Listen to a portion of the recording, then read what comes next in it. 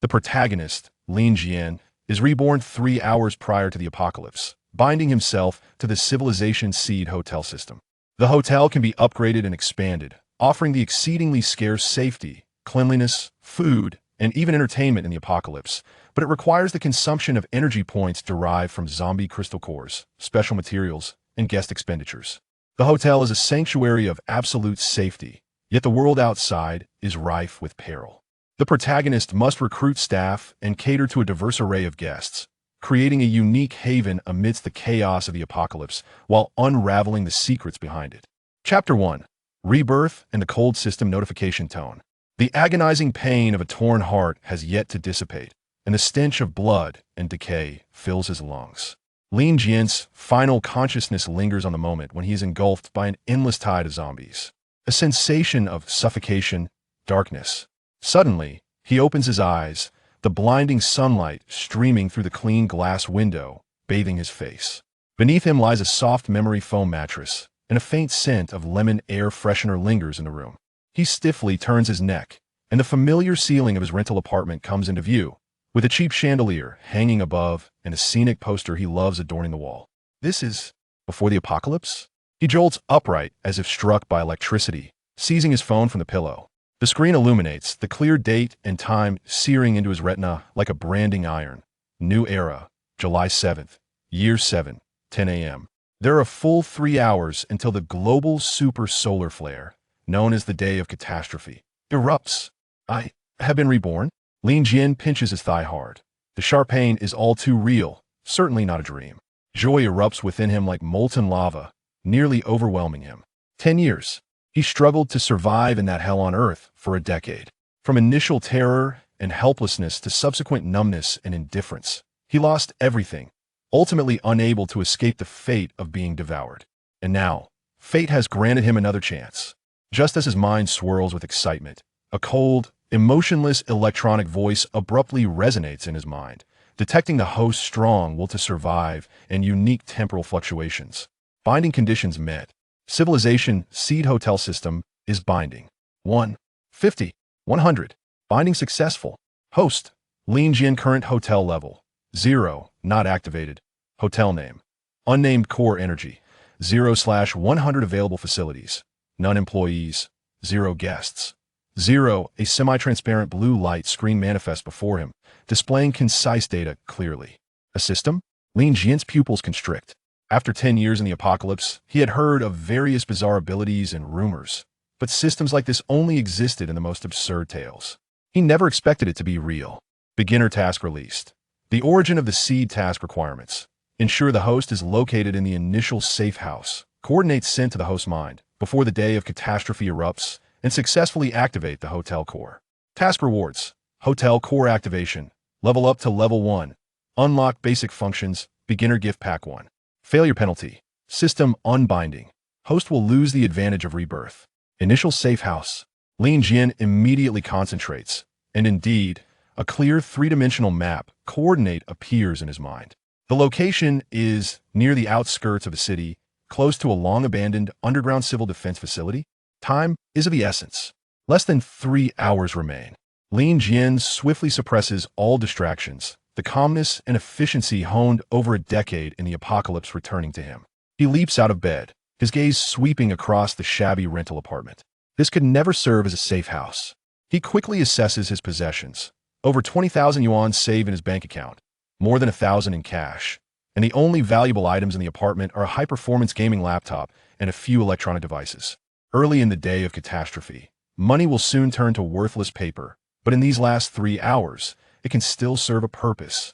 He quickly dons comfortable athletic wear and hiking shoes, stuffing a large backpack with his laptop, power bank, all data cables, a first aid kit, a multifunctional army knife, several packs of compressed biscuits, and a few bottles of mineral water. Then, he grabs his phone and begins frantically placing orders. For the nearest large supermarket, he requests express delivery. There's only one demand: speed. The shopping list is formulated instantaneously based on his past experiences. High-energy chocolate, beef jerky, a large quantity of bottled water, basic medicines, especially antibiotics and tourniquets, lighters, powerful flashlights, spare batteries, a roll of thick waterproof cloth, and a sturdy crowbar. For the address, he fills in a prominent landmark near the coordinate point. He must take a gamble, trusting that the delivery person can arrive before the disaster strikes. Having completed all this, he hoists the heavy backpack onto his shoulders, glancing back one last time at the small room that bore witness to his mundane past, then resolutely rushes out the door. He doesn't wait for the elevator, sprinting down the stairs instead. The streets are bustling with traffic, pedestrians hurrying along, the sunlight glaringly bright. No one knows that in 3 hours, this thriving scene will transform into a hellish nightmare. Lin Jian hails a taxi, announcing a nearby landmark corresponding to the coordinates. "Driver, please hurry, I'm in a rush." He strives to keep his voice calm. The taxi merges into the flow of traffic. Lin Jian watches the swiftly retreating street scenery outside the window, his expression icy. Memories from his past life flash through his mind. Hunger, thirst, betrayal, slaughter, and those eyes extinguished in despair. In this life, he would never repeat the same mistakes again. That system, the Civilization Spark Hotel, was his greatest reliance. He was determined to survive and to establish a secure island of his own. An hour later, the taxi arrived at the outskirts of the city. The area appeared desolate, with abandoned factories and overgrown lots scattered about. Lin Jian paid the fare and alighted, quickly heading toward the coordinates in his mind, racing towards the direction of the deserted civil defense facility. He found a partially collapsed entrance, concealed by creeping vines. Struggling to pry open the rusted iron door, a cold draft carrying a mix of mildew and dust rushed forth. This was the place. He switched on a powerful flashlight and squeezed inside. The interior was an empty space of approximately 30 square meters, vacant except for some broken debris and a thick layer of dust. Yet, the structure appeared relatively sturdy. Time ticked away relentlessly. As Lin Jian cleared a small area to stand, he anxiously awaited the delivery of supplies. Simultaneously, he meticulously examined the system interface in his mind. Besides basic information, there was a gray Activate button, which he presumed could only be pressed when the so-called disaster day arrived. At 1:30 p.m., the sound of engines and shouting echoed from outside. "Is anyone there? Mr. Lin? Your goods have arrived." Lin Jian's heart leaped with joy, and he dashed outside. He saw a small delivery truck parked nearby, with a driver sweating profusely as he unloaded boxes. These were the supplies he had ordered. He quickly signed for the delivery, barely pausing to explain, and strained to haul the boxes into the underground facility. The driver, observing his odd behavior and the eerie location, muttered "weirdo" before hastily driving away, eager to leave this remote area. At 2:45 p.m., all supplies had been moved. Lin Jian reinforced the entrance with a crowbar and some rubble he found, leaving only a narrow gap for observation. The underground facility was enveloped in silence, save for his heavy breathing. He sat against the wall, unscrewed a bottle of water, and drank slowly to conserve his strength. At 2:58 p.m., at 2:59 p.m., time seemed to stand still. Suddenly, without warning, a piercing, shrill hum erupted from above, as if it could pierce eardrums. Instantly, the ground began to tremble violently, akin to the most severe earthquake. Dust and debris cascaded down. Lin Jian clamped his hands over his ears, curling up in the corner. Through the narrow gap of the entrance, he witnessed the sky outside transform from a brilliant blue to a strange, heart-stopping dark red within mere seconds, as if the entire sky were ablaze. The screen of his phone went black instantaneously. The flashlight flickered wildly, and then extinguished completely. An electromagnetic pulse swept globally, destroying the vast majority of electronic devices. Horrific howls, crashes, and explosions surged closer like an overwhelming tide.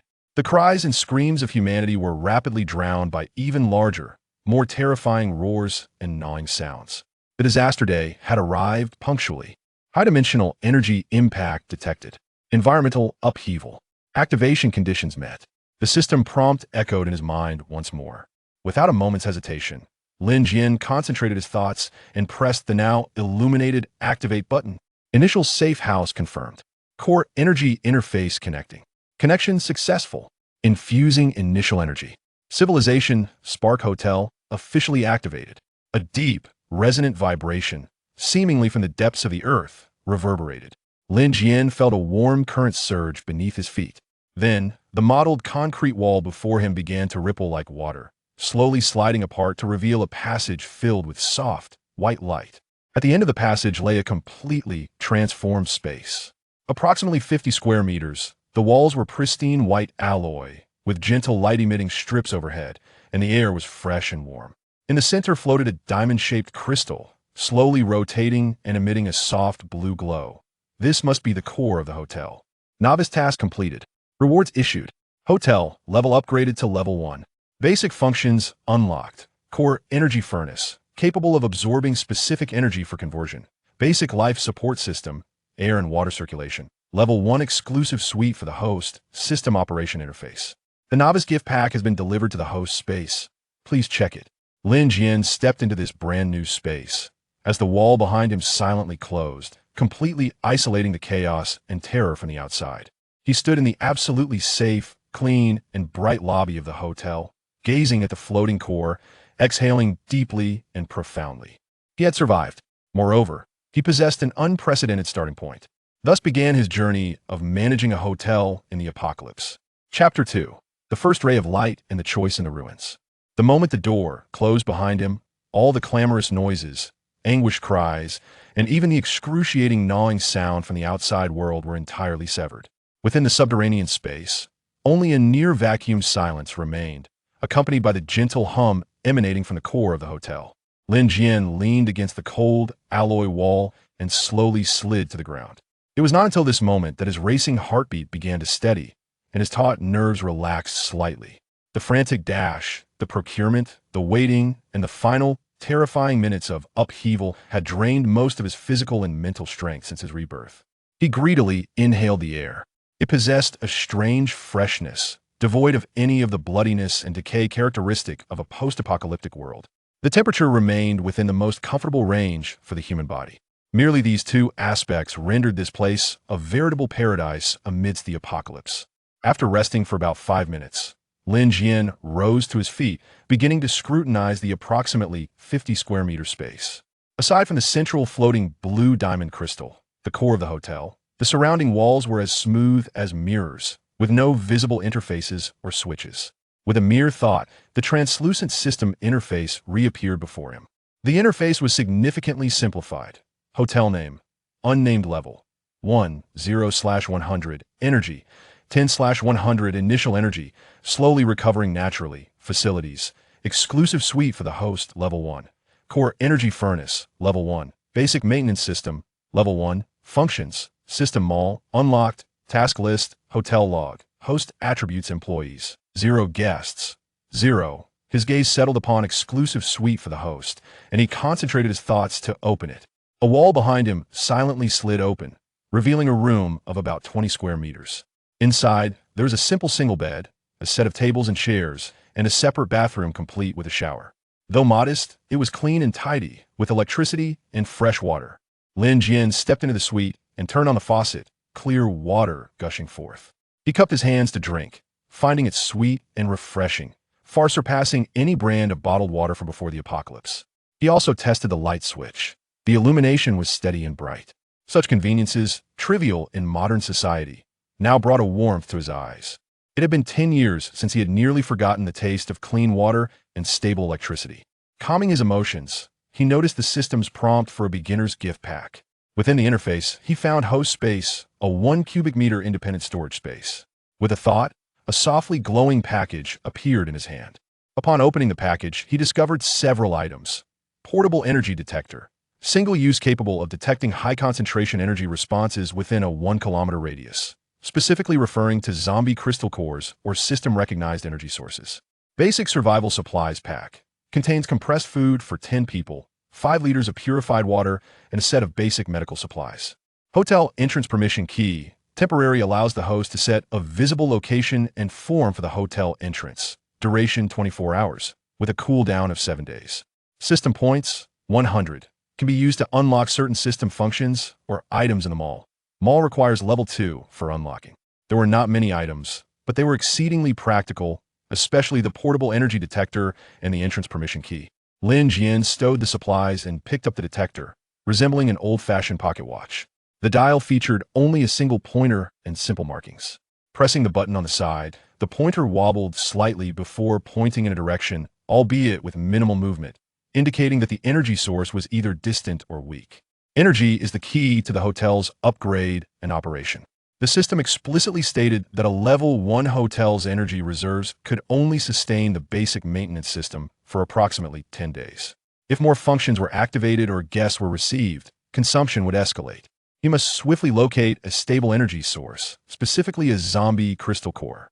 The entrance permission key implied that he could temporarily project the hotel entrance to a specific location outside, thereby attracting or capturing guests.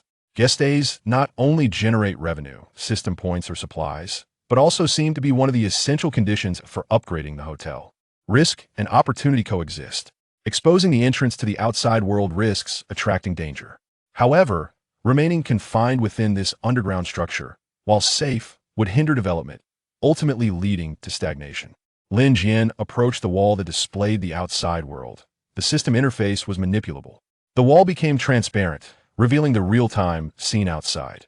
The dark red sky, howling winds, and flying sand and stones. The terrifying sounds he had heard earlier were not mere figments of his imagination. Near the entrance of the construction site, he could see several incomplete corpses and one or two stiff, aimlessly wandering grayish figures. Zombies. Less than an hour had passed since the outbreak of the catastrophe, and the first batch of infected individuals had already completed their transformation. Lin Jian's gaze sharpened. His decade of experience in the apocalypse taught him that the initial period of chaos also presented the greatest opportunities. Many precious supplies had yet to be scavenged, and numerous vulnerable survivors remained bewildered. The first batch of zombies was also the easiest to handle. He needed to venture outside, not to save anyone, but to acquire initial capital in the form of crystal cores and to gain a better understanding of the surrounding environment. He returned to the host's suite, securing a crowbar at his waist, and checked his powerful flashlight and multifunctional military knife. Then, he utilized the single-use portable energy detector. This time, the pointer steadily indicated a direction, with the scale showing that the energy response was within a few hundred meters at a weak intensity. This is it. Lin Jian took a deep breath and walked to the core of the hotel. How to exit? Just as this thought crossed his mind, the wall he had entered through silently slid open again, revealing a passage leading back to the original underground construction site. He cautiously traversed the corridor, arriving at the interior of the fortification. The entrance was barricaded by boxes and rubble he had arranged. Peering through the crevices, he observed intently for a considerable time, confirming that only two solitary ordinary zombies lingered nearby. He waited patiently. One of the zombies slowly meandered away into the distance, while the other, oblivious, paced with its back turned towards the entrance. An opportunity. Lin Jian silently shifted a few stones aside, and like a nimble raccoon, slipped out. Beneath his feet lay congealed blood and bits of flesh, and the air was thick with the acrid scent of rust and the putrid odor of entrails. He held his breath, lowered his body, and swiftly moved towards the direction indicated by the detector, utilizing the shadows of the derelict structures. Before him stood a zombie clad in tattered work clothes, its back facing him, emitting a low, raspy growl from its throat as it mindlessly scratched at a wall. Lin approached stealthily, and at approximately 3 meters away, the zombie seemed to sense his presence, stiffly turning around to reveal its grayish eyes and a gaping maw that split to the roots of its ears. Without the slightest hesitation, Lin Jian propelled himself forward with force, wielding the crowbar with all his might, striking precisely and viciously at the zombie's temple. A dull thud echoed. The sensation of its skull shattering traveled through the crowbar. The zombie toppled, convulsed a couple of times, and lay still. It was clean and decisive. The combat instincts honed on the brink of life and death over a decade had not faded with his rebirth. He crouched down and skillfully used his military knife to cleave open the zombie's cranium. He rummaged through the viscous brain matter until his fingertips brushed against a crystal, irregular and roughly the size of a soybean.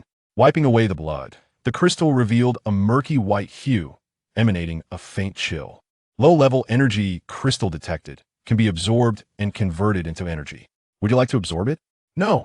Lin Jian tucked the crystal away. What he needed now were system points to unlock functions, not direct energy. His first kill was successful, yielding a low-quality crystal. The pointer on the detector returned to its original position, indicating no other high-energy reactions in the vicinity for the time being. He did not return immediately. Instead, he took advantage of the ruins cover to gaze further afield. In the distance, Flames and thick smoke rose, and the faint sounds of gunfire and explosions suggested that the military or police were still resisting, albeit in vain. The order of the city was collapsing at a visibly accelerating pace. The hotel must be put back on track swiftly. Without further delay, he retraced his steps, re-entered the underground fortification, and resealed the entrance. As the high-tech walls of the hotel closed around him once more, a profound sense of safety enveloped him. This brief exploration had provided him with a clearer understanding of the current situation. Outside lay a veritable hell, while here was his only sanctuary. He placed the white crystal before the core of the hotel. Low-level energy crystal could be exchanged for system points, 10 points. Would you like to exchange? Exchange. The crystal vanished, and his system points increased from 100 to 110. Watching the points grow, Lin Jian began to devise his next steps. Should he unlock the system mall to explore, requiring level 2 and 200 points, or should he utilize the main door authority key to attempt attracting his first guest? His gaze fell upon hotel name, unnamed. Perhaps it was time to bestow a name upon this isolated island of the apocalypse. He pondered briefly and entered 3 characters on the interface. Wangshu. Wangshu, the goddess who drives the moon in mythology, symbolizes light and tranquility. Beneath this eternal crimson sky, he hoped this place could become an unquenchable beacon, a sanctuary offering fleeting solace to the despairing. The name of the hotel was established, yet its story was only just beginning. Chapter 3: The First Recruitment and the Closed-Door Wangshu Residence. Lin Jian silently recited this name, feeling the faint glimmer of hope it contained. The name was decided, yet the hotel could not thrive on his efforts alone. Energy, resources, and clientele were pressing concerns. The numbers for employees and guests on the system interface remained glaringly at 0. Particularly alarming was the absence of employees, according to the system's description. Suitable staff could not only share the workload, but might also possess unique skills essential for the hotel's development. His gaze returned to the invaluable temporary hotel entrance key. Utilizing it would allow the hotel entrance to be temporarily projected to a specific coordinate in the outside world for a duration of 24 hours. This was the most direct means of attracting potential guests and employees. However, the risks were substantial. Exposing the entrance might not only invite survivors in need of assistance, but could also attract predatory marauders or even hordes of corpses drawn by the scent of the living. Caution was imperative in selecting the projection location. Lin Jian activated the system's basic map function, limited to the areas he had explored. On the map, the light representing Wangshu residence was situated in the outskirts of an abandoned district, surrounded by vast expanses of gray denoting the unknown. A few locations were marked. Approximately 800 meters to the northeast lay a small convenience store, explored, resources nearly depleted by Lin Jian.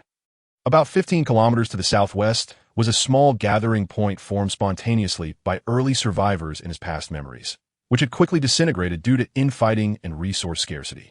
This small gathering point might offer an opportunity. With less than a day since the catastrophic event, those there would likely still be engulfed in initial panic and chaos, making them relatively accessible and desperately seeking safety and resources. Determined, he resolved to project the hotel entrance in a location nearby the gathering point that was relatively concealed yet easily discoverable. He did not act immediately, but instead prepared meticulously. He sharpened the crowbar, checked the high-powered flashlight and spare batteries, and positioned the multifunctional military knife within easy reach. From his novice supply pack, he extracted 2 portions of compressed rations and a bottle of water, carefully stowing them in his backpack. These could serve as bargaining chips or samples demonstrating the hotel's capabilities.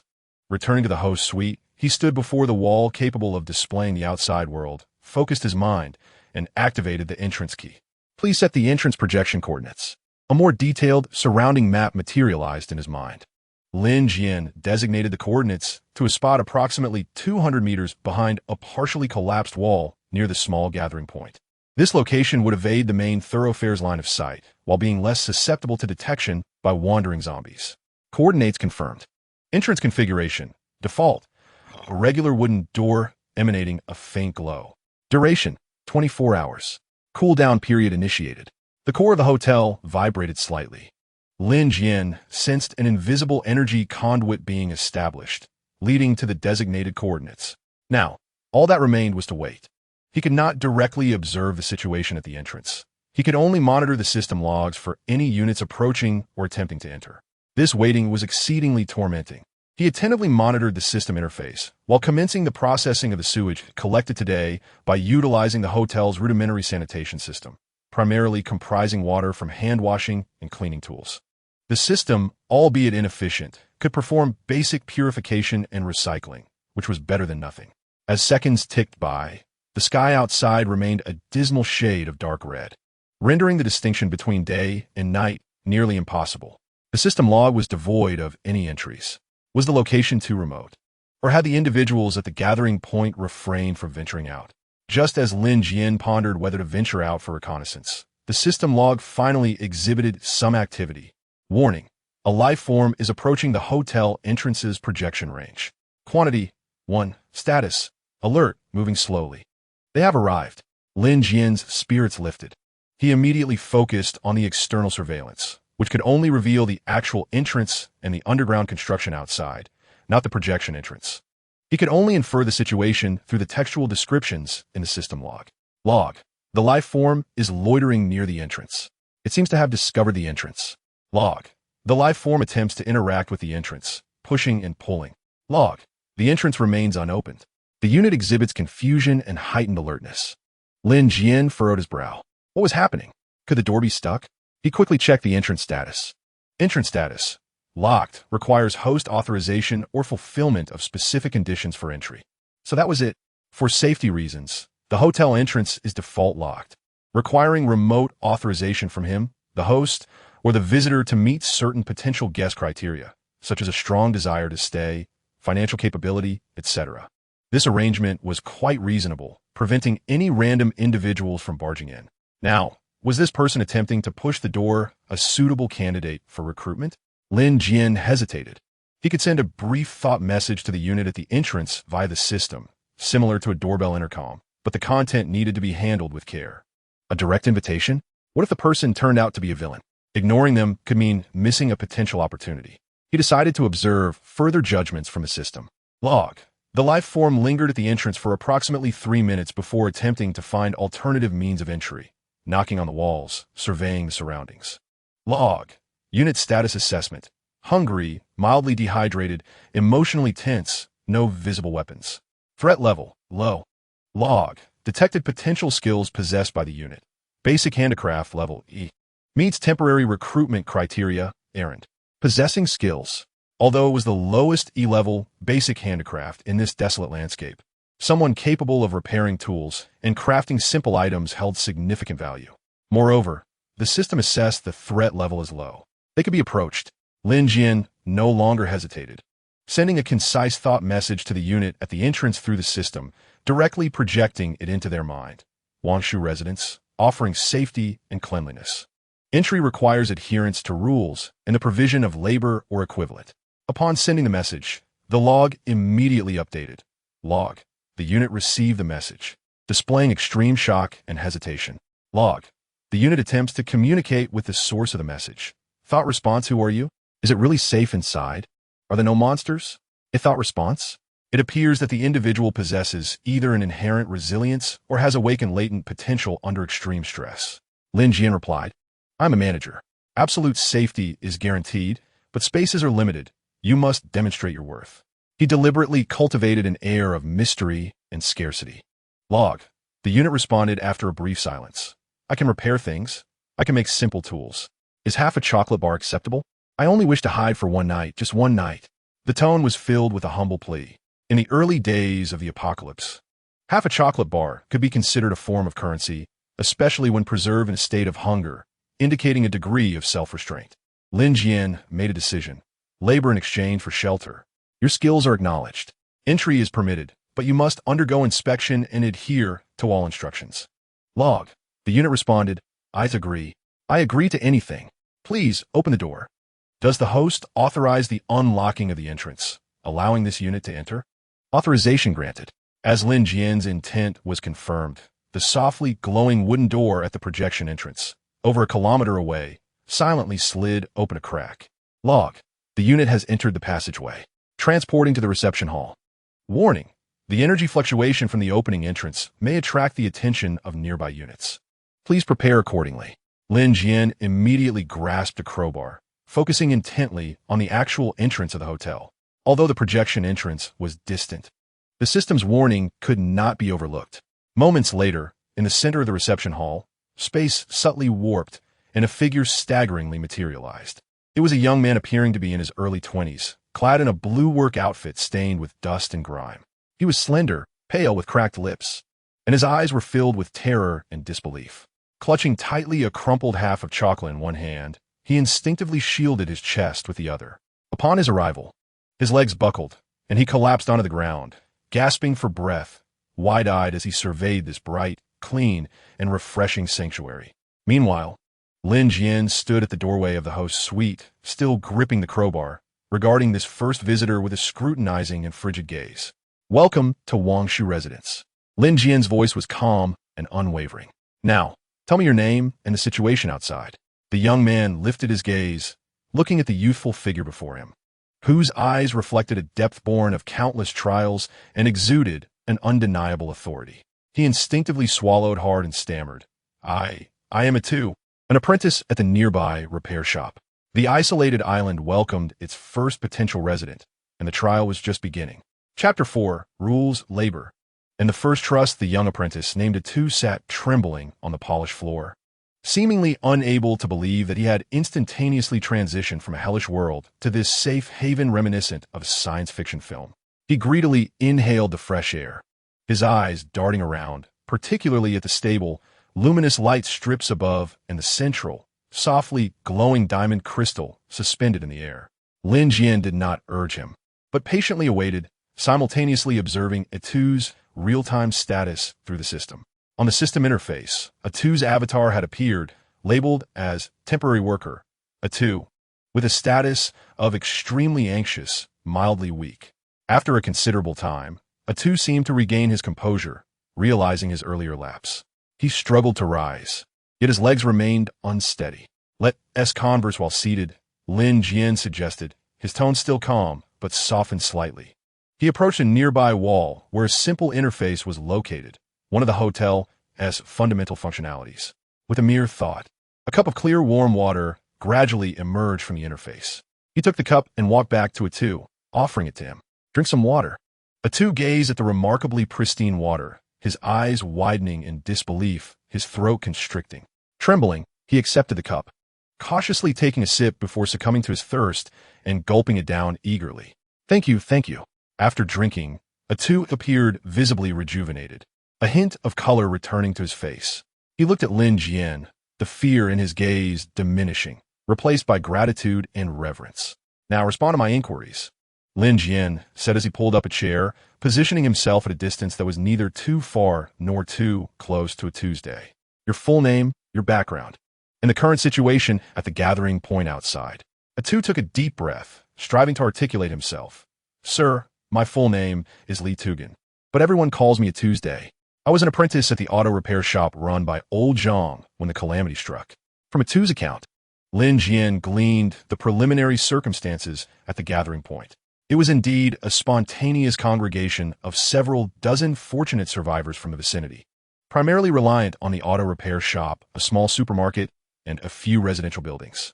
The temporary leadership was held by a former security captain known as Chang'e. "The situation is dire," Atu disclosed, fear evident on his face.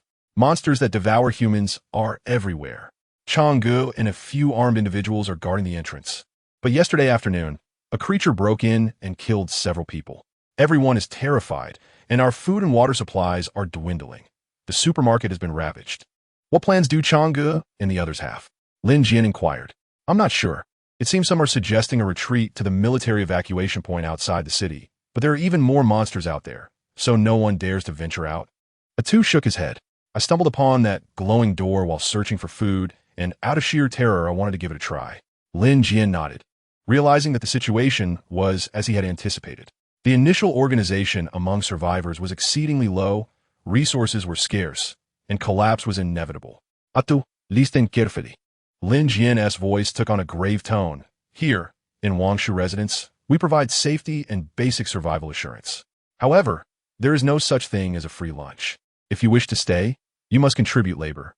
Instantly, A2 straightened, anxiously focusing on Lin Jian. Your skill is basic handicraft. Here are some tools and materials. Lin Jian pointed to a workbench in the corner of the hall, recently generated by the system and consuming a modest amount of energy. Your initial task is to utilize the existing discarded materials to craft some practical tools, such as reinforced iron spikes, simple animal traps to deal with small mutated creatures or serve as early warnings, or to repair the tools I have brought.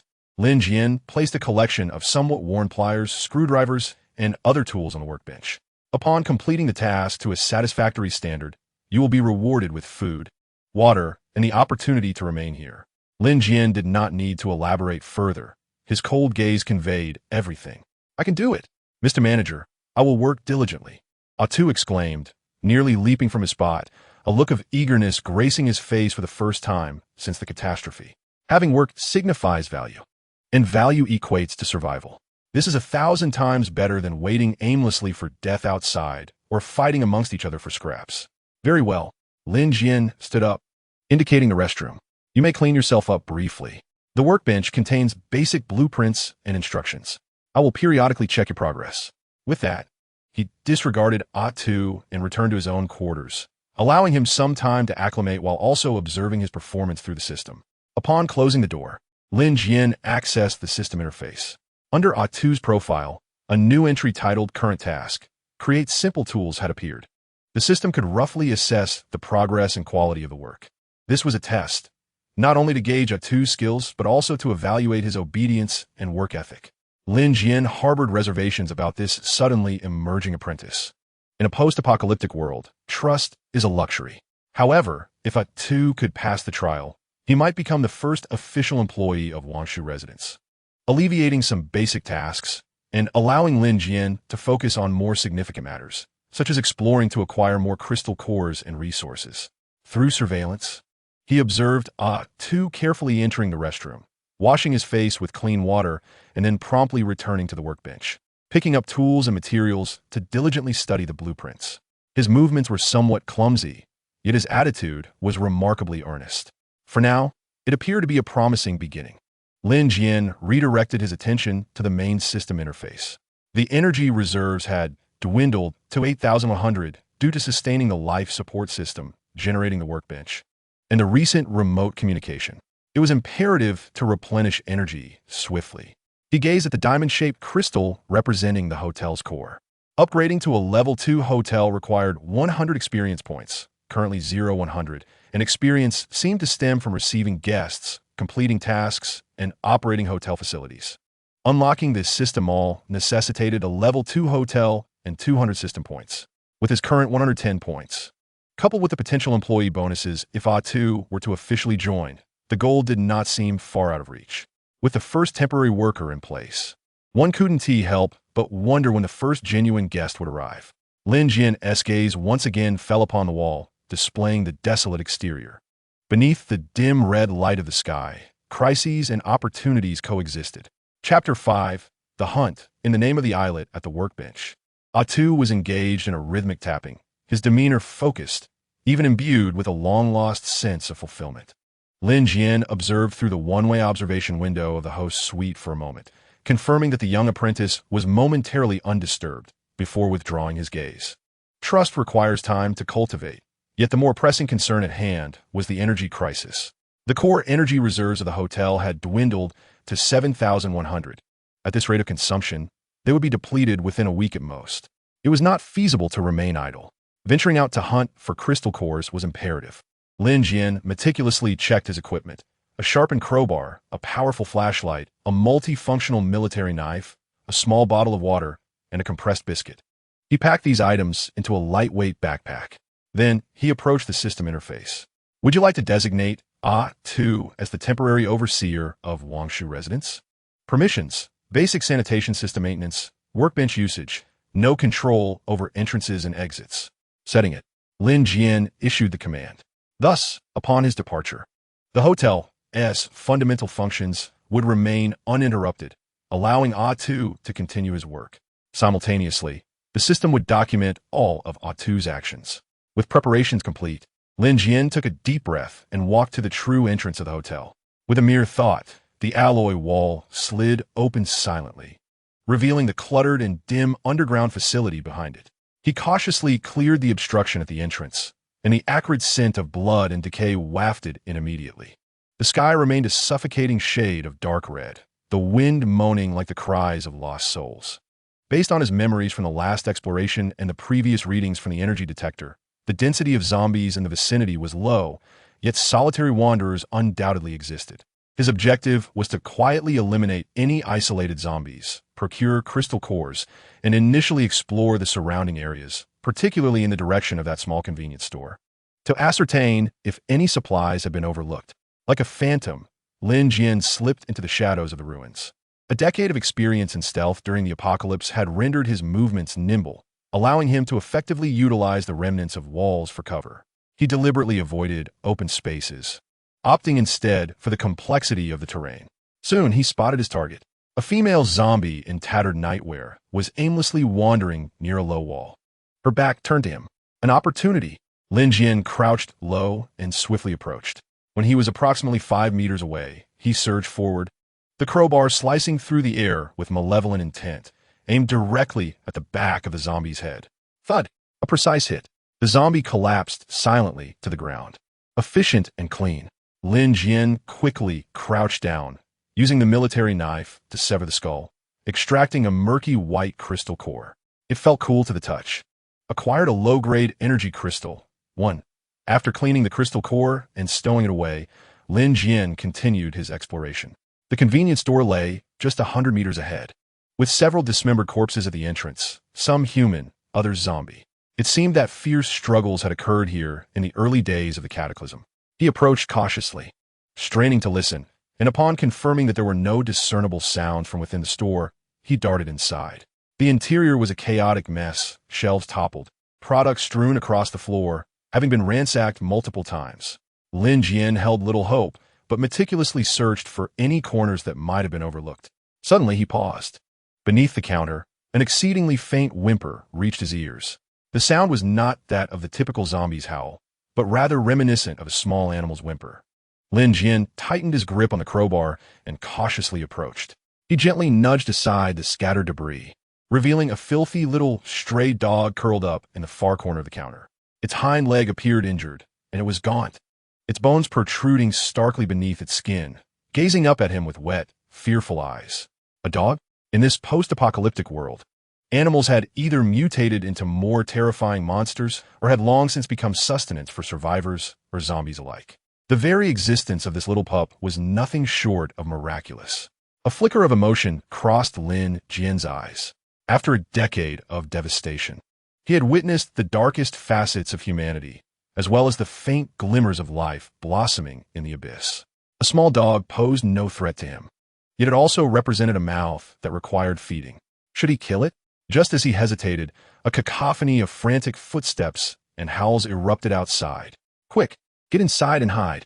Damn it, there are so many. Lin Jian's expression shifted dramatically. He immediately held his breath and concealed himself behind a row of collapsed shelves. Through a narrow gap, he observed 3 panicked survivors tumbling into the convenience store, closely pursued by 5 or 6 clawing zombies. The trio, consisting of 2 men and a woman, appeared to be a family. One man wielded a metal pipe, while the woman shielded a young child, her face etched with despair. They were clearly cornered by a horde. The cramped confines of the store left them no avenue of escape. The leading man swung the pipe and struck down a zombie, but was immediately beset by 2 others, the situation dire. Lin Jian's gaze turned icy. He was no savior. Intervening would expose him to danger. The optimal choice was to wait until they diverted the zombie's attention, allowing him to slip away through the back door or a window. However, the child, sheltered in the woman's embrace, inadvertently caught sight of Lin Jian's hiding place. Their eyes met for a fleeting moment, and the child's eyes widened in alarm, as if about to scream. This is bad. Lin Jian cursed internally. Almost simultaneously, he made a swift decision. Crouching down, he leaped from behind the shelves, adjusting his powerful flashlight to its brightest strobe mode, directing it fiercely at the zombie's eyes. The blinding light instantly filled the cramped space. The zombies hesitated, seemingly sensitive to the brightness. Seizing the moment, Lin Jian darted forward like a cheetah, sweeping the crowbar with precision to strike the knee joint of the nearest zombie. Crack! The leg bone shattered, and the zombie howled as it collapsed. Through the back door, Lin Jian roared at the stunned survivors, while once more swinging the crowbar to fend off another zombie's attack. The family finally comprehended the urgency, scrambling towards the back door as Lin Jian fought and retreated, using the shelves and debris to hinder the zombies. His movements were swift and ruthless, each strike aimed directly at the zombies' vital points. In mere seconds, he had dispatched 3 zombies, yet the remaining 2, along with the one with the broken leg, continued to howl and close in. More troubling was the likelihood that the commotion would attract even more zombies. There was no time to linger. Lin Jian feigned a retreat and swiftly made his way towards the back door. As he passed by the counter, he halted momentarily, bent down, and scooped up the trembling little mutt, tucking it into his embrace before dashing out the back door of the convenience store without a glance back. Behind him, the incessant howls of the undead and the clattering of toppled shelves echoed ominously. Following his predetermined escape route, Lin Jian sprinted furiously, the small dog in his arms emitting faint whimpers. He dared not linger until he had distanced himself from the convenience store, ensuring no zombies were in pursuit, before seeking refuge behind a crumbling wall to catch his breath. Upon inspection, he found himself unscathed, save for a few tears in his clothing.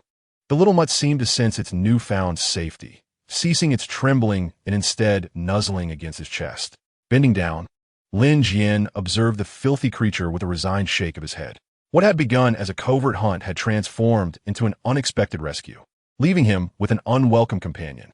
Nevertheless, he had garnered 4 crystal cores, including the initial one, and tested the effect of bright light on the zombies, rendering the experience somewhat worthwhile. Not daring to tarry, he promptly made his way back toward Wangshu residence, exercising greater caution along the route and successfully avoiding several scattered zombies. Upon re-entering the underground works and standing before the massive alloy door, he finally exhaled in relief. As the door slid open, a gust of warm, clean air enveloped him. The 2, stationed at the workbench, immediately stood upon hearing the commotion. Upon seeing Lin Jian return, somewhat disheveled yet unharmed, a look of relief washed over his face.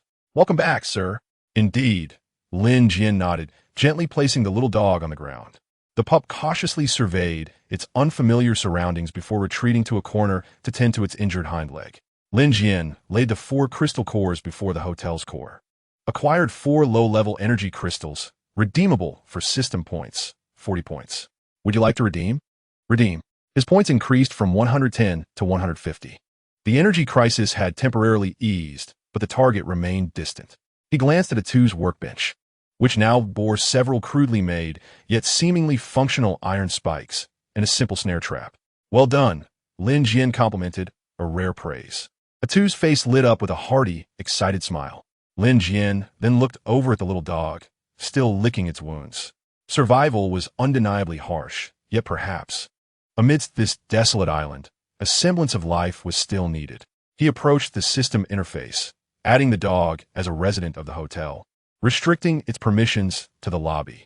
Added, unnamed canine, status, injured, hungry. Henceforth, you shall be called Wang Kai, Lin Jian declared to the pup. The name may have been simplistic, but it was memorable. Wang Kai appeared to comprehend, wagging its tail slightly. Wangshu residence now had a temporary worker, a watchful canine. Its first batch of crystal cores. Lin Jian's gaze shifted to the interface's door access key, noting that the cooldown period still had over 6 days remaining. What awaited them upon the next opening? Chapter 6. Uninvited guests and bloodstained bargains. The subsequent 2 days passed in relative tranquility at Wangshu residence. A2 cherishes this safe environment immensely and works with great diligence. In addition to completing the tasks assigned by Lin Jian for tool production, he proactively utilizes the scraps he finds, attempting to repair some inconspicuous wear and tear in the hall. He even fashioned 2 rudimentary yet functional cushions from discarded fabrics and stuffing. His basic crafting skills seem to have undergone a faint enhancement through practice, with the system indicating a proficiency level of 1.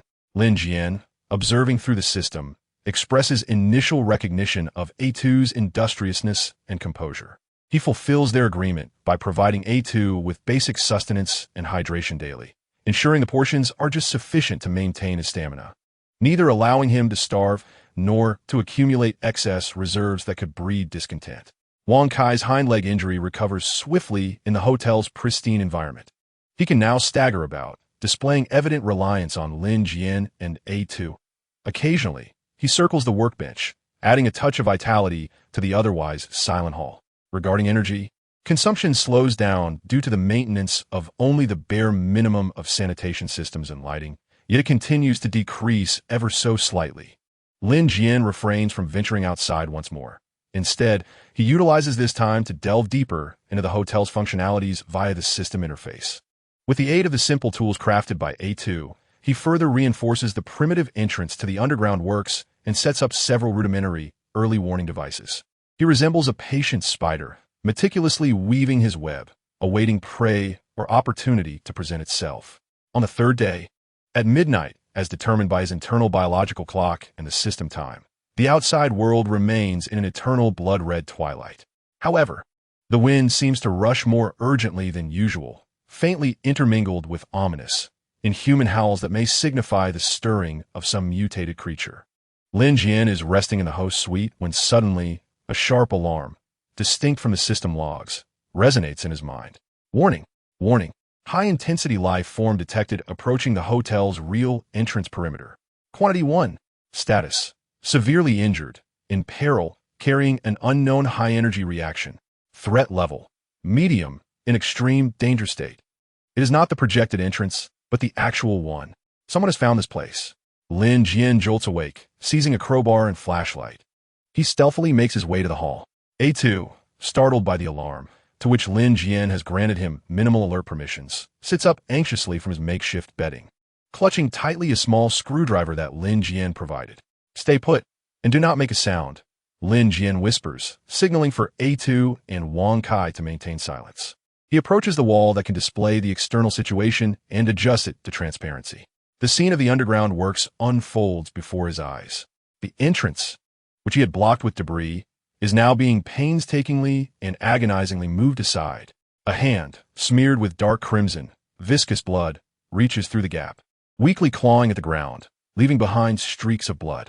Then a low, hoarse, almost imperceptible voice intermittently emerges, carrying a disquieting despair. Open the door, I have a price. The voice is unfamiliar, not belonging to anyone from the nearby gathering point. Furthermore, the system's indication of an unknown high-energy reaction and a threat level of medium signifies that this individual is certainly no ordinary person, possessing considerable danger even in a state of severe injury. To save or not to save, rescue may invite danger. A dying powerhouse, whose actions upon recovery remain a mystery. Moreover, what is this high-energy reaction? Is it a blessing or a curse? Should we abandon him to perish outside? Perhaps we could seize the high-energy artifact, but we might also forfeit a crucial opportunity or forge a deadly enmity if he has companions. Time waits for no one. The sound from outside are dwindling, and that hand has fallen weakly, as if life is swiftly ebbing away. Lin Jian's eyes flicker as he weighs his options. Ultimately, one thought prevails. Washugia must evolve. It cannot remain in seclusion forever. Engagement with the outside world is essential, as is the acquisition of information and resources. A dying powerhouse with leverage might represent a high-risk, high-reward investment. Furthermore, within the confines of the hotel, he has the system as a trump card, perhaps enabling him to maintain control over the situation. ATU, retreat to the suite door and do not emerge without my command, Lin Jian ordered. Yes, sir. ATU promptly took shelter behind the suite door, anxiously peering out. Lin Jian took a deep breath, approached the hotel's core, and focused his thoughts. Authorize unlocking the true entrance. Initiate Level 1 alert status, if there is any disturbance. Authorize the system to suppress it. Command confirmed. True entrance unlocked. Level 1 alert initiated. The debris blocking the entrance was slowly displaced by an invisible force. The bloodied figure outside, having lost support, collapsed and tumbled into the room, crashing heavily onto the cold floor. It was a tall man, clad in tattered garments that bore the semblance of a standard combat uniform, his body marred by terrifying lacerations and bite marks, the deepest revealing his ribs. His face was smeared with blood, obscuring his features, yet his eyes glimmered with a feral will to survive in the darkness. Upon entering, he coughed violently, expelling several mouthfuls of dark blood interspersed with fragments of internal organs. His left hand clutched his abdomen tightly, and between his fingers a faint blue glow, distinct from the crimson of his blood, emanated. Is it the high-energy source? The man laboriously raised his head, his unfocused gaze sweeping across the bright, clean hall, finally locking on to Lin Jian, who stood by the core, wielding a crowbar with a chilling demeanor. Indeed, he rasped, incredulity evident in his voice. I understand the rules. With the last of his strength, he lifted his left hand, which had been pressed against his abdomen, and opened it.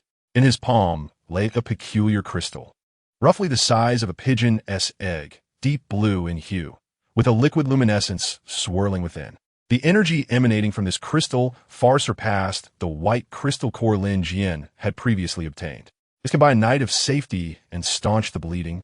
The man uttered, his gaze filled with both hope and despair as he looked at Lin Jian, before his head tilted, and he fell into unconsciousness.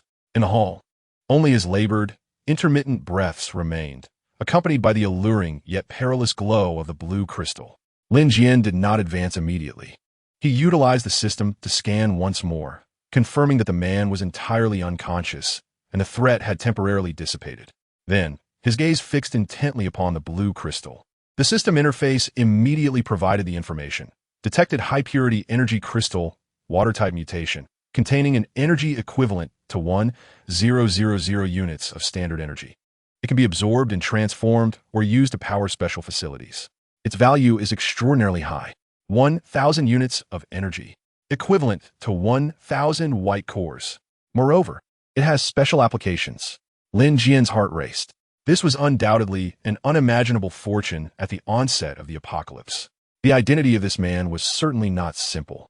How had he escaped here while so gravely injured? Why did he possess such a precious crystal? Did he have companions or enemies pursuing him? Countless questions surged in his mind. Yet at this moment, the decision lay in his hands. Should he seize the crystal and cast this dying man aside? Such an act would align with the most direct survival laws of the apocalypse. Or should he honor the transaction and save him? Lin Jian gazed at the man on the ground, barely clinging to life, and then at the blue crystal in his hand, which seemed to embody the power of the ocean. To save him would entail immense risk, yet it could also yield returns far exceeding the crystal's intrinsic value. Wangshu residents required long-term clientele and intelligence, rather than fleeting plunder. After a moment of silence, Lin Jian made his decision. He approached the man, refraining from immediately touching the blue crystal, and instead retrieved hemostatic powder and bandages from his supply bag. "Atu, come help," he called out, directing him to lift the man to a nearby open space with care as he was gravely injured. Embracing the balance of risk and opportunity, he opted for the latter. Whether this investment would yield returns depended on whether this mysterious man could survive. Wangshu residents welcomed its first true guest, an unexpected visitor whose entry ticket was blood and secrets. Chapter 7. The blue crystal and the scale of life. The man's body felt as heavy as a sack of soaked sand. With great caution, Lin Jian and Atu managed to lift him to a relatively open area on the side of the hall. Up close, the severity of his injuries was even more apparent. Deep claw marks riddled his body, and the gaping wound on his abdomen was grotesque, its edges tinged with an unnatural dark blue, seemingly infused with some corrosive toxin. "Manager, can he still survive?" Atu's voice trembled, his face paling at the gruesome sight. After all, he was merely an ordinary apprentice, unaccustomed to such bloody scenes. "We will do our best," Lin Jian replied calmly, though his actions were swift. He first checked the man's vital signs, which were exceedingly faint, with a pulse that was sporadic at best. Then, he delicately grasped the deep blue crystal that the man had clutched tightly in his hand. The crystal felt warm to the touch. Contrary to his expectations of it being cold, its interior shimmered, as if it possessed a life of its own. A pure sense of energy coursed subtly through his arm, invigorating Lin Jian's spirit. The system's notification regarding the high-purity energy crystal water-type mutation was certainly not an exaggeration. He did not immediately absorb or exchange it, but instead set it aside with care. The priority now was to save the man. If he perished, the crystal would become an ownerless object, and the ensuing clues and potential value might also be lost. Lin Jian instructed Atu to fetch clean water and the basic medical supplies they had previously gathered. He crouched down, carefully rinsing the most grievous wounds on the man's body with clear water, washing away the blood and some pus. Then, he took out the most effective hemostatic powder, evenly sprinkling it over the wounds, especially the fatal injury on the abdomen.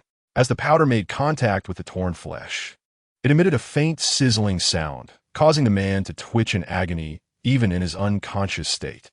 Lin Jian remained unfazed, skillfully bandaging the wounds. His movements were not entirely professional, but they were sufficiently adept, owing to countless experiences in his past life of tending to wounds for himself or his companions.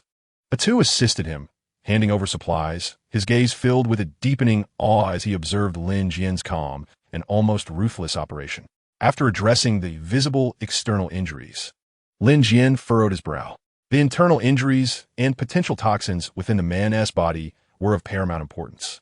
The hotel only possessed a basic sanitation system, lacking any medical capabilities. The available medications were merely ordinary antibiotics and painkillers, their efficacy in treating such severe injuries and unknown toxins questionable. His gaze fell once more upon that blue crystal. The system description mentioned a water-type mutation. Did it imply that it harbored some form of life-restoring or purifying power? This was a bold hypothesis. Energy crystals were typically utilized for providing energy or enhancement, and employing them directly for healing was unprecedented. However, the mutated attribute might suggest unusual effects. It was worth a try. Lin Jian picked up the blue crystal and gently placed it above the man's bandaged abdominal wound. He concentrated, attempting to channel the energy within the crystal. At first, there was no reaction, but as he tentatively probed the crystal with a faint strand of mental energy, a transformation occurred. The blue crystal suddenly radiated a soft glow, and a cool, pure energy rippled out like water waves, slowly permeating the man's wound. The dark bruising beneath the bandages began to visibly fade at an astonishing rate, and the man's pained expression seemed to relax slightly, his breathing becoming a tad steadier and stronger. Effective. Lin Jian felt a surge of joy within him, yet he dared not become complacent, continuing to guide this energy. He sensed the power within the crystal was gradually depleting. This was not healing. It felt more like a potent purification and life sustenance, sustaining the man's last breath and buying precious time for his body to initiate self-healing. After approximately 10 minutes, Lin Jian experienced a wave of mental fatigue and ceased his guidance. The glow of the blue crystal dimmed somewhat, yet it remained resplendent. The man's condition had stabilized significantly. Though still unconscious, he had at least escaped the immediate peril of death. It appeared his gamble had paid off. Lin Jian exhaled in relief, stowing the crystal away. This object was indeed remarkable, serving not only as a source of energy, but also as a lifesaver. He instructed the two to keep a vigilant watch over the man's condition and to report any changes immediately. He then returned to the system's operational interface. Temporary guest. Unknown male. Status. Severely injured. Unconscious. Vital signs stable. Payment for stay. High-purity energy crystal already paid. The system acknowledged this transaction. Simultaneously, due to successfully accommodating a guest bearing high-value items, the hotel's experience bar incrementally advanced from 0-100 to 5,100. Although the experience gained was modest, it marked a promising beginning. Moreover, this man himself is an immense reservoir of information. Lin Jian refrained from searching for any other items the man might be carrying, as such actions could provoke unnecessary risks, such as triggering self-destruct devices or alarms. He needed to wait for the man to awaken, seeking to communicate within a controlled environment. He reinforced the true entrance and ensured the system remained on high alert. Subsequently, he arranged for the two to take turns keeping watch, as he too required rest to recuperate from the mental energy expended earlier. That night, within the hall of Wangshu residence, apart from the occasional snoring of Wang Kai and the tense breaths of the two, there was also the faint rhythm of life emanating from a gravely injured individual. The air was suffused with a subtle metallic scent of blood, the antiseptic aroma of disinfectant, and a barely perceptible coolness emanating from the blue crystal. Lin Jian did not immediately succumb to slumber in the host's suite. Instead, he reflected on the events of the night. The appearance of this enigmatic man suggested that the external circumstances might be far more complex and perilous than he had anticipated. What kind of entity could inflict harm on someone so evidently elite and compel him to flee with such a precious treasure? An army? Mutants? Or perhaps other formidable survivor organizations? The tranquility of Wangshu residents was likely to be shattered. Yet amidst crises, opportunities for rapid ascendance often lie hidden. He cast a glance at the gate permission key on the system interface, noting a cooldown period of 4 days. The next opening might afford the chance to explore farther reaches or, alternatively, to await this man's awakening to gather more precise intelligence before making decisions. With a mind swirling with thoughts, Lin Jian gradually slipped into a light slumber. Deep within his consciousness, the image of the blue crystal faintly intertwined with obscure rumors from the 10th year of the apocalypse. Could the high-purity energy of the blue water mutation be related to the fabled holy water sanctuary? An astonishing hypothesis began to take shape in his mind. Chapter 8. The Awakening Blade and Shadows of the Past. The man awoke the following afternoon. At that moment, Lin Jian was inspecting a new batch of iron barbed wire crafted by two when Wang Kai suddenly began to bark at a corner of the room. Lin Jian instinctively turned his attention, only to see the man, who had been unconscious, slightly move his fingers. Moments later, his tightly shut eyes abruptly opened. They were eyes as sharp as those of a hawk, tinged with the weakness and confusion of a man awakening from severe injury. Yet deep within lay the brilliance and vigilance forged through trials of life and death. He instinctively attempted to sit up, but the excruciating pain in his abdomen compelled him to groan softly and collapse back down.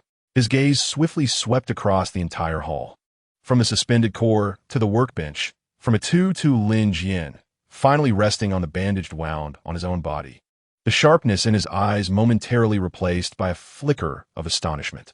"You are awake," Lin Jian remarked, placing the iron barbed wire aside. Taking measured steps to halt approximately 3 meters away from the man, a distance that allowed both advance and retreat. "How do you feel?" The man did not respond immediately. Instead, he attempted to move his limbs, confirming that apart from weakness and pain, he seemed neither bound nor suffering from any other injuries. He looked towards Lin Jian, his voice still hoarse, yet considerably clearer than the night prior. "Was it you who saved me?" "Merely a transaction." Lin Jian's tone was unremarkable as he retrieved the blue crystal from his pocket, weighing it thoughtfully in his palm. "You used this to exchange for a night of refuge and preliminary treatment."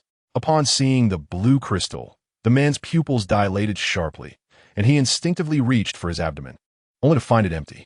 His expression instantly morphed into a complex mixture of relief, heartache, and a barely perceptible sense of ease.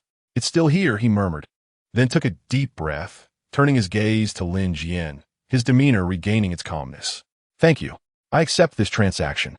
Lin Jian regarded him as a discerning individual, pragmatic, avoiding unnecessary words, and directly acknowledging the agreement, thus sparing them both from a multitude of complications. "How shall I address you?" Lin Jian inquired. The man hesitated momentarily, weighing his options, before finally responding, "Lei Lai. Thunders lay, and fierce fires lie." "Lin Jian," she replied, also sharing her name, then gestured to the figure beside her. "This is a two. He's a temporary worker here." Lei Lai nodded, his gaze sweeping across the hall before settling on the core of the hotel, a spark of curiosity igniting in his eyes. "This place is quite extraordinary. It is not an ordinary refuge. This is Wangshu, a hotel that offers safety and cleanliness, albeit at a cost," Lin Jian succinctly explained. "What you owe is not merely the price of one night's stay." She cast a pointed glance at Lei Lai's still severe injuries. Lei Lai offered a wry smile, grimacing involuntarily as the pain shot through him. "I understand. Given my current state, I fear I cannot afford a greater price. You may compensate with information," Lin Jian interjected, getting straight to the point. "For instance, who are you? Where do you come from? What has injured you?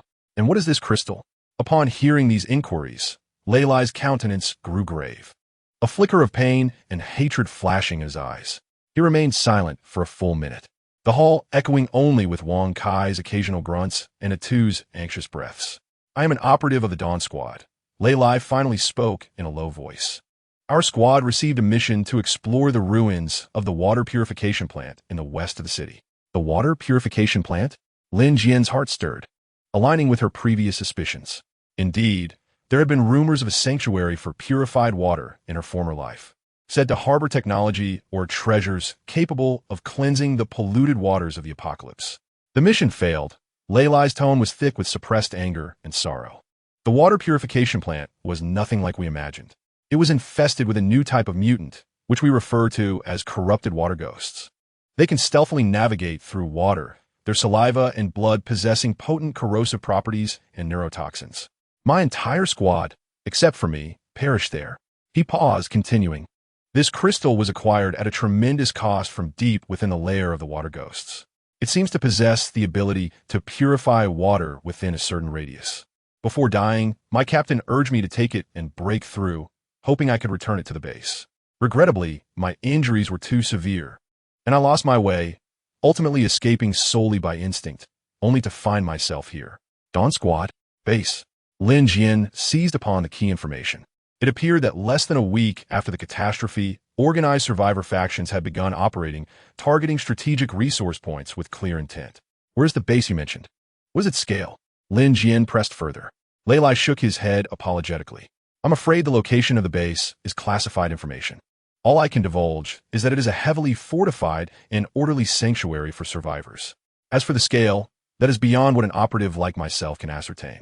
He glanced at Lin Jian, his gaze sincere yet tinged with a hint of plea. Manager Lin, this is all I know. The value of this purified water core far exceeds my own life.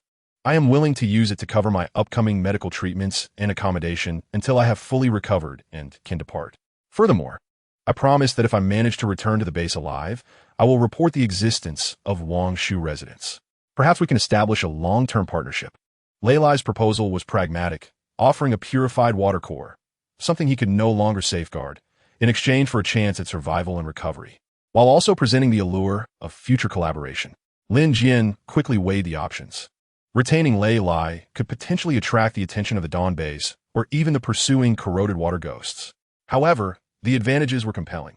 First, complete acquisition of the purified water core, which was crucial for the hotel's future. Second, invaluable intelligence regarding external forces, Dawn base, corroded water ghosts. Third, Lei Lai himself was an experienced warrior who, once healed, could serve as a temporary asset or source of intelligence.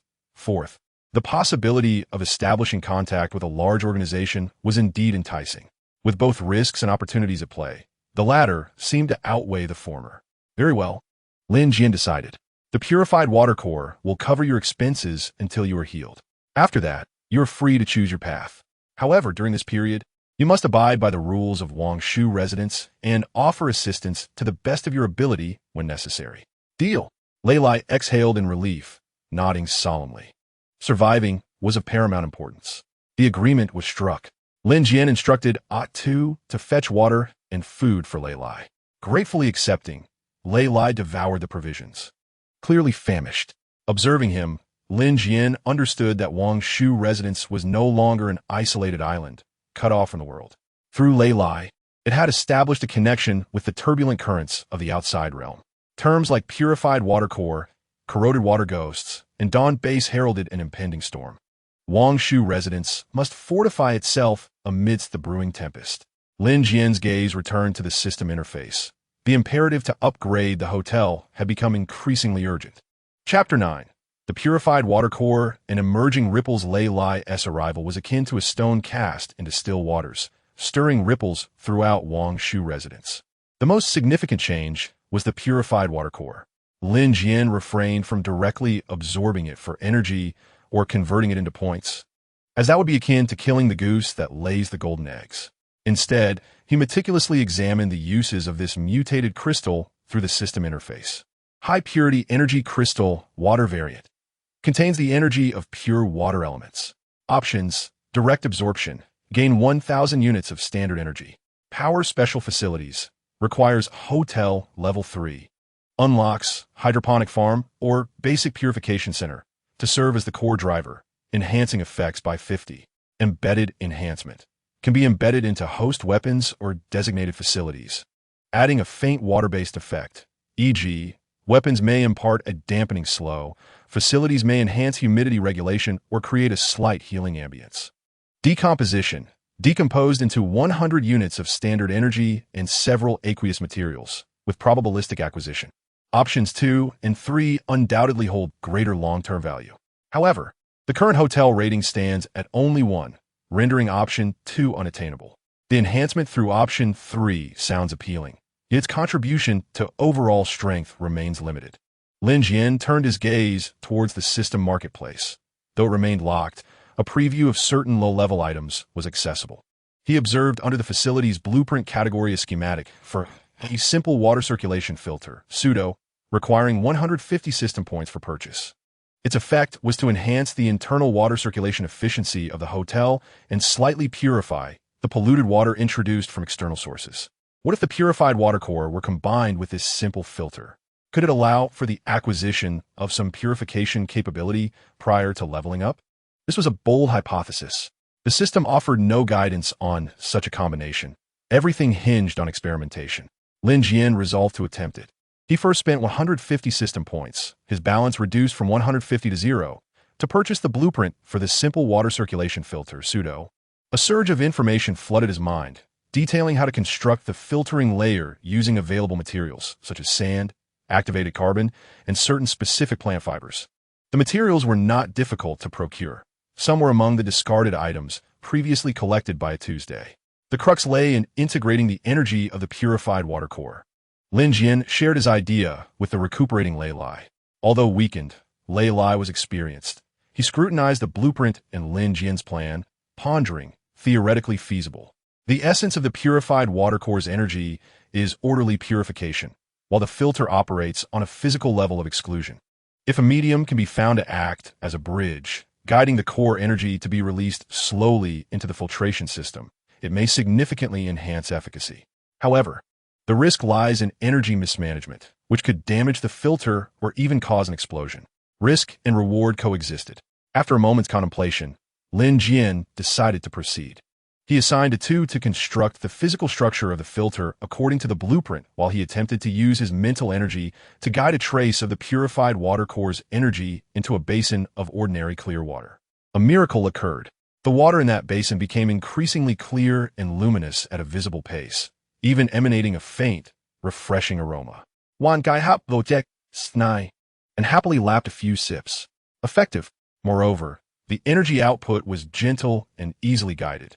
Over the next 2 days, Lin Jian and a 2, under Lei Lai's occasional guidance, began to renovate the hotel's fundamental water circulation system. They carefully positioned the purified water core at the heart of the filter, surrounding it with found shards of crystal and specific metallic wires to weave a simple energy conduction network. The entire process was meticulous, akin to performing a delicate surgery. Finally, the renovation was complete. When Lin Jian activated the system and poured a small bucket of murky rainwater collected from outside into the improved filter, everyone held their breath. The wastewater was filtered through multiple layers, and what flowed out was nearly colorless, crystalline liquid. After a simple examination, the water quality far exceeded the general drinking standard from before the apocalypse, even exhibiting a faint vitality that might confer subtle benefits to one's constitution with prolonged consumption. The hotel facilities have undergone an upgrade, enhancing the basic sanitation system's efficiency to 150 with the addition of subtle purification characteristics. The comfort level of the hotel has slightly improved. The system's alert confirmed the success of the renovation. Although it cannot compare to true water purification facilities, it signifies that Wangshu residence has acquired a reliable source of clean water, no longer entirely dependent on the initial supply of bottled water. This is vital for long-term survival and for attracting future guests. Lei Lai gazed at the flowing, clear water, a flicker of astonishment crossing his eyes. He increasingly felt that Wangshu residence and its management were unfathomable. The preliminary resolution of water resources allowed Lin Jian to exhale in relief, enabling him to devote more energy to other matters. First and foremost was defense. With a relatively stable water source established, Lin Jian began to systematically train A2 in the use of simple weapons, such as sharpening steel rods and crafting homemade shields.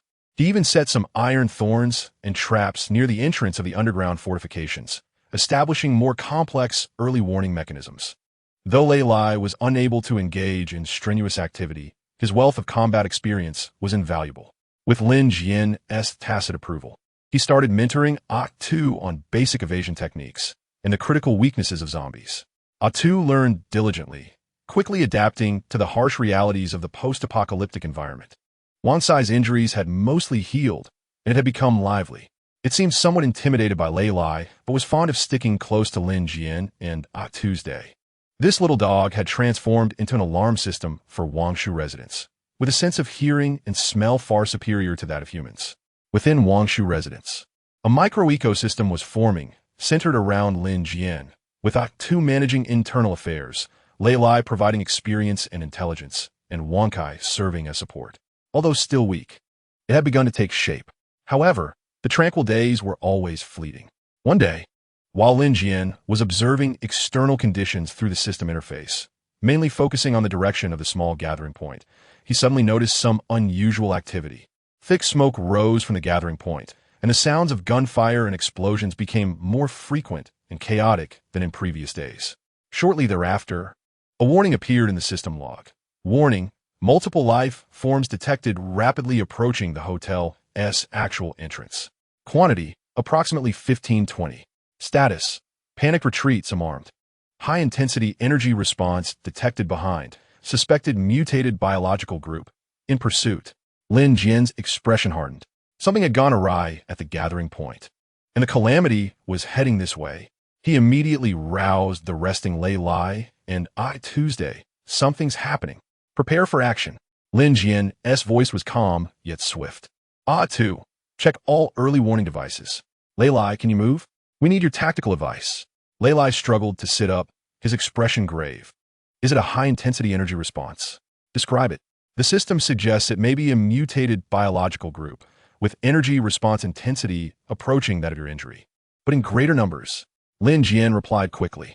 Lei Li nodded sharply. It could be corrosive water ghosts, or a similar predatory mutated group. They are highly sensitive to the scent of living beings and must have been attracted by the commotion at the gathering point. We cannot allow them to approach here.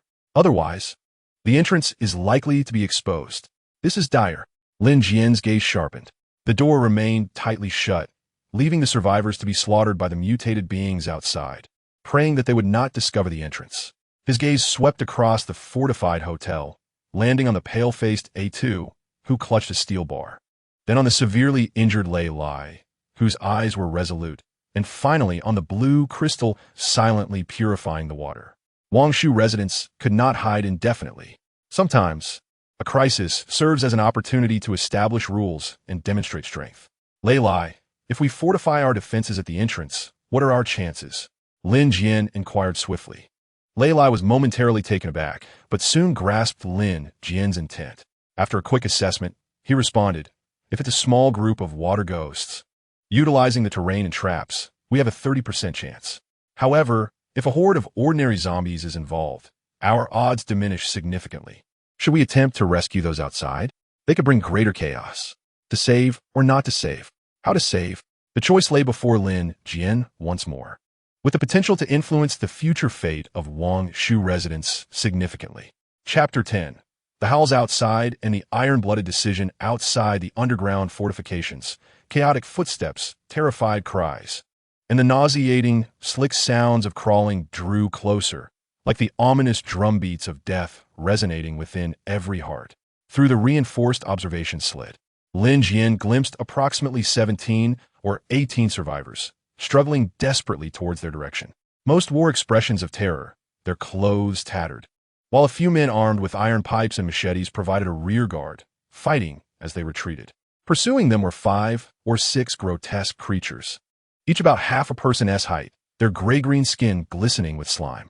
They crawled with remarkable speed, their heads resembling bloated skulls, wide mouths filled with sharp teeth dripping corrosive saliva that sizzled upon contact with the ground.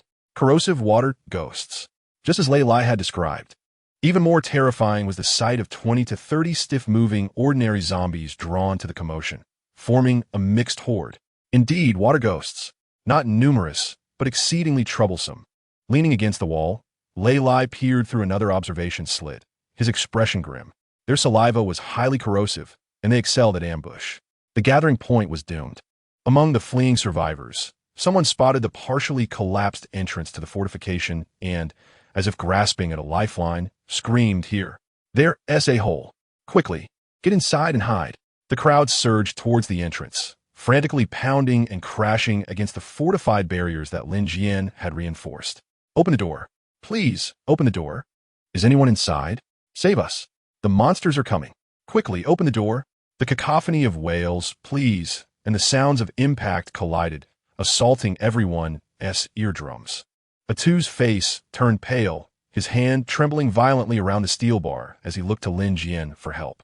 Wang Kai also barked anxiously. Taking a deep breath, Lei Lai turned to Lin Jian. Manager, the decision rests with you. If we open the door, we may all perish. If we don't, they're surely doomed. His tone carried a hint of reluctance, yet was largely marked by a cold, realistic assessment. Lin Jian's gaze was as cold as iron, his mind racing with calculations. Opening the door for rescue entails placing both oneself and Wangshu in considerable peril. The identities of these survivors remain ambiguous. Can they be trusted to follow orders? Will they inadvertently invite danger into our midst? Faced with the specters of water demons and the tide of corpses, can our current defenses withstand the onslaught? Yet, to allow them to be slaughtered at our threshold would only invite more monstrosities, as the thick scent of blood beckons further horrors, leaving our entrance vulnerable.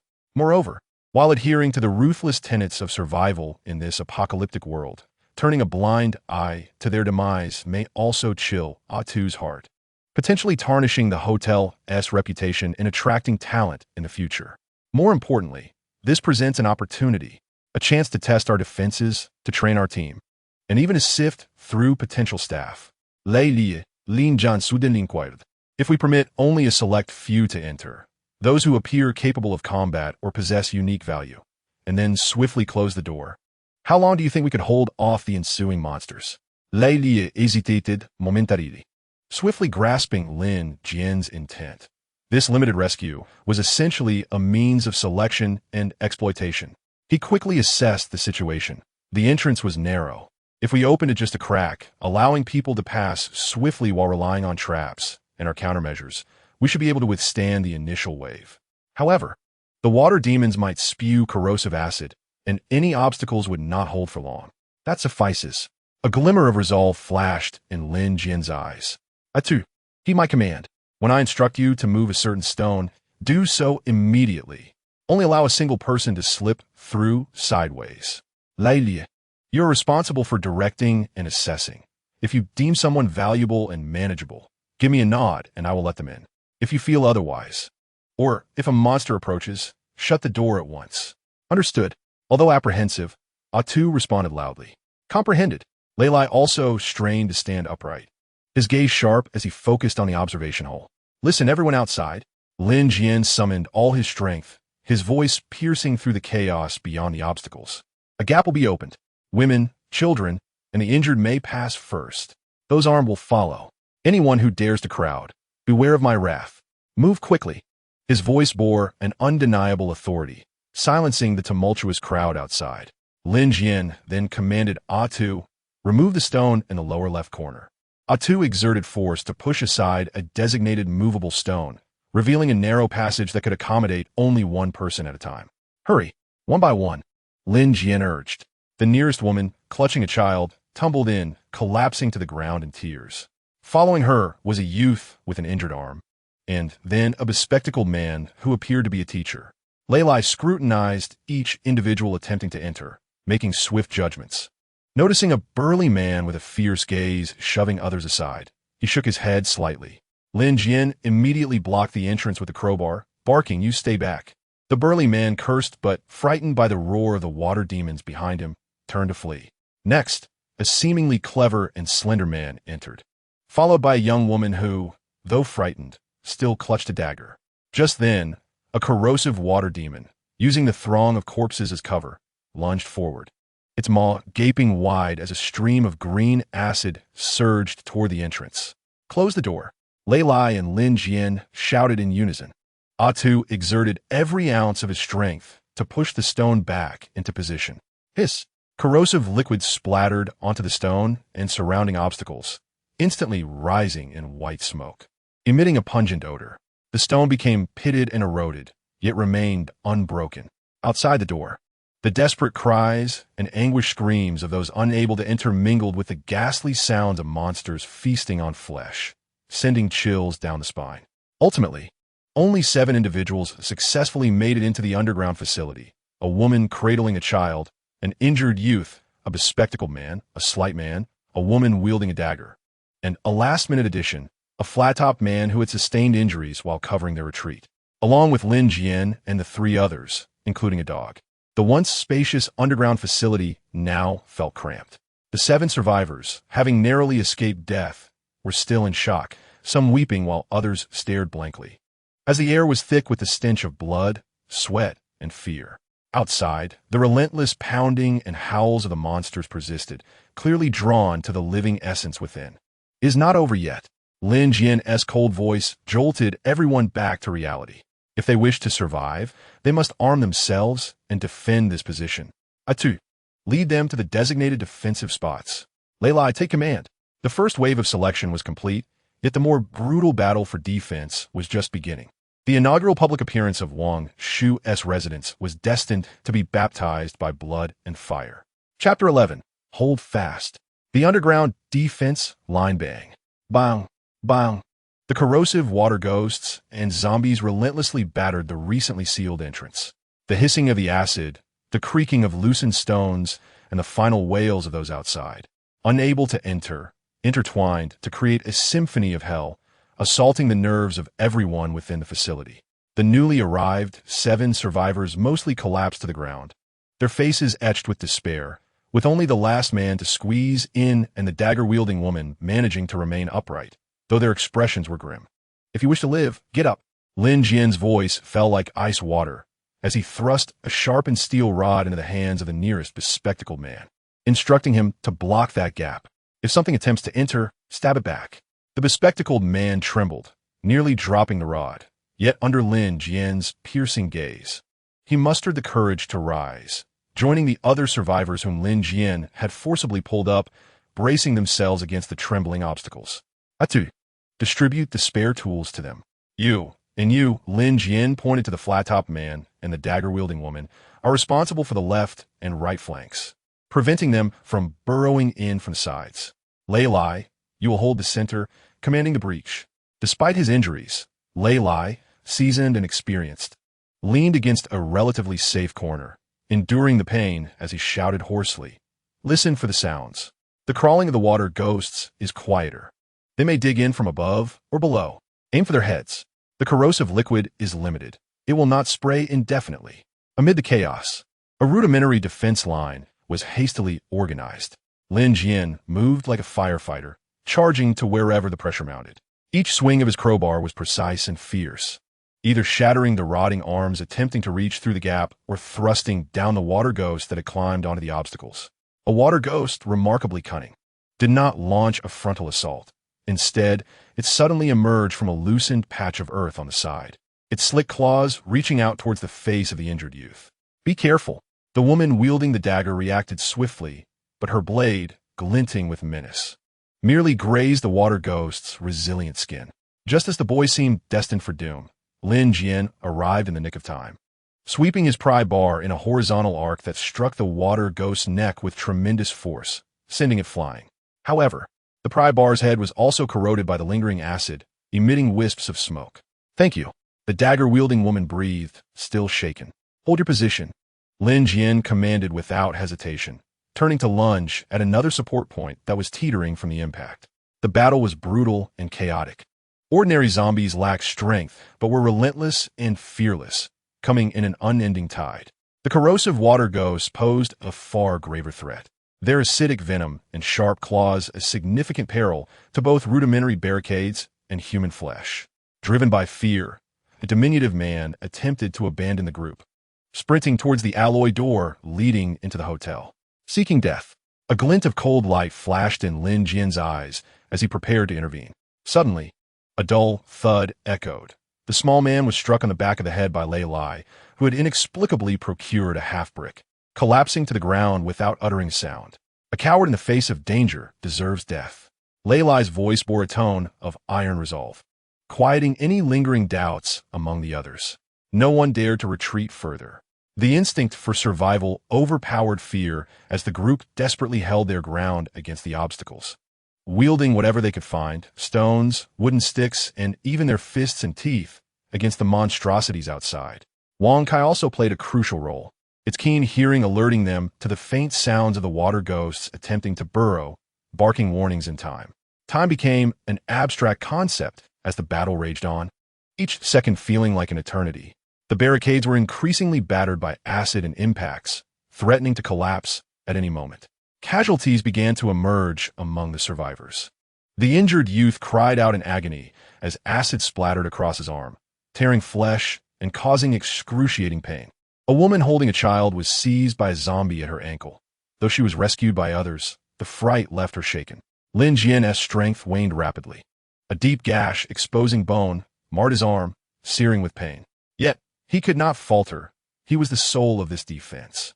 Just as the line was on the verge of crumbling, the sounds of thuds and roars from outside suddenly diminished. Following this, a peculiar, sharp whistle resonated from afar. The previously frenzied, corrosive water ghosts paused in their assault, abandoning their quarry and retreating like a receding tide, vanishing into the shadows of the ruins. The remaining ordinary zombies, now leaderless, wandered aimlessly. Some began to gnaw on the corpses strewn across the ground, while others staggered away. Had the crisis passed? An eerie silence enveloped the construction site, broken only by the labored breaths of the survivors, each face etched with disbelief and the bewilderment of having survived. Is it over? The bespectacled man muttered. Slumped on the ground, Lin Jian, however, remained vigilant. He signaled for a two and the dagger-wielding woman to maintain their guard while he cautiously peered through the gaps to observe outside.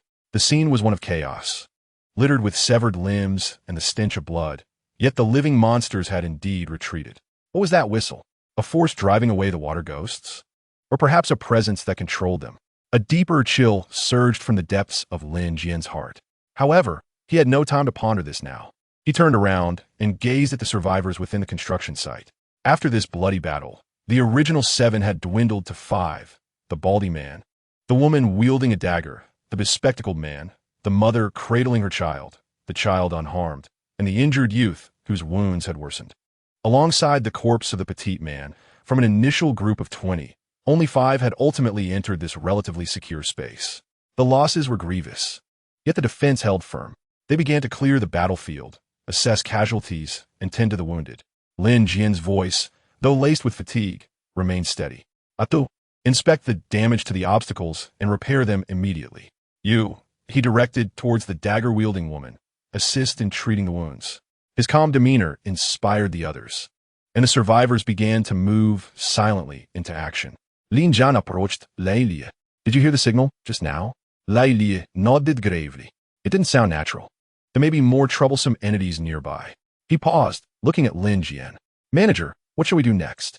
Lin Jian regarded the 5 survivors, whose faces still bore the marks of terror, his expression complex. They had survived the first round of life-and-death trials. Yet whether they could become guests or employees of Wangshu required even stricter assessments. Wangshu had, for the first time, cracked open its doors to the outside world, paying a bloody price in the process. Yet it also demonstrated to Lin Jian that in this apocalyptic realm, compassion must be underpinned by strength, and each crisis serves as a crucible for both self and team. Beyond the alloy doors lay absolute safety. However, outside this door, the buffered underground construction site might become Wangshu's first true line of defense, as well as a testing ground for those seeking entry into the sanctum. First, let us address the immediate matters. Lin Jian instructed Lai Li, his gaze sweeping over the survivors. Then he began to discuss the rules of Wangshu with them. The survivors seemed to sense Lin Jian's scrutiny and turned to him in unison. Their eyes filled with the relief of having survived and a deepening reverence for this enigmatic manager. Chapter 13, Rules, Choices. In contribution points the mingling stench of blood and the acrid aroma of corrosive fluids within the underground construction site was nauseating. The 5 surviving individuals tended to each other's wounds in a suffocating silence. The joy of being rescued had long been overshadowed by the brutality they had just witnessed and the grief of lost comrades. Lin Jian simply dressed his own arm wound, tightly binding it with a clean strip of cloth. With the two's assistance, Lei leaned against the wall, his pallor heightened by blood loss and pain. Yet his gaze remained sharp as he surveyed the group. Wang Kai lay obediently at Lin Jian's feet, alert and listening intently. Lin Jian moved to the center of the construction site, his calm gaze sweeping over the 5 startled faces. "First and foremost, congratulations on surviving," he announced, his voice resonating clearly in the stillness of the site. However, survival does not equate to safety. He gestured towards the smooth, mirror-like alloy door behind him, which seemed out of place in its surroundings. Behind this door lies Wangshu, a truly safe haven with clean water and food. The survivor's eyes instantly lit up with desire. The mother clutched her child even tighter. However, Lin Jian's tone shifted, turning frigid. This was neither a sanctuary nor a charitable institution. It was a hotel. To gain entry, one required qualifications and must pay a price. What price? The flat-headed man could not help but inquire. As one of his arms bore the wounds inflicted by a zombie during the recent skirmish, the hasty bandaging still seeping blood. "The rules are straightforward," Lin Jian declared, extending 3 fingers. "First, obey my commands. In Wangshu residence, my will is the law. Second, prove your worth. This can be through labor, skills, or any valuable assets you possess, be it food, medicine, weapons, intelligence, or as demonstrated earlier, combat. Third, internal strife and betrayal are strictly forbidden. Those who violate these rules shall face death." His words were devoid of emotion, akin to a frigid decree etched into the hearts of all present. "Now, I present you with 2 choices," Lin Jian continued. "First, depart. The monsters outside have temporarily retreated, and you may seek your own path to survival. Second, remain and attempt to earn the right to enter Wangshu residence. Depart?" Gazing at the hellish scene outside, with monsters potentially lurking nearby, no one opted to leave. Without hesitation, all 5 expressed their desire to stay. "Very well," Lin Jian nodded. "Choosing to remain means you shall temporarily become prospective residents of Wangshu residence. You may shelter in this underground facility, which offers relative safety compared to the outside world. However, to secure better conditions or even access the inner sanctum, contributions are required." "Contribution points?" The bespectacled man adjusted his broken glasses, perplexed. "These can be understood as the currency here," Lin Jian elucidated. "You can earn them through labor, provision of resources, completing tasks, and so forth. Contribution points can be exchanged for food, water, medicine, and ultimately, the qualification to reside in Wangshu residence." He summoned Atu to bring forth a relatively flat metal plate and began inscribing it with a sharp stone, outlining the preliminary rules for contribution points. Participating in the fortification repairs, reward of 15 points based on workload. Conducting high-risk searches for specified resources, rewards ranging from 10 to 100 points based on the value of the resources. Providing valuable intelligence, rewards of 5 to 50 points based on the intelligence's worth. Possessing special skills, upon verification, a one-time reward of 20 points, with additional points for subsequent contributions. Combat escort tasks, rewards of 10 to 50 points depending on the level of danger involved. Simultaneously, he listed the exchange rates: 500 milliliters of clean water, 1 point. 1 serving of compressed rations, 2 points. Basic wound treatment, 5 points. 1 night's safe lodging within the fortification, 10 points. Qualification for entry into Wangshu residence, subject to review, 100 points. The prices on the list may seem modest, yet for survivors with nothing to their name, amassing 100 points to gain access to the inner sanctum would require immense effort and risk. This system serves as a method of management, an incentive, and a means of selection, making it clear that all must strive for their own gain, while simultaneously providing Wangshu residents with tangible resources and labor. "Now, please register your names and any potential skills you possess." Lin Jian handed the metal plate to Atu, who would temporarily be responsible for recording and initially assigning tasks. The 5 individuals exchanged glances and began to introduce themselves in turn. The man with a crew cut was Zhao Tai, a construction worker of considerable strength. The woman wielding a dagger was Sun Xiaoyu, who claimed to be a student from a sports academy and possessed some combat skills. The bespectacled man was Zhou Wenming, a physics teacher at a junior high school. The woman holding a child was Wang Shufan, a cashier at a nearby supermarket, while the child was named Nyonyo. The injured youth, Li Xiaoming, was a student from a local high school who required further treatment for his arm injury.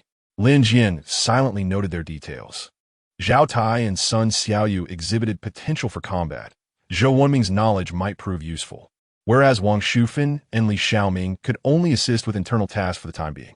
In today's defensive battle, each individual would earn 10 contribution points. Lin Jian announced that Zhao Tai and Sun Xiaoyu, for their bravery in combat, would each receive an additional 5 points. Now, the first task, to clear the construction site and reinforce the entrance. Each person would earn an additional 2 points upon completion. Zhou Wenming, you are responsible for designing the reinforcement plan. Zhao Tai and Sun Xiaoyu will tackle the physical labor, while Wang Shufan and Li Xiaoming will handle the cleanup and assistance. With the tasks assigned, the survivors sprang into action, with a clear objective and a reward system in place. Their expressions transformed from sheer despair to a glimmer of urgency driven by the will to survive. Observing the bustling crowd, Lin Jian whispered to Lei Lai, "Keep a close watch, especially on Zhao Tai. He is injured, so be alert for any signs of mutation." Lei Li nodded in acknowledgement. The first expansion of Wangshu residence commenced in this harsh and pragmatic manner. The 5 prospective residents began their struggle on the fringes of a post-apocalyptic island, all for the coveted entry ticket of 100 points. Meanwhile, Lin Jian understood that the true challenge was perhaps only just beginning. The eerie whistle, along with the presence that could command the corrosive water ghosts, loomed like a dark cloud over Wangshu residence. Chapter 14.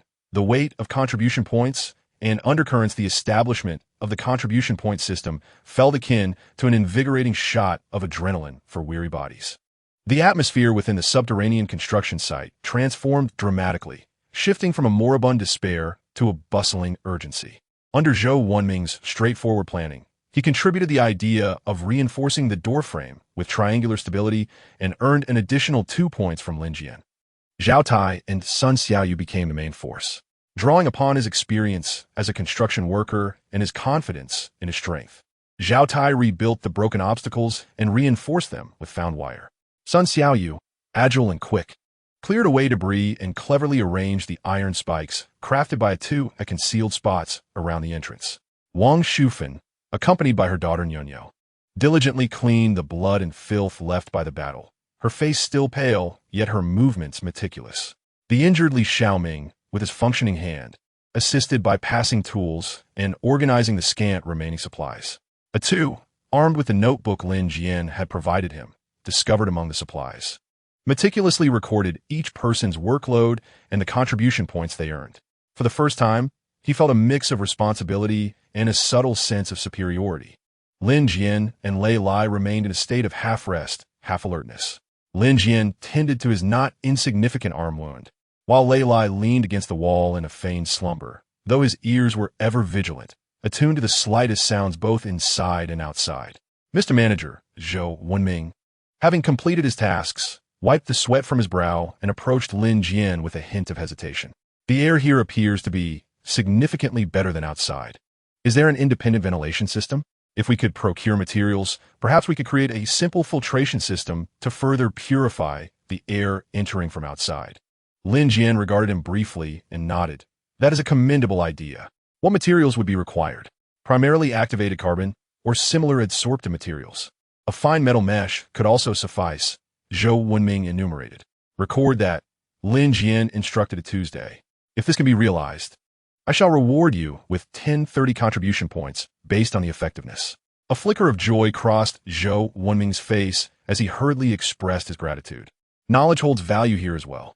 Meanwhile, Zhao Tai, while transporting a large stone, inadvertently grazed his injured arm on a sharp edge, blood immediately soaking through his rudimentary bandage.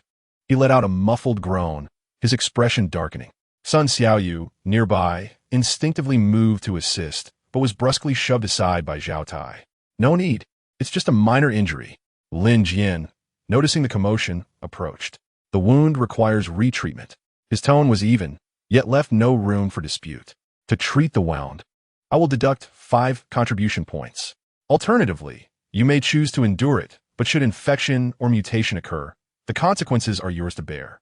Zhao Tai's expression shifted as he glanced at his bleeding arm and then at the little notebook recording contribution points. Finally, he gritted his teeth. Treat it. Lin Jian signaled to Atu to fetch the medical kit and personally cleaned, medicated and rebandaged Zhao Tai's wound. His movements were practiced, devoid of any superfluous emotion. Zhao Tai grimaced in pain, but refrained from vocalizing his discomfort. Until the injury heals, your capacity for heavy labor will be halved. Lin Jian stated upon completion of the bandaging, his expression indifferent.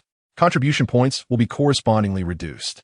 Zhao Tai lowered his head, responding in a muffled tone, understood. Yet, a shadow of unease flickered in his eyes. Contribution points equate to life here. An injury signifies a diminished ability to earn these points, instilling within him a profound sense of urgency. At noon, Lin Jian, as agreed, provided basic food and water. Each person received a portion of compressed rations and 500 milliliters of water, which required a deduction of 3 contribution points. As they witnessed their hard-earned points swiftly diminish, everyone savored their provisions with utmost care, meticulously licking clean even the smallest crumbs. Young Nyo found it somewhat challenging to consume the compressed rations, prompting Wangshu to quietly break off a small piece of her own food, soften it, and feed it to her daughter. Lin Jian observed this tender moment, but chose to remain silent. In the apocalypse, maternal love is profound, yet rules must be upheld. In the afternoon, work continued. The entrance was preliminarily reinforced. While far from robust, it at least appeared somewhat secure. Zhou Wenming began to contemplate his air filtration device, experimenting with found rags and charcoal. Sun Xiaoyu proactively expressed her desire to learn from it to construct more complex traps.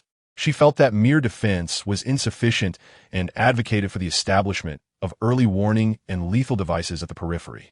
This proposal received Lin Jian's endorsement, allowing Atu to teach her and promising to reward points based on her progress. Everything seemed to be progressing towards a more orderly direction. The contribution point system has initially ignited a spark of enthusiasm, as each individual strives towards the elusive goal of 100 points. Yet beneath the placid surface, turbulent undercurrents are already stirring. During a break, Zhao Tai leaned closer to Zhou Wenming, lowering his voice. "Teacher Zhou, what do you truly think is inside? Is it really as splendid as he claims?" Zhou Wenming adjusted his glasses and replied cautiously, "It should be true. At least the air and water are not problematic. That manager Lin is not like the average person." Zhao Tai scoffed, "Humph, just a sturdy turtle shell. Setting so many rules and talking about contribution points. What's the difference from the previous boss's grandiose promises? I believe he merely wants to use us as laborers. Let us refrain from speaking too much." Zhou Wenming advised, "If it weren't for this place, we would have perished long ago. At least now we have a chance at survival." "A chance at survival?" Zhao Tai mused, touching his still painful arm, his eyes flickering. "Who knows if we are merely cannon fodder? When the monsters strike again, we be the ones in the front lines." His words slithered into the hearts of the others like a venomous serpent. Sun Xiaoyu paused in her action of cleaning her dagger. Wangshu tightened her grip around her daughter's arm, and even Li Xiaoming's gaze turned apprehensive. Seeds of distrust and suspicion had begun to sprout. Lin Jian observed all of this without exposing the underlying tension.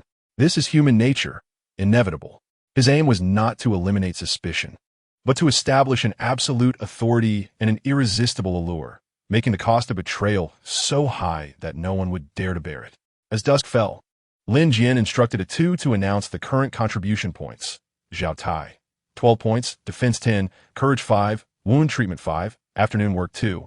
Sun Xiaoyu, 17 points, defense 10, courage 5, afternoon work 2. Zhou Wenming, 14 points, defense 10, plan 2, afternoon work 2. Wangshu, 12 points, defense 10, afternoon work 2. Li Xiaoming, 11 points, defense 10, assistance 1. The goal of 100 points still felt a distant dream. Night fell once more. A small campfire, constructed from salvaged wood, flickered to life within the construction site, dispelling some of the cold and darkness. The group sat around the fire, enveloped in a heavy silence. At that moment, Wang Kai, who had been lying at Lin Jian's feet, suddenly perked up, emitting a low whine as he warily gazed towards the entrance. Almost simultaneously, Lei Lai snapped awake, exclaiming, "There's movement." Everyone tensed, grasping their weapons tightly. Lin Jian held his breath, straining to listen. Outside, the wind seemed to mask a subtle, almost imperceptible dragging sound accompanied by a faint crunching noise. Could it be those monsters gnawing at the corpses left behind during the day? A chill crept up everyone's spines. Chapter 15. The Night Watchman, whispers and night raiders Wangshu's whimper and Lei Lai's urgent call escalated the already tense atmosphere within the construction site to its breaking point. Everyone tightened their grips on their weapons, their gazes fixed intently on the reinforced yet still fragile entrance. The faint dragging and crunching sounds echoed in the deathly quiet night, amplifying the sense of dread. It was as if some entity was leisurely indulging in the remnants of the day as banquet outside. Had those monsters returned once more? Wangshu's voice trembled as she tightly covered her daughter's ears. Unlike Lei Lai, who strained to listen with furrowed brows, the sound was too faint, seemingly emanating from only one or two individuals. Neither the shuffling of a horde nor the movements of water ghosts. Lin Jian gestured for silence, then stealthily approached the observation hole, cautiously peering outside. Under the dim crimson light of the sky, visibility was exceedingly poor. Yet, he could vaguely discern shadows swaying near the scattered corpses by the entrance. They were neither the upright walking dead nor the four-legged apparitions. Their forms resembled humans. Were they humans? Feeding on corpses? A deeper chill surged within Lin Jian. In this apocalypse, the tragedy of cannibalism was not mere legend. At that moment, a faint beam of flashlight suddenly swept from a distance, illuminating the entrance briefly. Beneath the beam, two filthy men, clad in rags, squatted beside a corpse, wielding small knives as they appeared to be carving something. Their movements were practiced and numbed, devoid of expression, as if they were handling livestock. Indeed, they were flesh-eaters. The beam vanished almost instantly, followed by a muffled reprimand from afar. "Damn it! Who turned on the light? Do you wish to die?" "Sorry, Black Brother, I couldn't see clearly. Hurry up, cut some good meat, and let us go. This place is cursed. Someone just died here during the day." The fragmented conversation confirmed Lin Jian's suspicions. This was a group of scavengers, or more accurately, corpse eaters, who had ventured out in the night to seek sustenance. Within the fortifications, those who had caught glimpses or sounds of the situation outside turned pale. Sun Xiaoyu could hardly suppress a retching. The comrades who had fought side by side during the day, albeit temporarily, had transformed into mere meat on someone else's chopping board by night. This impact was far more devastating than facing monsters. The voice of the overseer, Zhao Tai, was laced with suppressed anger and fear. Lin Jian raised his hand, silencing him. His gaze was as cold as frost. The threat posed by the corpse eaters was minimal, yet their presence signified that this area had irrevocably descended into lawlessness, with various malevolent entities beginning to stir. Moreover, their very existence was a profound torment to the survivors within the fort, who had just endured a bloody battle and were psychologically fragile. They could not be allowed to linger outside. Lin Jian quickly weighed his options. Should he drive them away? That might expose the entrance, inviting unnecessary trouble. Should he ignore them? The blow to morale would be too severe. He glanced at Lei Lai, who subtly shook his head, signaling for caution. Just then, the corpse eaters outside seemed to have erupted into a quarrel. "Damn it, this meat is tough and has a weird smell. Having anything to eat is good enough. Being picky will get you killed. Hey, do you think that group from earlier hid in this hole? Could there be living people inside? The flesh of the living would be tenderer." This statement struck like thunder within the fortifications. Everyone's hearts leaped into their throats. "Shut up. If you want to die, don't drag us down with you." The man referred to as Black Brother muttered under his breath, cursing the sinister nature of this place. Despite the multitude of monsters that could not breach it during the day, something surely lurked within. "Let us gather our belongings and leave." After a brief exchange of words, the ghouls outside seemed to hasten their movements, their footsteps gradually fading into the darkness. Inside the fortification, an oppressive silence enveloped the atmosphere, broken only by the crackling of the campfire and the heavy, labored breaths of a few individuals. Although the ghouls had departed, the fear and shadows they cast remained deeply embedded in the hearts of everyone present. Out there, it was not merely monsters that devoured humans. Humans also preyed upon one another. "Tonight, we will take turns keeping watch, in pairs, swapping every hour." Lin Jian broke the silence, his voice calm, yet imbued with an undeniable authority. "Zhao Tai and Sun Xiaoyu will take the first shift. Zhou Wenming and Wangshu will take the second. You and I will handle the latter half of the night. Lei Lai, you may rest." No one voiced any objections. Following the earlier fright, no one dared to sleep alone. The vigil commenced. Zhao Tai and Sun Xiaoyu gripped their weapons tightly, anxiously stationed near the entrance, their eyes wide open, unwilling to let their guard down for even a moment. The others lay dressed, but sleep eluded them. Lin Jian sat beside the campfire, meticulously polishing the corroded crowbar. Internally, he was far from tranquil. The appearance of the ghouls and the information revealed in their conversation indicated that the deterioration of the external environment was accelerating beyond imagination. The whistle that had dispelled the water ghosts, along with the vulture-like ghouls surrounding Wangshu, posed imminent threats. He needed greater strength and a deeper understanding of the outside world. Passive defense was ultimately a poor strategy. His gaze returned to the alloy door. Behind it lay Wangshu, the last bastion. Yet, he needed to familiarize himself with the world outside and extract resources to fortify their sanctuary. Perhaps it was time to contemplate taking the initiative, not for the sake of rescue, but for the purposes of hunting and reconnaissance. The following morning, as the dim light of dawn once again enveloped the earth, Lin Jian made a decision. He summoned Zhao Tai and Sun Xiaoyu before him. "There's a task. High risk, high reward," he stated, fixing his gaze upon them. "I need individuals to accompany me outside to scout the surroundings, particularly in the direction from which the whistle sounded yesterday. The reward for this mission is 50 contribution points each. 50 points, equivalent to 5 days of basic labor income." Zhao Tai and Sun Xiaoyu's eyes instantly brightened, though they were soon overshadowed by overwhelming fear. Outside, confronting those monsters and ghouls? "I'll go," Sun Xiaoyu declared, her resolve hardening. She yearned for strength, coveted contribution points, and was unwilling to remain in the shadows forever. Zhao Tai's expression wavered. His injured arm throbbed with pain. Yet the temptation of 50 points was too great to resist.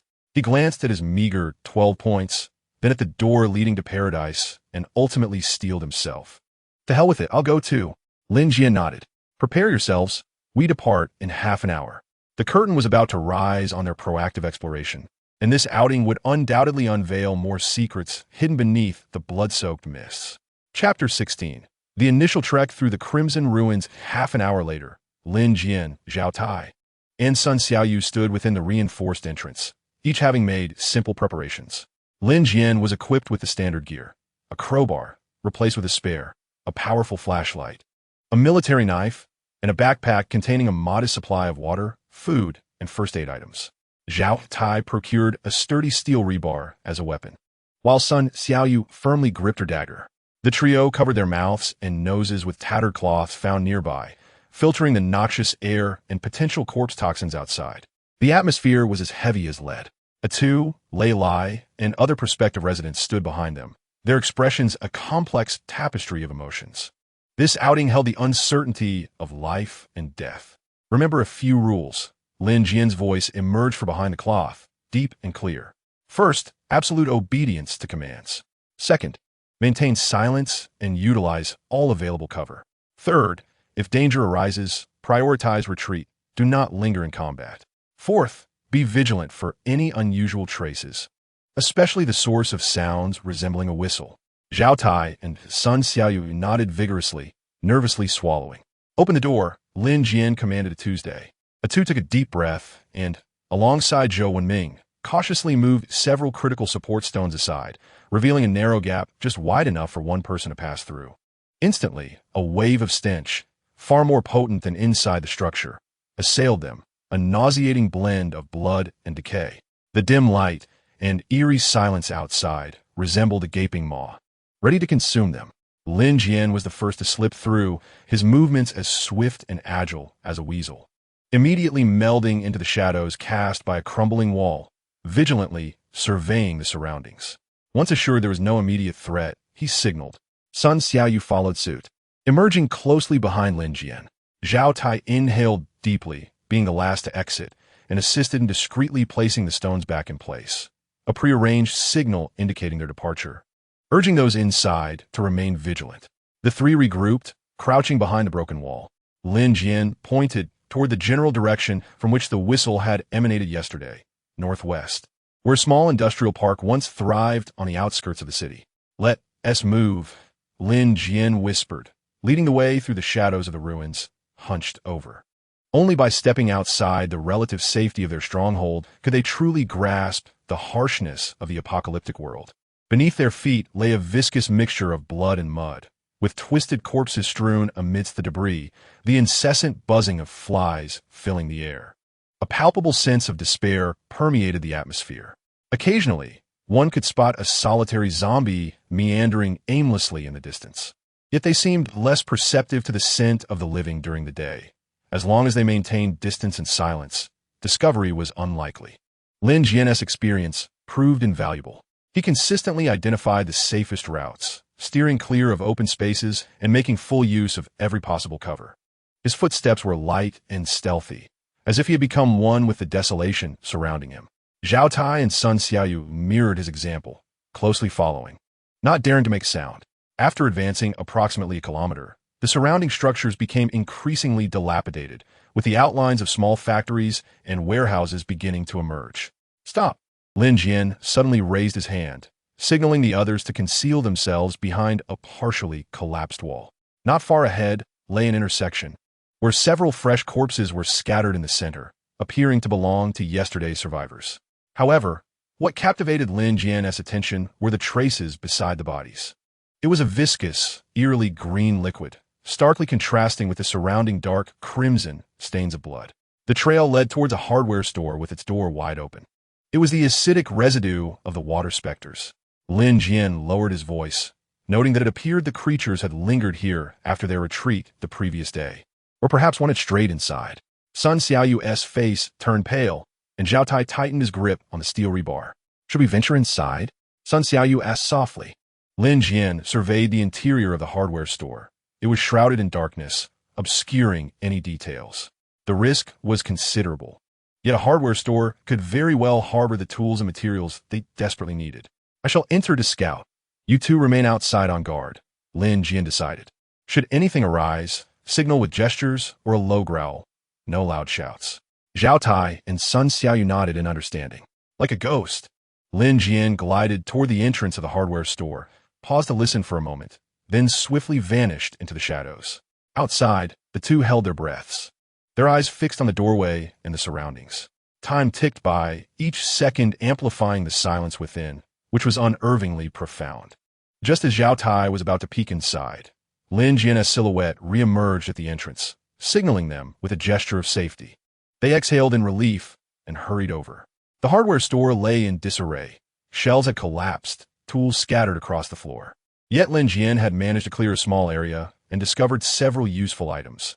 A few intact hammers, pliers, a bundle of sturdy rope, several boxes of assorted screws, and even two unopened fire axes tucked away in a corner. What a find! Zhao Tai's eyes sparkled. Fire axes were far more efficient than rebar. However, Lin Jian crouched down, pointing at some indistinct footprints and a few droplets of still damp green viscous liquid on the ground, his expression grave. The water specters have indeed been here, but the footprints are chaotic with signs of dragging. It seems they transported something or perhaps engaged in a struggle.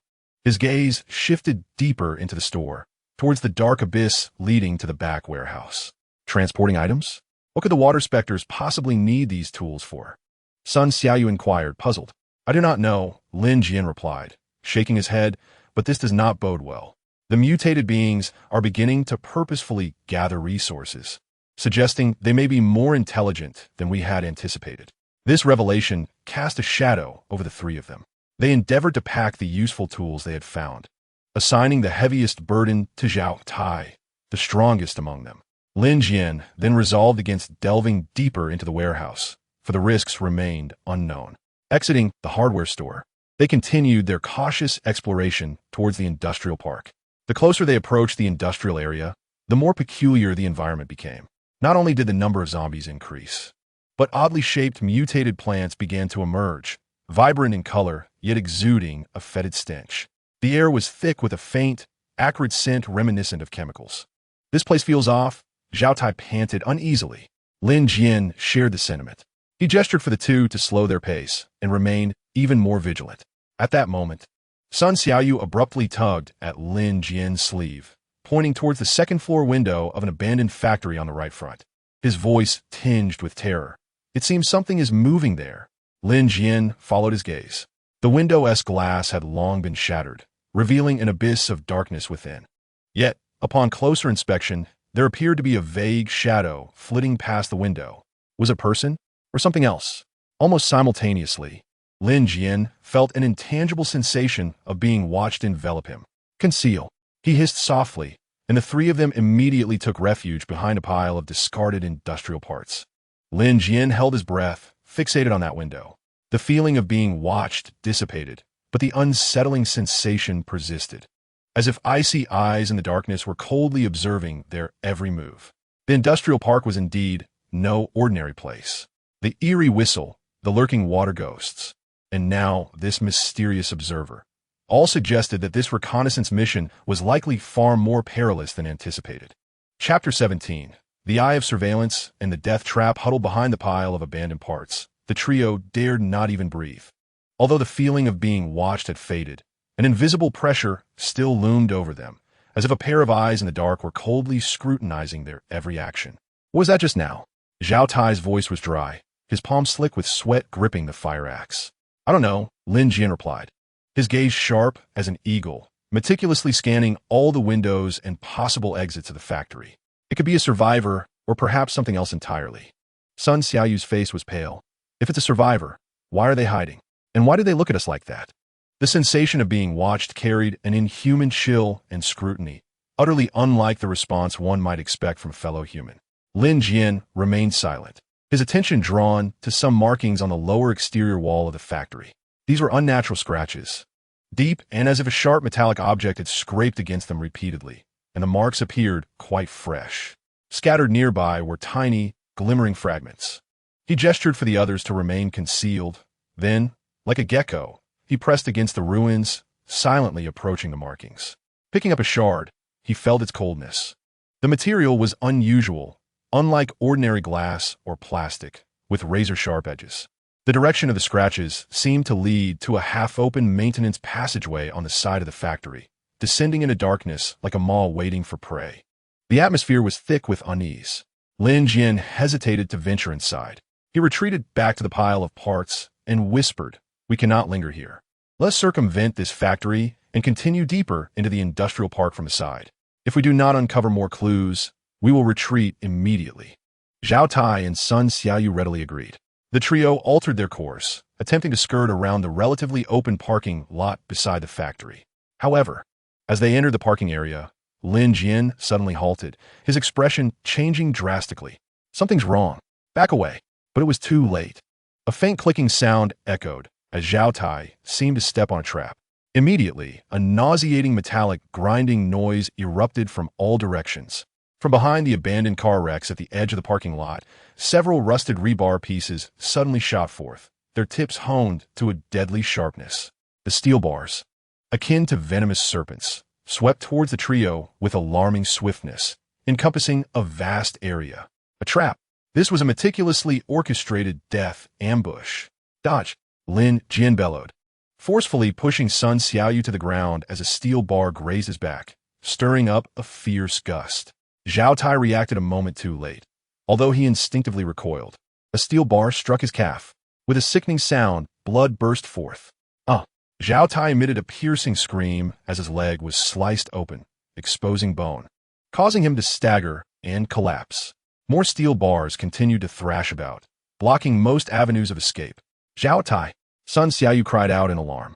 Lin Jian's gaze turned frigid, instantly deciphering the trap's activation mechanism and attack pattern. He seized Sun Xiaoyu and commanded, "Follow me. Crawl beneath that overturned truck. That is a blind spot." The two risked being struck by the steel bars, rolling and scrambling beneath the chassis of a toppled truck. Indeed, it was a dead zone for the trap's assault. Yet Zhao Tai remained on the ground, moaning in agony, blood staining the earth. The thrashing steel bars drew ever nearer. "Help me." Zhao Tai looked at Lin Jian, his eyes filled with despair and pleading. To save or not to save? Returning to rescue him might plunge oneself into peril. Lin Jian glanced at the wound on Zhao Tai's leg, blood gushing forth. Even if he were rescued, survival in such an environment was exceedingly unlikely, and it would severely impede their retreat. The hardened heart forged over a decade in the apocalypse led him to make the decision to abandon. Resources were scarce. and the survival of those deemed more valuable must take precedence. However, just as he prepared to tell Sun Xiaoyu to give up, she suddenly broke free from his grasp. I will save him. The usually reserved girl from the physical education department now radiated a fierce determination and compassion. Without waiting for Lin Jian's consent, she rolled and darted back out from under the truck, utilizing the fleeting moments between the steel bar strikes to swiftly crawl towards Zhao Tai. Lin Jian was both astonished and furious. It was too late to stop her. Sun Xiaoyu's movements were unexpectedly nimble. She narrowly avoided several attacks and reached Zhao Tai's side. "Hold on," she shouted, attempting to hoist him up. But Zhao Tai, heavy and injured, lacked the strength to assist. Meanwhile, it seemed that the trap had triggered a more complex mechanism, in addition to the thrashing steel bars. The ground in the center of the parking lot began to collapse, revealing a dark pit filled with sharp metal spikes. A cascading trap. "Run. Don't worry about me." Zhao Tai, seeing the abyss, desperately shoved Sun Xiaoyu away. Gritting her teeth, she refused to relent. At that moment, Lin Jian sprang into action. He could not bear to witness the potential loss of two capable allies, especially Sun Xiaoyu, who had shown such bravery and agility. Like a leopard, he sprang from beneath the chassis, not to rescue them, but to dash towards the trap's activation point, a seemingly inconspicuous control box disguised as a pile of rubble at the edge of the parking lot. He had noticed subtle traces of energy lines there. "Cover me," Lin Jian shouted at Sun Xiaoyu, simultaneously striking the control box with a crowbar. Sun Xiaoyu understood the cue and picked up a stone from the ground, forcefully hurling it at the nearest swinging steel bar, attempting to divert its attention. Bang! The crowbar crashed against the control box, sparks flying. The operation of the trap visibly faltered for a moment. Effective. Lin Jian continued to strike fiercely. Crack! The shell of the control box shattered, revealing a tangle of intricate wires and a small energy core, a murky white crystal. Without hesitation, Lin Jian yanked several crucial wires apart and extracted the energy core. Instantly, all the swinging steel bars lost their power and fell limply. The ground's collapse also ceased. The trap was destroyed. Seizing the opportunity, Sun Xiaoyu exerted all her strength to drag Zhao Tai away from the edge of the pit. Retreating to the relative safety of the truck, the three of them collapsed onto the ground, gasping for breath, their bodies drenched in cold sweat. Those brief moments felt as if they had danced with death. Zhao Tai looked at his mangled lower leg, then at Sun Xiaoyu, who had saved him, and Lin Jian, who had dismantled the trap, his expression a complex mix of gratitude, fear, and deep trepidation. Lin Jian paid him no heed, instead vigilantly scanning the surroundings, especially the direction of the factory building. The trap had been sabotaged. The architect had surely noticed. Indeed, a shadow reappeared behind the window on the second floor of the factory. This time, Lin Jian discerned more clearly that it did not resemble a complete human form. Its outline appeared somewhat distorted. Moreover, he thought he saw a faint red glow, akin to the reflection of some optical lens. They were being targeted. There was no time to linger. Immediate retreat. Lin Jian decisively stuffed the white crystal core in his pocket, then hoisted Zhao Tai up, draping one of his arms over his shoulder. "Sun Xiaoyu, cover our rear. We will retrace our steps quickly." Their cautious approach had transformed into a frantic escape. What manner of creature had set the trap? Would it pursue them? What secrets lay hidden deep within the industrial park? Their first foray into active reconnaissance had concluded in this perilous manner, abruptly. Chapter 18. The burden return and the moment of choice. Lin Jian half-dragged, half-carried Zhao Tai, while Sun Xiaoyu, wielding a fire axe, vigilantly guarded their rear. The three of them desperately retraced their steps toward the construction site.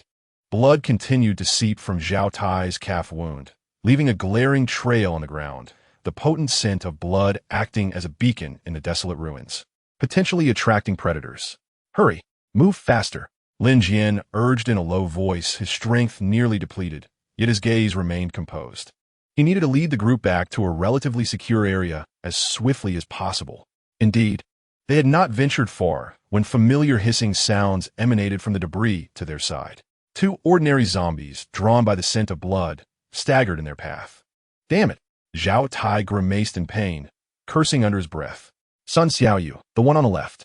"Swift resolution," Lin Jian commanded.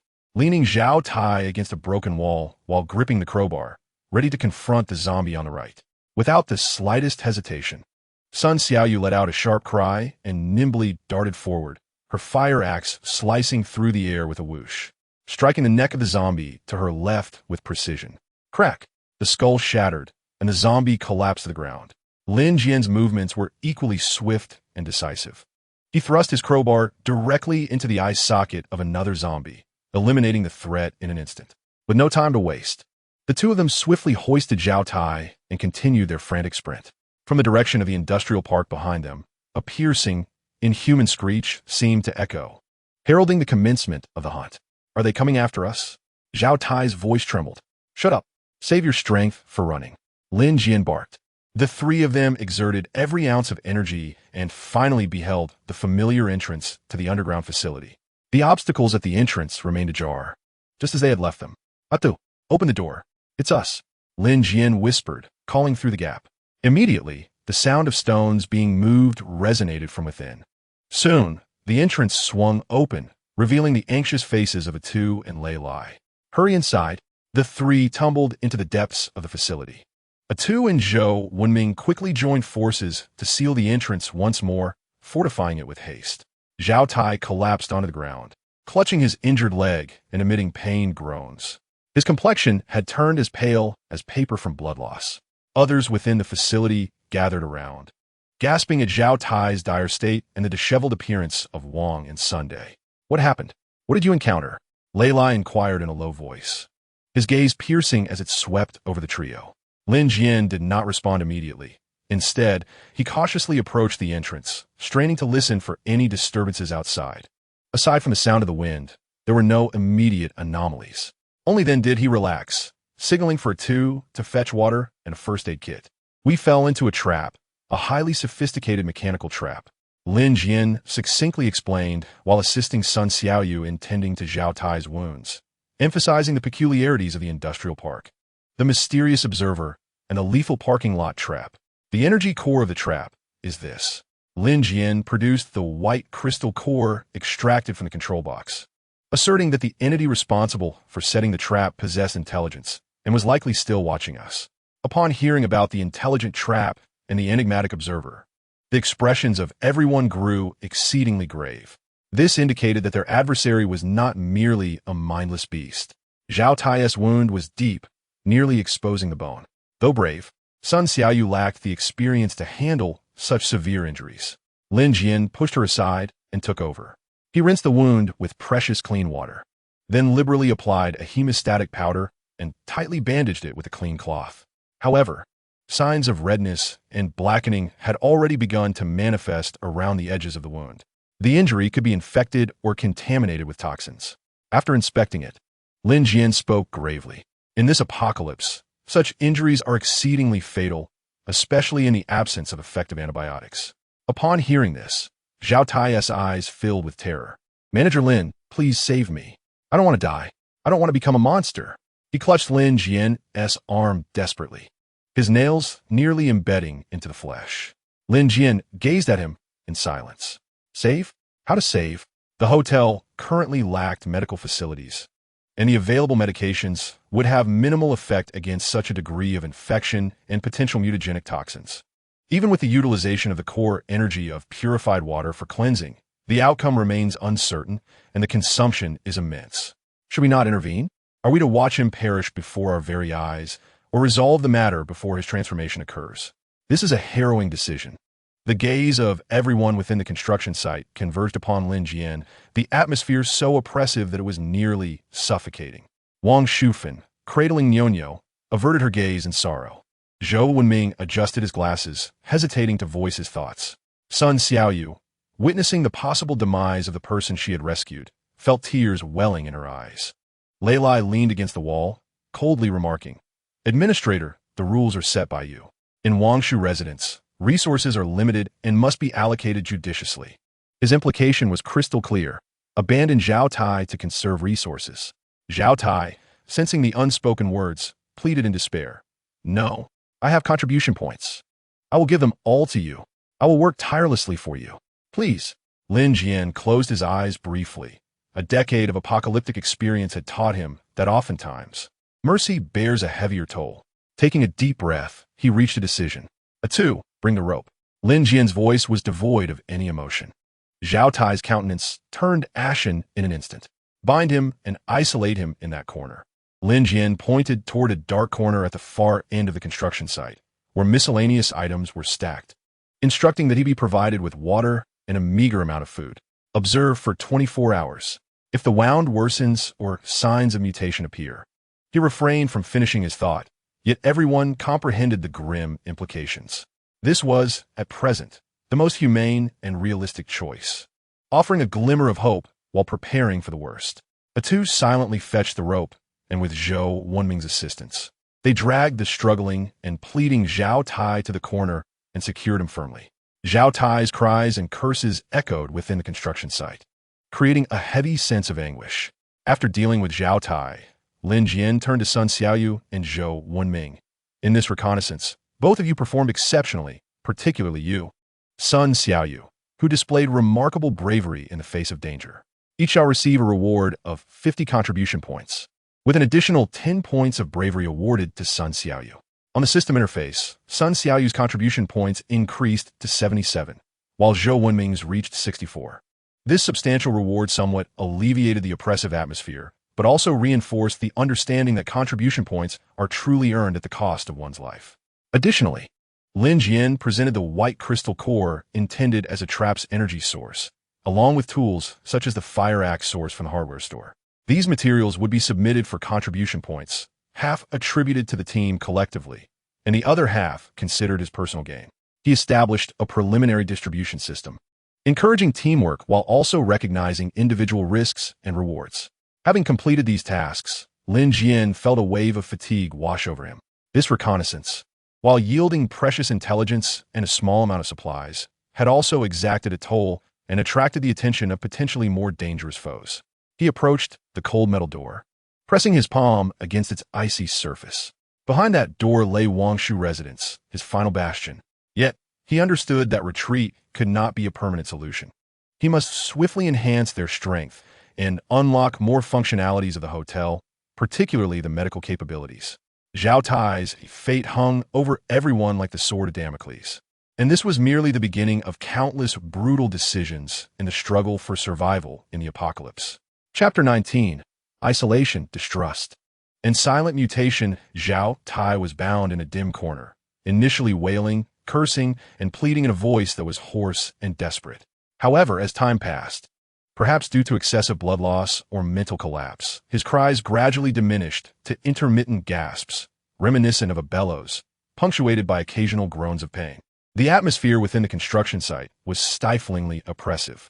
No one spoke.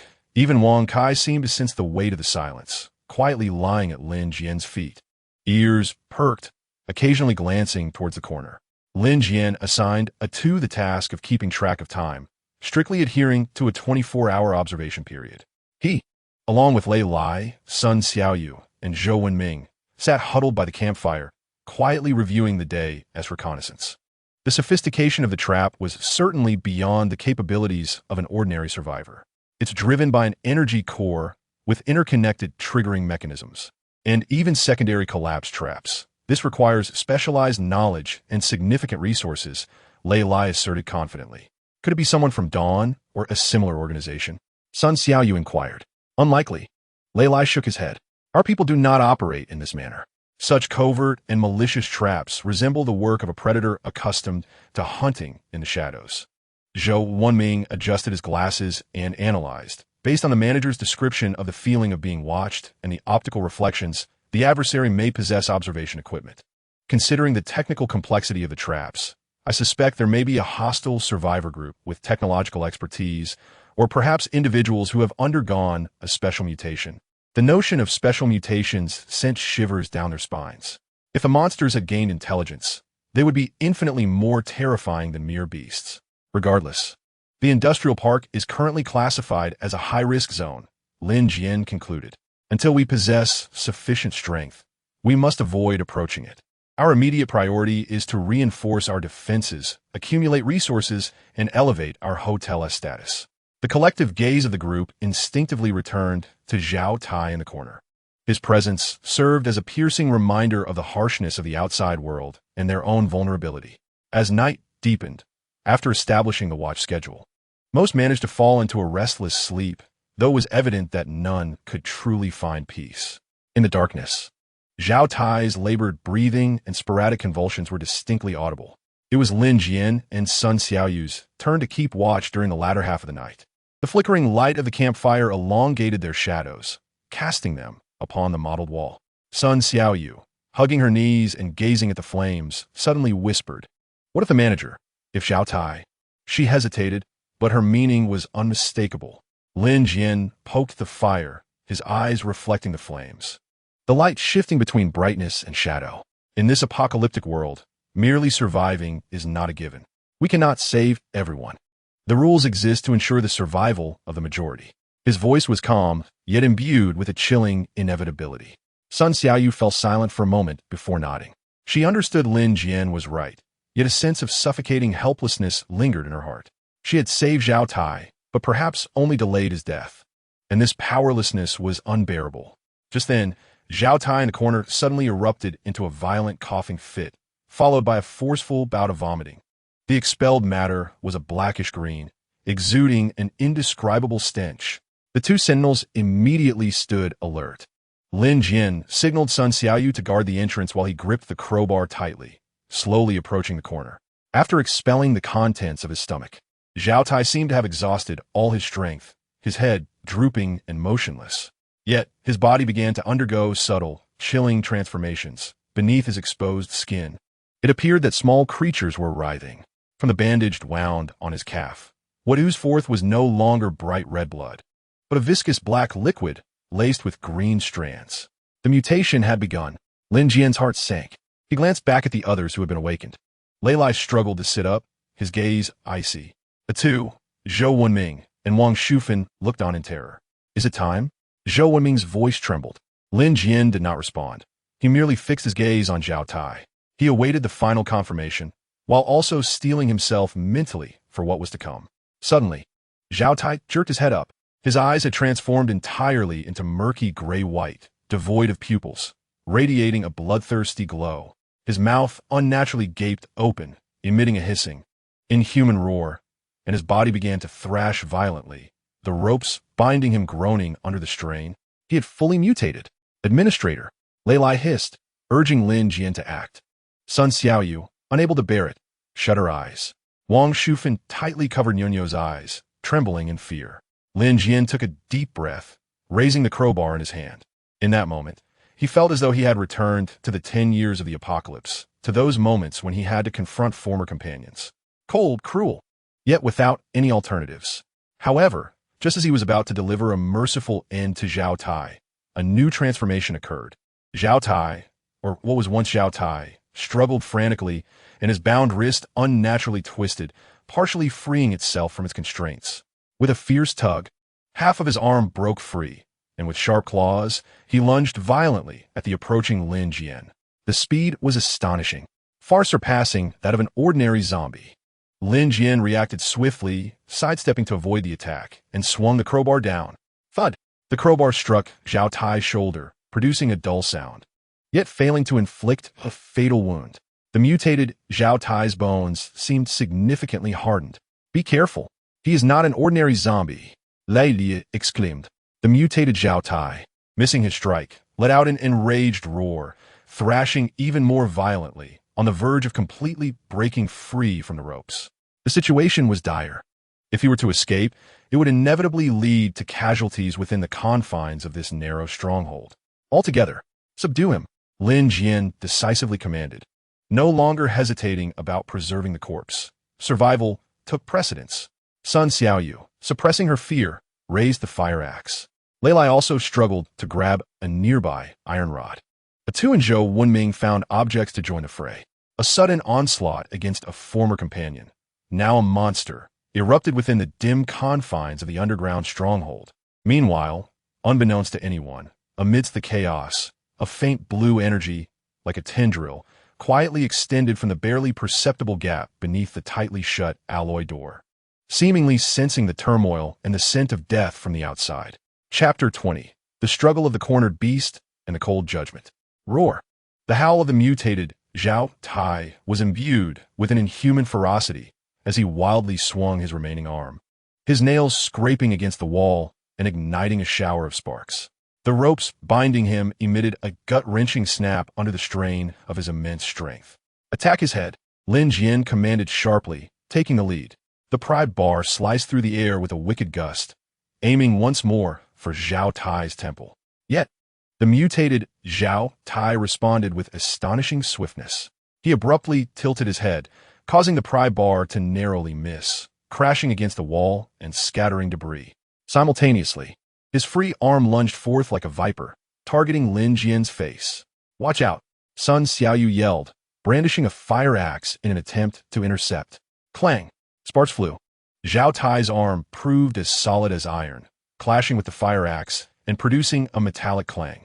Sun Xiaoyu felt a jolt of numbness shoot through her arm, stumbling backward repeatedly.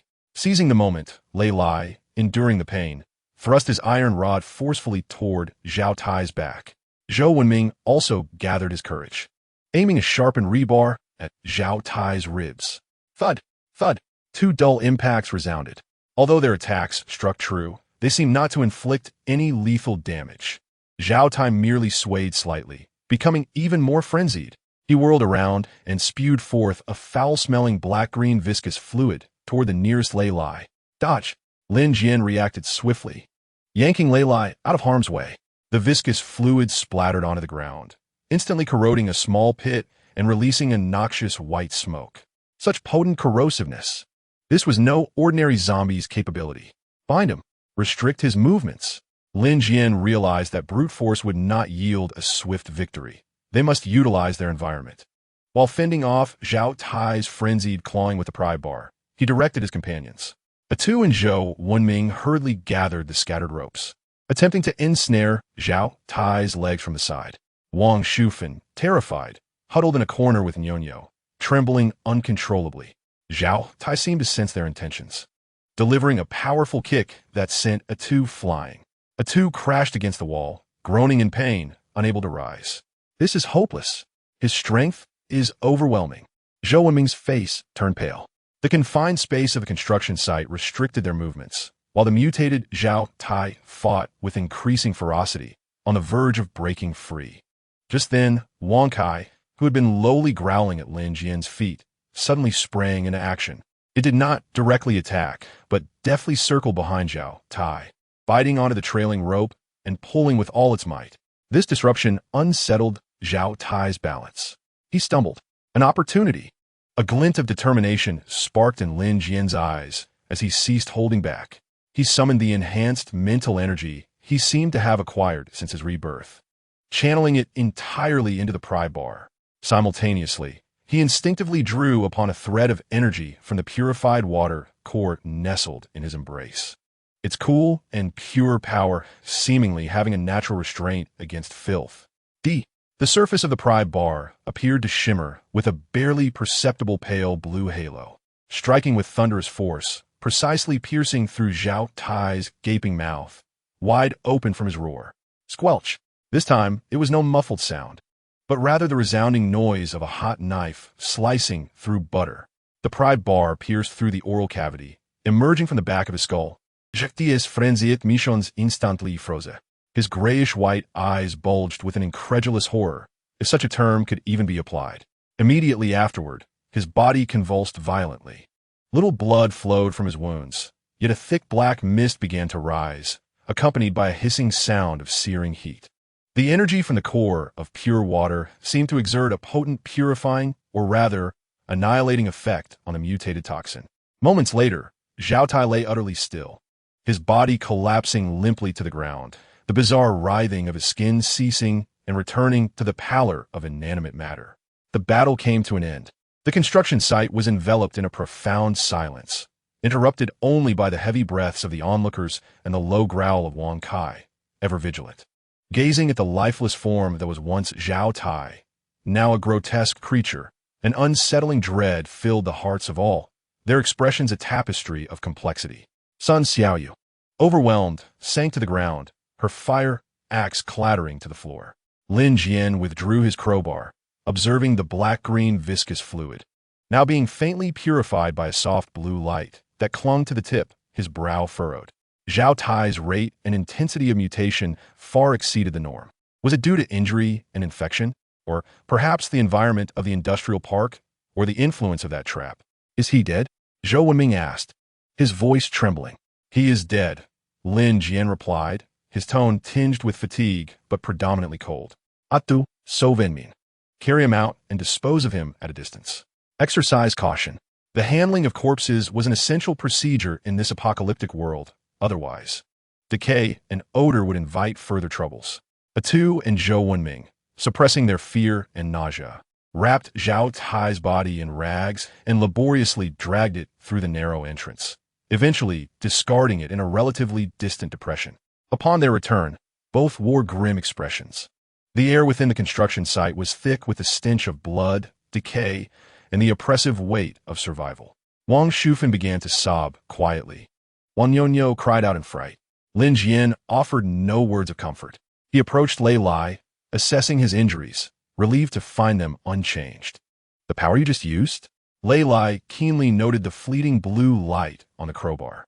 Just a small trick, Lin Jian replied, withholding further details. The existence of the core of pure water was best kept from prying eyes. He turned toward the shaken crowd, his voice grave. You have all witnessed this. This is the apocalypse. Injury and infection can transform one into such a monster. To show mercy to the enemy is to be cruel to oneself. Remember the lesson of today. His gaze lingered a moment longer on Sun Xiaoyu. She lowered her head, her fists clenched tightly, nails digging into her palms. She had saved Zhao Tai, only to witness his demise. The weight of helplessness and guilt pierced her deeply. Clean up and enhance vigilance, Lin Jian commanded. Lady, continue to rest. Sun Xiaoyu, Zhou Wenming, you're responsible for the next watch. Atu, account for losses and repair the entrance. With orders given, the group moved into action in silence. Following this bloody internal purge, a harsher order was unwittingly established. Sympathy and hesitation had become fatal luxuries in this realm. Lin Jian approached the alloy door, placing his palm against it. Behind that door lay the sanctuary of Wangshu, still safe and serene. Yet he knew that the outside world was rapidly descending into chaos. It was imperative to bolster their strength with greater urgency. He sensed the interface of the system.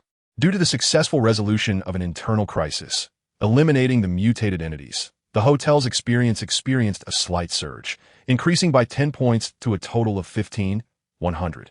Simultaneously, he observed that the energy of the purification core seemed to have been only insignificantly depleted after the recent strike. This indicates that it can indeed serve as a form of purifying weapon, which might be a significant discovery. As the night deepened, the flickering flames of the bonfire illuminated the construction site. The survivors, enveloped in fear and exhaustion, welcomed the dawn of a new day. The rules of Wangshu Manor had once again been inscribed in blood. Chapter 21. Aftermath, Reflection, and New Directions after Zhao Tai's body was dealt with. An unshakable scent of blood and a profound sense of oppression lingered within the construction site. Silence reigned, as each individual silently attended to their tasks. Yet their gazes bore an unprecedented vigilance, mixed with a hint of numbness. Atu and Zhou Wenming endeavored to cover the stains on the ground with the sand they had found. Sun Xiaoyu mechanically wiped her fire axe, her eyes somewhat vacant. Wangshu cradled Nyonyo, huddled in the farthest corner, softly humming an off-key lullaby, uncertain whether she was comforting the child or herself. Lei Lai sat against the wall, eyes closed in repose, yet the tightness of his lips revealed he had not relaxed. Wang Kai seemed to sense the somber atmosphere, quietly lying by Lin Jian's feet, his ears twitching occasionally. Lin Jian examined the walls and floor, marred by deep scratches inflicted by Zhao Tai, revealing his terrifying strength. He became increasingly convinced that Zhao Tai's mutation was extraordinary. Manager Zhou Wenming approached, his voice trembling slightly, yet he endeavored to maintain composure. I have an idea. Lin Jian turned to him. Today's trap and Zhao Tai's mutation indicate that the external threats far exceed our imaginations. Passive defense may not suffice for the long run. We need more effective early warning and defensive measures. Go on. I have observed the structure of the entrance and the surrounding ruins. Zhou Wenming pointed at the reinforced entryway. Basic physical barriers may suffice against ordinary zombies, but they are likely inadequate against intelligent or specially endowed foes. Could we perhaps utilize some of the materials we have found to create simple alarm devices? For instance, tripwires made of string and empty cans that ring when triggered, or rudimentary photoelectric alarms using batteries and light bulbs, if we can find any functional ones. Lin Jian nodded. This proposal is indeed practical. An early warning system is currently our most pressing shortcoming. What materials do you need? Primarily thin string, metal pieces, and anything that can produce sound. Batteries and light bulbs may be challenging, but we could attempt to salvage them from abandoned vehicles or appliances. Zhou Wenming compiled a list. Atu. Assist Zhou Wenming in prioritizing the collection of these materials, Lin Jian commanded. Once this task is accomplished, each of you will be rewarded with 20 contribution points.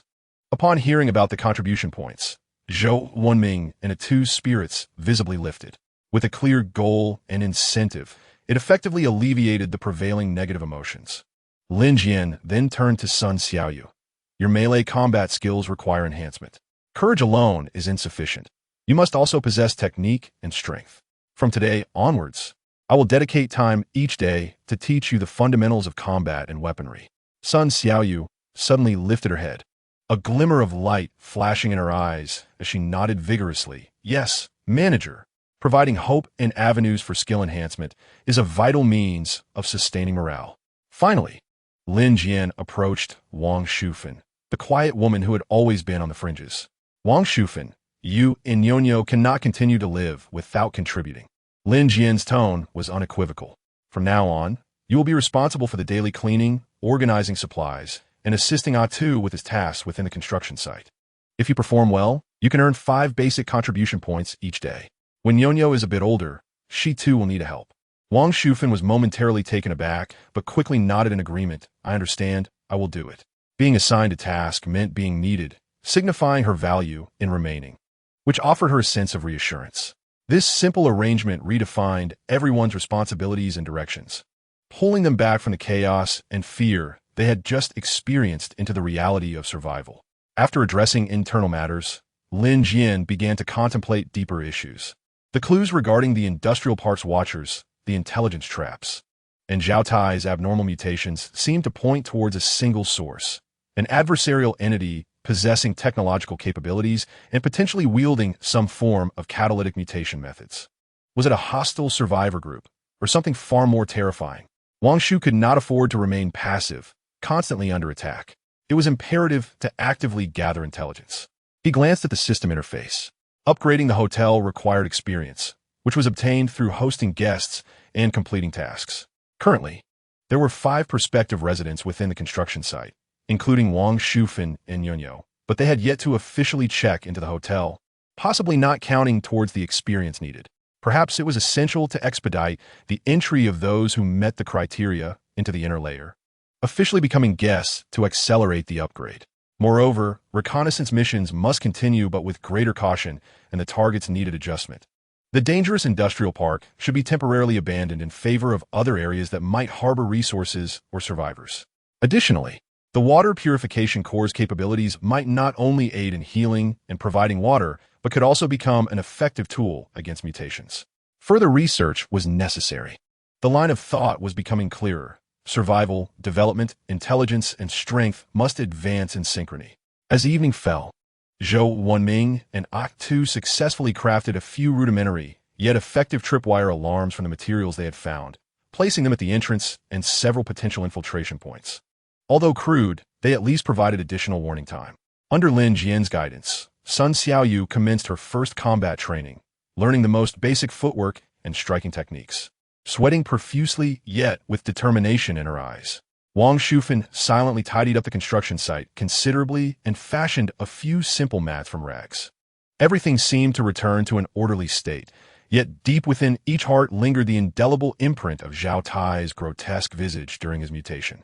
Fear had transformed into a stronger will to survive and a thirst for power.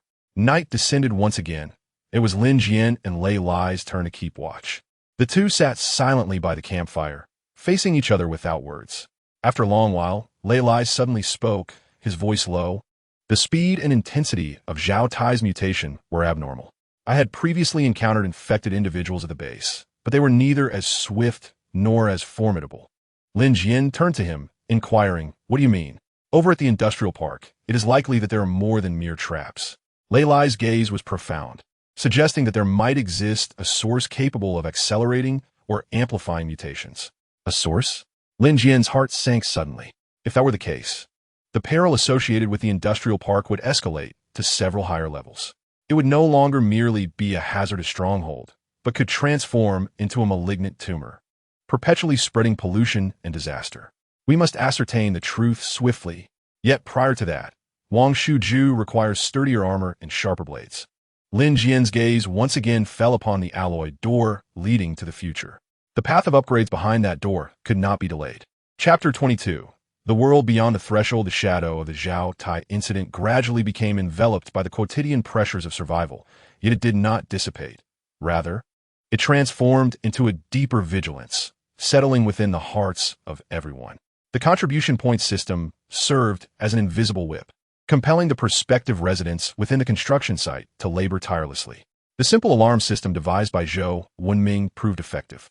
Within a few days, it successfully alerted them on 2 occasions of minor zombie approaches and once regarding a suspected ghoul's nocturnal peering, thus averting unnecessary conflicts. This earned him additional contribution points and garnered newfound respect from the others for this physics instructor. Sun Xiaoyu's training progressed swiftly. Possessing good physical qualities and a willingness to endure hardship, she quickly mastered the fundamentals of using a crowbar and a fire axe under Lin Jian's guidance. Her movements becoming clean and agile. She even began to experiment with combining the combat techniques learned in physical education with weaponry, subtly evolving into the semblance of a combatant.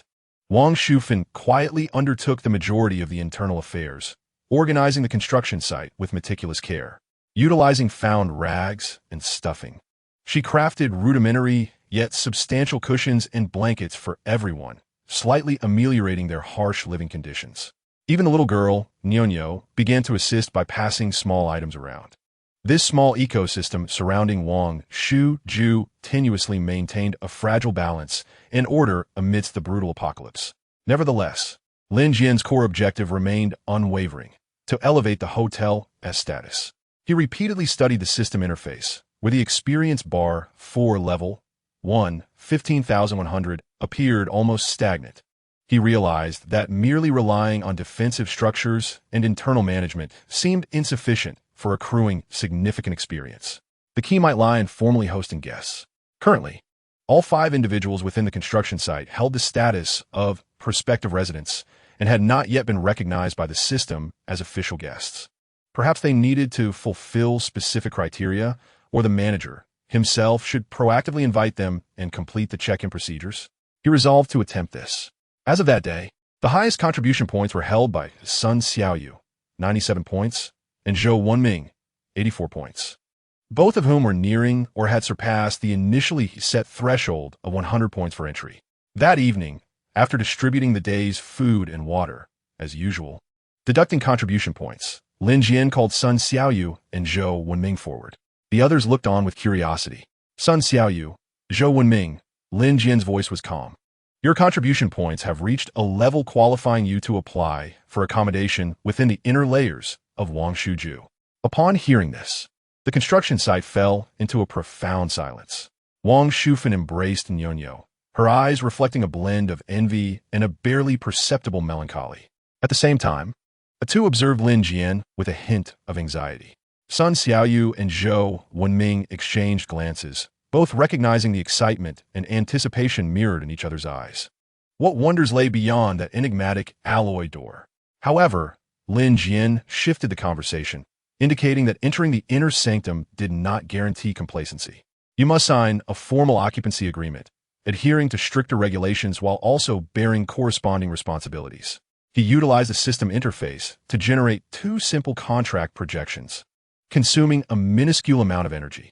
The terms primarily stipulated absolute obedience to the manager's directives, prohibition against disclosing any internal hotel information without permission, undertaking designated tasks according to one's abilities, and an obligation to participate in defense during crises at the hotel. The stipulations were stringent, yet in this post-apocalyptic world, The promise of absolute security and stable survival resources was undeniably alluring. "You have until tonight to ponder this," Lin Jian stated, expecting a response by the following morning. That evening, the atmosphere within the construction site was subtly charged. Sun Xiaoyu and Zhou Wenming were evidently restless, caught between exhilaration and trepidation. Wangshu remained silent, quietly mending garments. Atu, feeling somewhat despondent, recognized that he still had a long way to go in accumulating contribution points. On the following morning, Sun Xiaoyu and Zhou Wenming approached Lin Jian almost simultaneously, articulating their shared desire. They were willing to sign the agreement and enter the inner sanctum. Lin Jian nodded, unsurprised. He instructed them to place their palms on the contract projections generated by the system. Potential guests detected: Sun Xiaoyu, Zhou Wenming. Basic occupancy requirements met. Confirm acceptance as formal guests? Confirmed. 2 beams of light flashed, and the contracts transformed into luminous points, merging within the 2 individuals. Simultaneously, the guests' count on the system interface finally changed from 0 to 2. The hotel experience gauge surged abruptly from 15,100 to 35,100. Indeed, receiving formal guests was a pivotal path to upgrading. Congratulations to the host for successfully accommodating 2 formal guests. Unlocking partial hotel privileges. Authorization for guests to temporarily utilize certain basic facilities, such as workstations, designated rest areas. Hotel comfort level has slightly increased. Welcome to the officially opened Wangshu residence. Lin Jian addressed the 2 before stepping toward the alloy door. This time, the door responded not solely to him, but silently slid open at his behest. Beyond the door lay a scene of brightness, cleanliness, and fresh air, once again unveiled to Sun Xiaoyu and Zhou Wenming. Although they had glimpsed it before through Lin Jian's prior demonstration, stepping inside was an entirely different experience. The pleasantly warm temperature, spotless floors, stable lighting, and the floating core emitting a gentle blue glow, all of it starkly juxtaposed against the filth, danger, and oppression of the outside construction site, creating a contrast akin to heaven and hell. Sun Xiaoyu and Zhou Wenming were nearly moved to tears by the exhilaration. Wangshu and Atu stood at the threshold, gazing in with eyes brimming with longing. Atu, Wangshu, Lin Jian turned to address the 2 outside, urging them to continue striving. As long as you reach the required contribution points and pass the review, you 2 will have the opportunity to enter. This statement bestowed upon them a clear glimmer of hope. With the closure of the door, a temporary separation from the outside world was established. Lin Jian addressed Sun Xiaoyu and Zhou Wenming, instructing them, "You may momentarily engage in activities within the resting area. Sun Xiaoyu, your training will proceed as usual, albeit in the inner open space. Zhou Wenming, you shall continue your research on the enhancements of the early warning and defense systems. Specific tasks will be communicated through the system." "Yes, manager," they responded in unison, their voices brimming with gratitude and vigor. Wangshu residence was no longer an isolated island solely belonging to Lin Jian. With the arrival of formal guests, the development of the hotel was poised to enter a new phase. Lin Jian finally glimpsed the prospect of rapid advancement. He glanced at the system interface, noting that he was still 65 experience points short. Perhaps it was time to actively seek new clientele or complete the tasks that the system might present. His gaze turned once more to the treacherous, blood-soaked ruins beyond. Chapter 23. Whispers of the Core and Unfinished Blueprints. The formal occupancy of Sun Xiaoyu and Zhou Wenming infused Wangshu residents with a newfound vitality. Although they were primarily occupied with work in the outer fortifications, as the main facilities and tasks resided there. Having the privilege to retreat to the inner resting area provided them with a reliable sanctuary for both mind and body, significantly enhancing their efficiency and morale. Zhou Wenming became increasingly dedicated to refining the early warning system, even embarking on experiments to create more sophisticated alarms triggered by vibrations or heat, utilizing salvaged electronic components. Sun Xiaoyu, too, upped the intensity of her training. The relatively spacious and secure inner area allowed her to practice her techniques more effectively. Through the system interface, Lin Jian could more acutely perceive the condition of his guests and the subtle changes within the hotel. The presence of guests seemed to invigorate the core energy flow of the hotel, even subtly enhancing the efficiency of the basic sanitation systems, particularly the water circulation fortified by the purification core. This prompted him to delve deeper into the study of the purification core. This azure crystal was far more than merely a source of energy or water purification. In the stillness of the night, while Sun and Zhou slumbered in the inner resting area, Initu and Wangshu kept vigil in the outer fortifications. Lin Jian found himself alone before the hotel's core, cradling the warm crystal in his palm. He closed his eyes, focusing his mind, attempting to communicate more profoundly with the core. His previous endeavors to channel energy to heal Lei Lai and combat the mutated Zhao Tai had merely scratched the surface. His mental energy, akin to delicate threads, gently penetrated the crystal's interior. No longer merely guiding energy, he sought to comprehend its structure and the information it harbored. Initially, he was enveloped by a chaotic azure glow, as if submerged in an endless deep sea. Gradually, fragmented and indistinct images began to emerge, rushing rivers, crystal clear and teeming with life, parched earth, barren and desolate, a chilling, inhuman will, polluting water sources and warping life, a faint yet tenacious blue radiance. Steadfast amidst the murk, purifying a minuscule expanse of water. These visions flickered, akin to a dream, yet bore an undeniable weight of reality. Lin Jian seemed to glimpse the memories encapsulated within this crystal, which appeared to be intrinsically linked to the pure essence of water and the mission to combat pollution. The core of the mutated water purification system, he murmured, could it truly be the crystallization of some essence of water? Might its predecessor be the very cornerstone of the fabled sanctum of pure water? This hypothesis quickened his heartbeat.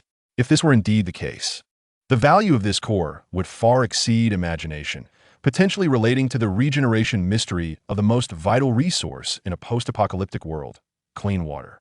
He attempted to convey his thoughts to the core, inquiring about the sanctum of pure water or the deeper powers of purification. The core trembled slightly, its blue luminescence pulsating with increased velocity, yet the feedback remained nebulous, offering only rudimentary information regarding energy operations and water purification. It seemed as though its intellect had been damaged over the ages or through some traumatic event, leaving only the most basic functions intact. It appeared that more energy or specific conditions were necessary to awaken its deeper powers. Lin Jian pondered this. He redirected his focus to the system interface. Upgrading the hotel to level 2 required 100 experience points, and he was still short by 65. Aside from relying on the slow growth from the daily activities of Sun Xiaoyu and Zhou Wenming, it seemed that certain behaviors of guests after check-in could also contribute minutely to experience. A swifter route lay in receiving new guests or completing system tasks. He meticulously perused the task list, which currently featured only one long-term task: expand the hotel, host 10 official guests, 210. The reward was 500 experience points and a chance for a random facility lottery. 10 guests. In the current environment, this was a daunting objective. Furthermore, accepting individuals of uncertain backgrounds posed significant risks. Perhaps a different approach was warranted? It did not necessarily have to be human guests. Lin Jian Zigan Wan Gai. This little mutt was also registered as a biological entity within the hotel system. Might other creatures possessing a degree of intelligence or special value be considered guests or provide some form of auxiliary benefits? This notion was somewhat audacious. Yet in a post-apocalyptic world, mutated beings were abundant, some even exhibiting intelligence comparable to humans. If tamed or allied with, they could potentially bolster the hotel's operations. He decided to temporarily set this thought aside. More pressing was the need to gather intelligence regarding the outside world, particularly the movements of the mysterious entity within the industrial park. Zhao Tai's anomalous mutation remained a thorn in his side, preventing him from finding peace until the source was clarified. He resolved to undertake a small-scale, exceedingly cautious reconnaissance mission. His objective was not to delve deep into the industrial park, but rather to observe from a safe distance on its periphery for any new signs of anomaly, or to attempt capturing solitary, potentially affected mutated specimens for research. This time, he did not intend to bring Sun Xiaoyu or Zhou Wenming along. The outer works required personnel to remain, and the risks of this operation were unknown. He needed the flexibility to act alone. The following day, Lin Jian entrusted the temporary management of the outer works to Lei Lai, who had significantly recovered over a few days and was now able to function normally. instructing Tu and Zhou Wenming to cooperate fully. The inner layer was temporarily sealed off, allowing Sun Xiaoyu to focus on training. After preparing his equipment, Lin Jian quietly slipped out of the fortifications during the darkest hour before dawn, merging into the blood-red ruins like a phantom. His objective was an abandoned water tower on the outskirts of the industrial park. Elevated in position, it offered a relatively unobstructed view, perhaps allowing him to glean some clues. Unbeknownst to him, this reconnaissance would unveil a deeply unsettling truth. Chapter 24. The eye of the water tower and the silent battlefield. The darkness before dawn was thick and oppressive, as if the blood-red sky had been diluted to present an eerie shade of dark purple. The ruins loomed like a slumbering beast, the stillness concealing a disquieting restlessness. Lin Jian moved silently among the crumbling walls, a mere shadow. His movements were more adept than before. Each step carefully avoided debris and rubble, his breathing minimized. The instincts honed over a decade of survival in a post-apocalyptic world had been perfectly preserved and augmented in his rebirth.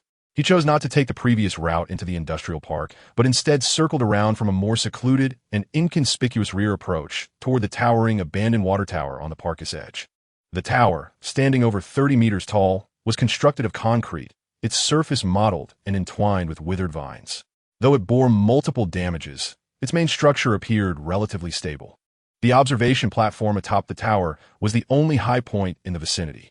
The approach to the water tower was remarkably smooth. He encountered no zombies or mutants, nor even the usual scavenging birds.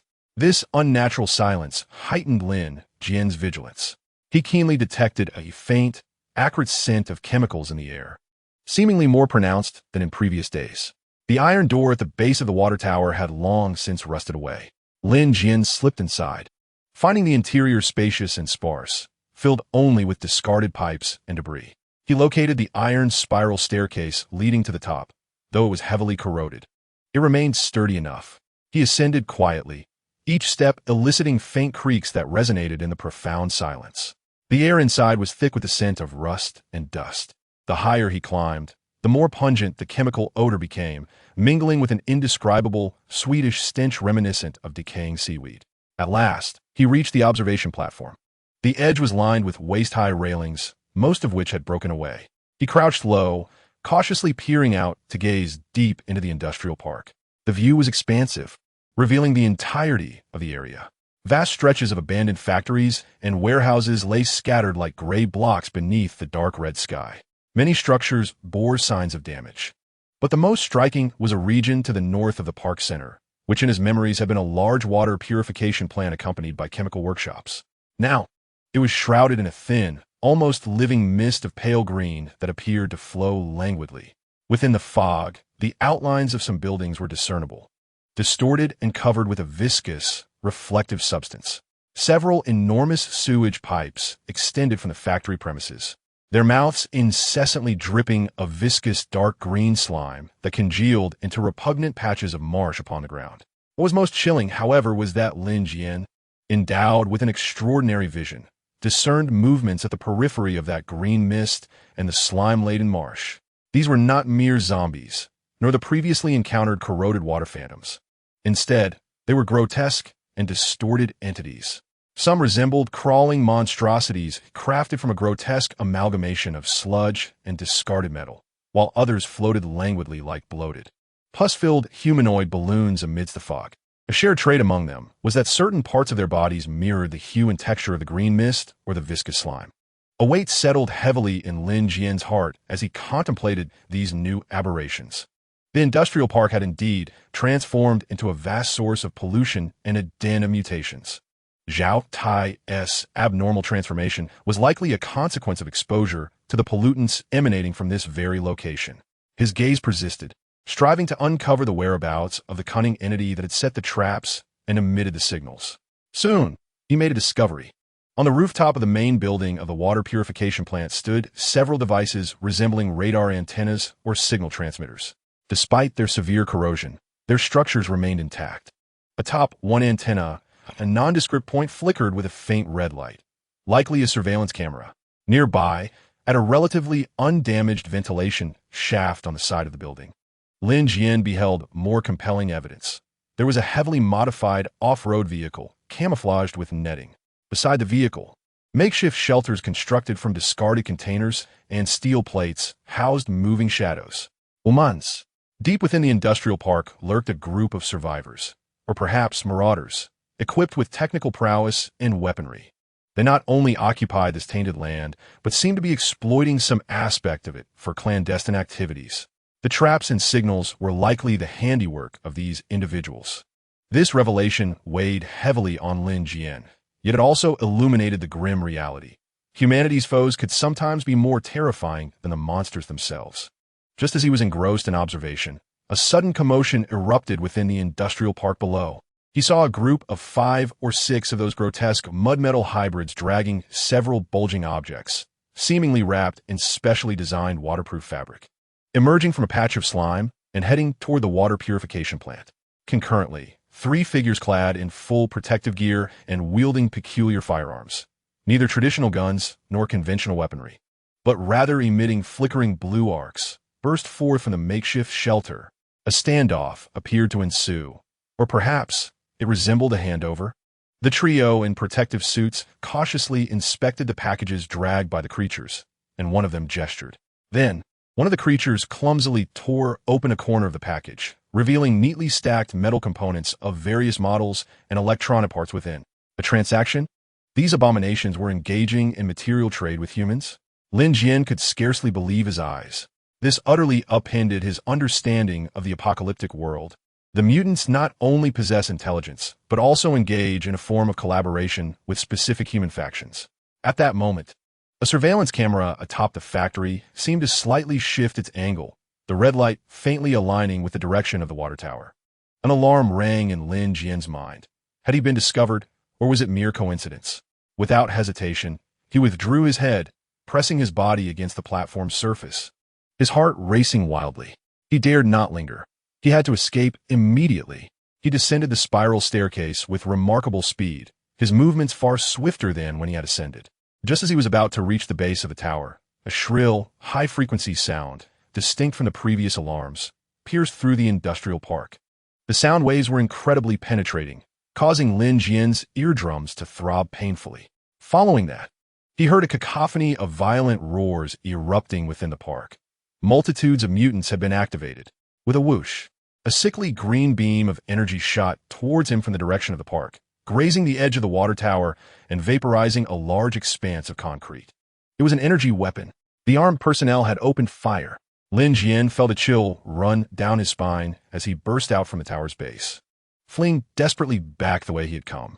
Behind him, the sharp sound waves, the roars of the mutants, and the whistling of energy weapon discharges intertwined like a requiem from the Grim Reaper. He was exposed. Furthermore, the secrets and powers concealed within the industrial park were far more terrifying than he had ever imagined. This reconnaissance had stirred a colossal hornet's nest. Chapter 25. The frantic return and the closed gates. Lin Jian pushed his speed to the limit, the gravel and debris beneath his feet crackling underfoot. But he could no longer afford to tread quietly. The haunting roars behind him and the piercing cries of energy weapons pursued him relentlessly. He sensed that at least a dozen malevolent presences had locked onto him and were closing in rapidly. Among them were the heavy footsteps of the grotesque metallic creatures, as well as lighter, swifter, unknown entities. He had to reach the fortifications as quickly as possible. Only by relying on their defenses could he hope to survive. He fled frantically along the path etched in his memory, his lungs burning, adrenaline surging through him, propelling him forward without pause. The scattered zombies along the way were startled by the sudden commotion, turning their heads in confusion, but before they could react, Lin Jian had already swept past them like a whirlwind. However, his pursuers were even faster. With a whoosh, another sickly green energy beam shot forth, striking a nearby, crumbling wall and instantly melting a large hole into it. The searing blast of heat rushed towards him. Lin Jian executed a sharp turn, darting into a narrow alleyway. He dared not run in a straight line. That would make him an easy target. A roar erupted from above to his side. Lin Jian looked up, his pupils constricting in terror. He beheld a mutant, resembling a gigantic gecko, but covered in metallic scales, its tail crackling with electric arcs. leaping from the roof of a 3-story building, its claws aimed directly at his head. It was too fast. Lin Jian barely had time to think. Instinct drove his body to arch backward while he raised his crowbar in defense. Clang! Sparks flew. A tremendous force emanated from the crowbar, sending a jolt through his hands, causing him to slide backward several meters before regaining his balance. The metallic gecko landed with a dull thud, its crimson eyes fixated on him, its tail thrashing like a steel whip, emitting crackling arcs of electricity. A new breed of mutant. It possessed formidable close combat capabilities and suspected electric attacks. With an obstruction ahead and pursuers behind, he found himself in dire straits. Lin Jian's gaze sharpened. Instead of retreating, he charged toward the metallic gecko. He could not afford to be trapped here. The gecko, seemingly taken aback by its prey's audacity, hesitated for a moment. Seizing the opportunity, Lin Jian abruptly switched his flashlight to strobe mode, directing the blinding beam at its eyes. The dazzling light elicited a pained shriek from the gecko, momentarily halting its movements. Now was the time. Lin Jian exerted force beneath him, lowering his body, instead of striking the gecko's formidable head or body with the crowbar. He accurately swept toward its relatively slender, supporting leg. Crack! The clear sound of a bone fracturing resonated. The gecko wailed as it lost its balance and collapsed to the ground. Without pausing, Lin Jian leaped over it, continuing his frantic sprint. He dared not linger. Creating a slight hindrance was all that was needed. Bursting out of the alley, the abandoned platform where the construction site lay was finally in sight. He could even make out the anxious figures of Atu and Zhou Wenming peering toward the entrance. The overseer. Hurry! Atu spotted him as well, shouting in desperation. But the pursuers were closing in. Lin Jian could even smell the nauseating stench of decay mixed with ozone wafting from behind. Prepare to close the door. He bellowed with all his might. At the entrance of the construction site, Lei Lai, Sun Xiaoyu, and others were already on high alert, swiftly clearing a passage through the obstacles. 50 meters, 30 meters, 10 meters. Lin Jian executed a leap, practically skimming the ground as he slid into the entrance. Close the door, quickly, he shouted hoarsely. Sun Xiaoyu and Zhou Wenming, stationed at the door, summoned all their strength to push the heavy barriers. Bang! Just as the door was about to close, a grotesque claw, covered in slime and metallic shards, suddenly thrust through, gripping the doorframe tightly. Immediately following, a twisted, decaying face, laced with green veins, squeezed through the gap, emitting a frenzied roar. It was that abominable mud-metal creature. It had caught up. Hold it back. Lei Lierord, bracing his body against the obstruction. Sun Xiaoyu and Zhou Wenming exerted every ounce of effort, but the creature's strength was overwhelming. The gap was slowly widening. More claws and twisted limbs attempted to force their way inside. Use this. Atu frantically handed over a sharpened steel rod. Sun Xiaoyu accepted it and fiercely thrust it toward the crazed eyes outside the door. Splat! Green slime splattered. The creature let out a pained roar, but still refused to retreat. With the defense line on the verge of being breached, Lin Jian struggled to rise, a fierce glint flashing in his eyes. He swiftly drew the purified water core from his pocket. Ignoring the energy consumption, he concentrated all his mental strength, channeling a pure blue energy that shot forth like a high-pressure water hose, aimed directly at the creature outside the door. Hiss! It was as though cold water was splashed into a hot oil pan. The azure, purifying energy made contact with the polluted slime clinging to the monster, resulting in an instantaneous and violent reaction. A thick cloud of black smoke billowed forth as the creature emitted a blood-curdling scream, its claws grasping the doorframe, swiftly withered as though seared by flames, ultimately falling away. It was effective. The purifying energy exerted a formidable, restraining influence over the mutated being. Seizing the moment, Lei Lai and his companions roared in unison, forcefully pushing the obstruction back into place and securely wedging it with a spare steel bar. Outside, the cacophony of the monster's frenzied assaults and roars resounded. It was temporarily unable to breach the barrier. Within the fortification, everyone collapsed to the ground, gasping for breath. Drenched in cold sweat and the viscous slime splattered by the creature, their hearts still racing with fear. Lin Jian leaned against the wall, his face pale. The earlier forced activation of the purifying core had drained him of considerable mental energy. However, he could not afford to rest and urgently inquired, "What is the situation outside? How many pursuers are there?" Peering through a viewing port, Lei Lai's expression darkened as he replied, "Many, at least 20 or 30 various monsters. They completely blocked the entrance. Moreover, it seems there are figures in protective gear observing from distance. We are encircled. The mysterious force within the industrial park is indeed relentless. They have dispatched a legion to eliminate this thorn that has pried into their secrets. The residence of Wangshu has encountered its most formidable trial since its inception." Lin Jian's gaze was as cold as steel. He glanced at the dimly glowing, purifying core in his hand, then surveyed his terrified companions nearby. There was no retreat, only a fight to the death. Chapter 26. The blood-rusted defense line and the light of the core bang. Bang! Boom! The monstrous assaults reverberated. The sound of claws scraping against metal and concrete, producing a cacophony akin to a torrential downpour battering the fortification's entrance. The entire underground space trembled slightly, dust cascading from above. The roars emanating from outside coalesced into a chorus, brimming with fury and a desire for destruction. "Hold firm. Reinforce the supports," Lei Li shouted hoarsely.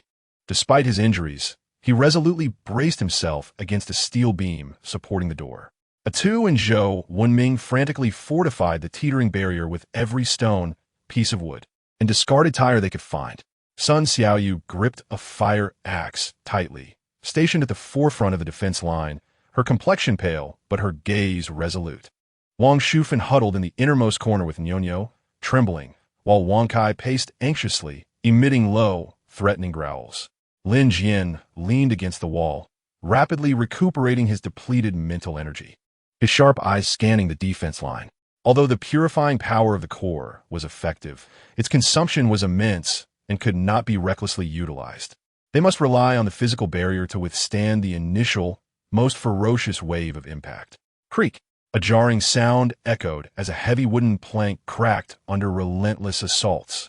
A claw, coated in viscous green liquid, suddenly reached through the breach, clawing wildly. "Be careful," Sun Xiaoyu shouted sharply, bringing the fire axe down with a glint of cold light. Crack! The claw was severed with a resounding snap, green slime splattering everywhere. Yet a gap had emerged, and more claws and twisted limbs began to push through. "Seal the breach," Lin Jian commanded, simultaneously grabbing a spare steel plate from the ground. He sprang forward, using his body to thrust the steel plate forcefully against the opening. Clang!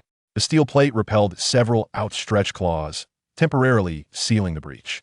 However, the tremendous impact left Lin Jian's arms tingling. "This cannot continue.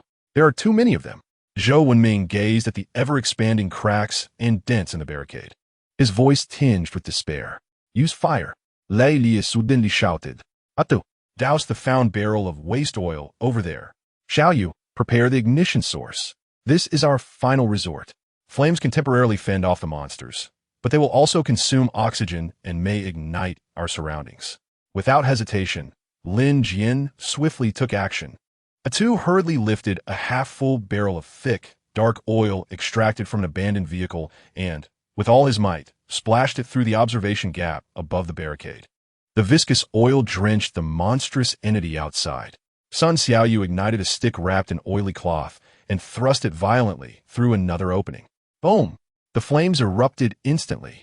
The searing shock wave rushed inward, accompanied by the monster's harrowing screams and the foul stench of burning flesh. The sounds of impact diminished momentarily. "It worked," Atu exclaimed with delight. But the reprieve was short-lived. Those putrid, metallic beasts seemed to possess a degree of resistance to the flames. They emitted low growls and began to roll their bodies, attempting to extinguish the fire. More alarmingly, a high-frequency sound wave echoed from a distance. As the sound waves passed, the flames flickered oddly, weakening as if an invisible force interfered with the combustion. "It must be those in protective suits. They are aiding the monsters." Lei Lai's expression darkened. The fiery defense was on the verge of being breached. The barricade groaned under the dual pressure, the fissures widening. "Prepare for close combat." Lin Jian drew his military knife, his gaze as cold as frost. "Lei Lai, you command the defense. Xiaoyu, a 2, hold the breach with me. Zhou Wenming, Wangshu, focus on logistics and support. With no retreat possible, a bloody battle was inevitable. Crack. Finally, with a resounding crash, the weakest part of the entrance was shattered, creating a massive gap. A gargantuan creature, seemingly composed of scrap metal and decaying flesh, roared as it forced its grotesque head and upper body through. It opened its mouth, lined with rusted fangs. As fetid saliva dripped down, corroding the ground. Kill! Lin Jian was the first to charge forward. He did not confront it head-on. Instead, he nimbly sidestepped, thrusting his knife precisely at the creature's relatively vulnerable eye. Simultaneously, Sun Xiaoyu's fire axe and a 2's rebar struck fiercely at the monster's claws gripping the doorframe. Squelch! Clang! Crack! The attacks were effective. The giant let out a pained roar, but its strength was overwhelming. It violently tossed its head, sending Lin Jian sprawling, while another claw swiped at Sun Xiaoyu. Watch out! A 2 shouted, attempting to shield her with his body, only to be swept away by the force of the claw. Coughing blood as he was hurled back, a breach appeared in the defense. More ordinary zombies and those agile, metallic lizard-like mutants surged through the gap like a tide. Inside the fortification, it instantly transformed into a bloody battlefield. Lei Lai roared as he swung his iron rod to block a zombie lunging at Wangshu and her daughter. Zhou Wenming frantically hurled debris from the ground, but with little effect. Sun Xiaoyu found herself besieged by 2 metallic lizards, perilously close to disaster. Lin Jian rose from the ground, blood trickling from the corner of his mouth. He gazed at the encroaching monsters and his struggling companions, a flicker of determination igniting in his eyes. No more hesitation. He once again retrieved the purification core. This time, he opted not for localized purification, but instead poured all his remaining mental energy, along with an intense desire for survival, into it. In the name of Wangshu, I purify. Buzz. The purification core erupted with an unprecedented brilliance of azure light. A gentle yet overwhelming wave of purifying energy radiated from Lin Jian, swiftly expanding outward like ripples on water. Miracles unfolded wherever the blue light touched. Those invading monsters, whether zombies or mutants, reacted violently the moment their bodies made contact with the azure glow, as if thrown into a cauldron of acid. Filthy slime evaporated, grotesque flesh was cleansed, emitting heart-wrenching screams as their movements became sluggish and stiff. The first of the giant beasts. Its massive form rapidly dissolved in the blue light like a snowman in the sun, ultimately transforming into a foul puddle of black water and a few rusted scraps of metal. The tide of monsters surged momentarily halted. This sudden divine, or rather, lethal to the unclean, force not only inflicted severe damage upon the monsters, but also greatly bolstered the morale of the defenders. Long live the administrator! A 2 struggled to rise, shouting in exhilaration. Sun Xiaoyu seized the opportunity to cleave down a sluggish, purified gecko with her axe. Lei Lai and Zhou Wenming also fought fiercely, dispatching the remaining monsters that had charged in. At the breach, no new monsters dared to advance, seemingly filled with an instinctual fear of the azure light. The purifying radiance lasted about 10 seconds before gradually dimming. Lin Jian felt a wave of exhaustion wash over him. Kneeling on one knee, the brilliance of the purification core now faint. The price was steep, yet the line of defense had held. Temporarily, the fortifications were in disarray, littered with the remnants of monsters and the stench of their fluids, while everyone bore wounds and gasped for breath. But no one cheered, for all understood that the monstrous army outside had not retreated. This brief tranquility was merely the calm before the storm. Lin Jian lifted his gaze towards the breach, now once more blocked by the shadows of monsters, and glanced at the dimly glowing core in his hand. The fate of Wangshu rested upon this final bastion and the even more perilous decision he must soon make. Chapter 27. The glimmer of hope and the choice in desperation, the residual power of the purifying light lingered, causing the monsters gathered outside the breach to hesitate, emitting restless, anxious growls. The air within the fortifications was thick with the mingled scents of blood, charred flesh, and the peculiar freshness of purification, inducing nausea. A brief moment of respite. Everyone had reached their limits. A 2 leaned against the wall, blood spilling from his mouth, likely with broken ribs. Sun Xiaoyu bore a deep gash on her arm, blood streaming profusely. Lei Lai's old wounds had reopened, his face pale. Zhou Wanming and Wangshu, though not directly engaged in battle, were nonetheless terrified. Even Wang Kai limped on one leg. Lin Jian forced himself to stand, feeling waves of dizziness, his mental energy severely depleted. The energy of the purification core was nearly exhausted, dim and lifeless, requiring time to recuperate. Assess casualties, repair the breach. His voice, though hoarse, resonated with an undeniable resolve. The crowd struggled to mobilize. Sun Xiaoyu tore a strip from her clothing to bind a wound, while Zhou Wenming and Wang Shufan worked in unison to drag the remnants of the creature to a corner. Atu and Lei Lai desperately utilized everything at their disposal to seal the vast breach. Yet, everyone understood that this was merely a temporary measure. The number of monsters outside far exceeded their expectations, and the mysterious force capable of emitting sound waves and wielding energy weapons remained a looming threat.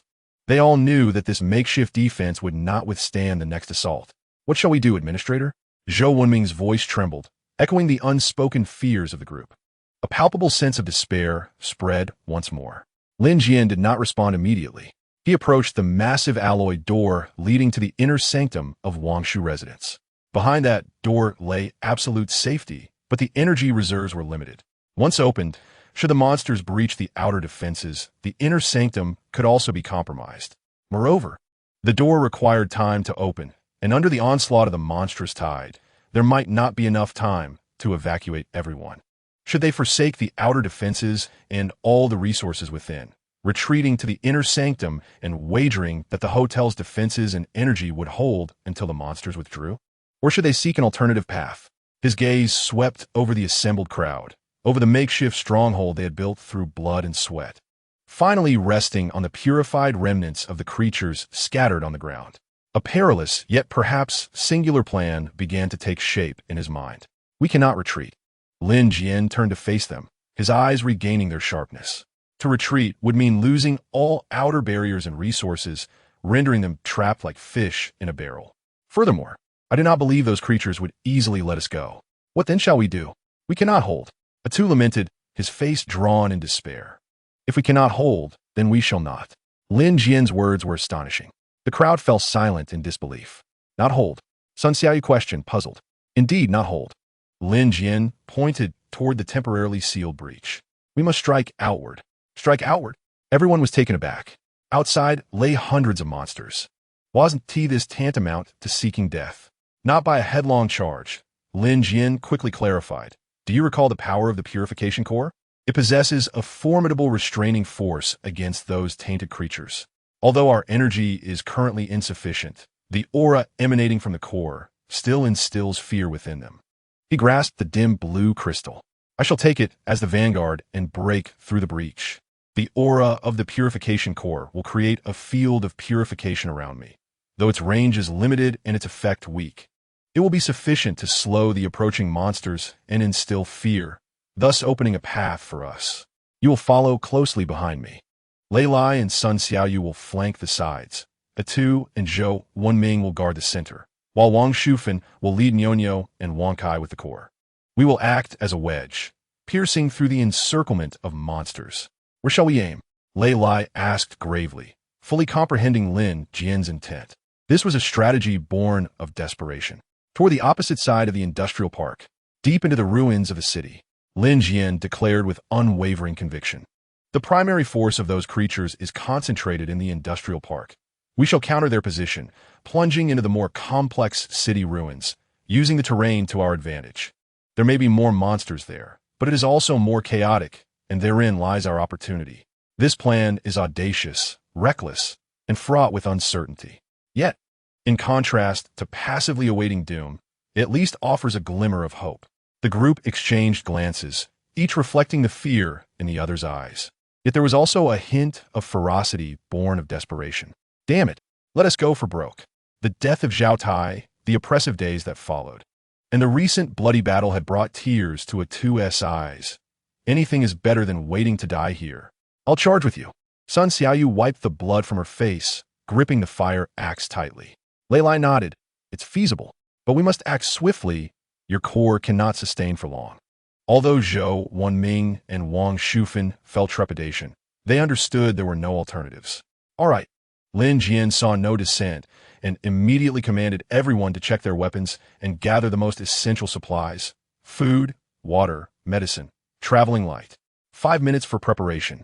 Upon receiving the order, everyone sprang into action, the stifling despair replaced by a resolve akin to a do-or-die determination. Lin Jian distributed the remaining clean water among the group, while he seized every fleeting moment to replenish his mental fortitude. He caressed the purification core, silently imploring, "Old friend, lend me your strength once more." 5 minutes later, a battle-worn, yet resolute squad assembled at the breach. Lin Jian stood at the forefront, wielding a crowbar, the purification core secured to his chest, emitting a faint but unwavering blue light.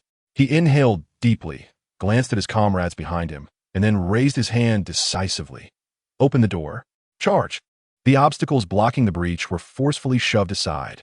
Outside, countless grotesque faces and crimson eyes loomed beneath the darkened sky, resembling the entrance to hell itself.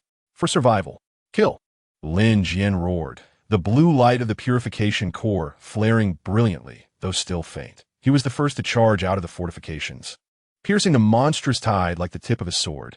The survivors of Wangshu residence embarked on a perilous escape into the unknown.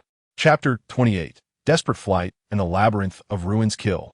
Lin Jian's roar struck like a spark igniting oil, instantaneously rousing the dormant horde of monsters. Countless pairs of crimson eyes turned in unison toward the unexpectedly bold little squad. Huh! The nearest zombies and muck monsters emitted excited howls as they lunged forward, claws outstretched. Purification field, activate. Lin Jian unleashed the remnants of his mental energy into the purification core upon his chest. A hum resonated as a thin yet resilient blue halo expanded from him, forming a translucent shield with a diameter of approximately 3 meters. A miracle occurred.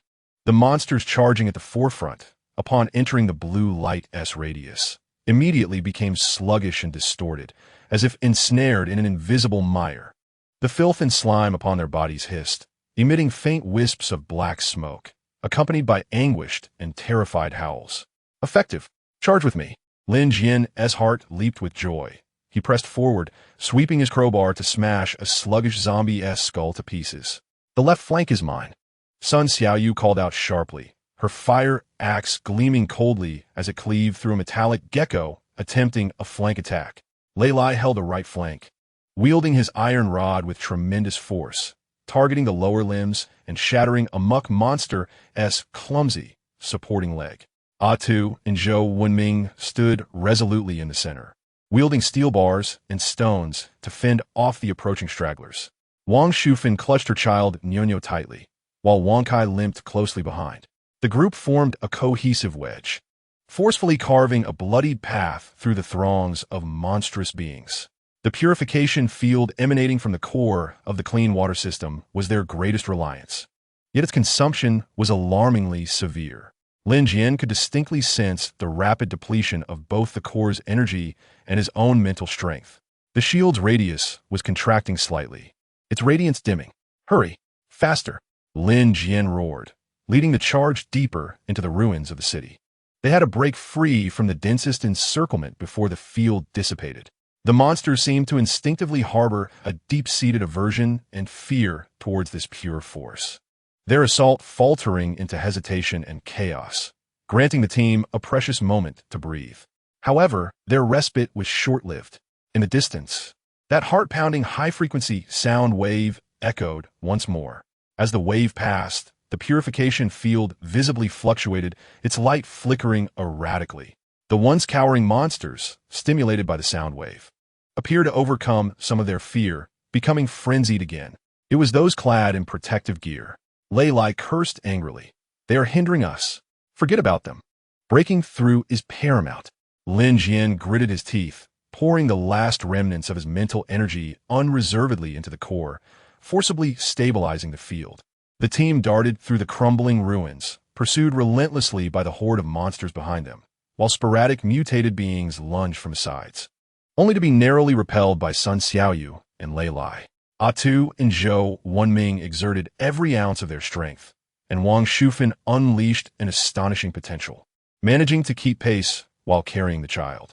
Blood, sweat, roars, and howls painted a grim tableau of a desperate escape from apocalyptic horrors. Time lost its meaning as they ran. Lin Jian suddenly felt a wave of intense dizziness wash over him. The clean water core's glow had dimmed to near invisibility, and the purification field was on the brink of collapse. The field cannot hold much longer, he shouted with great difficulty.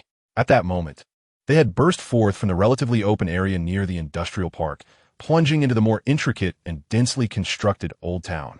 The streets here were narrow, littered with ruins, obstructing their view. Yet this also meant more hiding places. Ahead, turn right. There's a half-collapsed mall. Lei Lai, with keen eyes, directed them. Go inside, Lin Jian commanded decisively. Just as the purification field was about to vanish completely, the team abruptly veered into a side path, charging into a large mall with a shattered entrance. The interior, a chaotic mess. The few monsters trailing closely attempted to follow, but were fiercely held back at the entrance by Sun Xiaoyu and Lei Lai. Tu and Zhou Wenming hastily moved collapsed shelves and debris to temporarily block the doorway. The monsters outside roared in frustration, battering against the makeshift barrier. Yet the mall's complex structure and narrow entry proved too formidable for immediate breakthrough. For the moment, they were safe. The team collapsed onto the dust-laden and shattered glass floor, gasping for breath, each member soaked as though pulled from water, battered and bruised. Lin Jian leaned against the supporting pillar, his complexion as pale as parchment. The throbbing at his temples a testament to the excruciating pain brought on by his depleted mental energy, nearly causing him to faint. Trembling, he retrieved his water bottle, taking a small sip to soothe his cracked lips. The core of the purified water had dimmed completely, requiring a protracted period for recovery. They had lost their most potent talisman. Account for our numbers. Assess injuries. Lei Lai commanded hoarsely, forcing himself to stand. Sun Xiaoyu's arm had reopened, necessitating fresh bandaging. Tu might have fractured his ribs and was advised against any vigorous movement. Zhou Wenming was unharmed but shaken. Wangshu and Niu were relatively fine, though Wang Kai's leg injury had worsened.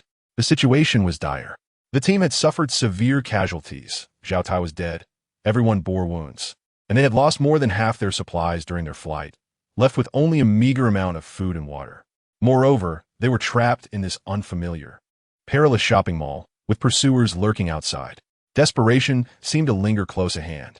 Lin Jian forced himself to regain composure, surveying his surroundings.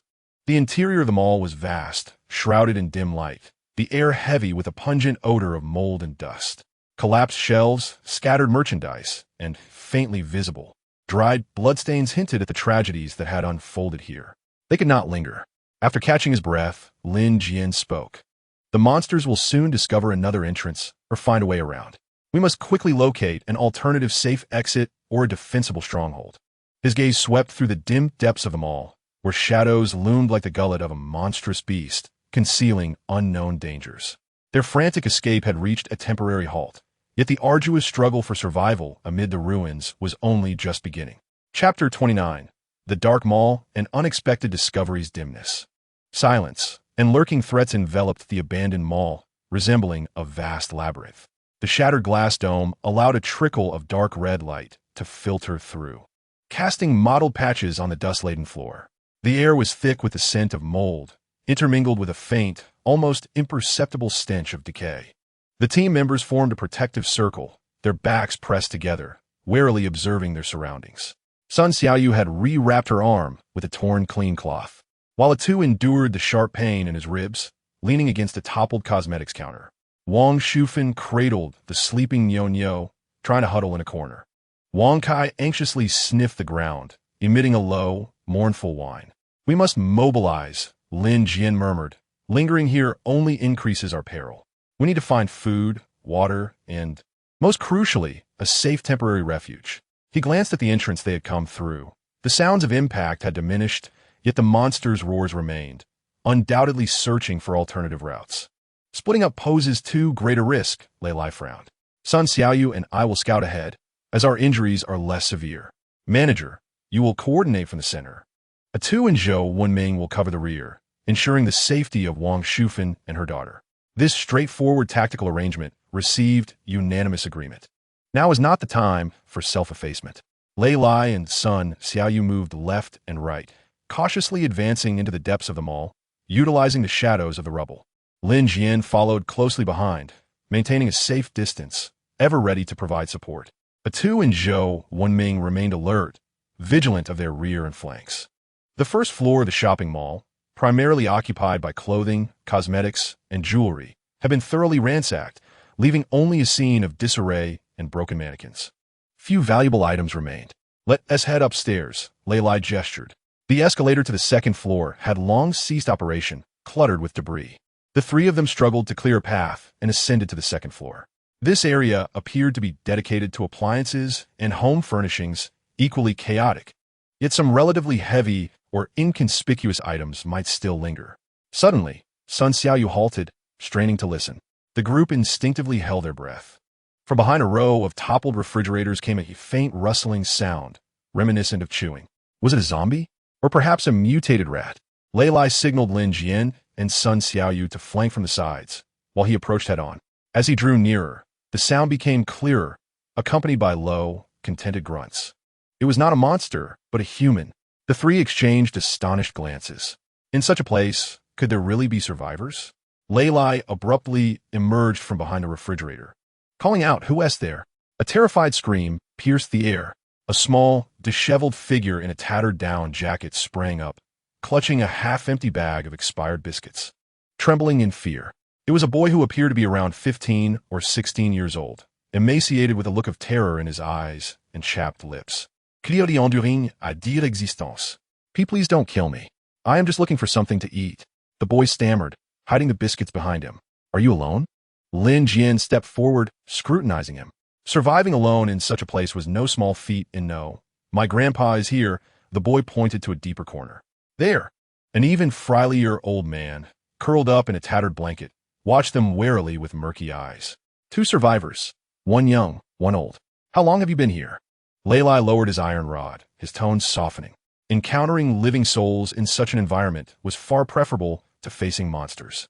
"We've been hiding here since the disaster struck," the boy replied, gaining a measure of composure as he saw Lin Jian and the others did not immediately attack. "There are monsters downstairs. We dare not go down. So we've been searching for food and water up here, but it's nearly gone." It seemed they were two unfortunate souls trapped in this location. Lin Jian felt a stir of compassion. Though vulnerable, they were familiar with the mall-esque environment and might possess valuable information. "We too are seeking refuge," Lin Jian said. "The outside is perilous, with hordes of monsters pursuing us.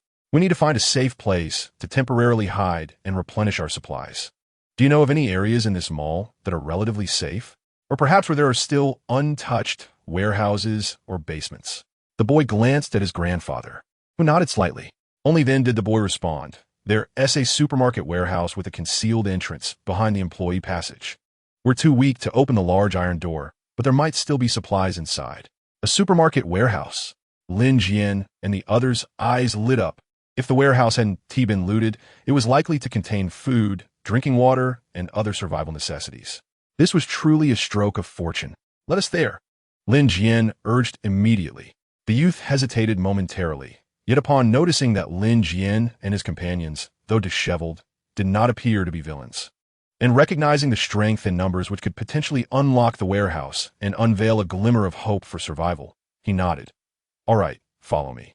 Under the youth's guidance, the team traversed the chaotic living quarters and arrived at a dimly lit employee passage. At the passage's end stood a heavy metal fire door, secured with a combination lock. Though the lock was corroded, its structure remained intact, demanding considerable force to be breached. "Let us give a try."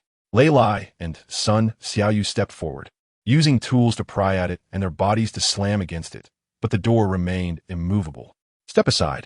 Lin Jian approached, scrutinizing the lock's mechanism. He signaled for the others to retreat, then concentrated his restored mental energy, channeling it into the tip of the crowbar, targeting the lock's weak point and thrusting with vigor. A resounding crash echoed as the lock was shattered. Lin Jian pulled with force, and the heavy iron door creaked open a narrow gap. A gust of air, mingled with dust and the scent of food preservatives, rushed forth. Behind the door lay a pitch-black space, but with the aid of a flashlight. Shelves densely packed with goods became visible. Hope surged amidst despair. The faces of the team members illuminated with joy, a sense of relief washing over them. Even the guiding youth and his grandfather's eyes sparkled with newfound hope.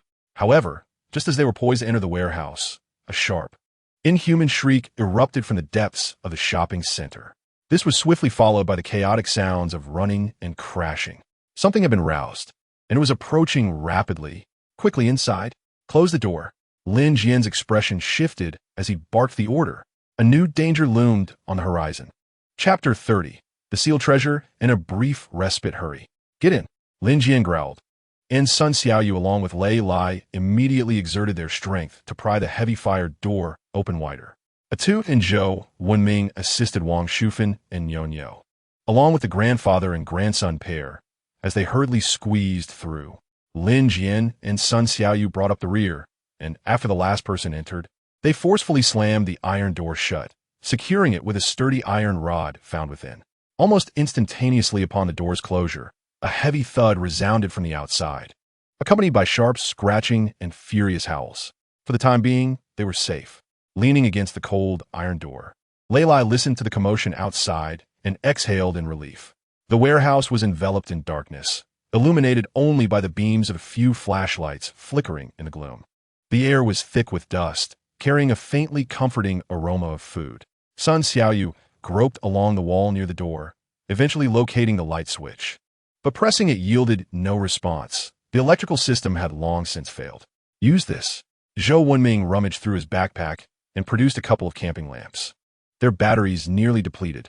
Upon igniting them, a gentle light dispelled part of the darkness, revealing the spacious interior of the warehouse.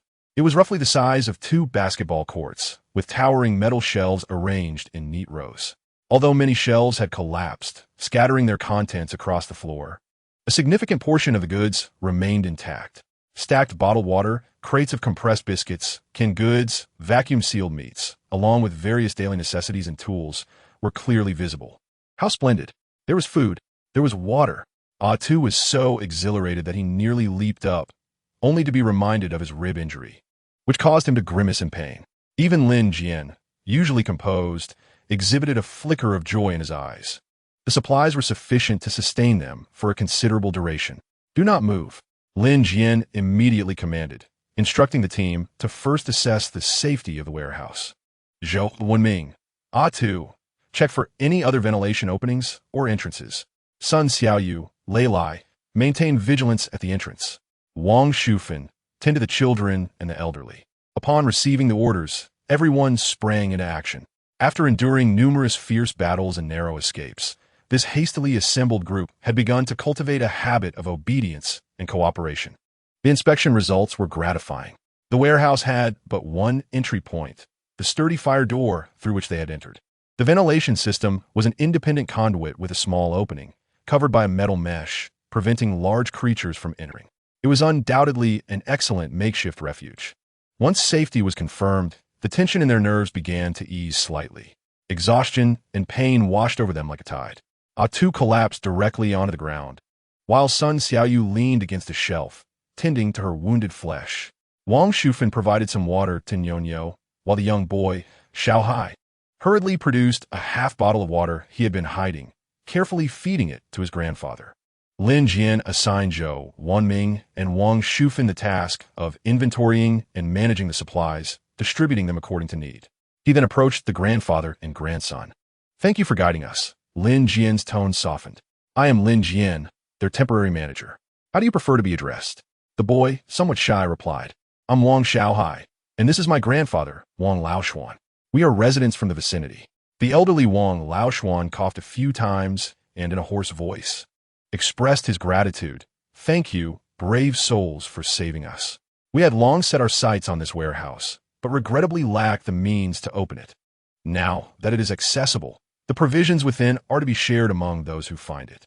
Lin Jian responded, however, we must adhere to rules here. One must contribute labor to receive appropriate food and water. Are you willing to join us? Wang Xiaohai's eyes brightened, and he eagerly nodded, yes, we are willing. I may be small, but I can work. My grandfather used to be a warehouse manager, so he is familiar with this place. Wang Laoshuan also nodded, a glimmer of vitality appearing in his murky eyes. In this apocalyptic world, finding a relatively safe group with resources was an immense stroke of luck. Very well, Lin Jian acknowledged. Xiaohai, help your grandfather settle in. Specific tasks will be assigned shortly. With the acceptance of 2 new members, the group expanded to 9, including Niu and Wang Kai. Although the elderly and frail were in the majority, their presence added manpower and a significant advantage of local knowledge. A preliminary order began to establish itself within the warehouse. Zhou Wenming and Wang Shufan identified some urgently needed supplies: bottled water, compressed biscuits, and several boxes of antibiotics and bandages. The provisions were distributed, and they finally enjoyed their first decent meal since the catastrophe. Though it consisted merely of dry biscuits and cold water, at that moment, it felt like a gourmet feast. Lin Jian also seized the opportunity to rest. Recuperating his exhausted spirit, he examined the core of the water purification system, which remained dim, yet he could sense it was gradually recovering, albeit at an excruciatingly slow pace. This brought him a modicum of solace. Outside the warehouse, the sounds of crashing and shrieking gradually receded after a while, suggesting that whatever was outside had relinquished its attempts to breach the door. For the moment, tranquility returned to the warehouse, punctuated only by the faint sounds of chewing and breathing among the group. This marked the first genuine respite since the assault on the industrial complex. As Sun Xiaoyu munched on a biscuit, she observed Wang Shufan distributing food to the young and elderly members of the group, and she quietly inquired of Lin Jian, manager, "What shall we do next? Should we remain hidden here?"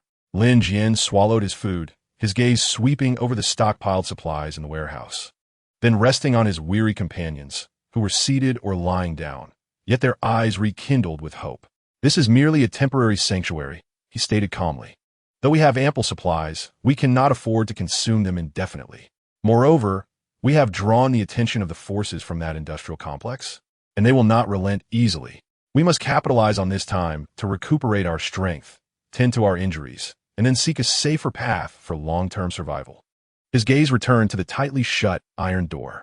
Behind it lay a perilous ruin, yet it might also conceal the hope of returning to Wangshu residence or new opportunities. A brief respite was essential for a better departure. This enclosed shopping mall served as both a refuge and potentially a new prison. They needed to swiftly familiarize themselves with their surroundings. "Rest for 4 hours," Lin Jian commanded, "and then we will need someone to venture out and scout the mall and its vicinity." The frantic dash for survival had reached a temporary pause, but the new chapter of survival amidst the ruins was just beginning. Chapter 31. The ghosts of the mall and hidden passages. The 4-hour respite passed in the blink of an eye, in a relatively safe and satiated environment. The group's physical and mental stamina significantly improved. Atu's rib injury had been simply stabilized and treated with anti-inflammatory medication, alleviating his pain. Sun Xiaoyu's arm wound was rebandaged. Though still somewhat restricted in movement, it was no longer serious. Even Wang Kai's limp seemed to have improved. Lin Jian's mental fortitude had also recovered considerably. Although the water purification core remained dim, at least the dizziness had subsided. It was time to act. More camping lights were lit within the warehouse, brightening the space considerably. Lin Jian gathered everyone together. "We cannot remain trapped here indefinitely," he stated forthrightly. "We must ascertain the situation outside. Lai Li and Sun Xiaoyu will go out to scout. Atu, Zhou Wenming, and Wang Xiaohai, you will stay behind to fortify our defenses and take care of Wang Laoshuan and the mother-daughter duo of Wang Shufan." "I want to go too," Wang Xiaohai said, summoning his courage. "I am quite familiar with this mall and can lead the way." Lin Jian regarded him thoughtfully. The boy's eyes reflected fear, yet more so an eagerness to prove his worth. His familiarity with the mall's environment indeed presented an advantage. "Very well," Lin Jian nodded. "You may accompany us. But remember, absolute obedience to orders is paramount. Retreat at the first sign of danger." "Yes," Wang Xiaohai replied excitedly. With the assignments for those remaining behind complete, Lin Jian, Lei Lai, Sun Xiaoyu, and Wang Xiaohai formed the reconnaissance team. The weaponry has undergone adjustments. Lin Jian still wields a crowbar as his primary weapon. Lei Lai has acquired a fire axe he stumbled upon. Sun Xiaoyu brandishes a trusty dagger, while Wang Xiaohai has found a sturdy steel pipe. After a thorough inspection of their gear and lighting, the team arrived before the iron door of the warehouse. Open the door swiftly, Lin Jian whispered. Together, Lei Lai and Zhou Wanming carefully removed the iron rod that secured the door, slowly creating a narrow opening. The employee passage outside lay in eerie silence. The creature that had previously battered the door seemingly having retreated. The beam of the flashlight revealed nothing but a chaotic array of claw marks and viscous slime. Safe. Let us proceed. One by one, the four slipped out of the warehouse, with Lei Lai gently leaving the door ajar, ensuring it was not locked to facilitate a quick retreat. The passage was dark and damp, permeated by the scent of mildew and a faint whiff of decay. Wang Xiaohai led the way, clearly familiar with the surroundings, deftly avoiding fallen debris. Which direction should we take first? Sun Xiaoyu inquired softly. Let us first check near the exit on the first floor to ascertain whether any monsters linger outside, Lin Jian responded.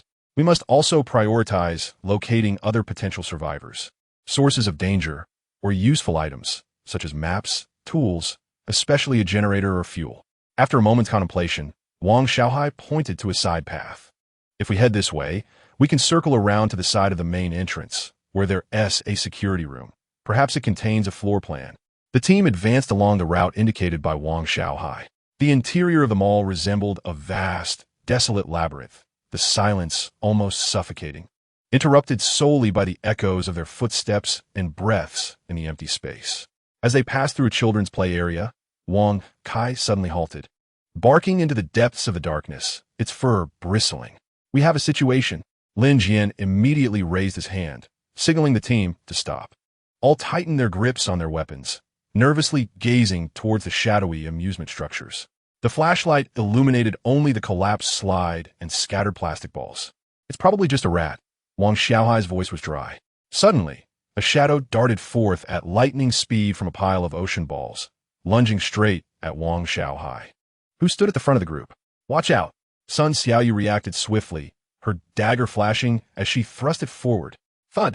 The shadow was struck, letting out a piercing screech as it fell to the ground, writhing. It was a massive, mutated rat, its blood-red eyes glaring, patches of fur missing to reveal festering skin. But it was not alone. There's more, Lei Lai growled, as more crimson eyes flickered in the surrounding shadows. A dozen mutated rats squeaked as they closed in. Back to back, defensive positions, Lin Jian commanded, and the four quickly formed a circle, weapons poised outward. The mutated rats were incredibly swift, their teeth sharp and laced with disease. They launched a reckless assault. Bang! Splat! Crack! The battle erupted in an instant. Lin Jian's crowbar, Lei Lai's fire axe, and Sun Xiaoyu's dagger struck out relentlessly, sending the charging rats flying, cleaving and piercing. Wang Xiaohai, summoning his courage, swung the steel pipe wildly, managing to hit a few. Individually, these rats posed little threat, but their sheer numbers and cunning attacks were formidable. One rat seized the opportunity to dart towards Sun Xiaoyu's ankle, sinking its teeth into her. Get off! Lin Jian, quick on his feet, delivered a powerful kick that sent the rat flying, crashing against the wall and turning it into a bloody smear. The battle lasted less than a minute, during which a dozen mutated rats were swiftly vanquished, leaving behind a multitude of corpses and viscous black blood upon the ground. Are you all right? Lin Jian inquired, casting a glance at the group. They were merely slightly out of breath and scathed. Wang Kai had also dispatched a rat, rubbing against Lin Jian's leg as if to claim credit. "Iem fine," Wang Xiaohai replied, his face pale, a lingering fear evident in his demeanor. It appeared that the shopping mall was not a safe haven after all. Lei Lai kicked at the carcass of a rat, speculating that these creatures breed rapidly and likely infest the entire area. Following this brief encounter, the team adopted a more cautious approach. They successfully located the security room as indicated by Wang Xiaohai, which was in disarray. However, fortune favored them as they discovered a crumpled floor plan of the mall tucked away in a drawer. Illuminated by their flashlight, Lin Jian examined the map and stumbled upon a delightful surprise. On the basement level, aside from the supermarket storage area, there was a marked section labeled as the equipment level, which featured a symbol for a generator room. Furthermore, the map revealed an emergency evacuation route leading from the equipment level to a small alley outside the mall. A generator, an external passageway. The significance of these two discoveries was monumental. If they could locate a functioning generator and fuel, they would be able to harness electricity. Moreover, that emergency passage could serve as a means to circumvent the monsters at the main entrance and facilitate a secret escape from them all. Let's alter our plan, Lin Jian declared with urgency, prioritizing their objective, the basement's equipment level. They must find the generator and the emergency passage. Hope once again flickered in the darkness. The team adjusted their course and navigated towards the staircase leading to the basement, guided by the map. Little did they know, on the upper levels of them all, a pair of cold, inhuman eyes were silently observing their every move through the remnants of a surveillance camera. The specter of them all extended far beyond those mutated rats. Chapter 32. Delving into the core and the sealed power of the stairwell, descending to the basement was even darker and more humid, suffused with the heavy scents of machine oil and rust. The beam of the flashlight swept across walls marred with mold and dried, unidentifiable stains. Scattered across the steps were broken tools and various parts. Wangshu appeared less familiar with this area, exhibiting signs of anxiety as he closely followed Lei Lai. The equipment level primarily consists of the power distribution room, pump room, and a generator room, along with maintenance passages, he explained in a hushed voice. After the disaster, my grandfather and I didn't dare to come down. It's too dark below. Stay vigilant, Lin Jian cautioned, his tone grave. In places like this, danger is more likely to lurk. At the end of the staircase stood a half-open fire door, its hinges rusted and creaking ominously. Pushing it open revealed a wider corridor cluttered with debris. On either side of the passage were various pipes and valves, while the overhead light fixtures lay shattered. As per the map's guidance, the generator room was located at the far end of the corridor on the right. The team advanced cautiously, occasionally stepping on shards of glass or metal, producing sharp sounds that echoed hauntingly in the stillness of the passage. Something is here, Sun Xiaoyu suddenly halted, pointing at the ground ahead. There lay a pool of viscous green liquid, not yet fully dried, strikingly reminiscent of the corrosive fluid they had encountered in the industrial park. The water ghost has been here? Lei Lai's expression turned grave. Lin Jian crouched down for a closer inspection. Traces of liquid dragged along the edges extended deep into the passage. Be cautious. There may be more than one, he warned, rising to his feet and gripping the crowbar tightly. He pressed onward, and the corridor began to reveal more signs of struggle and destruction. Deep claw marks marred the walls, while shattered bones and rusted metal fragments littered the ground. The air grew increasingly pungent with a blend of machine oil and decay. At last, they arrived at the entrance to the generator room, marked on the map. The heavy metal door stood ajar, its surface riddled with dents and scratches from violent impacts, the lock mechanism having been forcefully damaged. Inside lay a shroud of darkness, accompanied by a faint, persistent ticking sound. I'll go in first. Lei Lai gestured for the others to step back, inhaling deeply before gently prying the door open with the fire axe and slipping inside. The beam of his flashlight swiftly scanned the interior. For the moment, it appeared safe.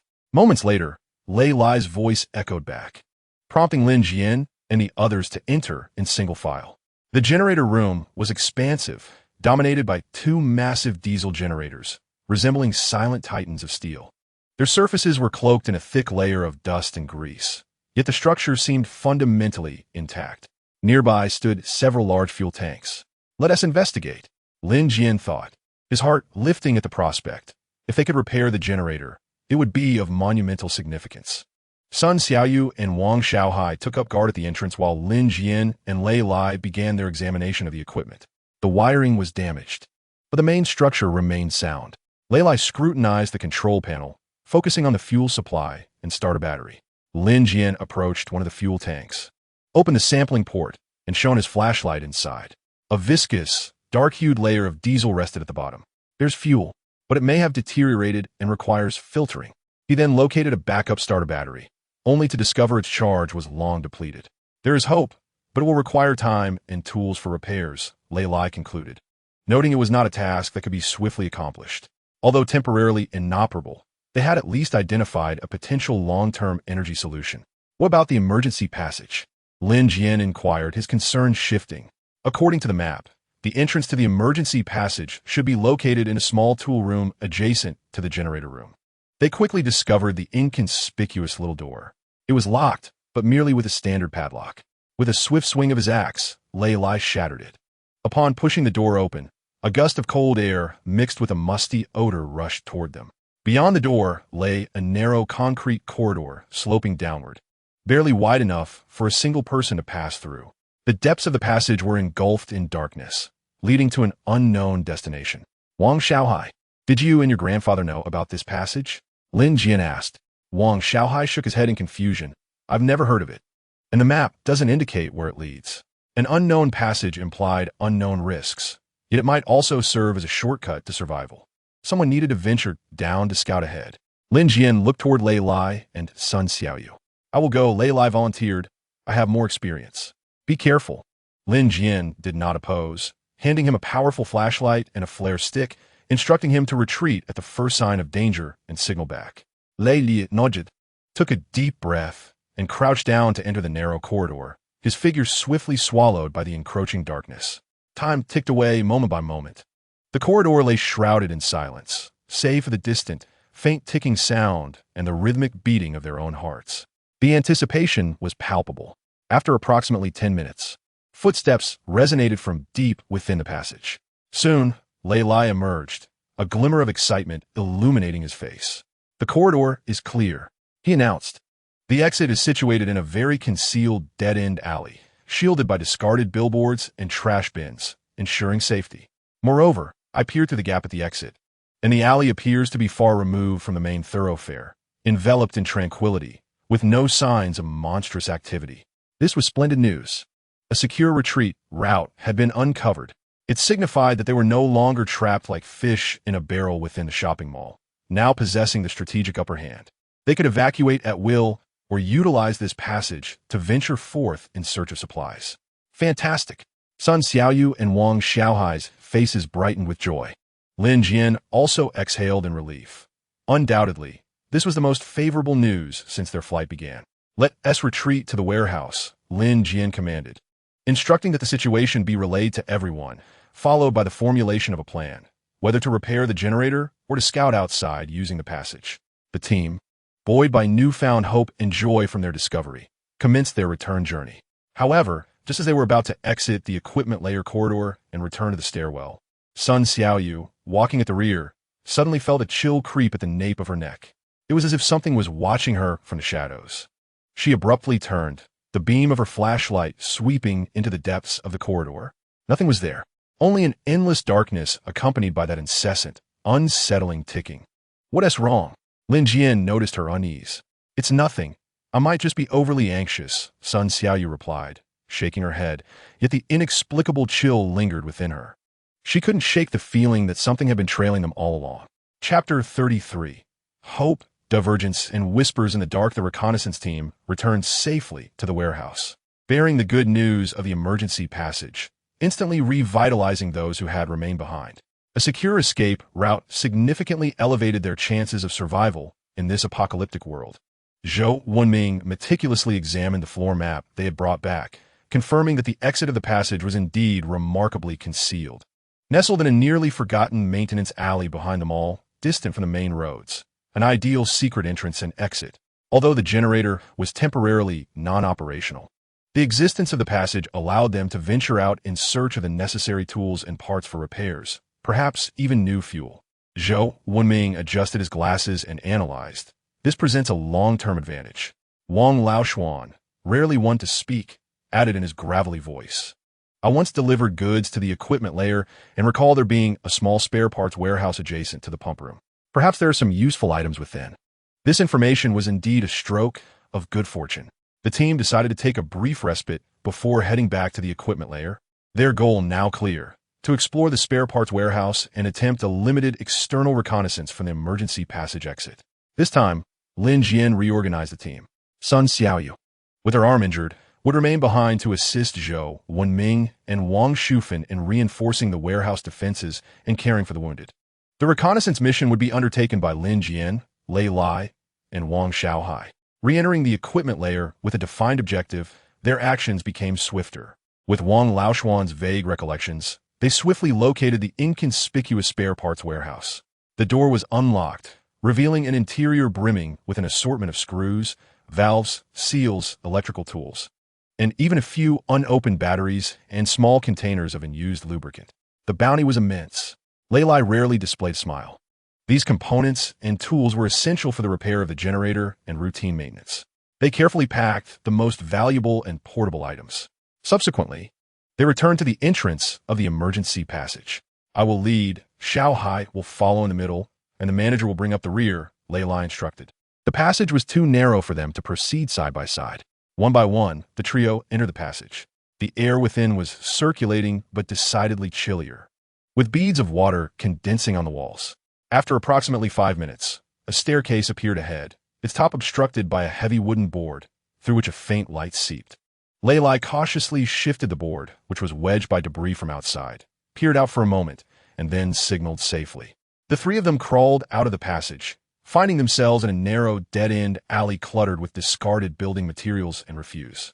Both ends of the alley were sealed off by collapsed walls, and the only exit was obscured by a massive billboard, rendering it exceedingly concealed. Lei Lai and Lin Jian silently ascended to the top of a pile of rubble, peering through the gaps in the billboard. Outside lay a relatively quiet back street, its dilapidated buildings low and worn, devoid of any visible zombies or mutants, enveloped in an eerie silence. In the distance, faint roars and sounds emanated from the main road. The situation is better than anticipated, Lei Lai murmured, noting the apparent low density of monsters in the area. Lin Jian scrutinized the buildings across the street. They appear to be a row of old residential blocks, with some small shops on the ground floor. His gaze lingered momentarily on a store bearing a tattered sign for outdoor supplies. We need a more detailed map and specialized survival gear, Lin Jian remarked. That store might hold something useful. It was somewhat distant, requiring them to cross the street. Lei Lai assessed the risk. Let's head back today, Lin Jian decided. It's sufficient to gauge the situation for now. Next time, we will be better prepared to explore. The three of them quietly retreated back into the passage, sealed the entrance, and successfully returned to the underground warehouse with the supplies acquired from the spare parts warehouse. The series of successful explorations had enlivened the atmosphere within the warehouse. Hope flickered like a candle in the dark, fragile yet resolutely burning. However, as they allocated resources and discussed the next steps, divergences began to surface. Representing the faction led by Zhou Wenming and Wang Laoshuan, there was a consensus that priority should be given to attempting repairs on the generator. With electricity, we can ensure stable lighting and possibly operate some small equipment to purify the air, significantly enhancing our long-term hold on this location. Zhou Wenming articulated his rationale. In contrast, Lei Lai and Sun Xiaoyu favored utilizing the passage to actively venture out in search of more survival supplies, while scouting a route back to Wangshu residence. The generator repair process is lengthy and fraught with uncertainties. We should first secure ample food, medicine, and weapons, and find a safer long-term stronghold, Lei Lai contended. Atu and Wang Xiaohai appeared somewhat perplexed, inclined to defer to Lin Jian's judgment. Wang Shufan was solely concerned with her daughter's safety. Lin Jian listened silently to the debate between both parties, comprehending their respective considerations. Repairing the generator was a long-term strategy. Yet venturing out to search for supplies was the immediate priority. With resources being scarce, sacrifices had to be made. Let us decide by vote, proposed Zhou Wenming, suggesting a democratic approach. That is not an option. Lin Jian firmly rejected the proposal, asserting that in this apocalyptic world, there was no absolute democracy, only responsibility and efficiency. I am the manager. I shall make the decisions. His gaze swept across the group. Our priorities are as follows. First, utilize the passage for 2 small-scale, brief reconnaissance missions targeting the outdoor supply store and potential pharmacy across the street to procure urgently needed equipment and medicine. Second, after securing basic survival supplies, concentrate our resources on attempting to repair the generator. The reasoning was simple. Without sufficient equipment and intelligence, we could not even ensure our own safety. The repair of the generator would be nothing but a castle in the air. However, the generator project would not be abandoned. It would be prepared as a long-term goal simultaneously. Lin Jian's decision was clear and resolute, considering both short-term survival and long-term development. The group pondered, finding his logic sound, and the disagreements were temporarily quelled. The plan was thus established. The next day, Lin Jian, Lei Lai, and the relatively fit Sun Xiaoyu would embark on the first reconnaissance mission. As night fell, the weary individuals in the warehouse succumbed to deep slumber. The flickering light of the camping lantern cast dancing shadows upon the walls. On night watch, two dozed against the shelves, unaware of the faint, almost imperceptible gray mist seeping silently from the ventilation duct in the corner of the warehouse, merging seamlessly with the darkness. Simultaneously, in her dreams, Sun Xiaoyu furrowed her brow once more, as if she could hear a faint whispering akin to the sound of metal scraping, intermittent and indistinct, yet chilling to the core. The mall, it seemed, was not as pristine as it appeared on the surface. The observer hidden in the shadows might be patiently awaiting the opportune moment. Chapter 34. Silent Streets and Scavenger's Morning.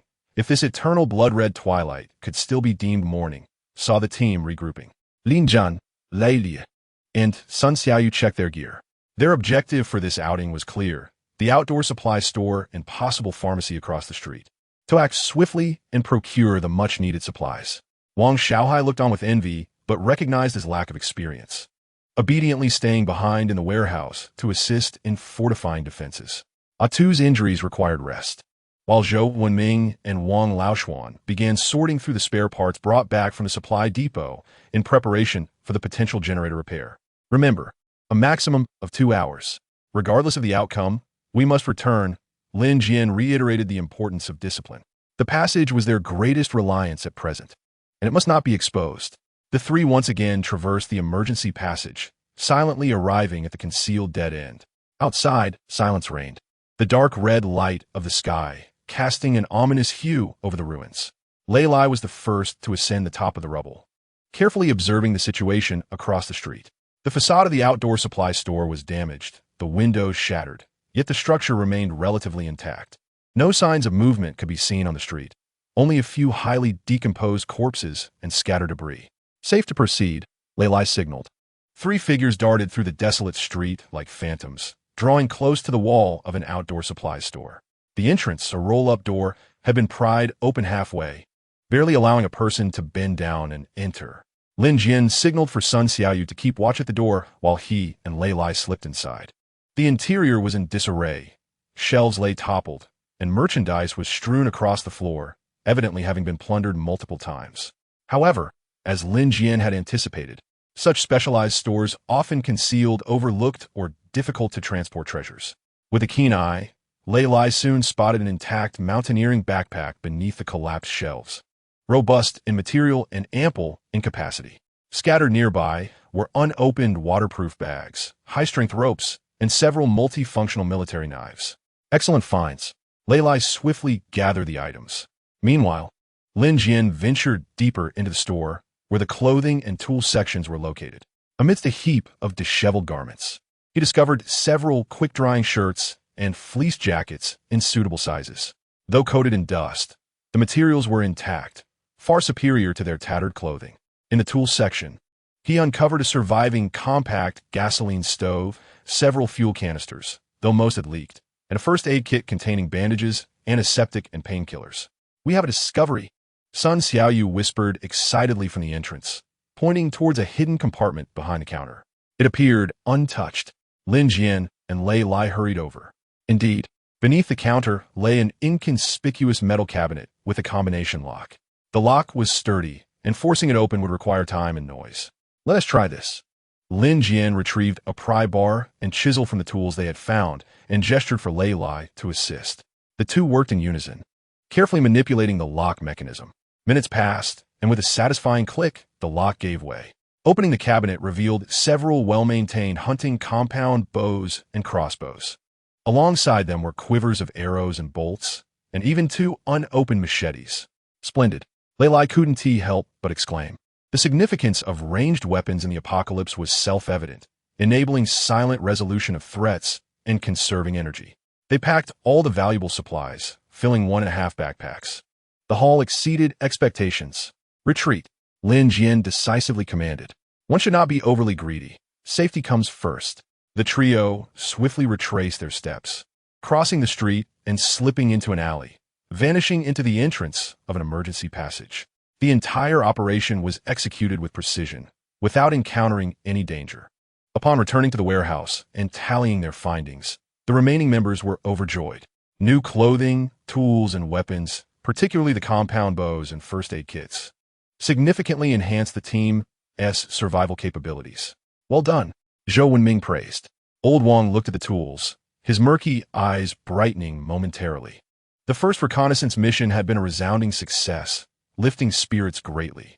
Lin Jian distributed the supplies, prioritizing quick-drying shirts and fleece jackets for those who would be venturing outside.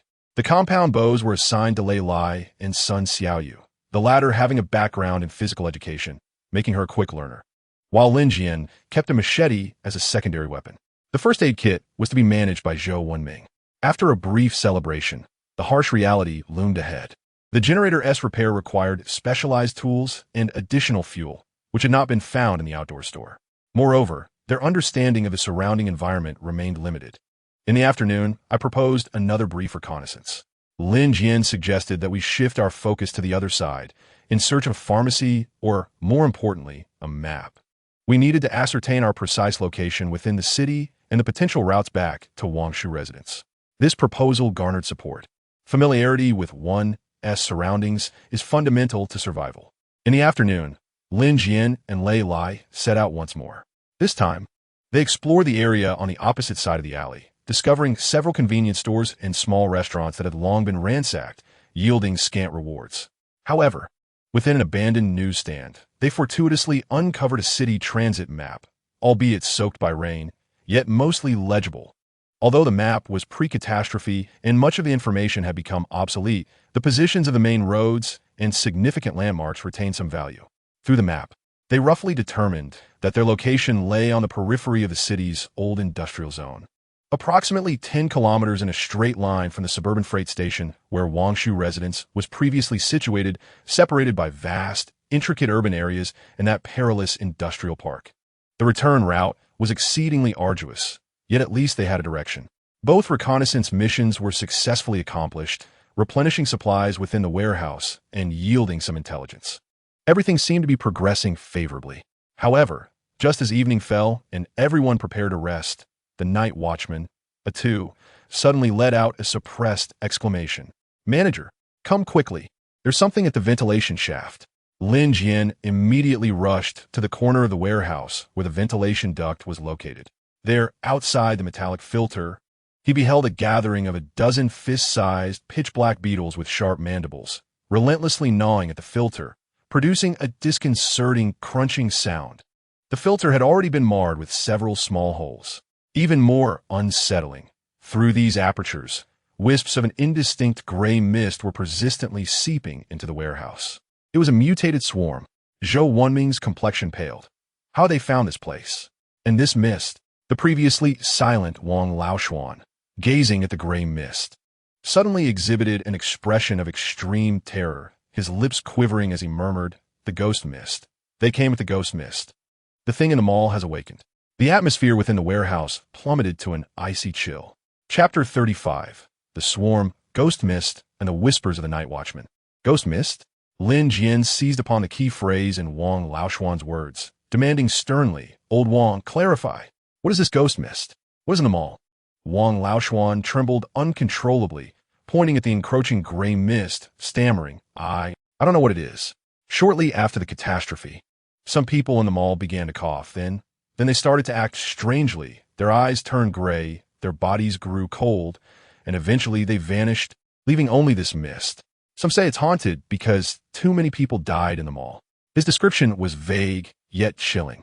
And combined with the swarm and mist unfolding before them, it felt as if the temperature in the warehouse had dropped several degrees. It is not a ghost, but a phenomenon or organism of mutation that we do not comprehend. Lin Jian forced himself to remain calm and analyze. The mist and the insects were undoubtedly interconnected. The ventilation shaft must be sealed immediately. Use this. Zhou Wenming hastily retrieved the previously located sealant and steel plates. Lei Lai and Lin Jian stepped forward, diligently fastening the steel plates firmly against the inner side of the vent, then applying the sealant to cover all the gaps. Outside, the beetles seemed to have been provoked, their gnawing sounds intensifying, yet they were momentarily unable to breach this makeshift reinforcement. However, a small amount of gray mist that had already infiltrated the warehouse lingered as though it possessed a life of its own. slowly swirling in the air and exuding a chilling, unsettling aura. Is it dangerous to breathe in this mist? Sun Xiaoyu asked anxiously, covering her mouth and nose. No one knew the answer, but intuition warned every individual that this was certainly no benign substance. Everyone, keep your distance from the vent area. Cover your mouths and noses with damp cloths. Lin Jian commanded. Their water supply was limited, but that concern was temporarily set aside. The group quickly complied, gathering in the farthest corner of the warehouse from the vent, nervously watching the spreading gray mist. As seconds ticked by, the mist did not expand significantly, seemingly restrained to a certain area. Yet, the intangible sense of oppression enveloped everyone. Worse still, a two suddenly pointed at the ceiling and exclaimed, "Up there? There's noise coming from above." Everyone looked up to see small black beetles attempting to burrow into the gaps of the ceiling and the light fixtures. Although not numerous, it indicated that the swarm had infiltrated every corner of the mall. This warehouse is no longer safe. Lei Lai voiced the collective sentiment with a grim expression. They had initially believed they had found a sturdy refuge, only to discover it had long been permeated by some unknown horror. The so-called safety was merely an illusion before the storm.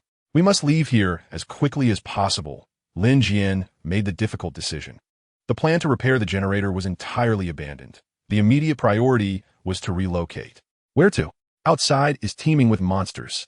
Wangshu clutched Nyonyo, her voice tinged with tears. Through the emergency passage to the alley outside, Lin Jian said with clarity.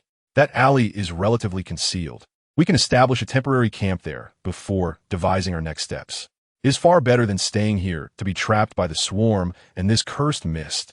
Though this decision was fraught with risk, it was the only option available. Gather all essential supplies. Travel light. Prepare to relocate in 10 minutes. Lin Jian issued the order with resolute authority. The warehouse immediately buzzed with activity.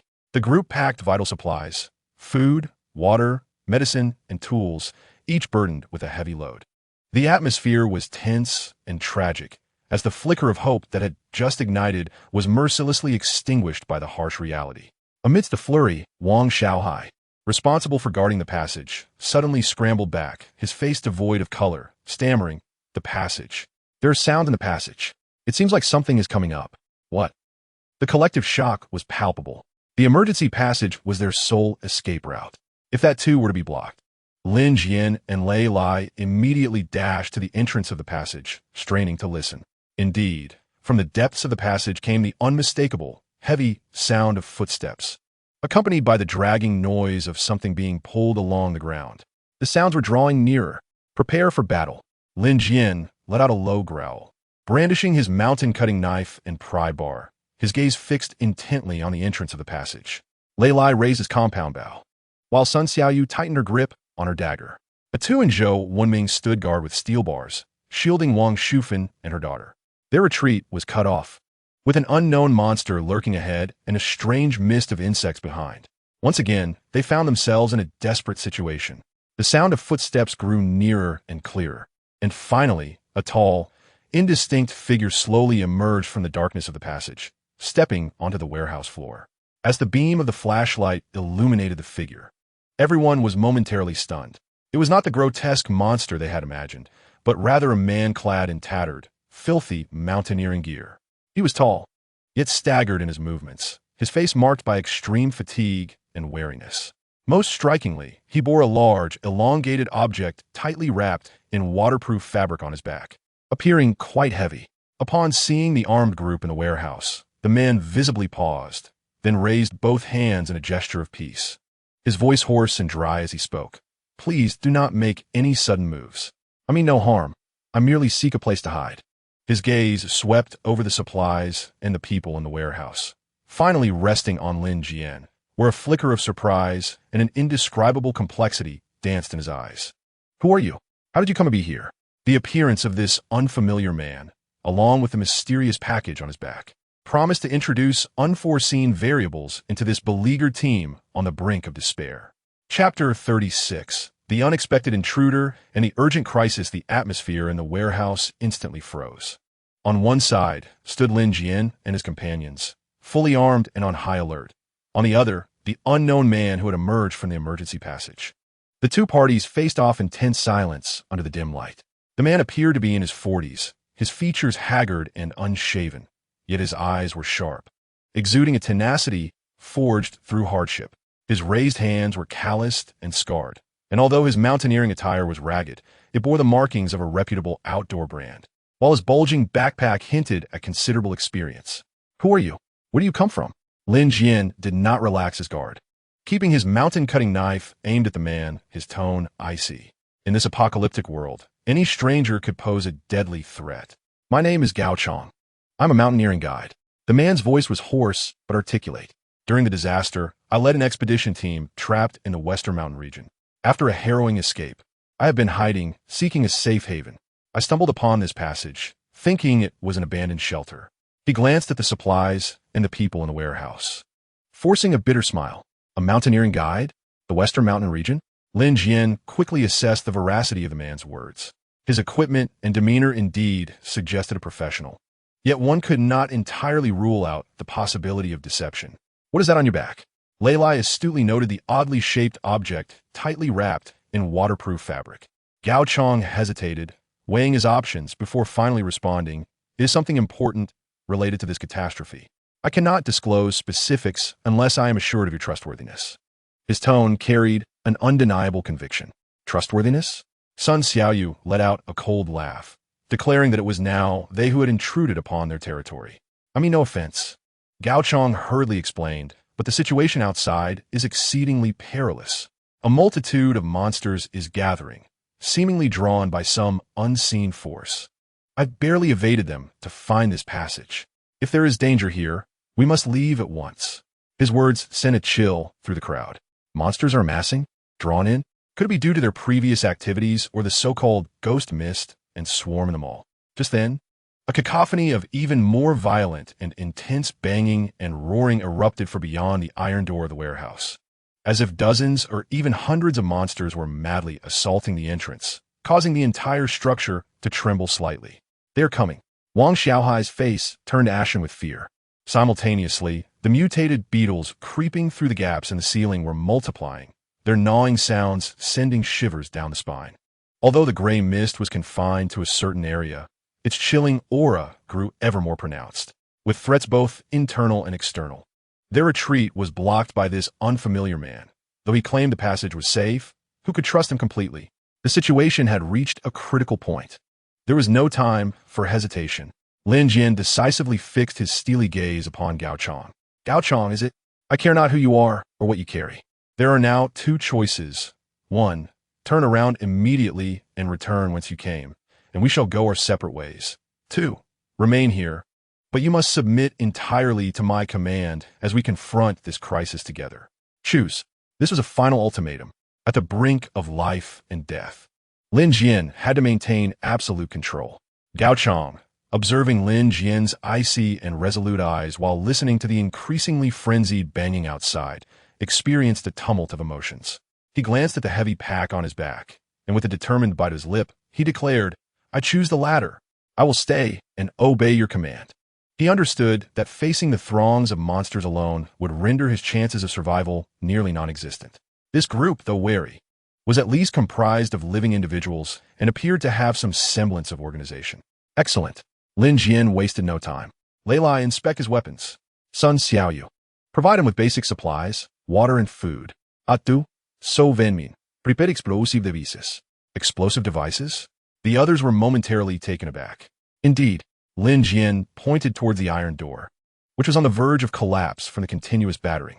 "That door will not hold much longer. We cannot retreat through the passage. Gao Chong's emergence from below indicates that it may not be safe down there either. Our only path to survival is to blow open that door, using the explosion and ensuing chaos to make our escape." This plan was exceedingly audacious, even bordering on madness. Yet in the current predicament, holding their ground was a dead end, and conventional escape routes were non-existent. They had no choice but to fight their way out. Utilize the canister of spoiled gasoline and lubricant we found, mix in some metal scraps to create makeshift Molotov cocktails and explosives. Lin Jian quickly commanded. "Gao Chong, are you familiar with explosives?" A flicker of surprise crossed Gao Chong's eyes, but he nodded. "I know a bit. Sometimes it's necessary for survival in the wild." "Good. Collaborate with Zhou Wenming and Atu." Lei Lai, Sun Xiaoyu, and Wang Xiaohai form an assault team. After the explosion, rush out immediately to clear a path. Wang Shufan, keep the children and Wang Kai close to me. Gao Chong, you will cover our retreat. Commands were issued one after another, clear and ruthless. Though fear gripped the hearts of the crowd, under Lin Jian's formidable leadership, they erupted with their last vestiges of courage and sprang into action. Zhou Wenming and Atu, guided by Gao Chong, swiftly mixed and bottled the flammable materials. Lei Lai and Sun Xiaoyu inspected their weapons, taking a deep breath in preparation for the impending bloody battle. Wang Shufan clutched Nyonyo tightly, tears welling in her eyes, yet she stifled her cries. Gao Chong cast a deep glance at Lin Jian. The young leader's decisiveness and ruthlessness filled him with trepidation, yet he discerned a glimmer of hope. Silently, he adjusted the burden on his back to a more comfortable position, gripping the hunting knife he had concealed at his waist. Are you ready? Lin Jian's voice was chillingly calm as he surveyed the group. Ready. Lei Lai responded with a fierce growl. Lin Jian approached the iron door, listening to the deafening roars outside, feeling the last remnants of hesitation evaporate into icy resolve. Ignite. Chapter 37. A fiery breakout and life-or-death speed ignite. At Lin Jian's command, Zhou Wenming and Atu exerted all their strength, hurling several tightly bound glass bottles filled with mixed fuel through the gap created by the monster's assault, targeting the area of greatest concentration outside. Almost simultaneously, Gao Chong ignited an oil-soaked cloth with a lighter he had found, swiftly tossing it out through another opening. Get down! Everyone immediately dropped to the ground. Boom! The deafening explosion resonated. Scorching flames surged in, accompanied by a shockwave pouring through the door's crevice. Following this was the wretched scream of the monsters. Mixed with their frenzied howls, the iron door contorted but did not fully collapse. Again, Lin Jian bellowed. The second wave of Molotov cocktails was launched. Explosions followed in rapid succession. This time, the frail door hinges could no longer withstand the onslaught, snapping with a creak, and the entire iron door crashed inward. Outside, a sea of flames engulfed the scene. Dozens of monsters crowded at the entrance were obliterated, their bodies aflame and writhing in agony. Even further away, the monsters were momentarily stunned by the sudden explosion and fire. Charge! Lei Lai leaped forth like a fierce tiger, wielding a fire axe to cleave through a flaming zombie obstructing their path.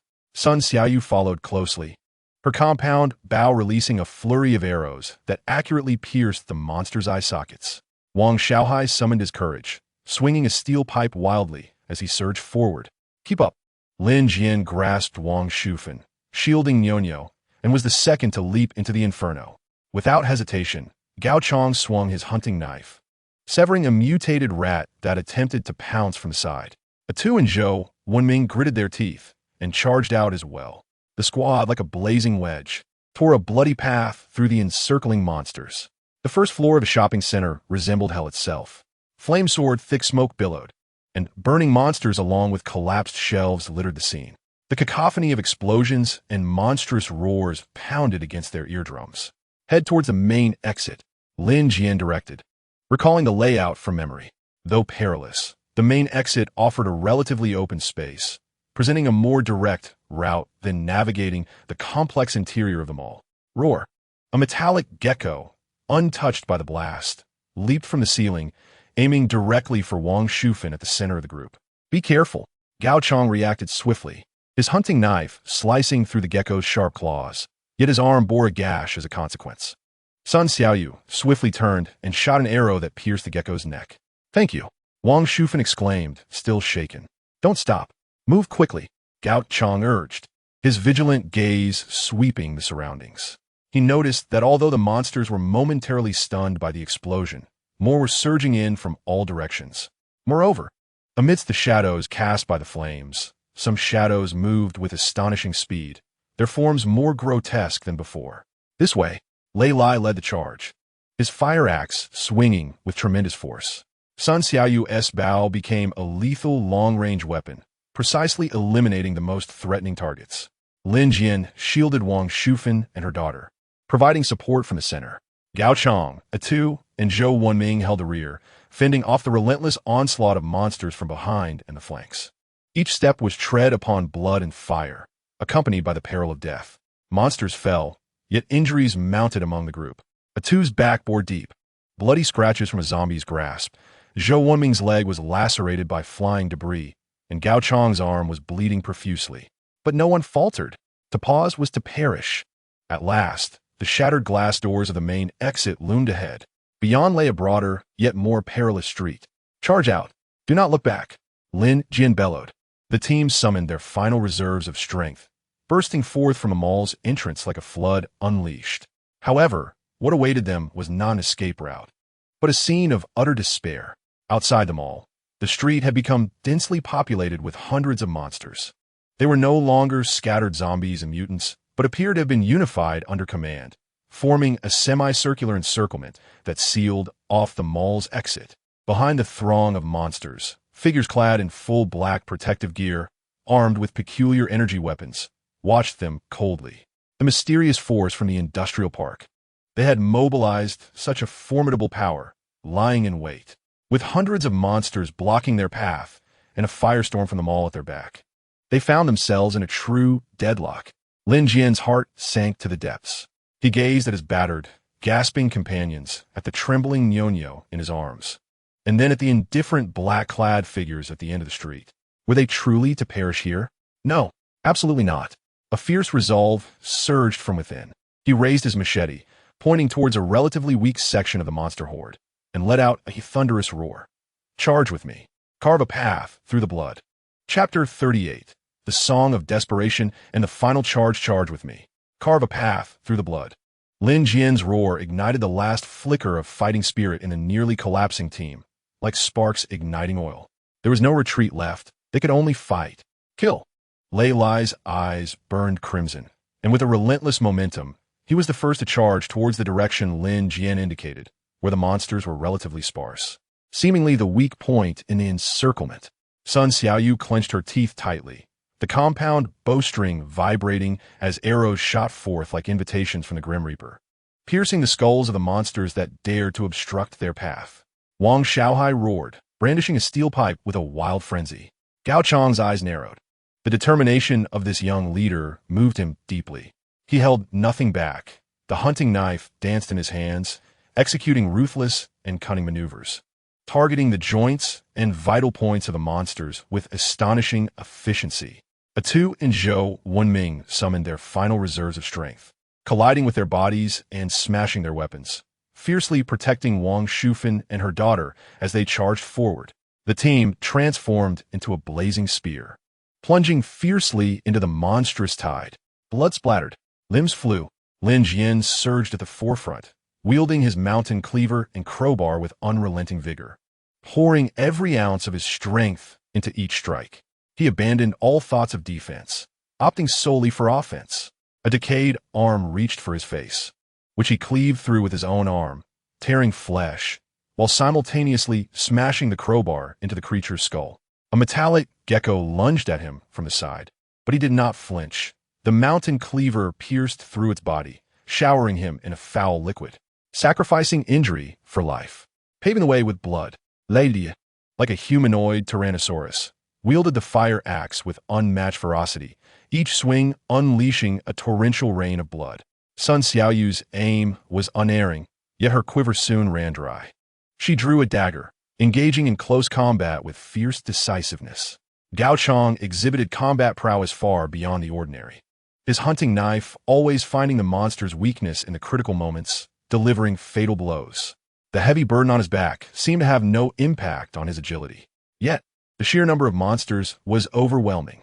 They surged forth like an unrelenting tide. With every step the team took, they paid a heavy price. Atu was struck in the back by corrosive acid from a hidden water ghoul beneath a pile of corpses, letting out a piercing scream as he collapsed instantly. Zhou Wenming, in a bid to shield Wangshu, was pounced upon by a mire monster, torn to shreds in an instant. "Atu, Teacher Zhou." Wang Xiaohai's eyes were filled with rage. "Do not look back. Keep charging."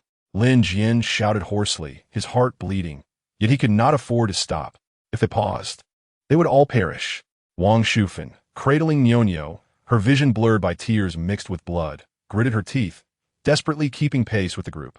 Wan Kai Lim Pet, still barking madly, snapping at the legs of the approaching monsters. After paying a heavy toll, the team finally broke through a few dozen meters. But they were far from escaping the encirclement. Their stamina was nearing its limits. Just then, a more terrifying roar erupted from the rear of them all. An oppressive force spread, causing even the attacking monsters to momentarily stir. Emerging from the burning entrance of them all was an enormous, grotesque entity. A horrific amalgamation of countless corpses and twisted metal debris, struggling to squeeze through the doorway like a small mountain. Flames engulfed its form, and it emitted a thunderous roar. With countless arms and eyeballs writhing across its surface. Was this the source of the ghostly mist, or a manifestation of all the resentments within them all? The appearance of this creature further intensified the chaos on the battlefield. At the end of the street, figures clad in black protective gear seemed to take notice of this development. One of them raised a device resembling a loudspeaker, emitting a high-frequency sound wave. As the sound waves surged through the air, the monstrous assailants surrounding Lin Jian and his companions momentarily faltered, seemingly receiving some form of directive that tempered their aggression.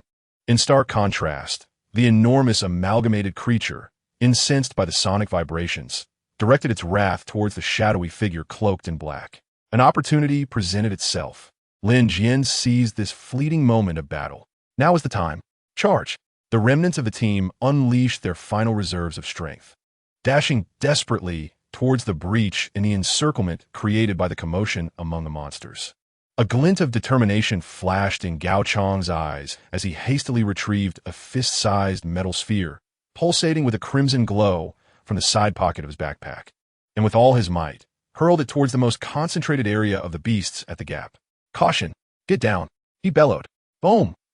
An explosion erupted with a ferocity several times greater than that of the previous Molotov cocktail. Flames and shockwaves disintegrated dozens of monsters into mere fragments, forcibly carving out a brief passage. "Go!" Lin Jian grasped the nearly exhausted Wangshu, while Lei Lai and Sun Xiaoyu shielded their flanks. And Gao Chang and Wang Shaohai brought up the rear. Like arrows loose from a bow, they surged through the area of detonation, finally breaking free from the monstrous encirclement. Without glancing back, they plunged into a narrower, more intricate alleyway adjacent to the street, sprinting forward with all their might. Behind them echoed the furious roars of the creatures. The thunderous clash between the colossal amalgamation and the shadowy figure, along with the crackling sounds of the burning mall. It was unclear how long they ran, until the cacophony behind them faded into silence. Their lungs burned with pain, and their legs felt as if weighed down by lead, causing them to collapse in a relatively concealed corner of a derelict ruin. The survivors, gazing at one another in their blood-soaked, disheveled state, reflected a profound mixture of incredulous relief and deep sorrow in their eyes. The two, Zhou Wenming, and the others had not managed to escape. Their ranks had once again diminished. Leaning against the fractured wall, Lin Jian gasped for breath while assessing his injuries. Numerous scratches and abrasions marred his skin, and a deep gash on his left arm bled profusely. He retrieved the last of his hemostatic powder, gritting his teeth as he applied it to his wound. Lei Lai and Sun Xiaoyu were similarly injured, each tending to their own wounds. Wang Shaohai knelt on the ground, silently weeping for their fallen comrades. Wang Shufan tightly embraced Nyonyo, the two of them trembling in fear. Gao Chang fared slightly better, though blood seeped from a wound on his arm. He vigilantly scanned their surroundings, ensuring they were temporarily safe before exhaling a sigh of relief and casting a complex glance at Lin Jian. "You are remarkable," he said sincerely. To emerge from such dire straits, the resilience of this team and the decisiveness of this young leader far surpassed my expectations. Lin Jian offered no reply. His gaze lingered on the object that Gao Chang still tightly carried on his back. "Can we speak of it now?" Lin Jian's voice was hoarse and cold. "Who exactly are you? And what is it that you carry? Why do those clad in black, as well as the creature within them all, seem to have ulterior motives?" Gao Chang fell silent for a moment, contemplating the unfamiliar faces of those who had just fought alongside him and narrowly escaped death, before casting his gaze toward the distant battlefield where the faint echoes of conflict continued. He took a deep breath, as if steeling himself. "I am a former geological exploration team member." Gao Chang began slowly, his revelation startling. "What I carry on my back is not a weapon, but a specimen. a source sample that may partially reveal the truth behind this catastrophe. All eyes were suddenly fixed upon him. Chapter 39. Sample, Truth, and Choice. In a corner of the ruins, a few survivors huddled together, the atmosphere heavy with tension. Gao Chang's words fell like a colossal stone upon the stillness. If such a desolate place could even be called still. Geological exploration team? Source sample? Lei Lai furrowed his brow. Repeating these two keywords, his eyes filled with shock and confusion. Lin Jian remained silent, his gaze, steeped in the weight of death and struggle, fixed intently on Gao Chang. Awaiting his explanation, Sun Xiaoyu, Wang Shaohai, and Wang Shufan held their breath. Gao Chang unfastened the heavy pack from his back and carefully set it on the ground. He did not open it immediately, but began recounting his experience. When the disaster struck, my exploration team and I were deep within the western Black Mountain Range on a covert mission. His voice bore a tinge of painful reminiscence. There exists an ancient geological formation, not naturally occurring. We suspected it might be related to some extraterrestrial civilization or a prehistoric ancient culture. Just as we were deepening our exploration and collecting core samples, calamity ensued. Fear flickered in his eyes, not from a solar storm descending from the heavens, but from an indescribable, chaotic energy erupting from beneath the earth. It warped everything around it. Flora and fauna underwent horrific mutations, and my team members. He choked, unable to continue, yet the others could envision the tragic scenes he described. I managed to escape with a few crucial core samples I had initially collected. Gao Chang pointed to the pack on the ground. Later, I learned that the energy eruption was global. But the Black Mountain region might have been one of the initial points of eruption, or perhaps one of the areas with the highest energy intensity. I suspect that the samples I carry contain the primal information, or one might say, the seeds of that chaotic energy that has led to the mutations of all things. This hypothesis was so astonishing that it left everyone in stunned silence. The cataclysmic disaster sweeping the globe might not merely be a simple astronomical phenomenon, but could be linked to some unknown, terrifying energy from beneath the earth. And Gao Chang, remarkably, held the key that could unveil the truth. Lin Jian immediately associated the figures in black with the mysterious forces of the industrial park. They called themselves the Purification Sect. Gao Chang's expression darkened as he spoke. I encountered small squads of them during my flight. They seemed to be actively collecting these source samples affected by the high concentration of chaotic energy, conducting some horrific research. The monster in them all, as well as the horde of driven corpses, are likely connected to them. They want to capture me to obtain the samples I possess. The Purification Sect? Lei Lai mulled over the name, a chill creeping through him. An organization equipped with technology and arms, seemingly intent on exploiting or even manufacturing disasters, was infinitely more terrifying than mere monsters. Then why didn't you seek refuge with a military or a government shelter? Sun Xiaoyu could not help but ask. Gao Chang offered a bitter smile. I tried. But after the disaster, communication was severed and order collapsed. I have encountered several so-called sanctuaries, either having succumbed to despair or their higher echelons exhibiting an unusual interest in the original samples. I dare not take such risks. I can only carry the samples while evading both the cult and the monstrosities, seeking a truly safe haven, hoping for an opportunity to study the samples and discover methods to combat or even reverse this calamity. His words bore the weight of a tragic idealist, yet were infused with a sense of helplessness. A profound silence enveloped the crowd. The information brought forth by Gao Chang was overwhelmingly shocking and heavy, signifying that they were not only to survive in a world overrun by monsters, but also possibly entangled in a far greater and more perilous conspiracy. Lin Jian gazed at the package on the ground, his eyes flickering with thought. If what Gao Chang asserted were true, then the value of this sample was incalculable. It could be the curse of the disaster, but it might also be the seed of hope.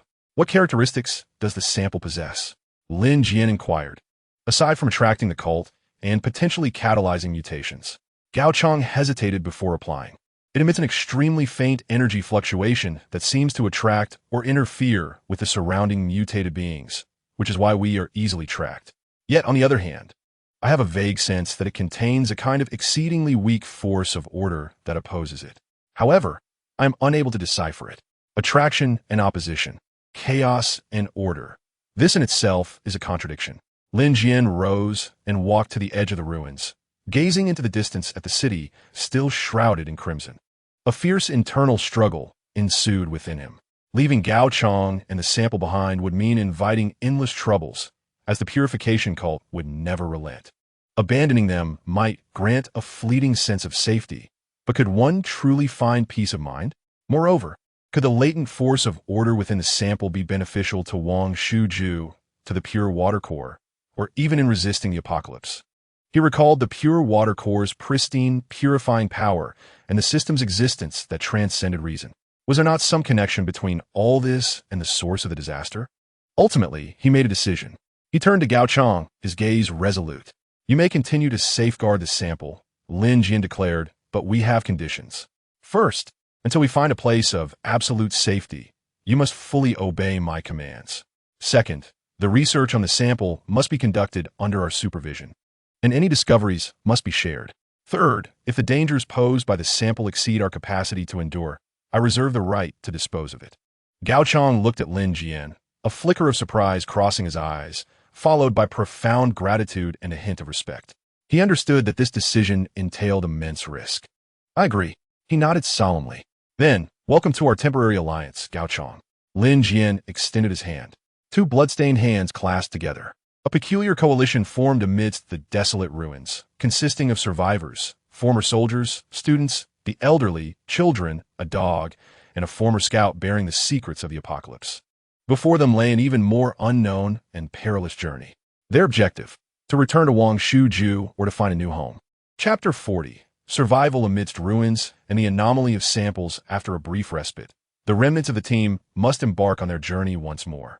The mall has transformed into a blazing inferno and a den for monstrous creatures, leaving them devoid of their last refuge. At this moment, they find themselves ensconced within an entirely unfamiliar, perilous urban wasteland. The condition of the team is far from optimistic. Lin Jian, his left arm, is severely injured, with significant blood loss and exhaustion. Lei Lai sustained multiple injuries, his stamina greatly depleted.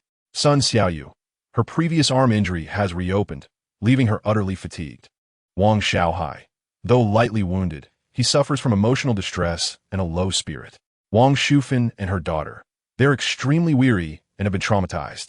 Gao Chong, he bears a minor arm injury but possesses relatively good stamina, albeit burdened with heavy samples and secrets. Wang Kai, his leg injury has worsened, rendering him unable to move freely. In terms of supplies, they are left with only a meager amount of food, water, first aid supplies, and weapons. The situation is dire. They must swiftly locate a new sanctuary, tend to their wounds, and replenish their resources. Lin Jian forces himself to stand, tightly binding a torn piece of cloth around the upper part of his left arm to stem the bleeding. His complexion is pallid, yet his gaze remains sharp. "Gao Chong, do you have any knowledge of the terrain in this area?" Gao Chong shakes his head. "I fled from the mountainous region to the west and am unfamiliar with this city." However, he produces an exceptionally waterproof compass and a crumpled map of a broader area, equipment he carries as a scout. "We can ascertain a general direction." "Which way did you mention Wangshu resided?" Lin Jian recalls the city map they previously found in the mall and, with the aid of the compass, estimates the direction. "Northeast. Approximately 10 kilometers in a straight line. However, we are separated by an industrial zone and a vast urban area, making direct passage nearly impossible. We shall need to take a detour." Lei Lai points to a route on Gao Chong's map that skirts the periphery of the city, potentially more desolate, suggesting they take the outer path. Although the distance is greater, it may prove safer. This is currently the only viable option. The team sets forth once more, with Gao Chong and the less injured Lei Lai alternating and leading the way, while Lin Jian coordinates and commands from the center. Sun Xiaoyu and Wang Xiaohai are tasked with flanking and providing rear support, with Wang Shufan and her daughter sheltered in the middle. Wang Kai limps along behind them. They navigate through the ruins, opting for narrow, concealed alleys and the interiors of abandoned structures to avoid open spaces and main thoroughfares. The air is thick with the acrid sense of gunpowder, blood, and decay, punctuated by distant, heart-stopping howls and explosions. Each step is taken with utmost caution, their senses heightened in a state of acute alertness. The ruins conceal various perils: wandering zombies, lurking mutated creatures, unstable building structures, and perhaps even rival survivor factions. The sample package Gao Chong carries seems to possess an unusual property. Once, as they passed through a desolate parking lot, several swift, mutant feral cats suddenly emerged from the surrounding abandoned vehicles. However, rather than attacking immediately, they circled the team, their crimson eyes fixated intently on Gao Chong's backpack, emitting agitated growls before gradually retreating. It was as if they were both drawn to and fearful of it. Do they fear this sample? Wang Xiaohai whispered. Not entirely fear, came the enigmatic reply. Gao Chong's expression was grave, embodying an instinctive aversion and vigilance. The energy fluctuations emanating from the sample could prove to be both a temptation and a poison for the mutants. This revelation left the group in a state of mixed emotions. While the sample might dispel certain lower-level threats, it could just as easily attract far more terrifying entities. Their pace was sluggish, hindered by the burden of the injured, the unfamiliarity of the environment, and the constant need to evade danger, all of which severely impacted their progress. After several hours, the sky, if the eternal crimson could indeed be termed as such, appeared even dimmer, and the group's stamina was nearing its limits. We must find a place to spend the night, Lin Jian gasped. Moving through the ruins under the cloak of night was tantamount to courting death. They discovered a partially collapsed office building, with the ground floor relatively intact. After careful inspection, Gao Chong and Lei Lai confirmed the absence of obvious threats and chose a small room, sealed off from the outside by a barred window and only one door. As their temporary campsite, dust covered the room, but it at least offered some protection against the wind, though there was little wind, and the rain which might be acidic. While providing a degree of concealment, the group collapsed onto the floor, distributing their last morsels of food and sips of water. The atmosphere was oppressive and silent. The deaths of Atu and Zhou Wenming weighed heavily on everyone's hearts, akin to a colossal stone. The uncertainty of the future and the agony of their bodies deepened the despair. Lin Jian, enduring excruciating pain, had Sun Xiaoyu assist him in re-cleansing and bandaging the wound on his left arm. The edges of the wound had begun to darken, posing a significant risk of infection. Supplies were dwindling. Gao Chong observed this scene, hesitating for a moment before retrieving a small sealed vial of indistinct powder from his first aid kit. Try this. It is a powerful anti-inflammatory and hemostatic powder specially formulated for our exploration team. It works remarkably well. Lin Jian glanced at him, but did not refuse. As the powder was sprinkled onto the wound, a sharp sting ensued, yet the bleeding noticeably slowed. Thank you, Lin Jian murmured. Mutual assistance. Gao Chong replied with a bittersweet smile. The night deepened, as inferred from their biological clocks. A simple watch schedule was arranged, exempting Lin Jian and the severely injured from the duty, while the others took turns resting. Yet, no one could truly sleep. Exhaustion, pain, and the fear of the darkness tormented them all. Lin Jian leaned against the wall, his consciousness sinking into the system interface. The hotel level remained at 35,100. With no progress, the core of purified water still glimmered faintly, recovering slowly. He felt an overwhelming sense of powerlessness. The advantages brought by his rebirth appeared minuscule in the face of such harsh reality. He glanced at the sample package that Gao Chong had placed in the corner. Did it truly conceal the secrets of the apocalypse? Would unraveling it bring hope or deeper despair? And what of the purification cult? What were their true intentions? Countless questions swirled in his mind. Yet at this moment, the most pressing matter was survival, finding a way forward for himself and these companions.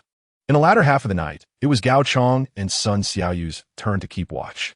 The two sat by the door, listening to the faint whispers of the wind and peculiar sounds from the ruins, enveloped in silence. Suddenly, the sample package behind Gao Chong trembled slightly, without warning. Simultaneously, it emitted an exceedingly faint energy pulse, detectable by those with keen perception. Gao Chong abruptly turned, directing his gaze toward the package. Sun Xiaoyu became alert. What is it? Gao Chong did not respond, but instead focused intently. The pulse quickly dissipated, yet Gao Chong's expression grew profoundly grave. Something is amiss, he murmured. The energy fluctuations of the sample seemed to resonate with something distant. His gaze turned towards the endless darkness outside, as if seeking to penetrate the ruins and identify the source of the resonance. That direction appeared to correspond to the location of the industrial park. A chill began to silently spread. Chapter 41. Resonance Tracking. and the despairing discovery the unusual vibrations and energy pulses enveloping the sample stirred a ripple of unease within the weary group, akin to a stone cast into still waters. Resonance? With something in the industrial park? Lei Lai furrowed his brow, looking at Gao Chang. Can you be certain? Gao Chang shook his head, his demeanor somber. I cannot be entirely sure. That sensation was exceedingly faint, fleeting. However, the energy characteristics of the sample are quite unique, should a resonance occur. The counterpart must possess a similar source, or, at the very least, a highly related energy source. He paused, turning to Lin Jian. What exactly did you encounter at the industrial park? Lin Jian succinctly recounted their previous encounters with the intelligence traps, the corrosive water ghosts, and the suspected armed personnel of the purification cult. Energy weapons manipulating the mutants, Gao Chang muttered, his eyes growing brighter. That's it. They are likely also collecting and studying source samples. They might have even established a small energy field or laboratory. The resonance among the samples could very well result from the proximity or some form of high-intensity energy manipulation by the other side. This hypothesis was plausible, yet cast a shadow over everyone's spirits. If there truly is a cult stronghold in the industrial park, the difficulty of circumventing it to return to Wangshu's residence would increase significantly. The cult's sphere of influence might be far greater than anticipated. Will the resonance expose our location? Sun Xiaoyu asked anxiously. Not for now, Gao Chang analyzed. The pulse is weak, and the distance is considerable. Unless they possess sophisticated detection equipment and are scanning in this direction, it would be challenging to capture our presence. However, if we continue to approach the industrial park, the risks will escalate. It was a dilemma. To circumvent the industrial park meant a longer journey and more unknown dangers. To approach, it could lead directly into the jaws of the cult. Let us set aside the industrial park for now, Lin Jian decided. Our immediate priority is to treat our wounds, replenish supplies, and restore our strength. We need to find a safer, resource-rich location. At dawn, still shrouded in a dark crimson hue, the group trudged along the city's edge with great difficulty. Gao Chang's sample did not exhibit any further anomalies. Yet every member remained increasingly vigilant. It seemed their luck had been exhausted throughout the day, as they struggled for survival amidst the ruins, failing to find adequate shelter. And their food and water supplies had been completely depleted.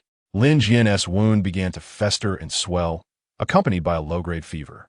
Wang Shufan and Nyonyo, weakened by hunger and fear, were in dire straits. Even Wang Kai was on the verge of collapse. A sense of despair once again enveloped the team. As dusk descended and hope began to wane among the group, Lei Lai, who had been leading the way, suddenly halted, signaling for everyone to take cover. There was a disturbance ahead. He lowered his voice and spoke. The group concealed themselves behind a crumbling wall, cautiously peering out. Before them lay an abandoned square, relatively open, at the far end of which stood a structure reminiscent of a small outpost, surrounded by sandbags and barbed wire. On the roof of the outpost, a tattered flag fluttered. Though tattered, it was faintly recognizable as a symbol of the government that existed before the catastrophe. Was a military outpost? Wang Xiaohai nearly exclaimed in excitement. A flicker of hope ignited in their hearts. If it were indeed a military stronghold, it would signify order, safety, and supplies. Hold on. Lin Jian restrained the overly eager Xiaohai, observing intently. The outpost appeared quiet, devoid of any visible personnel. Scattered around the square were abandoned vehicles and debris, creating an eerie atmosphere. I'll go take a look, Gao Chang volunteered. I have ample experience, and I can handle any situation that may arise. Lin Jian nodded. Be careful. Lei Lai, provide cover. Gao Chang crouched low, utilizing the remnants of the ruins as concealment, and stealthily made his way towards the outpost. The others anxiously awaited his return. Minutes later, Gao Chang returned, his countenance grim. What happened? ISNT at a military site? Sun Xiaoyu inquired with impatience. Gao Chang shook his head, his voice heavy. It is indeed an outpost, but it has been abandoned. Inside, there are corpses, both soldiers and civilians. They have been dead for some time. He hesitated, a flicker of dread crossing his eyes. They weren't all killed by the monsters outside. Most died from gunshot wounds. And there are signs of burns from some kind of energy weapon. An internal conflict? Lei Lai contemplated, até fin possibilite. It's the cult, Gao Chang asserted. I found this inside. He opened his palm to reveal a metal badge the size of a button. emblazoned with an abstract design of a planet seemingly reborn in purifying flames, an unmistakable emblem of the dark-clad figures they had encountered earlier. The purification cult attacked and seized this place. Lin Jian felt his heart plummet. If even a military stronghold had fallen, the power and threat of this cult surpassed all imagination. It's more than occupation. Gao Chang's voice trembled slightly. I examined their laboratory. They are conducting experiments on living humans, attempting to forcibly inject the energy from source samples into their bodies to create controllable mutated soldiers. This revelation struck like a thunderbolt, leaving everyone in shock. Experiments on living beings? Creating mutated soldiers? Such actions were nothing short of inhumane. Monsters. Lei Lai seethed, gritting his teeth. Wang Xiaohai and Wang Shufan turned pale with fear. Lin Jian closed his eyes and took a deep breath. The brutality of the apocalypse repeatedly shattered his understanding. The human heart was far more terrifying than the monsters themselves. Is there anything of value left in the outpost? Perhaps weapons, medicine, or food? Lin Jian forced himself to regain composure and asked. Everything has been looted, Gao Chang replied, shaking his head. Only some unsalvageable debris remains. Moreover, I advise against entering. It's not safe. There may still be residual contamination or traps. Their last glimmer of hope had been extinguished. Before them lay a formidable blockade formed by the teachings of a religious order, while behind them loomed the desolate remnants of a forsaken landscape. It seemed they were truly at their wits' end. Lin Jian leaned against a crumbling wall, gazing at his battered companions, who were beset by hunger and cold. And an unprecedented sense of helplessness surged within him. Was it to be that after being reborn, he would once again witness the demise of those around him, ultimately succumbing to an inescapable fate of annihilation? No, absolutely not. He suddenly opened his eyes, a fierce flame of defiance igniting within their depths. The system, the core of purification, and the potent specimens, he still held cards in his hand. Even if hope seemed scant, he would fight until the very end. We shall not head to the outpost. Lin Jian rose, his voice resolute and unwavering. We will change our course. I recall from the map that a few kilometers ahead along the ring road lies a vast logistics warehouse area. There may still be untarnished supplies there. This was the only option available to them. With weary bodies dragging along, the team embarked once more on their arduous journey, clutching the last flicker of hope. Unbeknownst to them, in a shadowy corner of the abandoned outpost, a concealed camera transmitted their images in real time to a distant screen deep within an industrial park. A pair of cold eyes observed this tenacious yet despairing group, a cruel smile curling at the corners of their lips. The carriers of the specimens, along with those intriguing creatures, had finally resurfaced. This time, they would not allow you to escape. Chapter 42.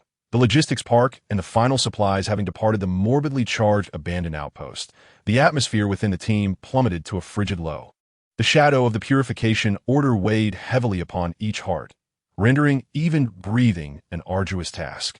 Yet Lin Jian forcibly suppressed all negative emotions. He was now the commander, and he could not falter. The logistics park is our final opportunity. Lin Jian's voice was hoarse yet resolute as he pointed to a vague mark on the high-strength map. There lay a dense cluster of warehouses. If fortune favored them, they might discover unplundered food, medicine, or even vehicles. Vehicles. A glimmer of hope ignited in Wang Xiaohai's eyes. Indeed, Lin Jian nodded. If we can find a functioning vehicle, we can significantly shorten our return to Wangshu residence, avoiding numerous ground dangers. This objective provided a modicum of motivation to the team, teetering on the brink of collapse. The instinct for survival compelled them, as they trudged onward, battered bodies making their way along the desolate ring road toward the direction of the logistics park. Lin Jian's injuries worsened. His left arm swelled and burned. A low fever persisted, yet he persevered through sheer willpower. Gao Chang and Lei Lai took turns supporting him. Sun Xiaoyu and Wang Xiaohai stood guard, their gazes filled with an uncharacteristic resilience for their age. Wang Shufan cradled the increasingly frail Nyonyo, silently following along, while Wang Kai limped, whimpering, yet remained steadfastly by their side. Hours later, the imposing outline of a vast logistics park finally emerged on the horizon. Towering warehouses, intersecting roads, and stationary transport vehicles. Everything lay in a deathly silence, resembling a colossal steel graveyard. Be cautious, Lei Lai warned. Such places often harbor large mutated beings or other survivor groups. The team refrained from recklessly entering the main thoroughfare and opted instead to infiltrate through the overgrown edges of the park and gaps in the wall. The air was thick with the mingled scents of rubber, machine oil, and a faint yet pungent decay. They cautiously approached the first large warehouse. The entrance stood ajar, revealing a scene of utter chaos within, clearly having been ransacked multiple times. The subsequent warehouses bore a similar fate, stripped of any valuable supplies, leaving behind only cumbersome or unusable industrial goods. Hope waned gradually, and despair began to seep in once more. Let us check over there. Gao Chong pointed towards a relatively isolated complex marked as the cold chain storage center. The temperature there was low, and with the power outage at the onset of the disaster, the contents might have rotted quickly, yet the foul stench and low temperatures might have deterred mass looting. This was their last attempt. The entrance to the cold chain center was a heavy, insulated door, firmly shut. The employee passageway beside it was also locked from the inside. Should we resort to explosives? Sun Xiaoyu inquired, glancing at Lin Jian. Lin Jian shook his head, his gaze fixed on the access control system. Although the power was out, such places typically possessed mechanical backup locks. He instructed Gao Chong and Lei Lai to attempt to pry it open with tools. After a concerted effort, a small side door creaked open just enough to create a narrow gap. Instantly, an indescribable stench, a noxious blend of putrid meat and leaking chemical refrigerants, assaulted their senses, nearly suffocating them. Put this on. Gao Chong hastily retrieved several spare dust masks from his backpack, exploration team gear, and distributed them among the group. While they would not fully eliminate the odor, they provided some relief. Masked and fighting the urge to vomit, the team squeezed through the opening one by one. Inside, darkness enveloped them, illuminated only by the flickering beams of their flashlights. The temperature was significantly lower than outside, chilling to the bone. The floor was slick with filth and shattered packaging. They beheld a ghastly sight of decayed meat products and seafood, crawling with maggots, reminiscent of a hellish landscape. Head to the dry goods and pharmaceutical section, Lin Jian commanded, covering his mouth and nose. Cold chain warehouses were typically organized by zones.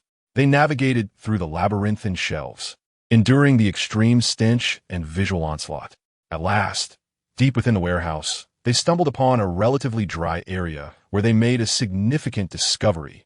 Several shelves were stacked with vacuum-sealed grains, legumes, and dehydrated meals. Although some packaging was damaged, the majority remained intact.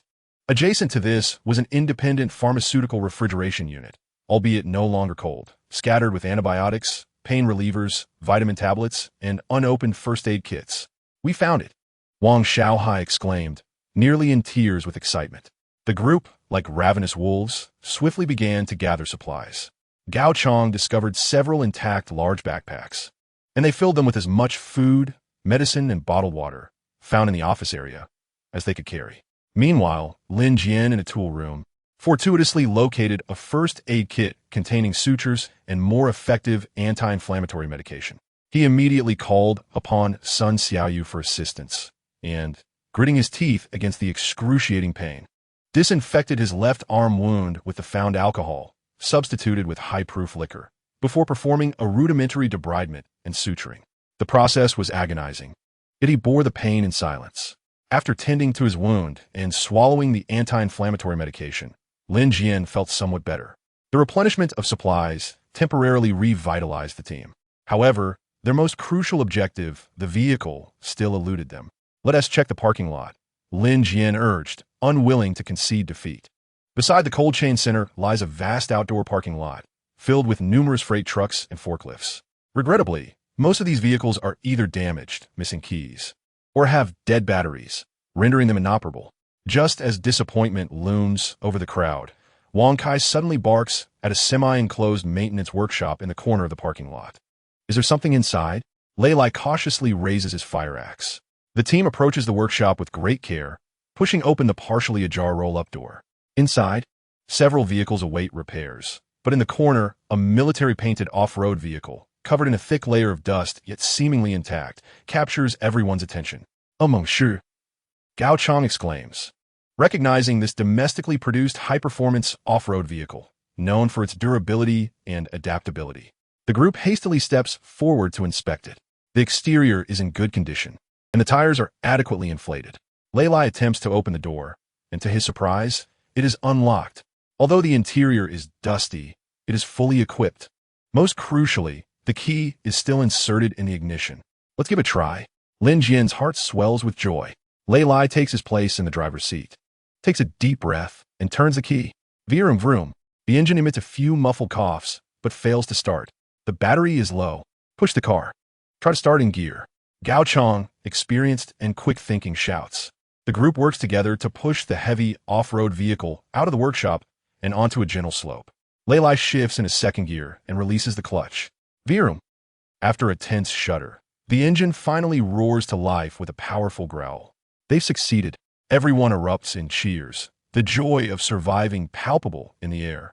With a vehicle and supplies at their disposal, they finally glimpse the dawn of returning to Wangshu. However, just as they prepare to board the vehicle, the roar of engines suddenly erupts from the direction of the park entrance. Not one, but several, and the sound is rapidly approaching. Simultaneously, the sample package behind Gao Chong begins to tremble violently once more, emanating energy fluctuations that are exponentially stronger than before. This is bad. It's the cult. They're onto them. Gao Chong's expression shifts dramatically. The hope they had just gained is instantly overshadowed by an even greater crisis. Chapter 43. Life and death speed and counterattack. The roar of the engines crescendos from afar, like the harbinger of death. In the distance, dust rises as at least 3 modified off-road vehicles, equipped with heavy machine guns, race into the logistics park, hurtling towards the cold chain center.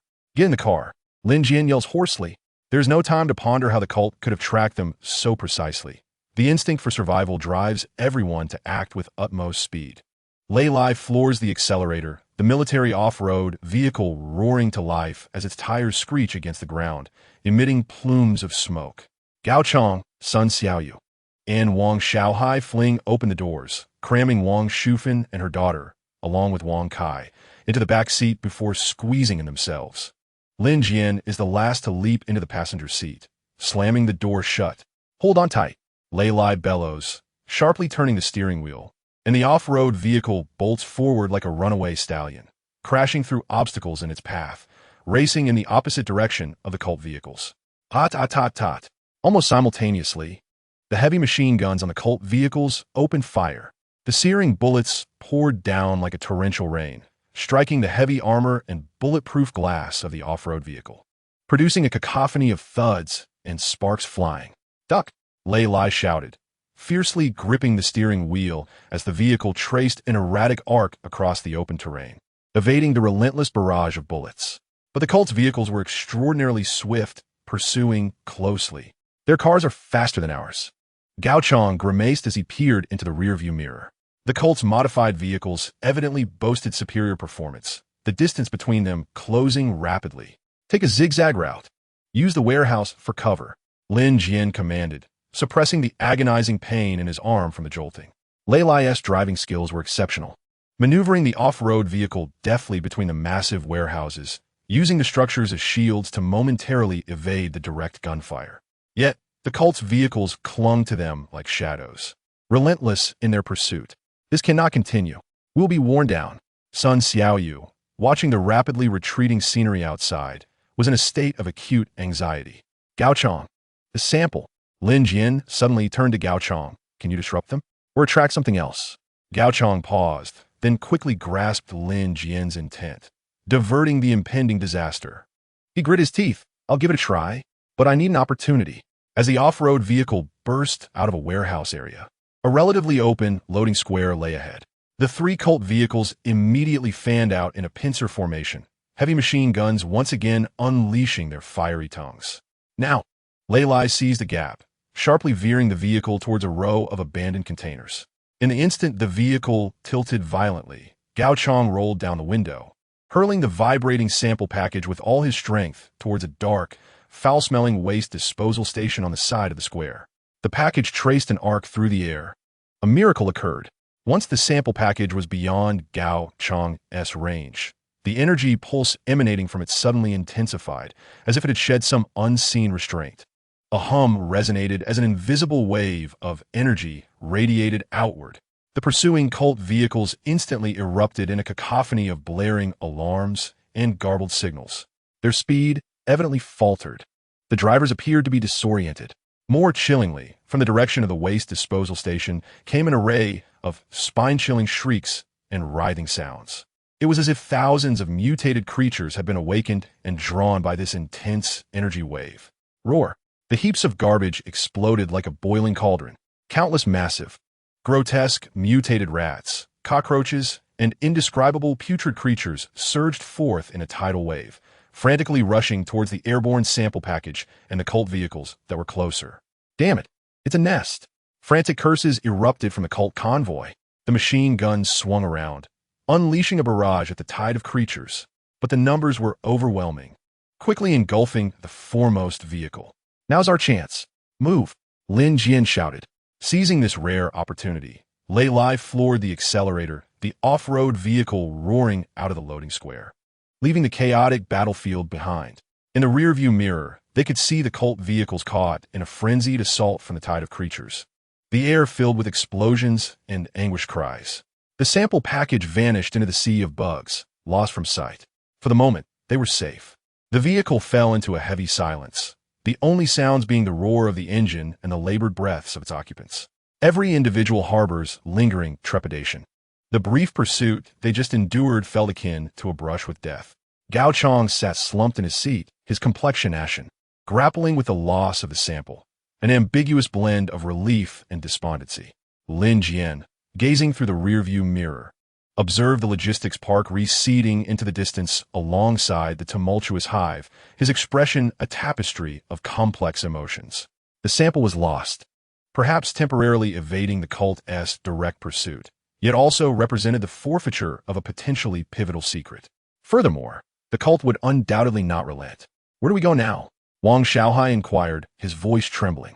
Lei Lai cast a glance at the fuel gauge, his expression shifting. The fuel was dwindling, insufficient for a prolonged journey. Lin Jian unfurled Gao Chong's regional map, swiftly assessing their position. They could not return directly to Wangshu. The cult likely had eyes in that vicinity as well. He pointed to an old road on the map that circumvented the industrial park, a relatively obscure route.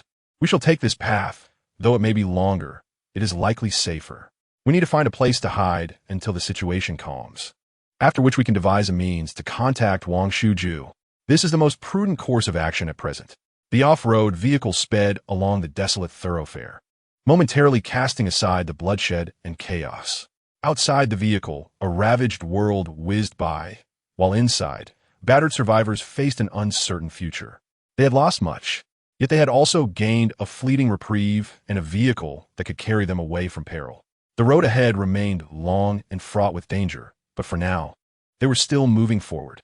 Meanwhile, deep within the industrial park, the cold screen displayed the signal of Lin Jian and the other's vehicle, gradually progressing. A figure clad in a white protective suit, their features obscured, coldly issued commands. Target has exited the surveillance zone. Initiate the backup tracking protocol. Scavenger team, it is your turn to engage. Ensure they are captured alive, particularly the sample contact. The hunt had commenced anew. Chapter 44. Phantoms on the old road. The military off-road vehicle raced along the forsaken old highway, the roar of the engine the sole sound amidst the vast silence. The atmosphere inside was stifling. No one spoke. The fatigue of survival and the sorrow of lost companions weighed heavily upon each heart. Gao Chong stared blankly out the window at the swiftly retreating landscape, slowly being consumed by rampant mutated flora. The loss of the sample struck him profoundly. It was not merely his mission, but it seemed to have taken a part of his very essence. Lin Jian closed his eyes to rejuvenate, yet in truth, he was delving into the system interface, striving to restore his own condition and the faint mental link with Wangshu. He needed to ascertain the safety of the base and to promptly revive the energy of the water purification core. The wound on his left arm, stitched and treated, had lessened in pain, but still left him weakened. Lei Lai drove with unwavering focus, deftly avoiding the scattered abandoned vehicles and the sunken potholes. Sun Xiaoyu vigilantly surveyed their surroundings, while Wang Xiaohai tended to the drowsy Wang Shufan and her daughter.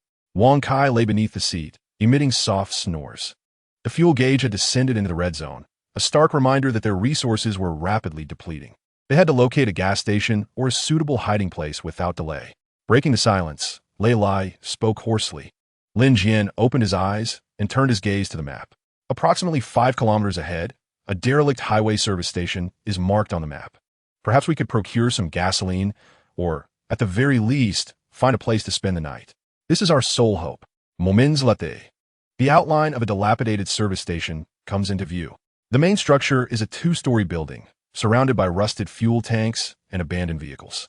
The station is enclosed by a makeshift barbed wire fence, with the entrance railing long since broken. Proceed with caution.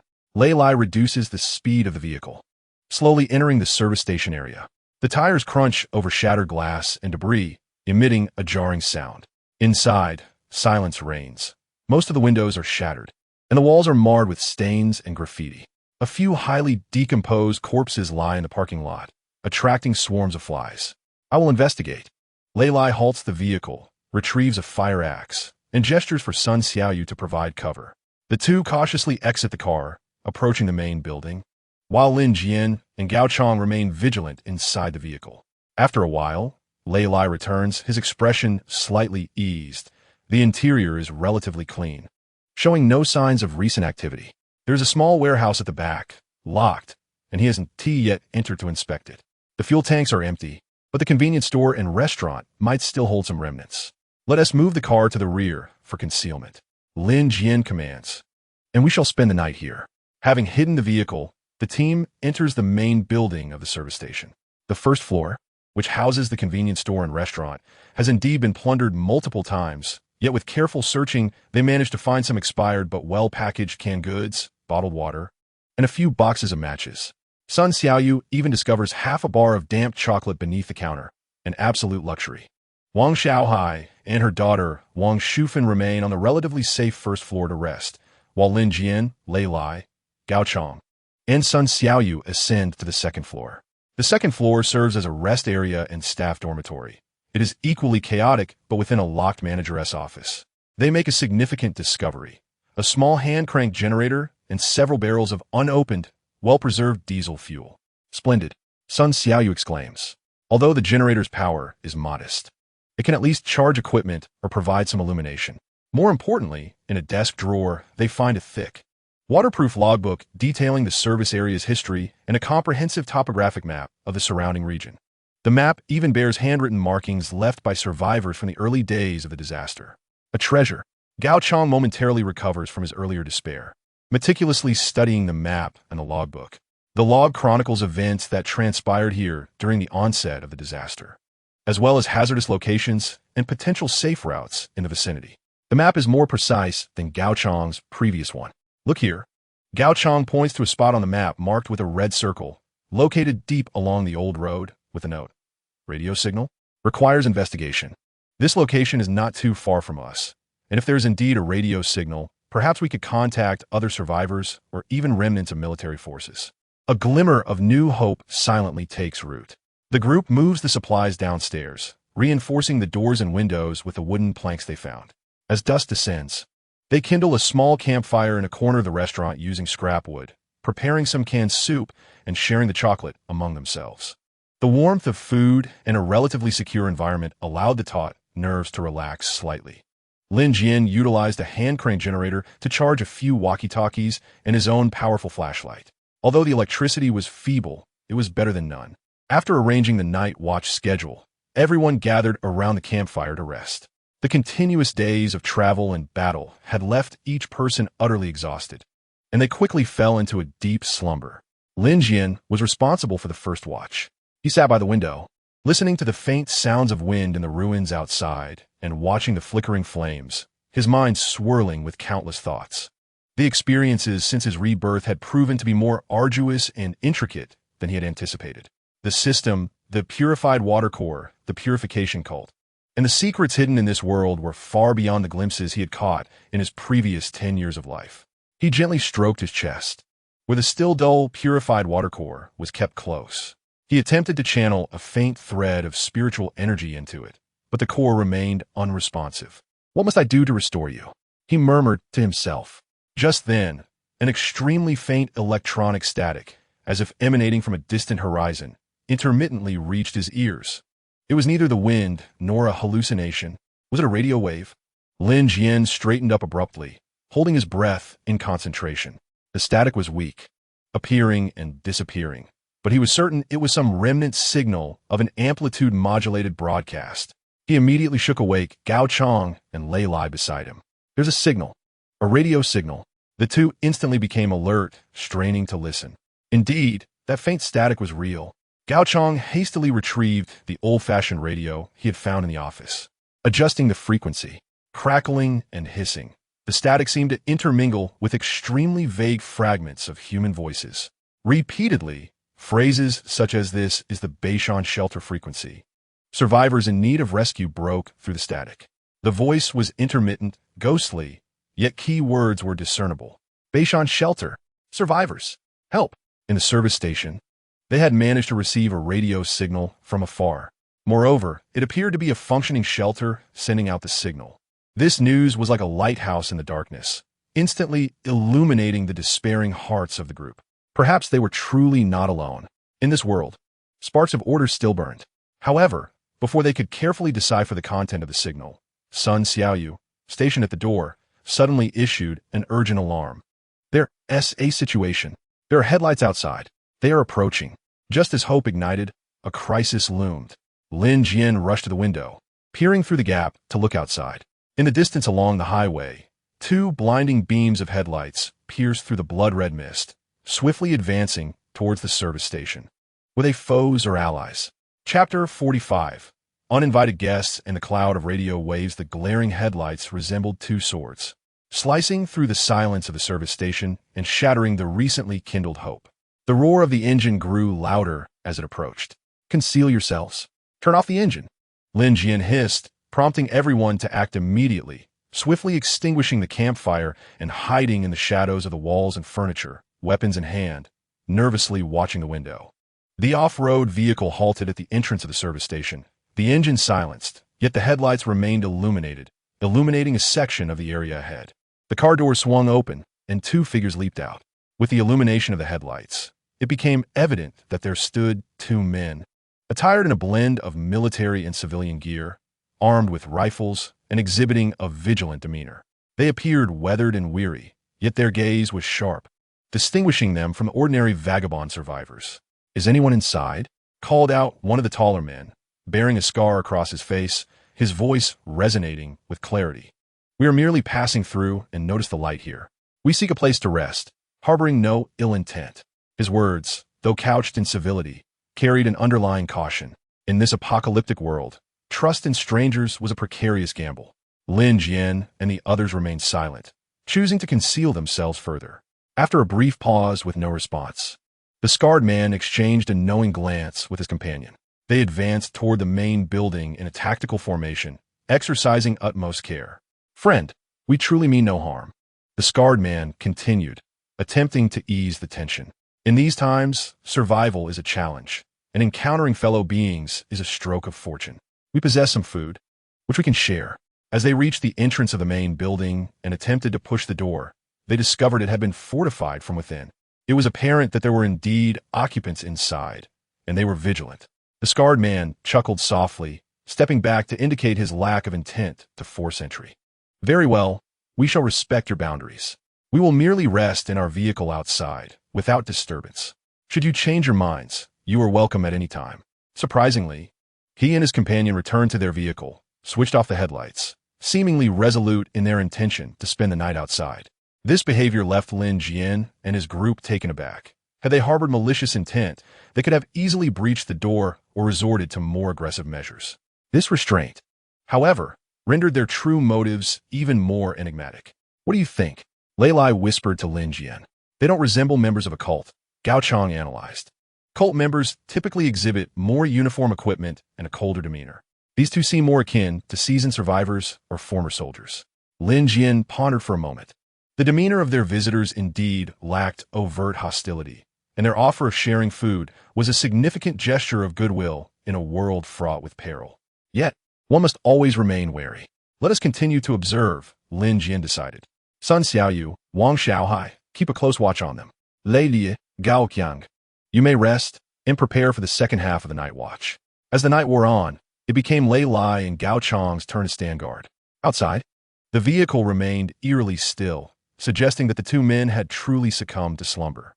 However, in the early hours, amidst the profound darkness and silence, a faint, nearly imperceptible electronic ticking sound suddenly emanated from the vehicle. Gao Chang's senses heightened instantly. He recognized the sound. It was the faint noise emitted by short-range radio communication devices when on standby or receiving signals. Those two were clandestinely using a radio. He swiftly roused the drowsy Lin Jian and Sun Xiaoyu. "There is something amiss. They're using a radio," Gao Chang whispered. Lin Jian approached the window, straining to listen. Indeed, the faint ticking continued intermittently. After a while, a deep, muffled voice could be discerned, but the words were inaudible. "Can we intercept their signal?" Lin Jian inquired of Gao Chang. As a former reconnaissance team member, Gao Chang should possess some knowledge of communication devices. He shook his head. Without specialized equipment, it would be quite difficult. However, one can be certain that they're not as simple as they appear on the surface. Ordinary survivors would not clandestinely use a radio in the dead of night. A cloud of suspicion looms. Just then, on the second floor of the service station, the old radio crackles to life with a faint distress signal, becoming somewhat clearer. "Bashan is under attack. Support needed. Coordinates repeated." The signal remains weak, but this time, the coordinate information seems to be reported in full. Lin Jian quickly jots down the coordinates. Gao Chang cross-references with the map and swiftly locates the position. Situated deeper along the old highway, surrounded by mountains, approximately 70 to 80 kilometers from their current location. If the signal from the Bashan shelter is genuine, it could represent a large survivor stronghold still resisting. A glimmer of hope flickers in Gao Chang's eyes. Yet, Lin Jian furrows his brow. It seems too coincidental. Two unidentified outsiders with a radio appear just as a distress signal from a shelter is received, and the coordinates are so clear. Could this be a trap? A bait set for wandering survivors? He voices his suspicions quietly. Lei Lai and Sun Xiaoyu concur. In this apocalyptic world, the use of false distress signals to lure and plunder other survivors is not beyond the realm of possibility. What should we do? Wang Xiaohai asks nervously. Two options. Lin Jian quickly analyzes. First, regardless of the authenticity of the signal, we leave at dawn and return to Wangshu as originally planned. Second, we risk exploring the signal coordinates. But the risk is immense. I think we should go. Gao Chang unexpectedly supports the idea of exploration, asserting that if it is true, it could represent our greatest hope for survival. Moreover, he has a strong intuition that the two outsiders are likely connected to this signal. His intuition has always been reliable. Lin Jian plunges into contemplation. This is a difficult choice. Going may lead to allies and hope, but it could also plunge them into a deadly trap. Not going risks missing the only opportunity to escape a slow demise amidst the ruins. In the sky, a deeper hue of blood red begins to emerge. Dawn is approaching. Meanwhile, the two individuals outside seem to have concluded their communication, and silence returns to the vehicle. To go or to stay, to trust or to doubt. The weight of the decision once again rests upon Lin Jian's shoulders. Chapter 46. The choice and test before dawn. The darkness before dawn is the most profound, and the atmosphere within and outside the service station has reached a peak of tension. Lin Jian's mind races as he weighs the pros and cons. To investigate the source of the signal carries high risks. It may be a trap, the journey is perilous, and the team's condition is far from optimal. Conversely, not going could mean missing a lead to a significant survivor stronghold, along with potential collaboration and support opportunities. Furthermore, the appearance of those two unidentified individuals possessing a radio coinciding perfectly with the signal's emergence is too striking to ignore. Gao Chang's intuition also points towards the necessity of exploration. Ultimately, Lin Jian makes a compromise and daring decision. At dawn, we will initiate contact with those two individuals outside. He whispers to his companions to probe their true intentions. If they are indeed connected to the signal or exhibit benevolence, we may contemplate collaboration, perhaps even journeying together to the designated coordinates. Should their intentions be nefarious, we shall withdraw immediately and adhere to our original plan. This decision preserves hope while establishing a boundary. How shall we initiate contact? Lei Lai inquired. Should we be forthright? No, Lin Jian shook his head. Let us feign weakness and observe their reactions. Sun Xiaoyu, Wang Xiaohai, you shall remain concealed and vigilant. Lei Lai, Gao Chang accompany me, but feign injuries and exhaustion. Wangshu and Nyonyo should remain out of sight. He intended to impart an impression of being outnumbered and underpowered, yet vigilant, to gauge their response. Once the plan was established, the group seized the final moments to rest and rejuvenate their strength. Lin Jian endeavored once more to sense the core of the purified water in the system. Progress remained sluggish, yet his mental fortitude appeared to have somewhat recovered. As dawn approached, casting a deep crimson hue, the off-road vehicle outside the service station stirred. The doors swung open, and the scar-faced man and his companion disembarked, stretching lazily and seemingly engaging in casual movements. Yet their vigilant gazes swept over the main building of the service station. Lin Jian recognized that the moment had arrived. He signaled Lei Lai and Gao Chong to prepare while he took a deep breath, deliberately creating a slight noise, and then slowly pushed open the fortified door of the main building, revealing half his body. Friends outside, Lin Jian's voice carried an intentional rasp and fatigue. Shall we converse? The scar-faced man and his companion immediately turned, their hands seemingly resting casually on their weapons at their waists. Yet their faces wore a relatively amicable smile. Hey, brothers. You finally decided to show yourselves, the scar-faced man remarked. How did you fare last night? This cursed place isn't particularly safe. Barely managing, Lin Jian leaned against the doorframe, revealing his bandaged arm, his pallor evident. We've lost quite a few, left with these few injured remnants. Where do you hail from? I am Zhang Ming, formerly a long-distance freight transporter. The scar-faced man indicated himself, then gestured to his taciturn companion, whose sharp gaze belied his silence. This is Lao Dao, my partner. We're just scraping by post-catastrophe, searching for sustenance. His casual tone belied the reality. Yet Lin Jian noted Lao Dao's erect posture and the manner in which he surveyed the surroundings, reminiscent of military training. Your equipment appears quite impressive, and you possess a vehicle. Lin Jian continued to test the waters. Lucky find, stumbled upon a leak, Zhang Ming chuckled, evidently reluctant to elaborate on the source of their gear. Given your appearance, it seems you have not had it easy either. This area is quite perilous. I've heard the industrial park to the west is rife with disturbances, rumored to be the activities of a purification cult, quite sinister indeed. His unsolicited mention of the purification cult piqued Lin Jian's interest. The purification cult? We have encountered them, nearly lost our lives. Lin Jian followed his lead, feigning trepidation. Are you familiar with them? Heard of them, but never directly dealt with them. Zhang Ming waved his hand dismissively. A bunch of lunatics, best to keep your distance. By the way, do you have any plans moving forward? You can't remain holed up in this decrepit service station indefinitely. We hope to venture northward, seeking fortune. It is said the mountainous region there may be safer. Lin Jian responded ambiguously, withholding specific information about Wangshu's residence. Northward, Zhang Ming and Lao Dao exchanged a glance, their expressions subtly shifting. Zhang Ming leaned in closer, lowering his voice. Brother, to be frank, we received some intel last night. It appears that there's indeed a place called Bashan Refuge in the northern mountains, and it is still operational, albeit under distress, seemingly calling for help. He had finally revealed the crucial information. Lin Jian's heart raced with alarm, though he feigned surprise. Bashan Refuge? Is that true? Do you have a specific location? The signal is intermittent, so the coordinates are unclear. Zhang Ming shook his head, sighing. We are also hesitant about whether to investigate. In this world, there is strength in numbers. If it is genuine, it could be a good place to take refuge. But what if it turns out to be a trap? His words rang with a semblance of reason, sharing information while expressing concern, appearing sincere.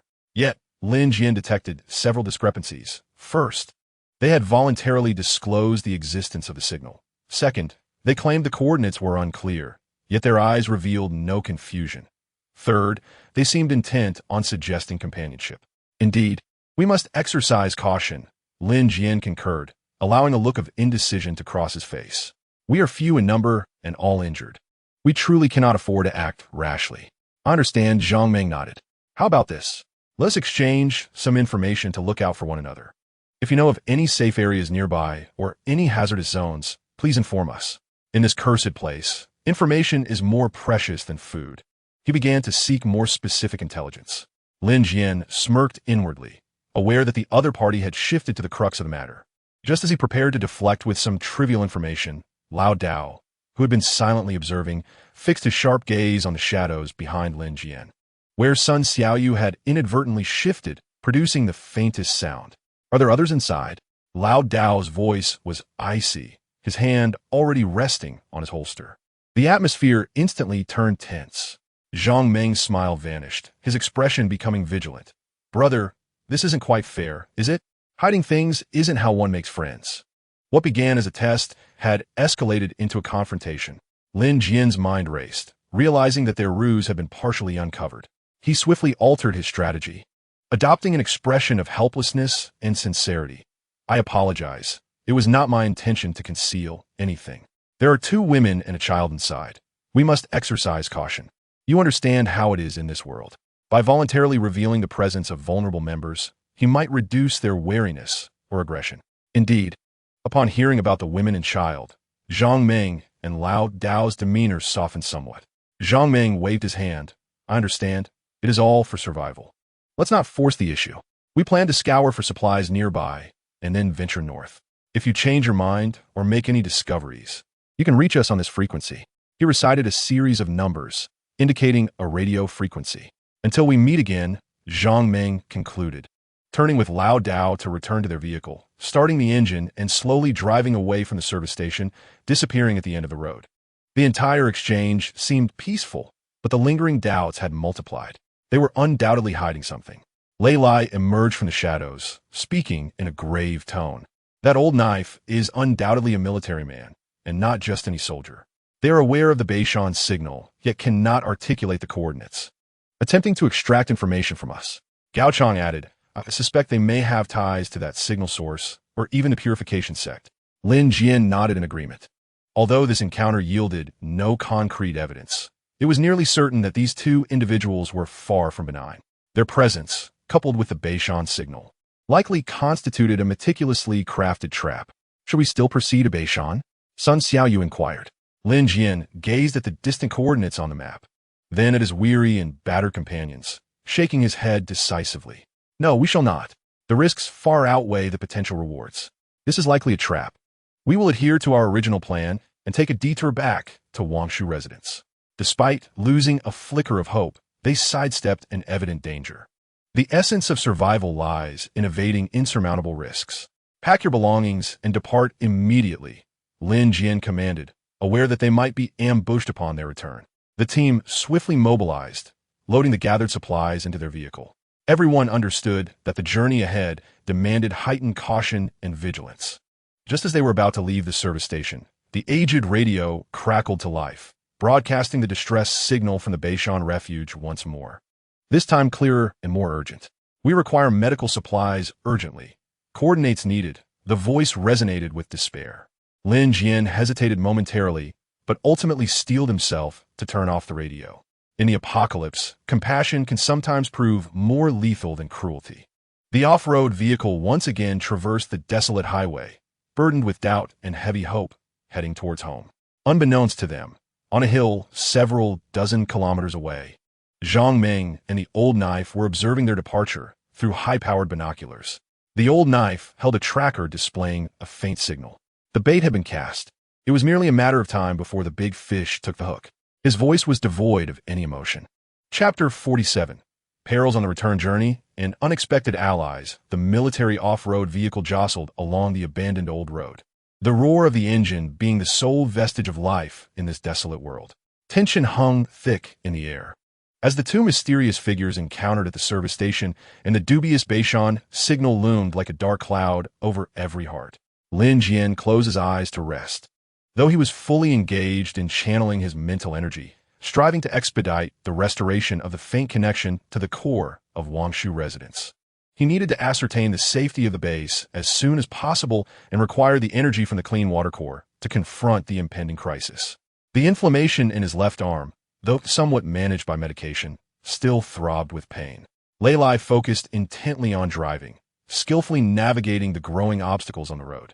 The post-catastrophe highway resembled a forsaken vein, littered with the wreckage of accidents, collapsed pits, and wildly proliferating mutated flora. Sun Xiaoyu kept a vigilant watch on both sides, while Wang Xiaohai tended to the listless Wang Shufan and her daughter.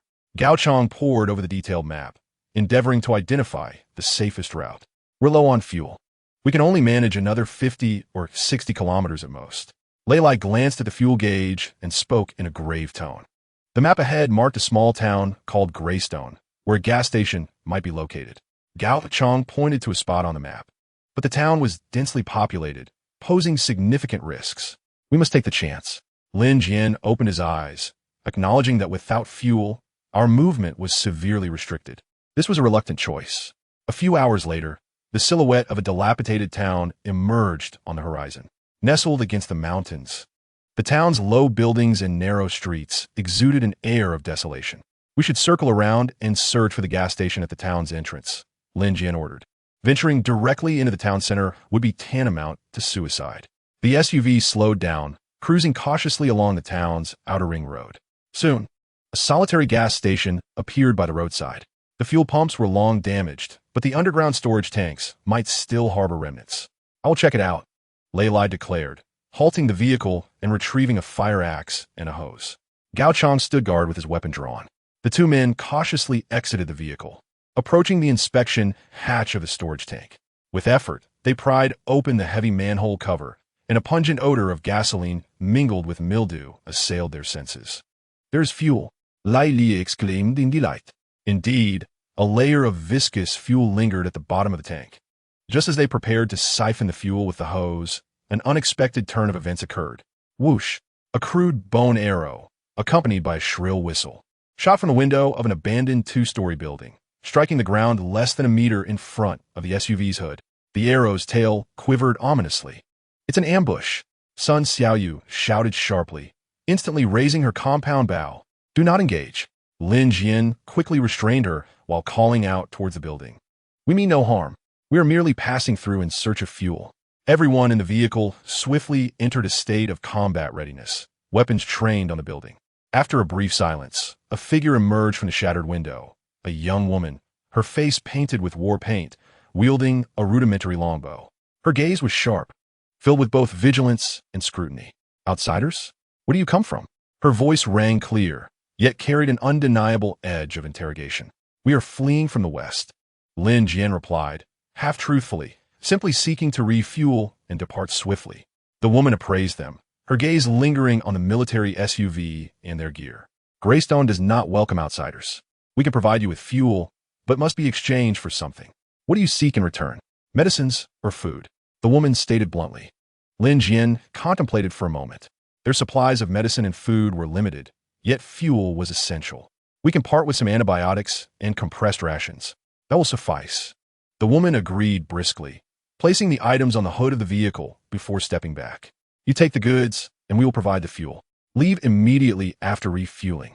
This was a cautious method of transaction. Lin Jian instructed Sun Xiaoyu to retrieve a small vial of antibiotics and a few compressed rations, placing them on the engine cover. Then signaled Lei Lai and Gao Chong to return to the vehicle. The SUV rolled back a few meters. Two men emerged from the building, armed with crude knives and spears, quickly advancing to collect the items before retreating back inside. "The fuel is below the inspection hatch. Help yourselves. Depart within 10 minutes. The woman's voice echoed once more. Lei Lai and Gao Chong exited the vehicle again, swiftly using the hose and a makeshift pump to extract the fuel. The process proceeded smoothly, undisturbed by any interruptions. The vehicle, fully fueled, swiftly departed from the gas station. Throughout the encounter, the inhabitants of the small building did not re-emerge. This was a local survivor group. Gao Chong deduced that it appeared this town was under their control, exhibiting a strong exclusivity. "We are fortunate. They seem to abide by their own rules." This encounter, fraught with tension yet ultimately harmless, relieved the group. At the very least, it demonstrated that, aside from the extremist factions like the cult, there exist survivor groups that uphold basic order and trading principles. Continuing their journey, they circumvented Greystone Town, where the landscape gradually transformed into desolation, with vast expanses of wilderness and hills emerging alongside the highway. According to the map, they were nearing the suburban area where Wangshu resided, but a complex expanse of abandoned mines lay between them. The mining area was fraught with peril, featuring intricate road conditions, tunnels, and pits, making ambushes likely. Gao Chong cautioned, Noting the presence of many miners before the catastrophe, his words trailed off. Yet the implication was clear. Such locales could easily become breeding grounds for massive hordes of corpses or be infested with dangerous mutated entities. Is there no alternative route? Sun Xiaoyu inquired. Gao Chang shook his head. This is the most direct path. A detour would require an additional 100 kilometers, and we lack sufficient fuel. We must press on regardless. By evening, the convoy reached the outskirts of the mining area. The immense pits resembled scars upon the earth, with dilapidated factories and twisted rail tracks weaving through them. The air was thick with the scent of sulfur and dust. As darkness deepened, the light of the blood moon, if one could indeed call a moon, cast an eerie veil over this industrial wasteland. Slow down, remain vigilant, Lin Jian commanded. The off-road vehicle cautiously entered the main thoroughfare of the mining area. Silence enveloped the surroundings. Even the wind seemed to have been swallowed by this profound stillness, which was more disquieting than any clamor. Suddenly, Lin Jian, seated in the passenger seat, felt a slight vibration from the purified water core resting against his chest. A faint yet distinct sensation emanated from the core, directing him towards the depths of the mine. Almost simultaneously, a notification appeared on the system interface. Weak homogeneous energy fluctuation detected. Direction: southeast. Distance: approximately 3 kilometers. Possible connection to the hotel core upgrade. Homogeneous energy? Hotel core upgrade? A jolt of realization surged through Lin Jian. Could there be something akin to the Wangshu core within this mining area? Or perhaps a unique resource that could facilitate a core upgrade? This revelation prompted an immediate alteration of his plans. Stop the vehicle, Lin Jian suddenly announced. Lady, momentarily taken aback, nonetheless pressed the brakes. What is wrong? I sense something over there. Lin Jian indicated towards the dark entrance of a mine in the southeast. It could be of great significance to us. The group exchanged glances, puzzled by Lin Jian's implication. The depths of the mine clearly harbored considerable danger. We must investigate. Lin Jian's tone brooked no dissent. The simultaneous appearance of the system prompt and the core S sensation was no mere coincidence. This could represent a crucial opportunity. It's too perilous, Lei Lai protested. Our foremost priority is to return home. I concur with the administrator's assessment. However, in an unexpected twist, Gao Chang supported Lin Jian, stating, my intuition tells me there is something extraordinary in that direction. It may be connected to the truth behind this disaster. Having lost his samples, he had become acutely sensitive to anything that might relate to the source. Sun Xiaoyu and Wang Xiaohai hesitated. Wang Shufan and her daughter were engulfed in terror. Amidst their heated argument, a long and mournful wolf howl suddenly echoed from the depths of the mine. Soon after, countless howls responded. The sound grew closer, rapidly intensifying and becoming frenzied. It was a pack of mutated wolves. Lei Lai's expression changed dramatically. Their numbers were overwhelming. We were surrounded, all around, on the slopes and heaps of mining debris. Countless pairs of eerie green eyes glimmered. There were at least 100 of them. These mutated wolves were enormous, their fur fallen away to reveal decaying muscle, revealing their fangs, saliva dripping as they slowly closed in from all directions. With an unknown mine ahead and a ferocious pack behind, we faced true despair once more. Chapter 48. The dim light of the mine and the hunt of the wolf pack. The green eyes of the wolves glowed like ghostly flames, flickering in the dim ruins of the mining area, accompanied by low growls and the chilling sound of claws scraping the ground from all directions. The mutated wolves had completed their encirclement, trapping the off-road vehicle on a relatively open, unloading platform. It was over. Wang Xiaohai's voice trembled as he clutched the steel pipe tightly. Wang Shufan covered Nyunyo's eyes, her own body shaking with fear. Wang Kai sensed the threat, baring its teeth and growling, but its size seemed insignificant compared to the mutated wolves. On the roof. Quickly to the roof. Utilize the advantage of height, Lei Lai commanded calmly, scrambling to the top of the vehicle with a fire axe in hand, ready for battle. Sun Xiaoyu quickly followed suit, drawing her compound bow and aiming at the most densely packed wolves. Gao Chang and Lin Jian helped Wang Shufan and her daughter onto the roof before climbing up themselves. Wang Xiaohai and Wang Kai were the last to ascend. The space on the roof was limited, with 7 people and a dog huddled together, the situation precarious. The wolf pack clearly possessed a degree of intelligence. They did not launch an immediate full-scale assault, but instead slowly closed in, using their growls to intimidate and searching for weaknesses in their prey. We cannot wait for them to attack. Lin Jian swiftly analyzed the situation.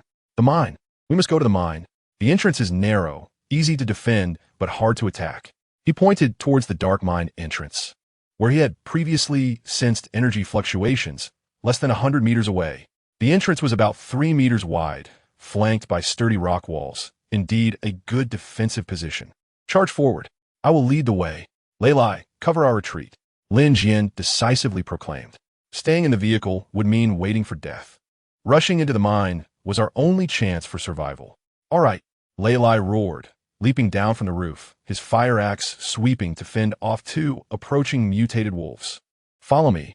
Lin Jian also jumped down, unsheathing his mountain knife, forcing the energy of the pure water core to emanate a faint blue halo around him.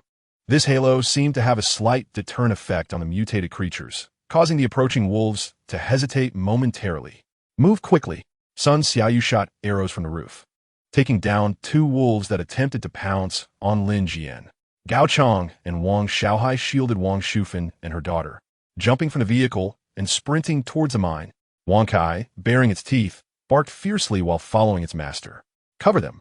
Lin Jian and Lei Lai stood resolutely in front, like 2 guardian deities staunchly resisting the wolves' onslaught. Lin Jian's blade wielded with ruthless precision, targeting the joints and throats of the wolf pack, while Lei Lai swung his fire axe with tremendous force, each strike unleashing a torrential spray of blood.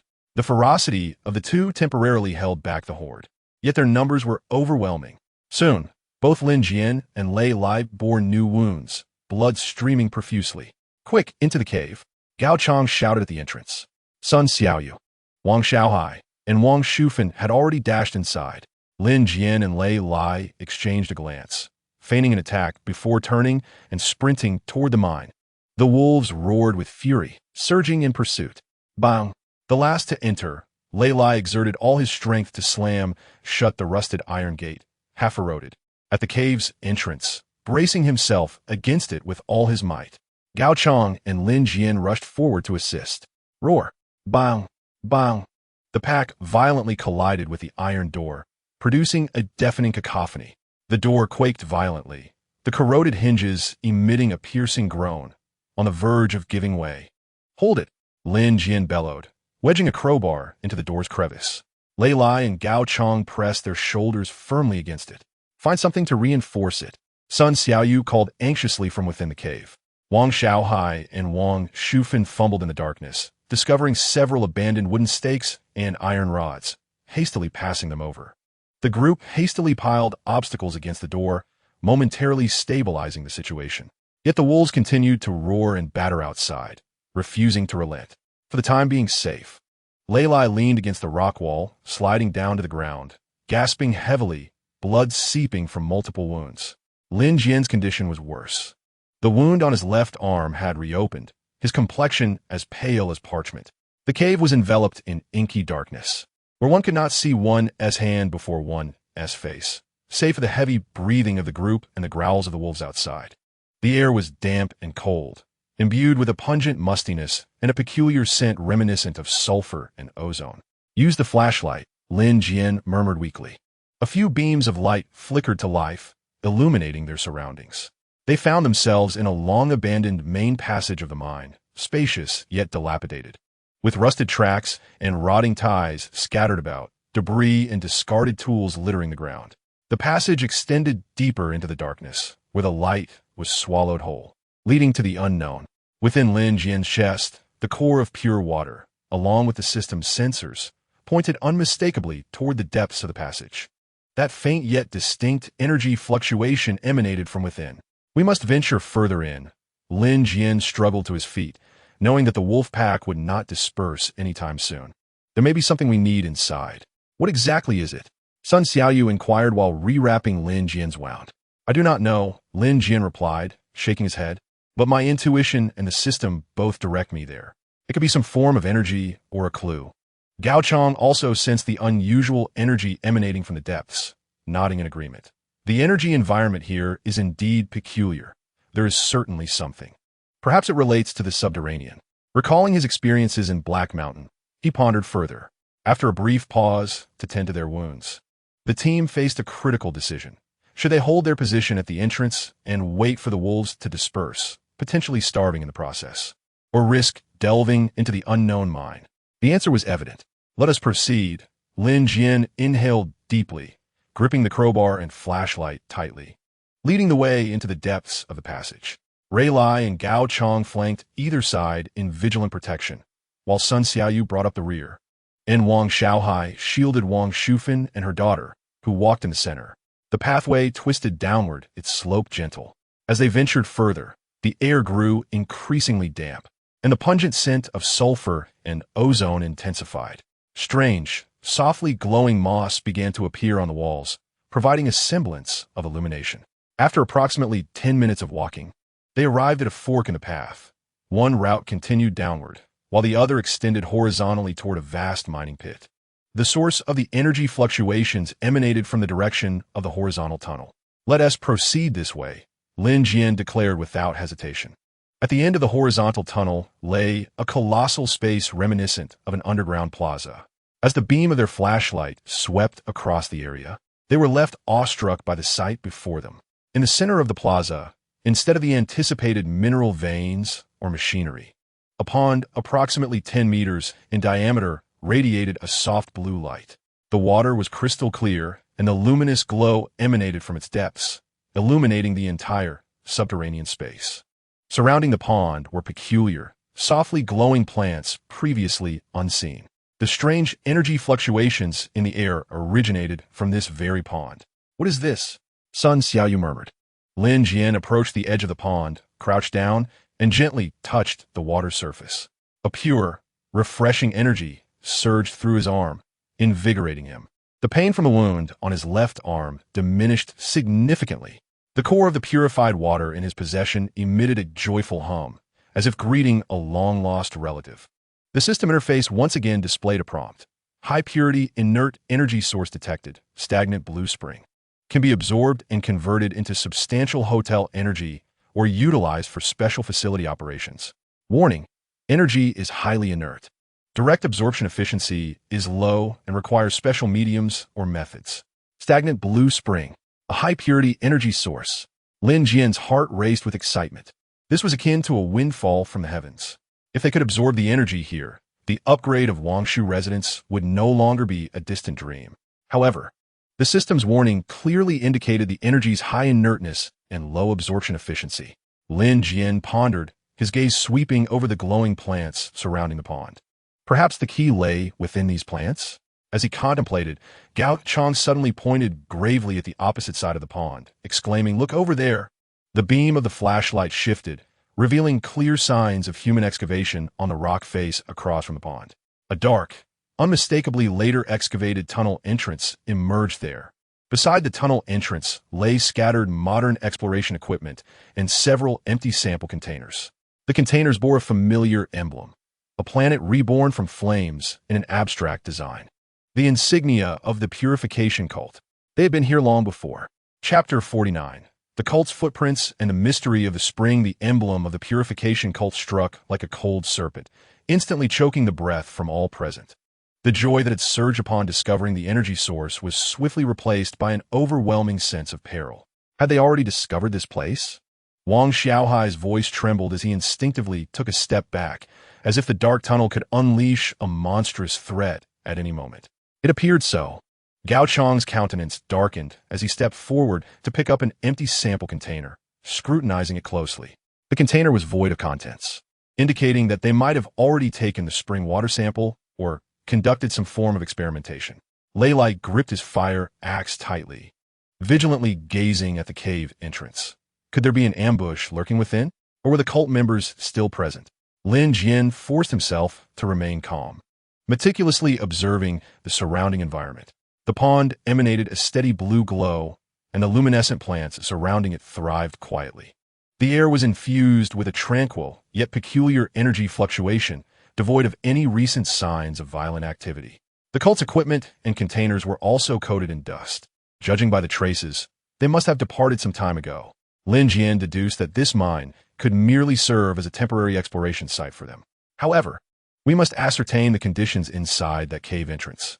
The unknown entrance poses a potential threat that must be thoroughly investigated. Ishal venturin le lie volunteered. You all remain on guard outside. I will accompany you, Gao Chong replied. I am more familiar with the cult's equipment and style. Lin Jian nodded, exercise caution, and retreat immediately if anything seems amiss. With that, Lei Lai and Gao Chong cautiously approached the cave entrance, which was not large enough for more than one person to enter at a time. Inside was an abyss of darkness. When the flashlight beam swept in, it revealed a narrow, artificially excavated passage that sloped downward. The two inhaled deeply and sidled through the opening. Outside, the others waited anxiously. Minutes later, Lei Lai's voice echoed from within, safe. You may enter. Only then did Lin Jian and the others file in. The passage was brief, leading to a smaller stone chamber. In the center of the chamber lay a few rudimentary experimental tables and instruments, most of which were damaged or emptied. On the walls were pinned various charts and data sheets, densely scribbled with symbols and formulas, most of which had become illegible. Look here. Gao Chong pointed to the remnants of a smashed instrument on the experimental table. This was a high-precision energy spectrum analyzer. The cult was meticulously studying the energy properties here. Sun Xiaoyu discovered a partially opened metal cabinet in the corner, where scattered documents lay. She picked up a relatively intact report and, aided by the faint glow of the luminescent plants, began to read with difficulty. The energy inertia of the stagnant blue spring sample is extremely strong and cannot directly activate the existing sacred remains without a resonance catalyst. Preliminary judgments suggest the catalyst may exist within specific mutated organisms or energy nodes resonating with the source of Black Mountain. The report was fragmented, yet the key information was alarming. Sacred remains? Resonance catalyst? Source of Black Mountain? These terms were laden with ominous connotations. The cult was not merely researching the blue spring. They seemed to be seeking ways to harness it, and it was linked to the source of Black Mountain that Gao Chong had mentioned. What do they intend to do with the energy of the blue spring? Wang Xiaohai asked in fear. Fear not, for it is unlikely to bode well. Gao Chong replied darkly. Sacred remains did not sound benign. They required a catalyst to activate the energy of the blue spring, suggesting that their current technology was insufficient for direct utilization. A thought flickered in Lin Jian's mind. The cult could not exploit it directly, yet he possessed a system. The system explicitly indicated the capability to absorb and transform energy, albeit requiring a special medium. Might this special medium be the resonance catalyst that the cult was in search of? Could the system itself serve as a medium? He approached the edge of the stone chamber, where a small pool, constructed of stone, lay, its bottom still bearing traces of dried, softly glowing blue crystals. This was likely the experimental pool used by the cult to contain spring water. Lin Jian attempted to immerse his hand into the depths of the pool, reaching for the blue crystals. Simultaneously, he focused his mind, guiding a fraction of his spiritual energy to restore itself, attempting to directly channel the residual inert energy at the bottom of the pool through physical contact. Initially, there was no response. The energy felt as solid as a gel, impervious to his efforts. However, when he sent a faint thread of spiritual energy into the heart of the pure water and used it as a conduit to engage with that energy, a transformation occurred. The heart of the pure water quivered slightly, emitting a gentle and pure wave. Under the influence of this wave, the stubborn inert energy at the pool's bottom began to dissolve like melting snow, gradually morphing into delicate streams of blue light that flowed along Lin Jian's arm, absorbed by the heart of the pure water. Although the process was exceedingly slow and the efficiency low, it was undeniably effective. The heart of the pure water could serve as a medium for absorbing the blue spring's energy. Moreover, as the energy was drawn in, Lin Jian sensed that the heart's dim glow seemed to brighten slightly, and the spiritual energy he had consumed began to recover gradually. Effective. Lin Jian's heart soared with joy. Though the process was slow, this indicated he had found a stable means of acquiring high-level energy. The key to Wangshu's upgrade lay here. He halted the absorption. Now was not the moment. There were still wolves outside, and this place was not entirely safe. The cult would not return for the time being, but lingering here was unwise. Lin Jian turned to the others and said, "We need to devise a way to safely acquire the blue spring's energy. How do we obtain it?" Lei Li inquired. Shall we gather the spring water in containers? Lin Jian shook his head, pointing to the experimental pool. Once the spring water leaves its source, the energy dissipates rapidly, transforming into ordinary water. We must absorb it here. Furthermore, the absorption process requires time and must not be interrupted. This implied that they had to ensure the safety of the mine and remain there for a period. But what about the wolves outside? Someone questioned. Moreover, although the cult has temporarily departed, who can guarantee they won't return unexpectedly? Perhaps we could leverage the wolf pack? Gao Chang suddenly proposed a bold idea. Leverage the wolf pack? The others were puzzled. The wolves guarding outside, in a sense, also shield us from other potential threats, such as the cult's follow-up personnel. Gao Chang analyzed. If we could find a way to communicate with the wolves, or identify their weaknesses, or even tame them. This notion seemed far-fetched. The mutated wolves were vicious and bloodthirsty. How could one possibly communicate with or tame them? Yet, Lin Jian felt a stirring in his heart. He recalled the subtle deterrent and purifying effect the heart of the pure water had on the mutated entities, as well as the innate spirit exhibited by Wang Kai. An ordinary dog, during the apocalypse, could energy influence the behavior of these mutated creatures? It was worth attempting. Lin Jian made a decision, but rather than taming, it would be a transaction. A transaction? Sun Xiaoyu's eyes widened. Indeed, Lin Jian approached the edge of the pool, gazing at the clear blue spring water, which contained pure energy that might also benefit the mutated beings. We might attempt to barter with the spring water, seeking a temporary retreat or mutual non-aggression from the wolf pack. This notion is indeed far-fetched, yet in this realm brimming with unknown energies, it is not entirely implausible. How shall we negotiate? They cannot comprehend human speech. Wang Shaohai found this utterly astonishing. Through energy waves, Lin Jian suggested, pointing towards the pond. I shall endeavor to harness the energy of the spring water, emitting a specific, tranquil resonance. Gao Chang, with your understanding of biology, do you believe the mutated wolves might respond to such energy? Gao Chang pondered for a moment before nodding. It is possible. Pure energy possesses an allure for all living beings, especially in this tainted environment. If the resonance is sufficiently serene, it may even temper their aggression or guide them. Thus, the plan was established. Although fraught with risk, it was worth a try. The team exited the stone chamber and returned to the ethereal blue-lit pond. Lin Jian sat cross-legged by the water's edge, his hands submerged in the cool spring, concentrating all his mental faculties. Through the core of the pristine water, he sought to forge a deeper connection with the placid blue spring, directing it to emanate a serene, healing energy field. This process was exceedingly taxing. Lin Jian's complexion quickly paled, beads of sweat beading on his forehead. Gradually, centered around him, the blue halo emanating from the pond began to undergo subtle transformations, softening into a comforting embrace akin to a mother's whisper, soothing the soul.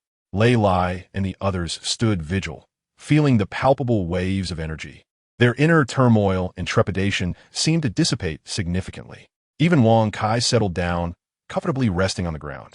Time elapsed gently. Outside the mine, the howls of the wolf pack appeared to diminish. In their stead, a low, questioning whimper emerged. It was working. Lin Jian felt a surge of joy and intensified his efforts to guide the energy. However, at that critical juncture, chaos erupted anew. From the depths of the pond, the once tranquil blue light began to flicker violently. A torrent of chaotic energy surged forth from the pond's bottom, instantly shattering the peaceful energy field Lin Jian had so meticulously maintained. With a gasp, Lin Jian was struck by a backlash of energy, violently expelling blood and staggering backward. The manager, the others were taken aback, rushing forward to support Lin Jian. Almost simultaneously, outside the mine, the previously subdued wolf pack seemed to be stimulated by an immense force, unleashing even more ferocious and enraged howls. The sound of their assault against the iron door resonated once again like a war drum. Within the chaotic energy at the pond's bottom, a massive, distorted shadow appeared to materialize. What secrets lie hidden beneath the blue spring? Chapter 50. Shadows beneath the pond and energy unleashed. Lin Jian's sudden bloodshed and the collapse of the energy field left everyone in a state of panic. Lei Lai and Gao Chang hurriedly moved him to a drier area, away from the pond, while Sun Xiaoyu fumbled through a first aid kit, anxiously wiping the blood from his lips. What transpired? Was he not just fine moments ago? Wang Xiaohai's face turned ashen with fear. Lin Jian coughed violently, feeling as though he had been struck by a heavy hammer, his insides in disarray. He laboriously raised his hand, pointing towards the shimmering, chaotic waters of the pool below. Something powerful and tumultuous lurked beneath the surface. As his mental energy connected with the water, he distinctly sensed a vast and malevolent consciousness lying deep at the bottom. It was this very consciousness that had abruptly awakened, unleashing chaotic energy that instantly shattered the tranquil field he had established. Roar! The wolf pack outside the mine seemed to sense the dreadful presence stirring at the pool's depths. Becoming increasingly frenzied and agitated, their assaults on the iron door more ferocious than ever. The iron gate groaned under the unbearable strain, its rusted hinges beginning to warp and fall apart.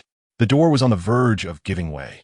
Lei Lai's complexion paled as he seized a fire axe and rushed to the door, ready to fight. Gao Chong and Sun Xiaoyu immediately armed themselves, taking protective positions in front of Lin Jian and Wang Shufan. Wang Xiaohai gripped the steel pipe, trembling all over. "We must suppress whatever lies at the bottom of the pool," Lin Jian said through gritted teeth, struggling against the excruciating pain and dizziness.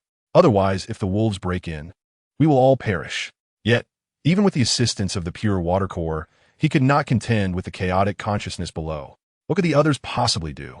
At that moment, the anomalies within the pool escalated once more. The blue glow shifted from gentle to glaring and bizarre, roiling as if in a boiling frenzy.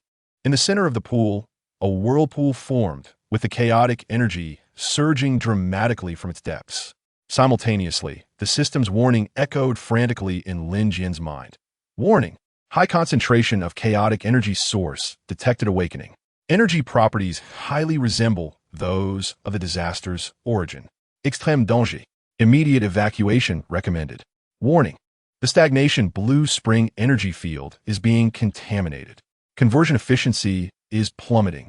Disaster's origin. Could the entity at the bottom of this pool be related to the energy explosion that led to the apocalypse? This speculation sent shivers down Lin Jian's spine. They had inadvertently awakened such a terrifying existence. "We cannot retreat." Lin Jian gritted his teeth. "Outside lies the wolf pack. We have no way to escape. We must find a way to seal or pacify it." But how could they achieve that? Even the pure water core seemed to be suppressed. Gao Chong gazed at the violent whirlpool of energy, then at the empty sample container bearing the cult's insignia in his hand, and suddenly a flash of inspiration struck him. Catalyst. The resonance catalyst mentioned in the cult's report. He exclaimed. The cult intended to use the catalyst to activate the blue spring energy. But could it also influence or even control that entity at the bottom of the pool? Or perhaps exacerbate its rampage, leading it to exhaust its energy? This was an exceedingly perilous conjecture. Heightening its rampage could lead to their swift demise. It might also present a glimmer of hope. Where can we find a catalyst? Lei Lai bellowed, bracing against the violently trembling door. Within specific mutated biological entities or at energy nodes of the same frequency, Gao Chong recalled from the report, his gaze suddenly fixating on Lin Jian, or rather, on the pure water core clutched in Lin Jian's arms. "Administrator, that core of yours, the energy it emits is remarkably pure, and just now it seemed to resonate with the blue spring. Could it in some sense serve as a node of the same frequency, or mimic the effects of a catalyst?" All eyes turned to Lin Jian. His heart trembled. Gao Chong's conjecture is not without merit. The energy essence of the purified water core shares a pure and identical origin with the blue spring. It may indeed influence the chaotic consciousness at the bottom of the pool. Yet whether it will soothe or provoke remains uncertain. Shall we take the risk? If we win, perhaps we can avert the crisis. If we lose, we might ignite this explosive situation instantly. The cacophony from outside grows increasingly intense, and the iron door has begun to fracture. The howls of the wolves are alarmingly close. There is no time for hesitation. "Help me to the edge of the pool." Lin Jian struggled to rise, his gaze flashing with determination. Lei Lai and Gao Chong supported him on either side, guiding him once more to the energy-churning water's edge. Lin Jian took a deep breath, pouring all his mental strength unreservedly into the purified water core at his chest. Simultaneously, He ceased attempting to guide the calming force field. Instead, he thrust the core's pure energy, like a needle, directly into the chaotic whirlpool of consciousness at the pool's bottom. Buzz! The purified water core erupted with an unprecedented brilliant blue light. A surge of pure, incisive energy pulsated precisely into the heart of the whirlpool. Time seemed to stand still in that moment. The next second, rumble, rumble, rumble. The entire underground space trembled violently. The pool water exploded like boiling liquid. The blue radiance was instantly engulfed by an inky darkness. An indescribable will, filled with destruction and madness, surged forth from the depths of the pool like a tsunami, sweeping through the entire mine. The weakest among us, Wang Shaohai and Wang Shufan, mother and daughter, were directly rendered unconscious by this mental shock. Sun Xiaoyu and Gao Chong also gasped, their faces ashen. Lin Jian bore the brunt of it, feeling as though his very soul was being torn apart. Yet he gritted his teeth, maintaining the energy output of the purified water core. Did we bet correctly? Or did we lose the gamble? The shadow at the bottom of the pool is slowly rising. Chapter 0, Extra 1. The last night in Greystone Town, from Sun Xiaoyu's perspective, the blood-red moon hung in the sky like a colossal eye, coldly observing the desolation of Greystone Town from the shattered spire of the clock tower. The air was thick with the acrid stench of gunpowder, blood, and an increasingly nauseating, cloying rot. This miasma drifted from the direction of the decaying marsh, heralding the approach of death. I gripped the icy limbs of my composite bow tightly, my knuckles turning white from the strain. The frigid sensation kept me tethered to a semblance of clarity, suppressing the terror and despair that threatened to burst forth from within. The eastern wall of the town had collapsed significantly. Just hours prior, an unprecedented wave of corpses, mingled with the speedily advancing new mutants, surged like a black tide, breaching our last line of defense. Uncle Meng led the militia to confront them, forming a final barrier with their flesh and blood. The gunfire and cries of battle lasted less than half an hour before falling into a profound silence. Now it was our turn. Sister Xiaoyu. There's movement in the west as well. Those ghastly things are crawling out of the marsh. A young militiaman, still bearing a youthful countenance, tumbled over to my shelter, his voice quivering with fear. I followed his pointing finger, and my heart sank. There, just below the low slope to the west of the town, countless twisted shapes writhed and crawled upward. They are not zombies. They are far more repulsive entities, skin-rotting, pus-dripping corrupted claw-stalkers, and those that expel acidic secretions, resembling grotesquely enlarged slugs known as swamp spitters. They are drawn here by the sounds of the corpse tide and the scent of the living. We are besieged from all sides. Greystone Town is doomed. This place, where I was born and raised, which we, a few hundred souls, have painstakingly rebuilt with blood and sweat over the past 3 years, has finally reached its end. Where is Awe?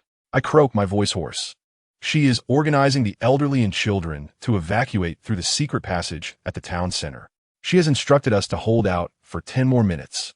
The young man wiped his tears, his eyes filled with a fierce determination. 10 minutes of our lives, exchanged for a fleeting chance at survival for them. I inhaled the nauseating air deeply, forcing myself to remain composed. As the finest archer in town, with Awe absent, I became the backbone for these young militia members. Ergo, take 3 people to set traps and explosives at the street corner. Xiaoling, you have sharp eyes. Go to the roof as a lookout. The rest, hold this intersection with me. Conserve your arrows. Aim before you shoot. My voice was surprisingly steady. Even I was astonished. Perhaps, when despair reaches its zenith, one becomes numb instead. The militia members sprang into action, their movements frantic yet resolute, as though they were fighting against the tide of fate. Most of them were merely teenagers, expected to be in school, falling in love, yet here they stood with rudimentary weapons against these flesh-eating monstrosities. The first corrupted claw stalker roared as it charged around the corner, moving with astonishing speed. I instinctively drew my bow and released an arrow. Whoosh! The arrow struck true, embedding itself in its eye, with putrid brain matter erupting from the back of its head. It staggered for a moment before collapsing to the ground. Good shot, the young man beside me exclaimed, his voice trembling. There was no time for celebration. More monsters surged towards us. Acidic projectiles whizzed through the air, crashing against our barricade, emitting a hissing, corrosive sound. The rate of our bow fire was too slow. We were soon suppressed, unable to lift our heads. Use Molotov cocktails, I shouted. Several bottles were thrown, temporarily halting the assault of the creatures, flames engulfing them as they shrieked in agony. Yet the monsters behind them trampled over the burning corpses of their comrades, continuing to pour forth. There were too many. We can't hold out any longer. Shall you? Fall back. Urgu's voice cracked as he spoke. A comrade beside him had been sprayed with acid, writhing on the ground in agony. I gazed at the increasingly close, twisted and grotesque faces, observing the pale, terrified expressions of the youths around me, my heart gripped tightly by a cold hand. Retreat? Where to? The town is surrounded on all sides. Just then, a rapid and powerful sound of footsteps approached from behind. Shall you? Lead the others toward the town hall. There's a second line of defense there. A familiar voice rang out, imbued with undeniable resolve. It was Awa. I turned sharply, and there she was, drenched in blood. Her leather armor riddled with gashes, yet the long knife in her hand gleamed brightly, her gaze like cold stars sweeping across the battlefield. Trailing behind her were several battle-worn veterans, the last vestiges of the town's defense. Sister Yu, I wanted to ask about the situation at the secret passage. Stop wasting time. Follow orders. Ayu interrupted me, her tone stern, yet a flicker of subtle tenderness danced in her gaze. Take the children away. I will hold them back. No, we must hold them back together. I blurted out. Ayu is my dear sister. It was she who taught me archery and survival after the catastrophe. I cannot abandon her. Sun Xiaoyu. Ayu's voice rang out authoritatively, imbued with an unprecedented gravitas and finality. You are the deputy captain. Your duty is to ensure as many people as possible survive. That is an order. Having spoken, she turned away, raising her long knife and issuing a fierce command to the approaching monsters. Guard, follow me in a battle.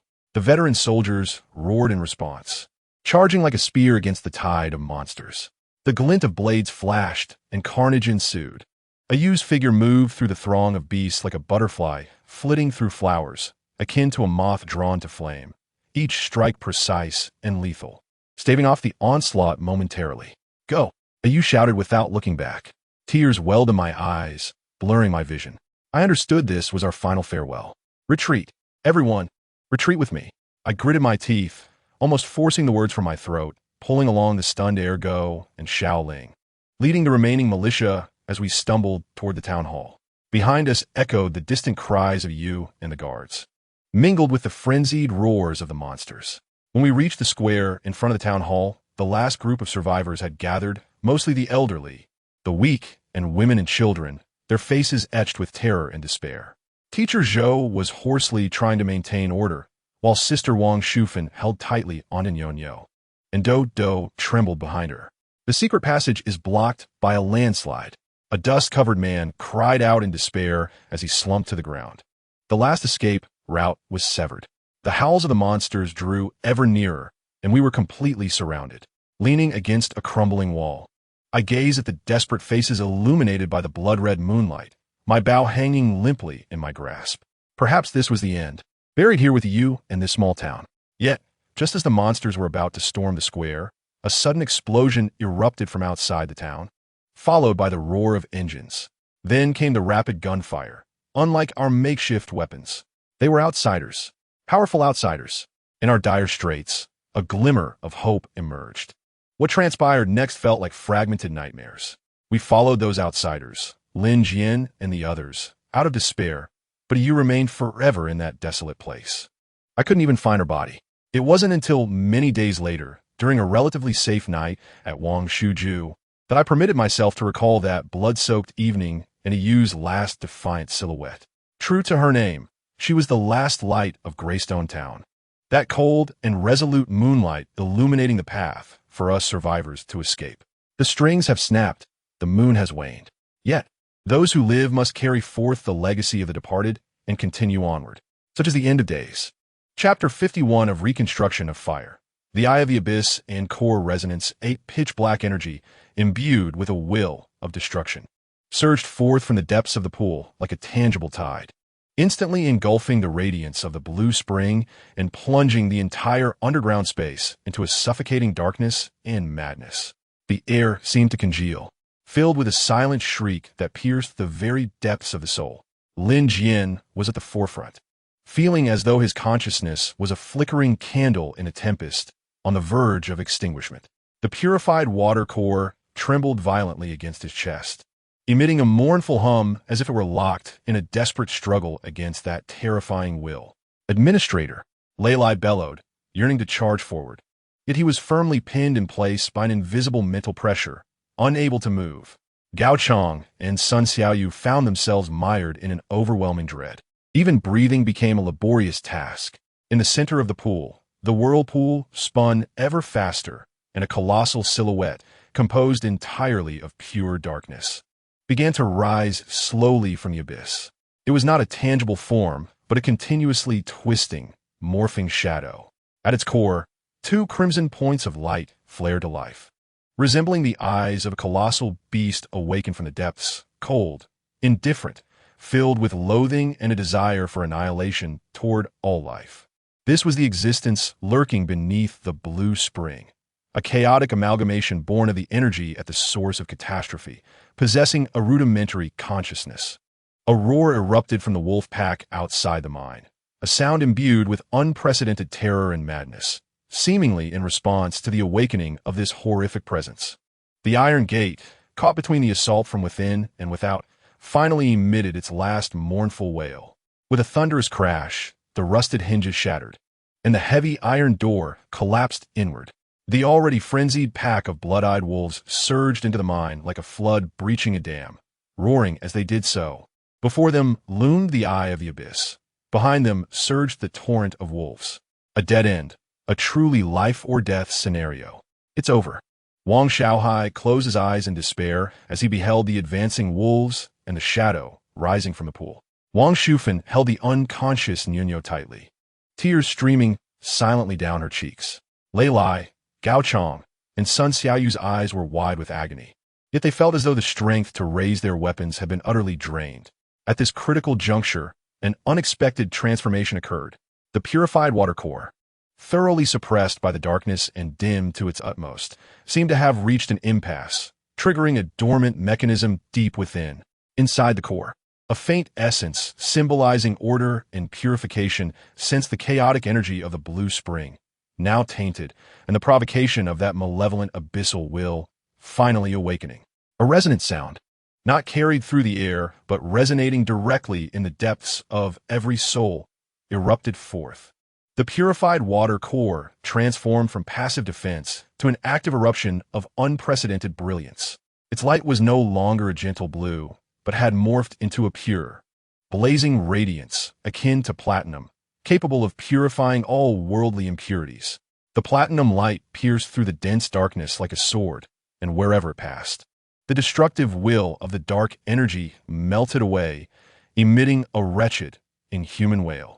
The massive shadow in the pool twisted and struggled, and for the first time, fear flickered in its crimson eyes. What power was this?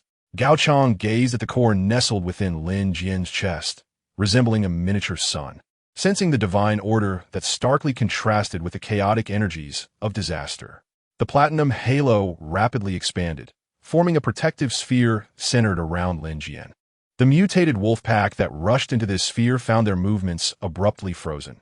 The filth and violent aura enveloping them were swiftly purified. Their crimson eyes gradually regained clarity, emitting whimpers of confusion and fear, significantly diminishing their onslaught. Even the terrifying shadow lurking at the bottom of the pool began to destabilize under the continuous illumination of the platinum radiance, releasing a pained roar as its massive form started to shrink and fade, seemingly wishing to sink back into the depths. Effective. The core's power restrained it. Lin Jian's heart surged with joy. He endured the excruciating pain at the level of his soul, channeling all his will into the core, directing the platinum light like a focused laser, fiercely illuminating the 2 points of crimson within the shadow's core. Sizzle. A sound akin to a red-hot iron plunging into ice water pierced the air. The shadow emitted a final, unwilling, and resentful shriek. Its scarlet glow extinguished completely as its immense dark body collapsed with a resounding crash, dissipating into tendrils of black smoke, thoroughly purified and consumed by the platinum light. Silence returned to the mine. Only the pool remained, where the blue spring's radiance flickered back to life, albeit dimmer and purer than before. The chaotic will had vanished. The wolf pack fell utterly silent, standing bewildered, their mutated features seemingly diminished, their eyes devoid of the frenzied thirst for blood, replaced only by the instincts of caution and fear. They glanced at the pool, then at Lin Jian and the others, enveloped in the platinum halo, growling softly as they slowly retreated step by step from the mine, disappearing into the surrounding darkness. Was the crisis averted? The platinum light gradually receded, transforming back into a gentle blue, yet more solid and radiant than before. The purification by the core seemed to have catalyzed a metamorphosis, elevating its energy level. Lin Jian felt an even stronger connection to the core, his mental acuity recovering significantly, and even the wound on his left arm was healing at a visibly accelerated rate. Purification core level increased. Current level 201000. New ability unlocked. Basic purification field, passive and active, mild healing aura, enhanced energy absorption efficiency. System energy reserves significantly increased. Current energy 350100. Upgrade hotel facilities or unlock new features. The system's notification resonated like celestial music, a counterattack from the brink, turning misfortune into fortune. Is it over? Sun Xiaoyu asked tremulously, nearly unable to believe the scene before her. Lei Lai and Gao Chong also exhaled in relief, collapsing onto the ground, gasping as if they had just crawled back from the gates of hell. Wang Xiaohai and her daughter, Wang Shufan, gradually regained consciousness. Gazing at the now tranquil mine and the vanished wolf pack, their faces a portrait of confusion. Lin Jian approached the edge of the pool, where the water remained a deep blue, yet the unsettling sense of chaos had disappeared, replaced by a profound tranquility. The purification by the core seemed to have eradicated the toxins within the water, leaving only the purest energy. "We're safe." Lin Jian turned around, revealing a weary yet hopeful smile to the crowd. They had triumphed against adversity. Not only that, but they had also turned misfortune into fortune, purifying the source of danger, elevating their core levels, and acquiring invaluable energy and newfound abilities. The future of Wangshu residents finally glimpsed a genuine ray of hope, and this was merely the beginning. Chapter 52. The journey home and the reunion with home. The crisis within the tranquil Blue Spring mine had been entirely resolved. The air was no longer permeated with sulfur and chaos, but rather filled with the refreshing aura of purified Blue Spring energy. The wolf pack had retreated, leaving behind a scene of disarray and the serene silence of survival. The group sat exhausted on the dry rocks, taking a long time to recover from the extreme tension and shock, reflecting on the miraculous platinum purification light they had just witnessed. Each person looked at Lin Jian with a mix of awe and gratitude. The manager, still trembling, cautiously inquired in Wang Xiaohai's voice, "What was that?" "It was the power of the pure water core," Lin Jian replied, not concealing the truth, but also refraining from elaborating. It seemed to share an origin with the energy here and had the capability to purify the chaos within. Gao Chong gazed intently at the core in Lin Jian's chest. As a former exploration team member, he understood better than others what this extraordinary power signified. This core is a key, perhaps one of the crucial elements to unraveling the mystery of this disaster. Lin Jian nodded, acknowledging the truth. He approached the edge of the pool and submerged his hand once more into the cool spring water. This time, the resonance between the pure water core and the blue spring was smoother and more tranquil. He could distinctly sense the pure, inert energy within the pool being gradually and steadily absorbed and transformed by the core. Absorption efficiency of stagnant blue spring energy, 1 unit per hour, limited by core level and distance. Current system energy, 350,100, continuously increasing at a slow pace. Though the absorption rate was slow, it signified that Wangshu residents now possessed a stable and sustainable source of high-level energy. This was undoubtedly the cornerstone of their development. "We must take our leave." Lin Jian stood up and addressed the group. "Though it is temporarily safe here, it is not a place for us to linger. We must return to Wangshu residence as swiftly as possible." With a heart full of urgency, they had endured life-threatening trials, and that system-constructed safe haven at the freight station on the outskirts of the city had become the only home in everyone's hearts. The team organized their belongings, taking with them some potentially useful relics and tools from the mine, and once again boarded the battered yet still reliable military vehicle. With ample fuel, the journey home seemed to brighten. Cautiously retracing their steps, perhaps the energy field generated by the purified blue spring had a long-lasting effect. Or perhaps the retreat of the wolf pack had alleviated the threats in the area. The return journey was unexpectedly smooth. They skillfully avoided the major danger zones, traveling along a planned, secluded route, pressing on day and night. 2 days later, when the familiar sight of the freight station, littered with abandoned containers and railway tracks, came into view, the entire vehicle erupted into joyous cheers. "We've arrived. We're back," Wang Xiaohai exclaimed, nearly moved to tears. Wang Shufan tightly embraced Nyonyao, her face streaming with tears. Even Wang Kai was excitedly pressing against the car window, its tail wagging like a fan. The off-road vehicle slowly approached the station and finally halted in front of the familiar, yet incongruous silver-gray alloy door, standing stark against the surrounding dilapidation. The door was tightly shut, silent and still. Lin Jian took a deep breath, approached the door, and placed his palm against the cold metallic surface. "System. Verify identity." Lin Jian, request to open the door. "Identity verification complete. Welcome back, host." In a hushed moment, the heavy alloy door slid open, revealing a bright, clean, and fresh atmosphere behind it, reminiscent of another world. The warm light, the smooth floor, and the softly glowing blue light emanating from the floating core of the hotel. This was nothing short of paradise for those who had endured a long struggle for survival amidst the bloody ruins. "We are home," Sun Xiaoyu murmured, her eyes glistening with tears. Even the hard men, Lei Lai and Gao Chong, could not suppress their overwhelming excitement. One by one, they stepped into Wangshu as the door slowly closed behind them, sealing off the filth and dangers of the outside world. Atu, who had sensed their return through the system, though still nursing his injuries as Lin Jian had ordered him to stay behind, rushed out from within. Upon seeing his battered yet safe companions, the earnest youth could not hold back his tears, crying out in joy and sorrow intertwined, as they accounted for their numbers. The team that had departed now included Lin Jian, Lei Lai, Sun Xiaoyu, Wang Xiaohai, Wang Shufan and her daughter, Wang Kai, as well as the newly joined Gao Chong. Atu remained behind, while Zhou Wenming and Atu were forever lost in that wasteland. A somber atmosphere permeated the space. Lin Jian led the group to a corner of the hotel lobby to hold a simple moment of silence for their fallen comrades.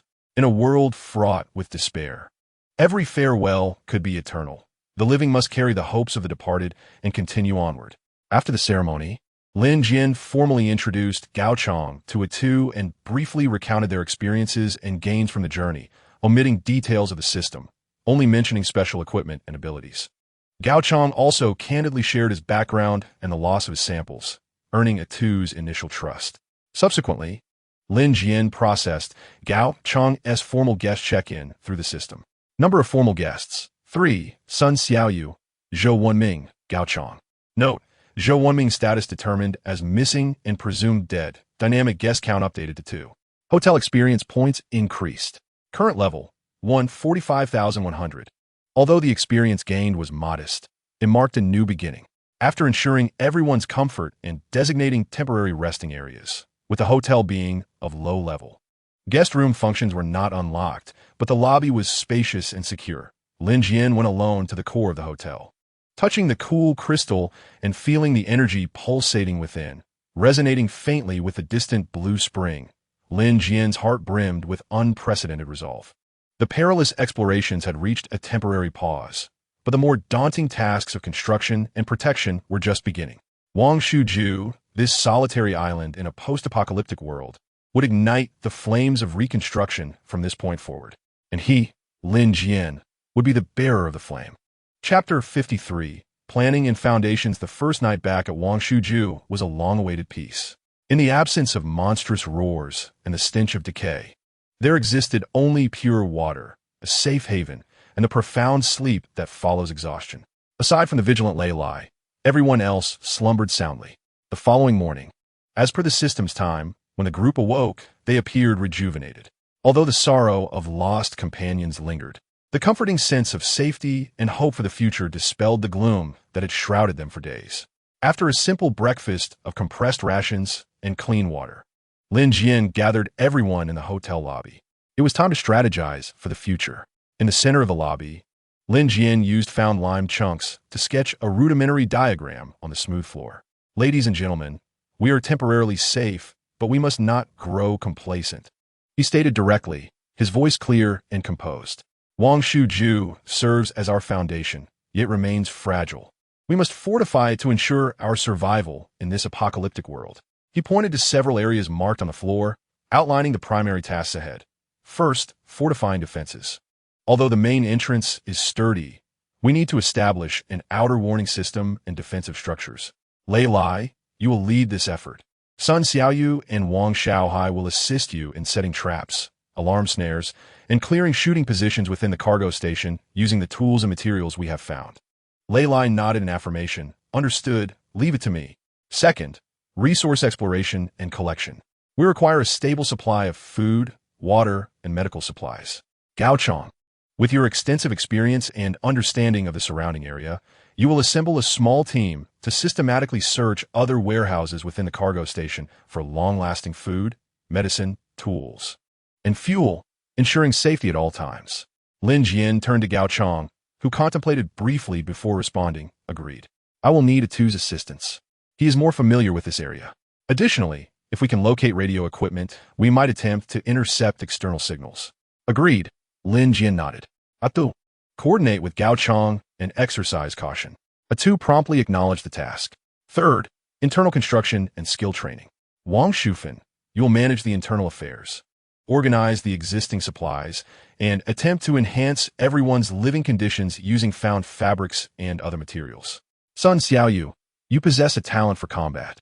In addition to participating in defenses, you must begin teaching Wang Shaohai and others with potential the fundamentals of fighting and weapon usage. Wang Shufan and Sun Xiaoyu both solemnly accepted their responsibilities. Fourth, and most crucially, energy and core upgrades. Lin Jian's gaze shifted towards the suspended core of the hotel. I will oversee this aspect. We must swiftly elevate the hotel's level to unlock additional functionalities, such as actual guest rooms, a medical facility, and a workshop. This is contingent upon energy. He refrained from disclosing the specifics of the stagnant blue spring, merely mentioning that he had discovered a sustainable energy source, though its absorption and conversion would require time and methodology. Lastly, intelligence gathering. Lin Jian's expression grew serious. Our understanding of the outside world is still woefully inadequate. We require information on the purification cult, the North Mountain Signal, and any other potential survivor factions. Gao Chong, while exploring for resources, should remain vigilant for any valuable documents, maps, or electronic devices.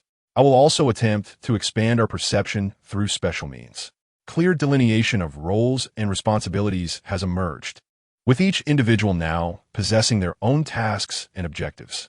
No longer are they aimlessly struggling for survival. Instead, they're striving for a shared home. This sense of belonging and mission has significantly elevated morale. Gao Chong, the manager, proposed a suggestion. Should we not establish a more systematic contribution and distribution framework? Clarifying the relationship between effort and reward could better motivate everyone and avert potential conflicts down the line. Lin Jian regarded him with admiration. Gao Chong not only brings experience, but also possesses managerial insight, which is precisely what he requires. Agreed. Here is a preliminary outline. Lin Jian began, having already devised a plan based on contribution points, completing assigned tasks, sourcing vital materials, and proposing effective suggestions would all earn contribution points. These points could be exchanged for superior food, access to specific facilities, and even preferential accommodation rights once guest rooms are unlocked. The specifics of this scheme should be drafted by you, Gao Chong. Understood, Gao Chong nodded. Following this brief meeting, everyone immediately sprang into action. Lei Li, accompanied by Sun Xiaoyu and Wang Shaohai, commenced measuring the terrain and planning defensive structures. Gao Chong and Atu, armed with tools, began inspecting the other warehouses within the freight station one by one. Wang Shufan started organizing the accumulated supplies, and even little Nyonyo lent a hand to her mother with manageable tasks. The long-dormant machine, Wangshu, began to hum back to life. Meanwhile, Lin Jian ventured alone to the core of the hotel, settling into a cross-legged position. He needed to swiftly familiarize himself with the upgraded water purification core and seek ways to optimize energy absorption from the distant blue spring. Additionally, he meticulously studied the system interface to strategize the hotel's upgrade path. Hotel level 1, 45,100. Energy reserve 355,100, continuously increasing. Unlockable facilities. Simple workbench requires 50 energy. Basic medical station requires 100 energy, requires hotel level 2. To upgrade to level 2, 100 experience points and unlock at least 3 basic facilities. Experience primarily derives from hosting guests and completing system tasks. Currently, the only guests are Sun Xiaoyu and Gao Chong, with the 2 counting as an employee, yielding minimal experience. Is there a need to attract more survivors? Yet risks abound. While a stable energy source has been established, the rate of absorption presents a bottleneck. Can methods be discovered to enhance efficiency? Lin Jian fell into deep contemplation. The path to reconstruction is long and fraught with challenges. Yet he is confident in leading those willing to follow him to ignite the flames of civilization amidst this desolate landscape. At that moment, Lei Lai, responsible for vigilance, suddenly transmitted a signal via internal communication, a simple agreed-upon whistle manager. We have a situation. The perimeter alarm has been triggered. There is movement outside the eastern wall. Lin Jian's eyes flew open. Indeed, tranquil days do not last long. A new challenge has arrived. Chapter 54. The plea for help beyond the wall. Lei Lai's alarm shattered the nascent order and tranquility within Wangshu like cold water, splashed in a hot oil. Everyone immediately set aside their tasks, seized their weapons, and assumed a state of alertness. What is happening? Lin Jian hurriedly arrived at the makeshift observation hole carved into the side wall of the hall where Lei Lai stood guard, allowing a faint glimpse of the surrounding perimeter. The eastern wall, near the abandoned dispatch room, was where he focused. In a hushed tone, Lei Lai pointed outside. The tripwire alarm had been triggered.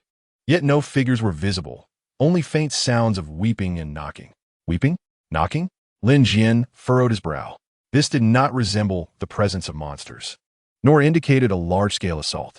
It seemed more akin to a solitary survivor in dire straits seeking help. A few individuals? Gao Chong soon joined them, inquiring further. Judging by the sounds, it appeared to be just one, and it resembled a child's voice. Sun Xiaoyu listened intently for a moment before uncertainly asserting, "A child?" The group exchanged uneasy glances. In this brutal apocalypse, it was nearly inconceivable for a solitary child to have survived this long, unless it was a trap. Gao Chong immediately grew wary, suggesting that the child's cries could be a ploy to lure them into opening the door, with others lying in ambush outside. This possibility was indeed substantial. The depravity of humanity in such times exceeded all imagination. I shall investigate. Lin Jian deliberated for a moment before making his decision. He could not turn a blind eye to potential danger, especially when a child might be involved. Yet, he could not recklessly open the door either. He instructed Lei Lai and Sun Xiaoyu to remain vigilant at the observation hole and the main entrance while he and Gao Chong stealthily navigated through a concealed maintenance passage within the hotel, as indicated by the system map, to a narrow vent near the eastern wall. This location was discreet, allowing them to hear the external commotion more clearly. Indeed, as they approached the vent, the faint, intermittent sounds of crying and the dull thuds of knocking became distinctly audible. The voice was youthful, filled with fear and despair. "Help me, is anyone there? Please open the door." It truly sounded like a young child. Gao Chong cautiously peered through the narrow gap of the vent. Outside lay a cluttered corner, obstructing his view, yet he could discern a grimy little hand weakly pounding against a damaged brick at the base of the wall. He could only make out a hand, small in size, likely belonging to a child around 10 years old. Gao Chong reported back that there were no immediate signs of ambush in the vicinity. To save or not to save? If they intervened, and it indeed turned out to be a trap, it could spell disaster for Wangshu. Conversely, if it was truly a solitary child, failing to act would equate to condemning him to death. The weight of the decision once again settled heavily upon Lin Jian's shoulders. He glanced at Gao Chong, whose expression was complex, clearly struggling with the decision. "Let us take a gamble." Lin Jian inhaled deeply, his gaze firming, yet resolved that they could not open the door. "Gao Chong, you possess exceptional agility.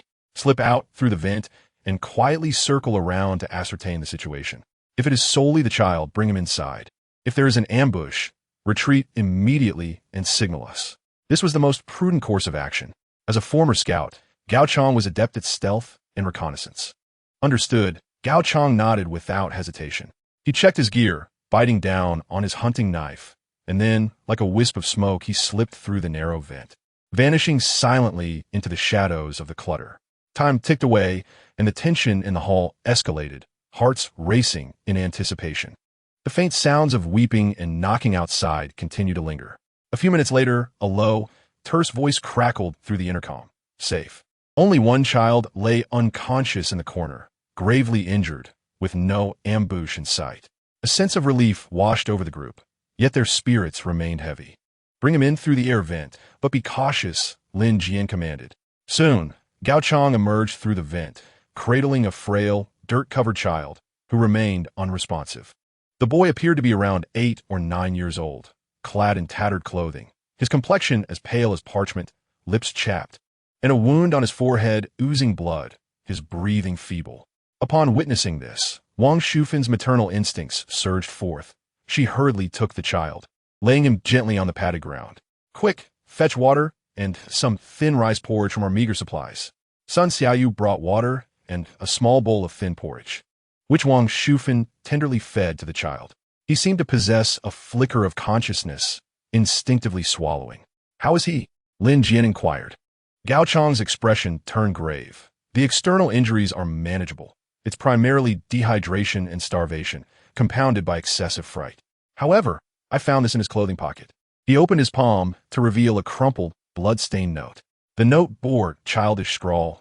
Daddy was taken by the black-robed villains. They went east. There's a huge iron bird to save me.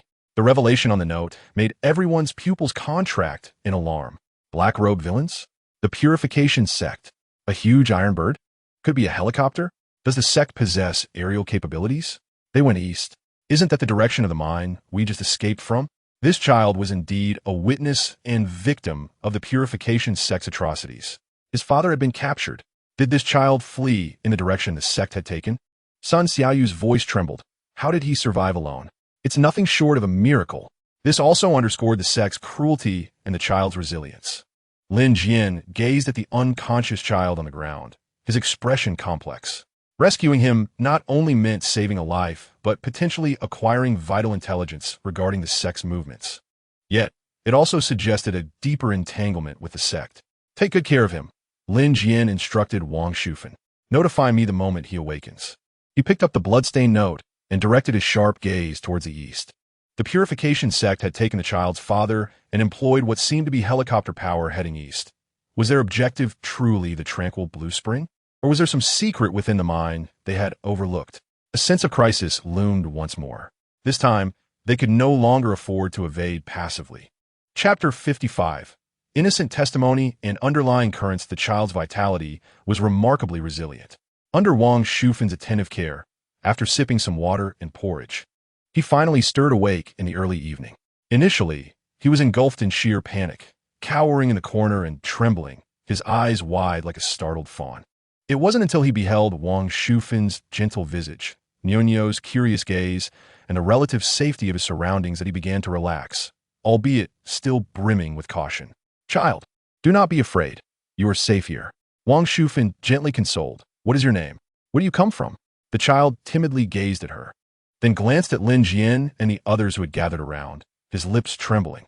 After a long pause, he spoke in a voice as faint as a whisper. I am called Dodo, and I come from the village to the west.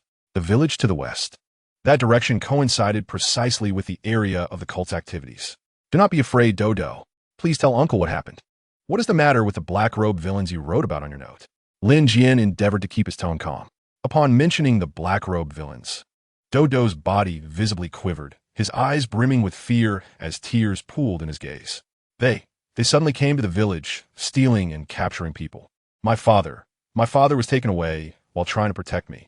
Dodo recounted the calamity in broken sentences. A group clad in black robes, brandishing strange weapons, had attacked their village, plundering resources and abducting several young men, including his father.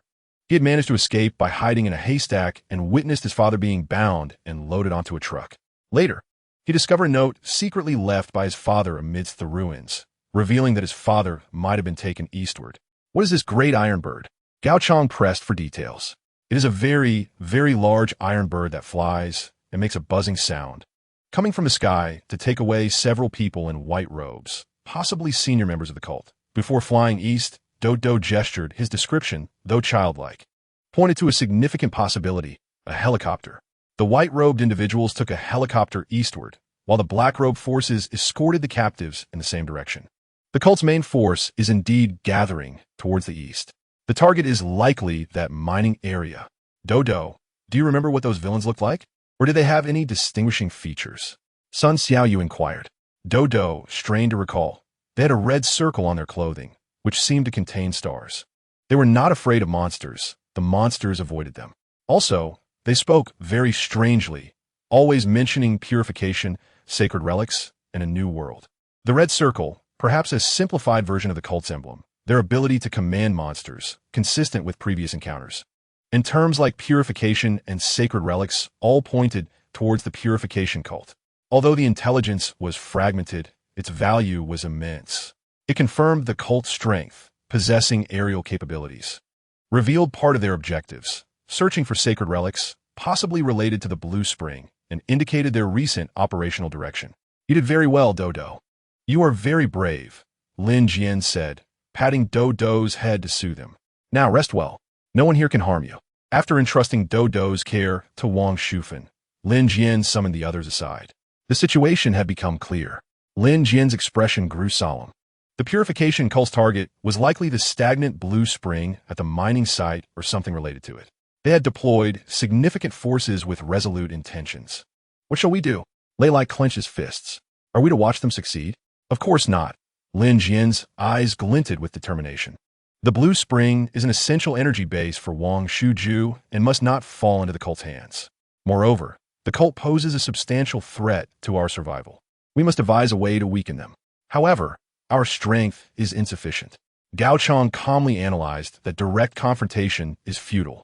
A head-on clash would be unwise. Instead, we should resort to cunning strategies or disruptions.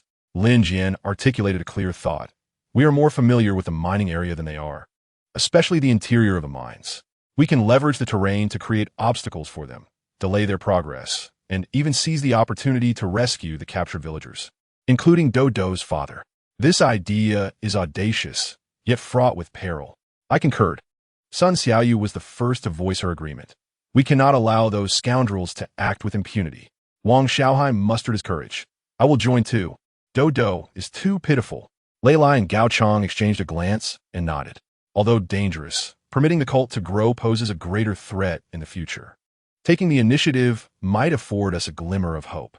Before we act, we must prepare thoroughly. Lin Jian stated, first, we must swiftly enhance our capabilities. Lai Li, expedite the fortifications. Gao Chong, prioritize resources for weapons, medicines, and explosives. Second, I need to swiftly master the new capabilities of the Purification Core, particularly that Purify Force Field, which may counter the cult's methods. Third, we shall devise a detailed action plan, making full use of our familiarity with the terrain. Responsibilities will be clearly delineated, and our objectives will be unmistakable. A covert struggle against the Purification Cult, where the weak confront the strong, is about to unfold. Wangshu residence. This island that has just rekindled the flames of reconstruction must once again cast its gaze upon the turbulent currents of the outside world. Dodo's arrival symbolizes both hope and a clarion call of impending crisis. Chapter 56, Preparations and the unveiling of potential. The intelligence brought by Dodo was akin to a boulder cast into a tranquil lake, sending ripples through the recently calmed waters of Wangshu residence. This sense of urgency ignited an unprecedented level of efficiency in everyone. In terms of fortification, Lei Lai exhibited his professional acumen as a former soldier. No longer content with mere snares and barriers, he began to systematically plan a comprehensive defense system. For the outer warning layer, utilizing found fine steel wires and empty cans, he established additional, more discreet tripwires around the key access points of the freight station. Simultaneously, makeshift lookout posts were erected at elevated positions, on top of containers. Manned in shifts by Sun Xiaoyu and Wang Xiaohai, equipped with binoculars, found in the warehouse, and walkie-talkies. In the defense works layer, a clearing was made in front of the main entrance, where abandoned vehicles and sandbags were employed to construct rudimentary shelters and firing positions. Lei Lai even attempted to sharpen and angle several found steel pipes into the ground, creating makeshift anti-vehicle obstacles. As for emergency plans, routes for retreat and key points for holding ground were established in case of attacks of varying scales, ensuring that even if the outer defenses fell, a retreat to the main hotel building would be possible. In terms of resource exploration, Gao Chong and Atu's team made significant discoveries. In a locked tool shed, they uncovered weapons upgrades, including several well-maintained shotguns, albeit with limited ammunition, 2 upgraded fire axes, and a box of industrial nail guns along with a considerable supply of steel nails, which could be modified into deadly close-range weapons. Medical supplies, several complete first aid kits containing sutures, antiseptic alcohol, painkillers, and a small quantity of antibiotics, greatly replenishing our medical reserves. Tools and materials, electric drill, angle grinder requiring a generator, abundant ropes, iron wires, steel plates, all essential for reinforcing construction and future development. Unexpected find, a compact gasoline generator and several well-sealed barrels of gasoline. Although the generator has limited power, it suffices for basic lighting and charging devices, holding significant importance. Internal construction and training. Wangshu meticulously organized a corner of the hall, utilizing found tarpaulin to create a relatively private resting area, thus enhancing living conditions. She also, accompanied by Nyonyo and the somewhat healthier Dodo, attempted to sprout beans discovered during their foraging, supplementing their vitamin intake. Sun Xiaoyu strictly adhered to Lin Jian's commands, initiating basic combat and weapon training for Wang Xiaohai. Despite his timid nature, Wang Xiaohai approached his studies with earnestness, displaying noticeable improvement. Even Atu joined in during breaks, mimicking their movements. Gao Chong, leveraging his expertise, began to study the generator and radio equipment. They discovered an old military radio in the warehouse, unfortunately severely damaged. Attempting to restore them, within a matter of days, Wangshu's defensive and survival skills experienced remarkable enhancement. An atmosphere of positivity, urgency, and order permeated the environment. Meanwhile, Lin Jian devoted all his energy to exploring the upgraded water purification core. He spent extensive periods in quiet meditation before the core, his mental faculties intensely focused, repeatedly attempting to guide and manipulate the core's energy. Water Purification Core Level 2-01000. Unlockable abilities. Primary Purification Force Field, passive and active in passive mode.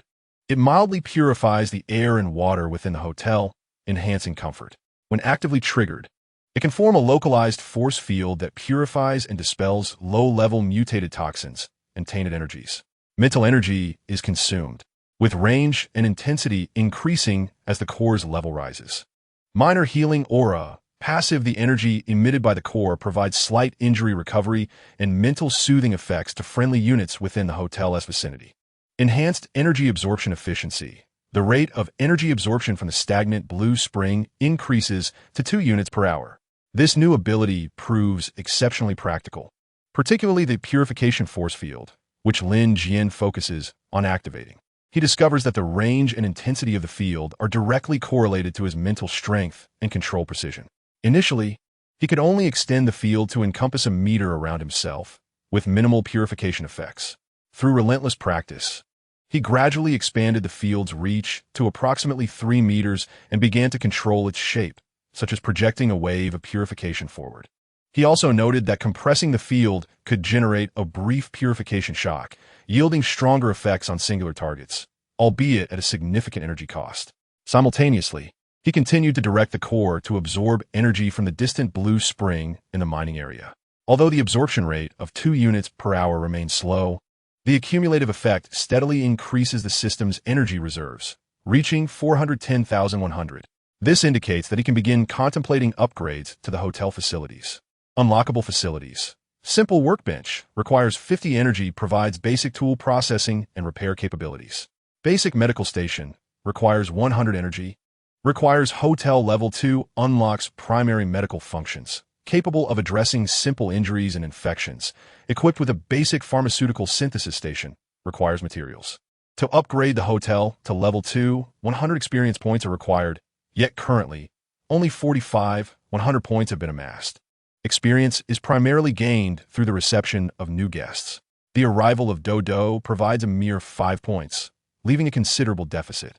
Lin Jian ponders the necessity of attracting more reliable survivors, recognizing that such an endeavor requires opportunity, not mere impulsiveness. That evening, as Lin Jian concluded his practice, Gao Chong approached him, his expression somewhat grave. "Manager, I attempted to repair that radio. Although I have yet to succeed, during the debugging process, I captured some extremely faint, encrypted shortwave signals," Gao Chong whispered. The direction of the signal pointed eastward, and its frequency characteristics closely resembled military communications. Military encrypted signals? To the east? Lin Jian's mind stirred with possibilities. Could there be other forces at play in the east, beyond the purification sect, perhaps even official entities? Is it possible to decipher the content? Lin Jian inquired. Gao Chong shook his head.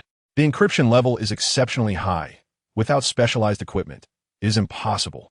However, the mere existence of the signal constitutes significant intelligence. The situation in the east may be more intricate than we anticipated. The purification sect, potential remnants of military forces, and a mysterious distress signal from Bashan. This eastern region has evidently transformed into a vast vortex. For Wangshu to survive and flourish, it will inevitably confront these forces. Continue monitoring and report any findings immediately, Lin Jian commanded. Additionally, prepare for a meeting tomorrow to formulate an operational plan concerning the mining district. The groundwork is nearly complete. It is time to take proactive measures. However, on the eve of the meeting, Sun Xiaoyu, responsible for nighttime vigilance, relayed urgent news from the lookout post. Manager, there is activity to the east. Moving lights in the night sky. They resemble vehicle headlights. There are quite a number heading our way. Lin Jian's expression shifted dramatically as he dashed to the lookout post. There, on the eastern horizon, a string of flickering headlights appeared, resembling a serpentine fire, piercing through the blood-red night, leisurely advancing towards the freight station. Who could be approaching? The purification sect? Or perhaps unwelcome guests? The tranquility of their days was once again shattered. Chapter 57. The uninvited convoy. The convoy approaching from the east cast lights like swords suspended overhead, obliterating the fragile sense of security that had just begun to accumulate within Wangshu. Everyone immediately entered a state of heightened alert. Turn off all lights. Move to concealed positions. Lei Li, secure the entrance and key firing points. Sun Xiaoyu, continue observing and report on the size and movements of the convoy. Lin Jian swiftly issued a series of commands, his voice chillingly calm. The lights in the hall extinguished instantly, leaving only the core of the hotel emanating a faint, invisible energy glow. The group swiftly took up their predetermined defensive positions, utilizing the shadows. Lei Li, Gao Qiang, and Tu occupied the cover on either side of the entrance, armed with shotguns and fire axes. Sun Xiaoyu and Wang Shaohai remained vigilant at the lookout post, their eyes fixed on the distance. Wang Shufan, along with Dodo and Yonyo, took refuge in the innermost storage room. Lin Jian approached the observation hole to monitor personally. The convoy's speed was slow, yet its target was unmistakably the freight station. As the distance diminished, a cluster of approximately 5 or 6 vehicles came into focus, their models a haphazard mix, including modified pickups, off-roaders, and even a mid-sized cargo truck. The exteriors were marred with dirt and signs of impact, yet they appeared to be well-maintained. Most alarming was the presence of an old heavy machine gun mounted on the leading pickup. Although antiquated, in this post-apocalyptic world, it stood as a formidable weapon. "This is not the cult's vehicle," Gao Chong remarked quietly through a peephole, noting the cult's vehicles were more uniform and better equipped. These individuals bore the semblance of a band of wandering survivors or perhaps marauders. Marauders? A heavy gloom settled over the group. If they were indeed a gang that thrived on robbing other survivors, they would pose a threat just as serious as the cult. The convoy halted about 200 meters from the freight station entrance, the headlights still blazing and the engines running, poised for an immediate offensive or retreat. The passenger door of the lead vehicle swung open, and a tall, lanky man clad in a filthy leather jacket, sporting a scruffy beard, leapt out. He bore no visible weapon, yet a handgun was holstered at his waist, exuding an air of rugged bravado. He waved his hand vigorously towards the freight station. "Hey, you inside, listen up." The man's voice boomed, imbued with a streetwise bravado. "We are the Wildfire Convoy, passing through this fine place with no ill intent. We find your location quite appealing and wish to discuss a trade." Though his words seemed courteous, an undercurrent of veiled threat lingered. "Trade?" Lin Jian scoffed internally, signaling for the others to remain silent. He then responded through a megaphone, found in the warehouse. His voice modulated to sound deep and enigmatic. "Outsiders are unwelcome here. If you have business, it shall be conducted outside." The scruffy man appeared unfazed by the response, chuckling lightly. "Brother, no need to be so tense. In this world, it's tears of joy when the living see the living. Our convoy possesses some supplies and seeks to exchange them for your clean water, and perhaps a place to rest for the night. What do you say? The price is negotiable. Exchanging water? Seeking lodgings?" Such pleasant words concealed a probable test of their resolve. Should they show weakness, it was likely they would swiftly resort to outright robbery. "We have no excess water, nor do we provide accommodations," Lin Jian directly rejected. "I ask you to leave immediately." The scruffy man's smile faded somewhat, his tone growing colder. "Brother, this is rather disheartening. Isn't it? We've come a long way, full of sincerity. Your place is sizable. Surely you have reserves. It is better to share joy than to hoard it all alone. Let us forge a friendship for future support." His words trailed off, but the threat was palpable. From the convoy, behind him, came the unmistakable sound of gun bolts being drawn. The atmosphere thickened with tension. Lei Lai clenched his shotgun, aiming at the scruffy man, while Gao Chong narrowed his eyes, assessing the adversary's combat readiness. Lin Jian understood that retreat was not an option. Any sign of fear would encourage them to press further. "I have stated that you are unwelcome." Lin Jian's voice emanated through the megaphone. "Icy and unequivocal. I grant you 3 minutes to vacate our site. Otherwise, you shall bear the consequences." He secretly issued an order to Lei Lai. If there were any signs of attack, prioritize eliminating the driver and the machine gunner of the lead vehicle. "Understood," Lei Lai murmured, his sights already locked onto the target. The bearded man's expression darkened, clearly taken aback by the other's resolute demeanor. He turned to converse briefly with those inside the vehicle, then pivoted back with a hardened tone. "You are asking for trouble. It seems you are unaware of the prowess of our wildfire. Brothers, prepare yourselves." Just as he was about to give the command for a fierce assault, an unexpected turn of events occurred. A chilling, anguished howl, filled with pain and ferocity, erupted from the desolate wilderness behind the convoy. Following that, countless wolf howls responded. The sounds drew nearer. "Damn it, it's a pack of wolves. Why are they here now?" The bearded man's face paled, and without a second thought for the cargo station, he hurriedly jumped back into the vehicle. In the dark wilderness, innumerable emerald green eyes flickered to life. These were the same mutated wolves encountered in the mine. They seemed to be lured by the convoy's lights and sounds, charging at them frantically. "Open fire! Block them!" the bearded man shouted in desperation. The convoy's heavy machine guns and rifles immediately unleashed a torrent of fire upon the wolves. The pack howled in agony, yet their numbers were overwhelming, pressing forward relentlessly. In an instant, several wolves reached the side of the vehicle, frantically tearing at the tires and doors. Chaos ensued within the convoy. Inside the cargo station, everyone stood frozen, stunned by the sudden upheaval. "What should we do?" Sun Xiaoyu inquired.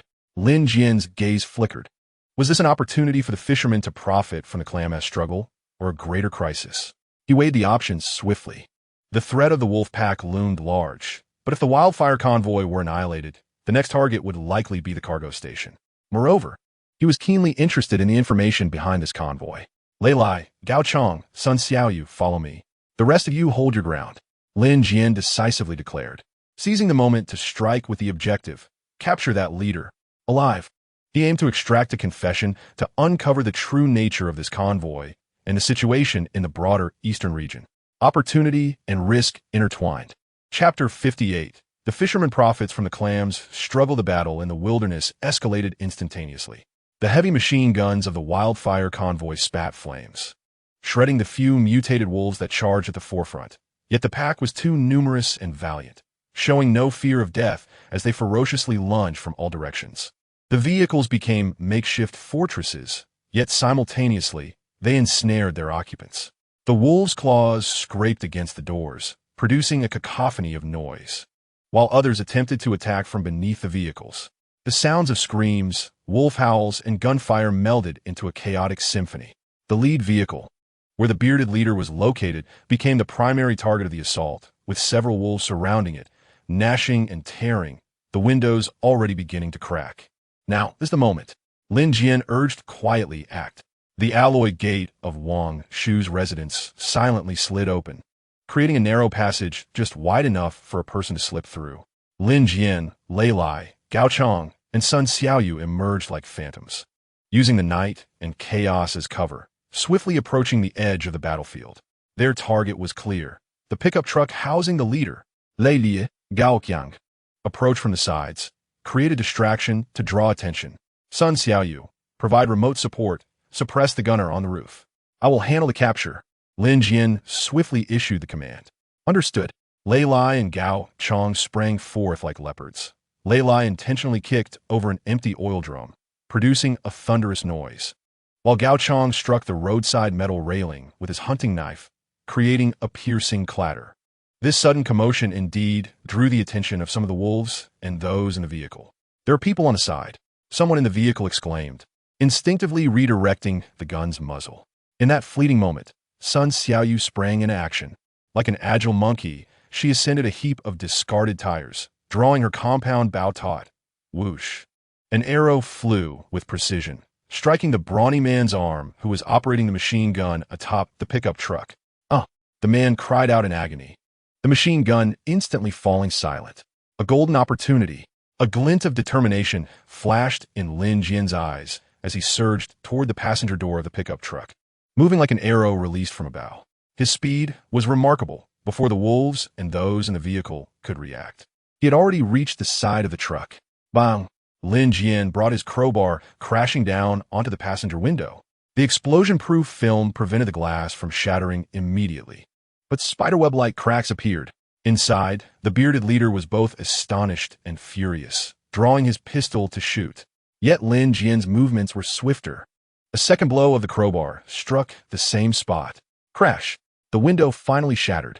Lin Jian's hand, akin to an iron clamp, reached in, seizing the bearded man's wrist and twisting it forcefully. Crack! The sound of bones dislocating was distinctly audible. The pistol slipped from his grasp. The bearded man, caught off guard and in pain, lunged with his other hand toward Lin Jian's face. Lin Jian did not evade. Instead, he thrust his head forward. Bang! His forehead collided violently with the bearded man's nose. Ugh! Darkness enveloped the bearded man's vision. Blood gushed from his nose, and he instantaneously lost the will to resist. Without hesitation, Lin Jian forcefully dragged him through the shattered window. The entire process took less than 10 seconds, executed with precision and efficiency. Success. Retreat. Lin Jian hoisted the unconscious bearded man and growled. Lei Lai and Gao Chang immediately ceased their harassment, firing while retreating, using their firepower to fend off the approaching wolves. Sun Xiaoyu also slid down from her vantage point, firing several arrows to repel the pursuers. The four worked in seamless harmony, their movements swift, as they carried the captive back to the entrance of Wangshu residence. The alloy doors closed immediately upon their entry, effectively isolating them from the chaos and danger outside. The entire operation, from start to finish, lasted no more than 2 or 3 minutes. A flawless execution.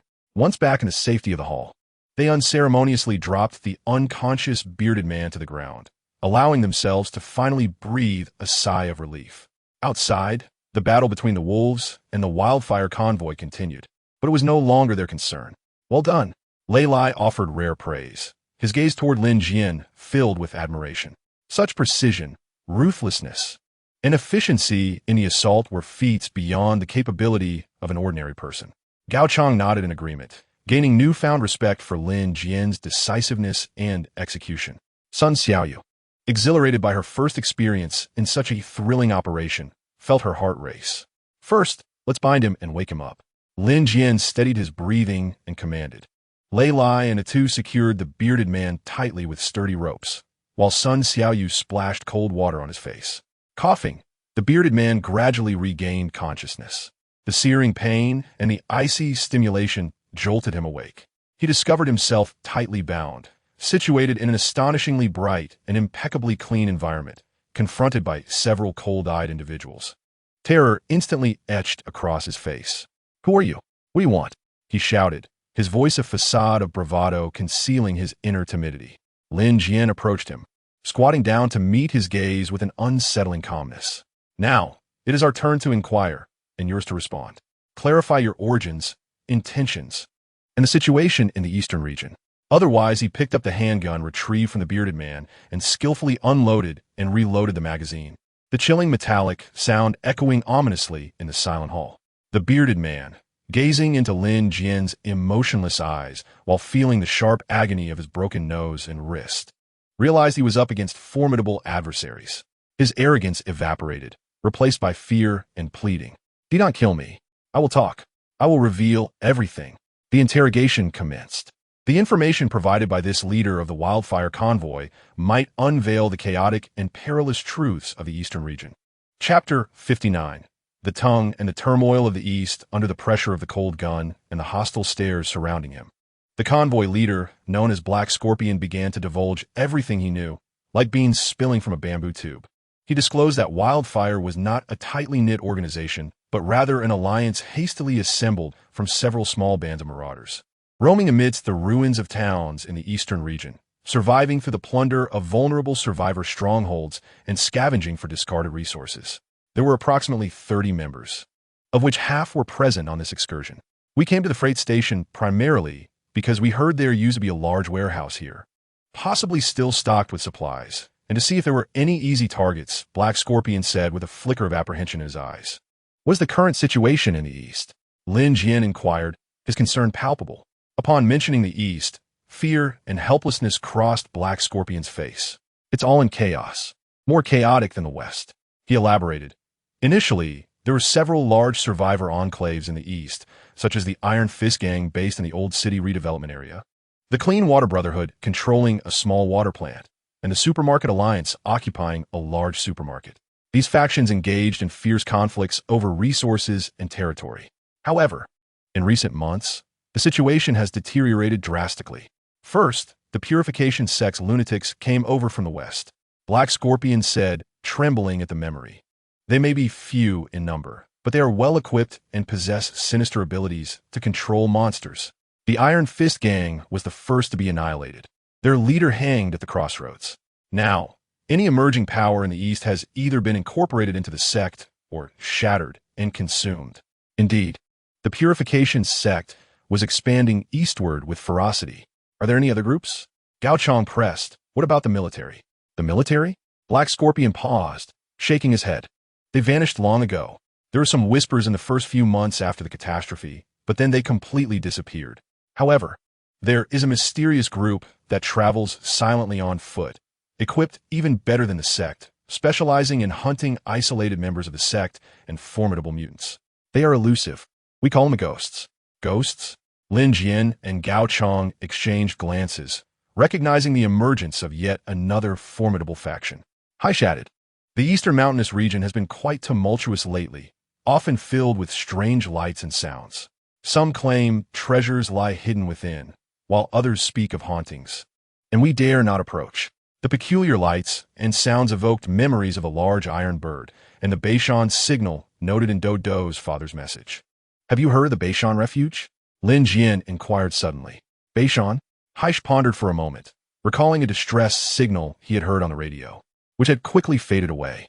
"Everyone says it's a trap, a ruse devised by the Purification Brotherhood to ensnare fools." "The Purification Brotherhood? A trap?" The information became increasingly convoluted. The Bashan signal might not originate from a cult, but rather serve as bait set by another faction of survivors. The interrogation continued for over half an hour, during which Haish divulged all the information he possessed, including the operational territories and relative strengths of several major factions, as well as areas inhabited by dangerous, mutated creatures. Though fragmented, this intelligence was invaluable, sketching a chaotic and perilous landscape in the eastern region, the Purification Brotherhood's aggressive expansion, local survivor factions struggling to survive or engaging in infighting, the mysterious activities of spectral forces, and the potential hidden secrets within the mountains. With one final question, Lin Jian pressed the muzzle of his gun gently against Haish's forehead. What will happen to the rest of your convoy? Haish's face paled as he hurriedly responded. They must think I'm dead. The wolf pack is ferocious. They will undoubtedly flee back to their lair to save themselves. They want to come looking for you. This was indeed the truth. Following the wolf pack's assault and their leader's capture, the remaining members of the Wildfire faction would likely scatter without direction. The interrogation concluded, and the question of how to deal with Haish arose. To kill him, he had provided valuable intelligence, and it seemed his crimes did not warrant death. Though a raider, he had not inflicted substantial harm on Wangshu. To release him, the risks were too great, as it could reveal Wangshu's location and status. To imprison him, that would require resources for food and guards. Ultimately, Lin Jian made a compromise. Temporarily detain him, he ordered Lailia find an empty warehouse to confine him, providing basic sustenance daily. We will determine how to proceed once we ascertain the situation in the east. This appeared to be the most prudent course of action. Once Haish was dealt with, the group gathered to assimilate the wealth of information they had just acquired. The eastern situation was more intricate and perilous than anticipated. The Purification Brotherhood was the most overt threat, but the enigmatic specter and the peculiar phenomena in the mountains warranted caution. The authenticity of the Bashan signal remained shrouded in mystery. Our plans require adjustment, Lin Jian summarized. Directly disrupting the Brotherhood at the mines poses too great a risk. Perhaps we should explore alternative approaches, such as attempting to establish contact with the Purification Brotherhood to uncover the truth behind the Bashan signal, or discerning whether the specter is friend or foe. Gao Chang concurred. Knowing ourselves and our adversaries ensures victory in countless battles. We must gather more intelligence. Acting blindly is tantamount to courting death. Sun Xiaoyu then proposed. Perhaps we could leverage Haish, allow him to act as our informant, releasing him to provide us with updates on the eastern developments. This notion is audacious, yet fraught with peril, necessitating careful deliberation. The development strategy of Wangshu residents has entered a new phase due to the unforeseen incident of capture. The approach has shifted from passive defense and internal fortification to a more proactive stance on external intelligence gathering and strategic planning. As they deliberated, Gao Chang, responsible for intercepting radio communications, suddenly received an exceedingly faint, yet oddly familiar signal fragment. Buzz, here are the coordinates for urgently needed pharmaceuticals in Bashan. The signal remained indistinct, but this time, Gao Chang astutely discerned that the encryption method bore slight resemblance to a previous military encryption signal he had intercepted. Could the Bashan signal indeed be connected to remnants of the military? This revelation complicated matters further. Chapter 60. Strategic adjustments in the midst of radio waves. The intelligence provided by the Black Scorpion resembled a complex puzzle, hinting at the chaotic landscape of the eastern region. The subtle connection between the Bashan signal and military encryption, captured by Gao Chang, added an eerie hue to the already murky situation. Could the Bashan signal not be a trap, but rather a genuine plea for help from true military remnants? Sun Xiaoyu found it hard to believe. Yet the Black Scorpion claimed it was a bait from the Purification Brotherhood. The Black Scorpion's intelligence may not be entirely accurate and could be an intentional misdirection. Gao Chang analyzed that the similarity in signal encryption was challenging to fabricate. If Bashan were indeed a military stronghold, they might possess the order equipment, an intelligence we desperately require. However, risks remained. Lei Lai maintained caution, wary that it could be a ruse by the cult or, as the Black Scorpion suggested, a trap set by other factions. Any reckless engagement could lead to our demise. Lin Jian pondered deeply. The initiative must remain firmly in their grasp, avoiding passive waiting or reckless ventures.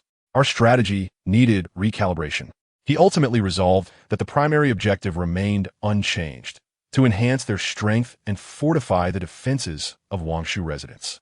However, the external strategy would pivot to proactive reconnaissance and cautious engagement. He sketched a simple diagram on the ground. First, the short-term goal, utilizing existing resources to expedite the enhancement of defensive fortifications and internal infrastructure. Lei Lai, the refinement of the defense system falls to you. It must at least withstand minor raids by marauders. Gao Chang, prioritize the repair of that generator and the attempt to restore the radio. We require stable power and a means to listen to the outside world. Second, the mid-term goal, to conduct limited reconnaissance in the eastern region. Avoiding deep incursions into perilous territories, we shall observe the movements of major factions, particularly the expansion rate and methods of the Purification Brotherhood, from a safe distance. Concurrently, we will continue to monitor the Bashan signal and other radio frequencies, attempting to decipher or identify patterns. Third, the long-term goal, under the conditions of sufficient strength and reliable intelligence. Consider establishing contact with trustworthy factions, such as possible military strongholds, or executing precise strikes against the Purification Brotherhood. This strategy was pragmatic and robust, earning the consensus of all present. And what the Black Scorpion? Wangshu inquired. Temporarily detain him as an additional source of intelligence, Lin Jian replied. Conduct regular interrogations to extract his value. Simultaneously, his very existence serves as leverage. Perhaps in the future, we could engage in a trade with the remnants of Wildfire. The plan was set in motion, and everyone immediately sprang into action. In the following days, the interior of Wangshu was awash with a bustling atmosphere. Lei Lai led Sun Xiaoyu and Wang Shaohai to extend the defensive fortifications outward by 50 meters, utilizing abandoned vehicles and barbed wire to construct a more formidable barrier, while establishing numerous concealed sniper positions and traps. At the same time, Atu, under the guidance of Gao Chong, successfully repaired a small gasoline generator. When the generator roared to life, casting a warm, dim light into the corners of the hall for the first time, a long-forgotten warmth and hope, reminiscent of a civilized era, enveloped everyone. Electricity held great significance. It could charge devices, including walkie-talkies and several powerful flashlights that have been found, provide nighttime illumination, and potentially power small tools in the future. Gao Chong immersed himself in the study of an old military radio. Although he was unable to fully restore its transmission function due to missing crucial components, he successfully enhanced the sensitivity of the receiving module. He set up a rudimentary outdoor antenna, listening to various frequencies at different times of the day. Results soon materialized.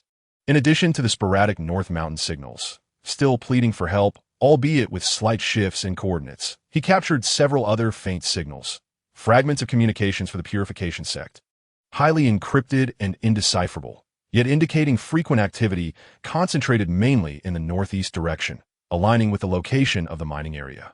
Unidentified short-wave signals emerged as well, exceedingly weak, intermittent, chaotic in content, seemingly originating from multiple sources, their intentions indistinguishable. Most surprising was a remarkably regular signal, devoid of any spoken content, consisting solely of numerical codes that occurred every 6 hours.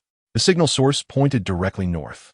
This digital signal was particularly intriguing. Gao Chong pointed to a recorded sequence of numbers, observing that the pattern was fixed, resembling some form of beacon or perhaps an automatically transmitted status report. This discovery piqued Lin Jian's interest. The regular, automated signal likely emanated from a stronghold with stable energy and technology. Was it military in nature, or the work of some other unknown force? The fragments of intelligence were accumulating, yet piecing together the complete picture would require time. During this period, Lin Jian did not cease his training. He continuously guided the core of the purification system to absorb the energy from the blue spring, steadily increasing the system's energy to 480,100. Simultaneously, he became more adept at manipulating the purification field, now capable of instantly activating a field that covered a 5-meter radius, sustaining it for approximately 10 seconds, with a remarkable efficacy against low-level mutated toxins. He also experimented with infusing the field energy into weapons. Although the energy consumption was substantial, in one trial, he infused a faint purifying energy into a crowbar and, upon striking a mutated rat attempting to scale the wall, discovered that the purifying energy inflicted far greater damage on the mutated tissue than a conventional physical attack. This revelation provided him with a new perspective on combat. On an evening 10 days later, Gao Chong brought forth groundbreaking news. The administrator, the North Mountain signal. I have meticulously compared the recordings and discovered a secondary code hidden within their pleas for help. Gao Chong exclaimed with excitement. After decrypting it using the simplest displacement cipher, he unveiled a repeated message. Beware of the crow. The beacon is genuine, urgently in need of a catalyst. The terms crow beacon and catalyst furrowed Lin Jian's brow in contemplation. This appears to be a piece of crucial information shrouded in disguise. The term crow could serve as a codename, alluding to a certain faction or impending danger. Gao Chang's analysis suggests that the beacon is authentic, potentially referring to that regular numerical signal, indicating that Bashan indeed exists. As for the catalyst, he paused and glanced at Lin Jian. This term was identical to what he had previously encountered in the documents from the cult's laboratory. Catalyst. The cult requires a catalyst to activate the blue spring energy. Does Bashan also need a catalyst? What purpose do they need it for? This information seems to affirm the veracity of the Bashan signal. At least it is not a mere bait. Yet it also unveils a deeper crisis. The Bashan sanctuary may be facing a threat that necessitates a catalyst to confront, and the crow likely symbolizes this very threat. Could the crow refer to the purification cult? Sun Xiaoyu speculated. Not necessarily. Gao Chang shook his head. The cult usually refers to themselves as purifiers, while outsiders call them the Black Robes or simply the cult. The codename Crow is far more sinister, resembling a covert menace. The fog of intelligence appears to have lifted somewhat, yet a deeper enigma emerges. Just as the discussion unfolds, Lei Lai, responsible for perimeter surveillance, suddenly relayed an urgent message via internal communication. Administrator, we have a situation. From the west, a small convoy is approaching. There are only 2 vehicles moving slowly, and they do not seem like raiders. The west, that is the direction they arrived from, a relatively safe area of ruins. Who could be at this moment? New visitors, unexpectedly arriving once again. Chapter 61. Visitors from the west, and an unexpected reunion. Lai's alarm abruptly halted the discussions within the hall. A convoy arriving from the west? At this juncture, it seemed particularly jarring. All personnel to alert status. Return to defensive positions. Lin Jian commanded without delay. Lei, continue observing and report details. The group swiftly took their places. Having endured the attack from the wildfire convoy, their response was now more composed and orderly. A few minutes later, Lei Lai reported again. I got a clear view. It's 2 dilapidated vans, covered in dust and scratches, with no apparent weapons. A few individuals have exited, waving white flags. They are slowly approaching our main gate. Leading them is an old man, waving a white flag. An old man? This was entirely unexpected. Raiders would not be so courteous, and the purification cult would be even less likely to do so. Could they be genuine survivors seeking assistance? Gao Chang, Sun Xiaoyu, follow me to the observation hole at the gate. Lei Lai, take your sniper position. Do not fire without my command. Lin Jian decided to investigate personally. The 3 arrived at the reinforced inner side of the gate and peered through the observation hole. 100 meters away, 2 nearly falling apart vans stood in a clearing among the ruins. Beside the vehicles stood 6 or 7 individuals, a mix of men, women, and children, all gaunt and ragged, their faces etched with fatigue and fear.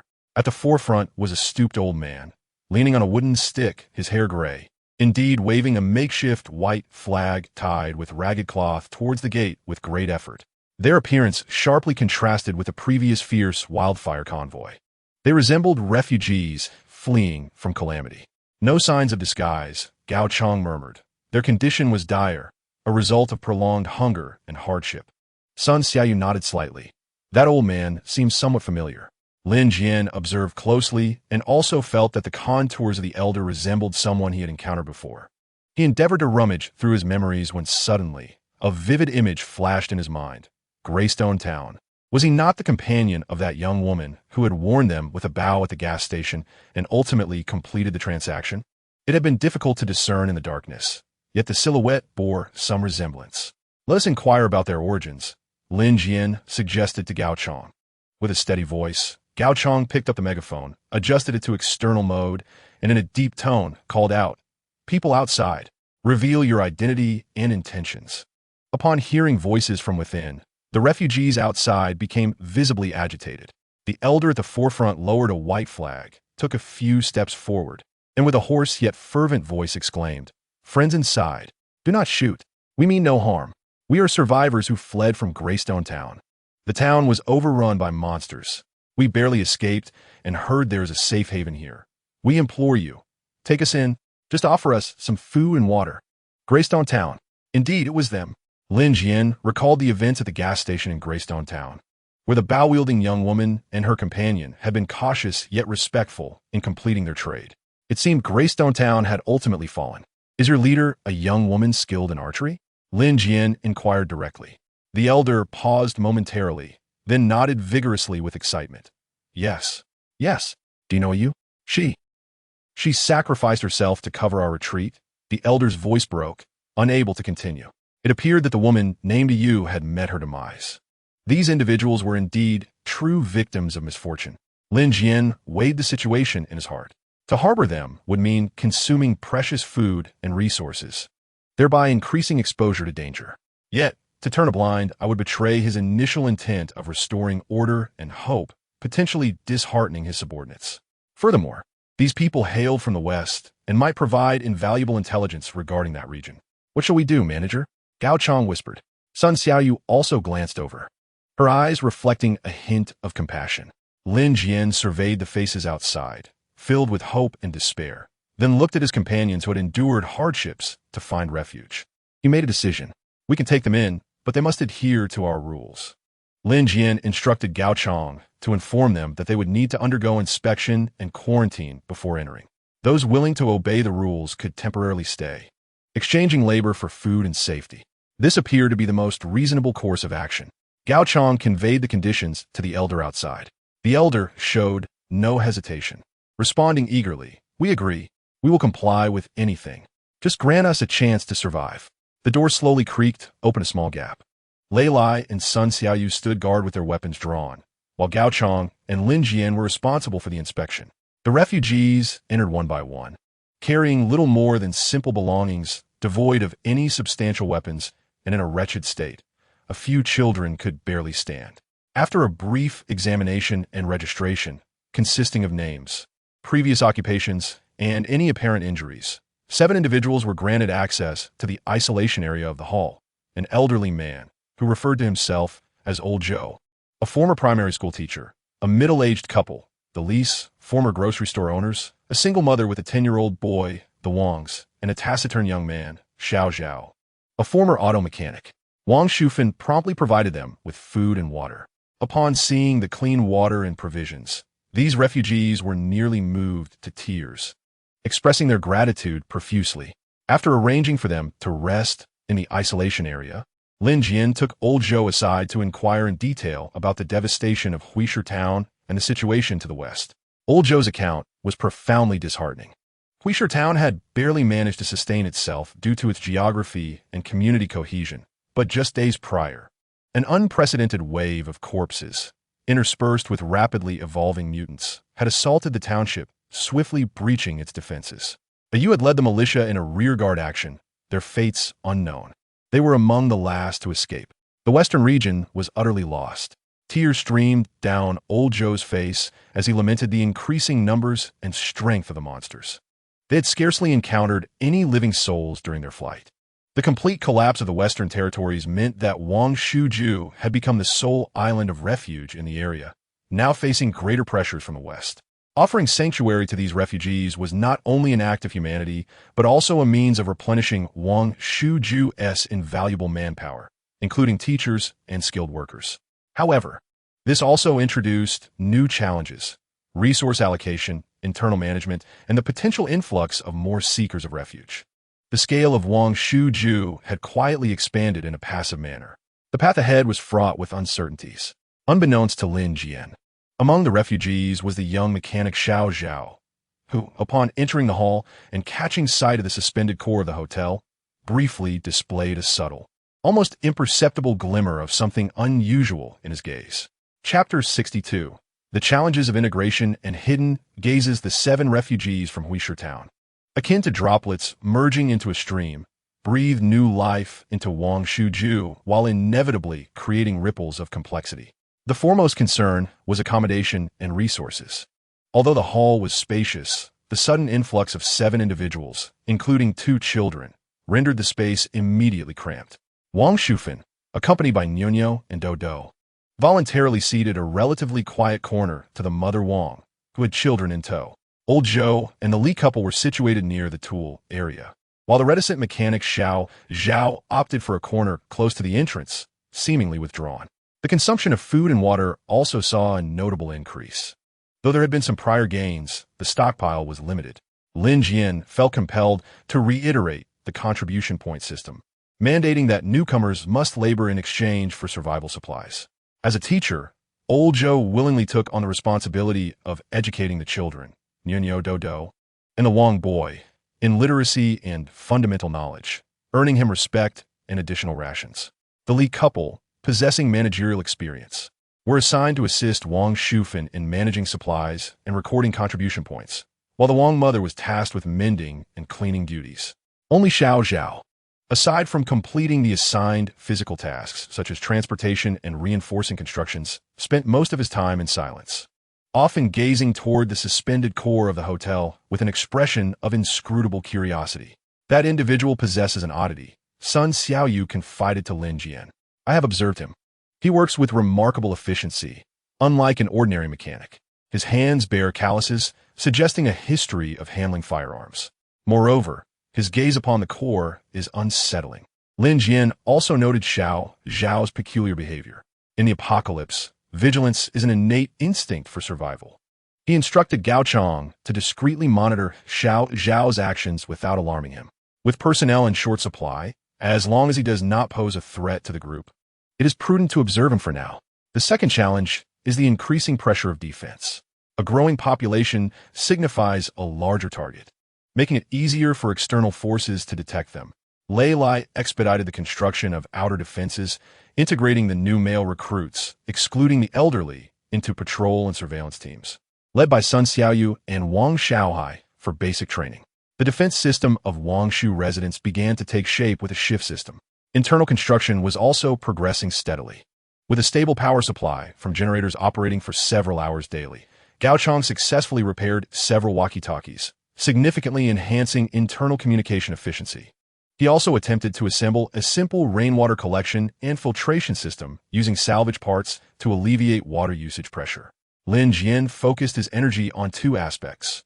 First, the continuous absorption of blue spring energy, with the system's energy steadily surpassing the threshold of 500,100 to reach 520,100. Second, he practiced the application of purification force fields.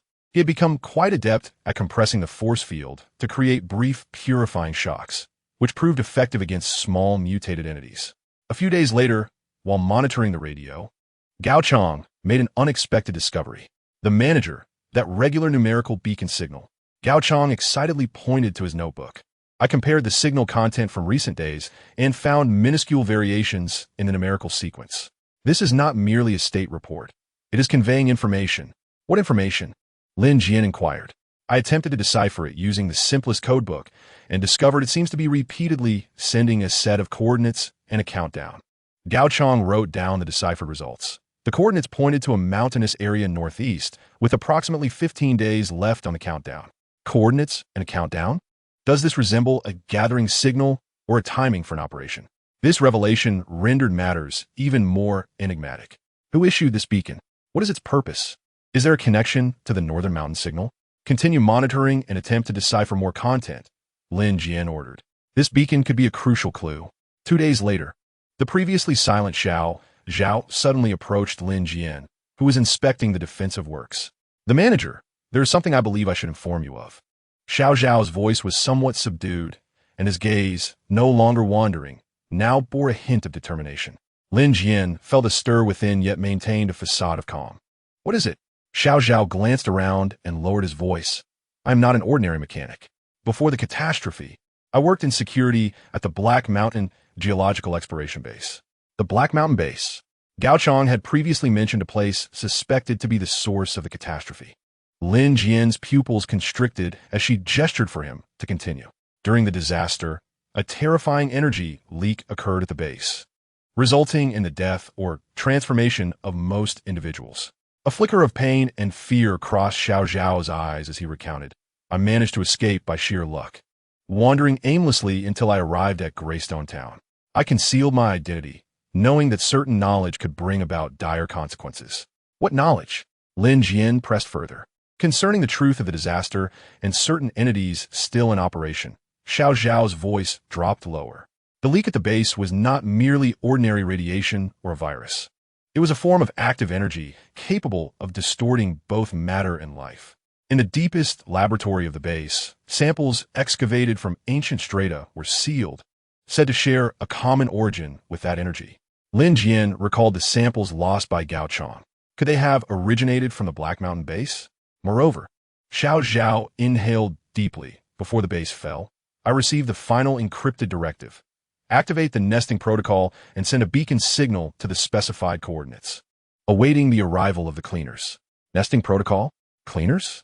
Xiao Zhao fixed his gaze on Lin Jian and stated emphatically, I surreptitiously took the key card to activate the beacon. The regular numerical signal was sent according to the directive. The cleaners may be the military's ultimate secret unit or something entirely different. What they will do upon arrival, I do not know, but once the countdown ends, they will undoubtedly appear.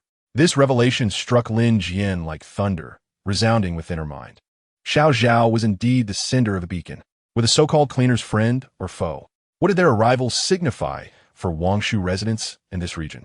Salvation or destruction? Chapter 63. The beacon, the cleaners, and the approaching storm. The weight of Xiao Zhao's confession bore down on Lin Jian with unprecedented intensity. The situation was far more intricate than she had imagined. Not only was there the threat to Wangshu residents and the purification sect, but now the suspected source of the disaster, the Black Mountain base, and the imminent, purpose-unknown cleaners were also entangled in this web. Why are you revealing this to me now? Lin Jian scrutinized Xiao Zhao, attempting to discern his true intentions. Xiao Zhao offered a weary, resigned smile. I initially intended to remain hidden, awaiting the cleaners in hopes of finding a way to survive. However, upon arriving here, I witnessed something different. He gestured towards the hovering core of the hotel, which radiated a unique and pure energy, entirely unlike the chaotic and violent energy of the Black Mountain base. You all might be able to create an alternative possibility. Moreover, whether the cleaners bring fortune or misfortune remains uncertain. I believe you should be forewarned and prepared. His explanation was reasonable.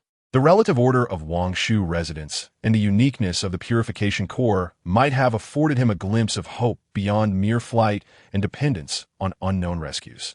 Are the coordinates and countdown accurate? Lin Jian needed to confirm this crucial information. The coordinates are set by the encrypted directive. They should be correct. The countdown is calculated based on the clock embedded in the keycard, leaving 14 days remaining. Xiao Zhao asserted with unwavering confidence that the cleanser would materialize at the countdown's conclusion, guided by coordinates. However, the manner of their arrival, their numbers, and whether they were foes or allies remained shrouded in mystery. 14 days. The urgency was palpable. Lin Jian promptly convened the core members, Lei Lai, Gao Chong, and Sun Xiaoyu, to relay the intelligence provided by Xiao Zhao. Upon hearing the news, a profound silence enveloped the group, the atmosphere thick with tension. Gao Chong, from the Black Mountain base, muttered contemplatively, his gaze reflecting a complex turmoil. If Xiao Zhao's claims held any truth, the origins of this impending catastrophe could be far more dreadful than we had anticipated. The term cleanser itself suggested a nefarious intent, likely aimed at eradicating all sources of contamination, including any survivors. This conjecture sent chills down their spines. In extreme scenarios, the military or certain factions might deem the entire contaminated zone as a target for purification, encompassing the survivors within. We cannot place our hopes upon the enigmatic cleanser, Lei Lai declared with resolute finality. We must prepare for the worst. What will we accomplish in 14 days? Sun Xiaoyu felt the weight of time pressing upon them. Lin Jian rapidly contemplated, envisioning strategies to counter the threat. First, accelerate development and bolster strength.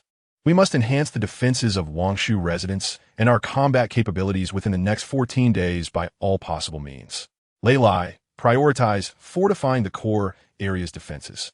Gao Chong, concentrate resources to fabricate additional weaponry and explosives. Sun Xiaoyu, intensify combat training for everyone. Second, take the initiative to gather intelligence. We cannot afford to wait passively. We must swiftly ascertain the truth behind the Bashan signal and the precise movements of the purification sect. If Bashan is an ally, we may unite against the cleanser. Conversely, if the sect poses a substantial threat, we must devise ways to undermine them. Third, formulate contingency plans. Should the cleanser herald destruction, we must have evacuation protocols in place. Xiao Zhao, your familiarity with beacons and potential technologies can assist Gao Chong in exploring ways to disrupt or modify the beacon signals, or even uncover the cleanser's vulnerabilities. Fourth, conduct internal assessments to ensure stability. Newcomers require further observation and integration. Internal discord must be avoided at all costs. The strategies were clear, yet the execution would be immensely challenging. 14 days would slip away in an instant. After the meeting concluded, Lin Jian walked alone to the core of the hotel, immersing himself in the energy that coursed through it. The pure water core was his greatest asset, yet its level remained too low. If only he could upgrade it once more within 14 days. He attempted to communicate with the system, inquiring about methods for rapid advancement. Methods for rapidly elevating hotel level. Host important guests, provide substantial experience. Complete emergency tasks issued by the system. High difficulty, high rewards. Absorb high-purity energy sources, such as the stagnant blue spring core energy, requiring special methods. Currently, the third option seemed the most feasible, yet what constituted a special method? The system offered no hints. Just as Lin Jian was lost in contemplation, Gao Chong, who was monitoring communications, returned with troubling news, his countenance unusually grim. The manager had partially decrypted communications from the purification sect. Gao Chong spoke gravely, mentioning a harvesting plan and sacrifices. The timeline coincided with roughly half a month. A harvesting plan? Sacrifices? The timing aligned alarmingly with the cleanser's countdown. This was no mere coincidence. The purification sect appears to be plotting a significant operation, likely related to the impending arrival of the cleaners. Are they attempting to take advantage of the chaos, or do they harbor deeper ulterior motives? A tempest is gathering from all directions, and Wangshu residents, having just ignited the spark of resistance, is about to face its most formidable trial since its inception. Lin Jian clenched his fists, his gaze as sharp as a blade. Regardless of what approaches, he must lead everyone to carve out a path through blood. Chapter 64.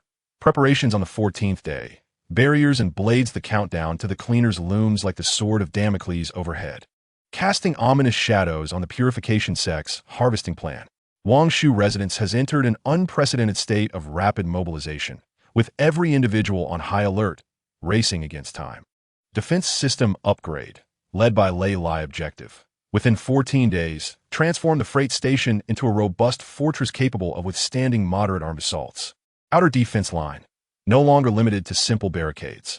A network of 3 interlocking circular defenses has been constructed using numerous abandoned vehicles and steel plates, creating a crossfire zone.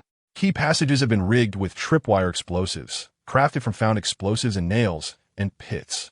High ground reinforcement. The 2 tallest containers have been cleared and fortified, with concealed sniper platforms established to oversee the entire entrance of the station. Sun Xiaoyu and Wang Xiaohai practice sniping and observation day and night. Core fortification. The main structure of the hotel is inherently sturdy. Lei Lai has reinforced the doors and windows and installed movable obstacles in critical internal passages, preparing for urban combat. Emergency evacuation route. A clandestine escape route has been opened from the rear of the hotel to the sewer system at the battlefield's edge, serving as a last resort. Weaponry and equipment upgrade. Gao Chong, Xiao Zhao responsible objective. Maximize the lethality of existing resources. Range firepower. Prioritize the maintenance of several shotguns and ample ammunition. Gao Chong and Xiao Zhao, showcasing remarkable mechanical aptitude, have collaborated to modify a nail gun into a rapid-fire, formidable close-range weapon. Explosives, utilizing found chemicals and fuels. They have crafted dozens of Molotov cocktails and improvised explosive devices. Xiao Zhao has even attempted to reconstruct a few military grenades, remnants of unexploded ordnance from the Black Scorpion convoy, albeit with significant risk. Melee weapons. Lei Lai has led efforts to sharpen all fire axes and steel bars, ensuring they are both sharp and sturdy. Communication and illumination. Walkie-talkies have been charged and distributed among groups. A plethora of torches and improvised signal flares have been produced. Personnel training and organization. Sun Xiaoyu. Lin Jian responsible objective. Enhance overall combat readiness and collaborative capabilities. Combat teams. The available combat personnel, Lin Jian, Lei Lai, Gao Chong, Sun Xiaoyu, Wang Xiaohai, a 2. Xiao Zhao, have been organized into 2 assault teams and 1 sniper support team, engaging in continuous tactical drills to familiarize themselves with fortifications and fire coordination. Logistics and medical support. Non-combatants such as Wang Shufin, Old Zhou, and the Li couple are tasked with resource management, casualty care, and basic vigilance. Under Sun Xiaoyu's guidance, Wang Shufin is learning fundamental first aid. Psychological preparation. Lin Jian holds regular brief meetings to report on preparation progress, withhold certain details, emphasizing unity and discipline to bolster morale. Intelligence gathering and external reconnaissance. Led by Lin Jian and Gao Chong, the objective is to acquire as much information as possible regarding the movements of the cleaners and the purification sect. Radio monitoring. Gao Chong and Xiao Zhao take turns listening, focusing on deciphering the communications of the purification sect and tracking changes in digital beacons. The details of the sect's harvesting plans remain vague, but it is confirmed that they are amassing forces to the east. The digital beacons remain stable, and the countdown continues. Limited external reconnaissance. Lin Jian and Lei Lai have stealthily approached high points several kilometers away during the night, utilizing the cover of darkness to observe the eastern and northern directions through binoculars. They have noted a significant increase in the movement of the purification sect's convoys, primarily along the roads leading to the mining area. No signs of the cleaners or large-scale anomalous activities have been detected. Internal management and resource allocation. Assisted by Wang Shufin and Lao Zhou, the goal is to ensure logistical stability, equitable distribution, and to avert internal strife. The contribution point system is strictly enforced. Those who work more earn more, with higher contribution points awarded for combat and dangerous tasks, thus boosting morale. Food and water are rationed, but basic needs are guaranteed. Integration of new members. Lao Zhou utilizes his teaching skills to organize learning sessions during breaks, focusing on fundamental cultural knowledge and technical skills, such as herb identification and simple repairs, to enhance cohesion. Xiao Zhao's mechanical skills have been repurposed and are gradually being accepted. The attentiveness of the Li couple plays a crucial role in resource management. Dodo and Nyo. The 2 children have become a warm hue amidst the tense atmosphere. Their safety is a baseline concern for all. Amidst this heightened state of preparedness, Lin Jian's personal training has not waned. He continues to guide the core of purified water in absorbing the energy from the blue spring, with systemic energy steadily increasing to 580,100. Concurrently, his mastery over the purification field has become increasingly sophisticated, allowing him to instantaneously activate a powerful field covering a 10-meter radius, maintain it for nearly 20 seconds, and significantly suppress lower-grade mutants. He has even attempted to momentarily imbue purification energy onto bullets. Although the consumption is immense, experiments indicate remarkable efficacy against mutated creatures. On the 10th day, an unexpected discovery brought fleeting joy. Gao Chong and Xiao Zhao, while repairing an old radio, fortuitously intercepted an exceedingly faint yet clear civilian frequency broadcast. Ziji, this is the Maple Leaf Town broadcasting station. We are still holding our position in the southwest, providing limited assistance. Beware of the black robes to the east. Maple Leaf Town. There's also a sizable survivor stronghold to the southwest. The broadcast explicitly warned of the black robes, the purification sect. This news acted as a beacon in the darkness, affirming that they are not entirely alone. Though distant, the broadcast signal is weak. It is reassuring to know that the spark of order is still aflame. Lin Jian relayed this message to everyone, invigorating their spirits. However, it also incited new considerations. If the cleaners herald destruction, could the southwest, where Maple Leaf Town lies, serve as a potential retreat? The preparations for battle enter the final sprint stage. Defensive fortifications are nearly complete, weapons are primed, and personnel coordination is becoming increasingly harmonious. Yet, a heavy weight lingers in everyone's hearts, for only 4 days remain in the countdown. The tranquility before the storm is suffocating. On the evening of the 4th day, Gao Chong, responsible for monitoring, approached Lin Jian with a pale complexion. The digital beacon's content has shifted. The intense sound remains harsh. The countdown persists. Yet the coordinates are gradually moving towards us. Though the pace is slow, the direction is unmistakable. Has the target coordinate of the cleaners changed? Is it pointing towards Wangshu residence?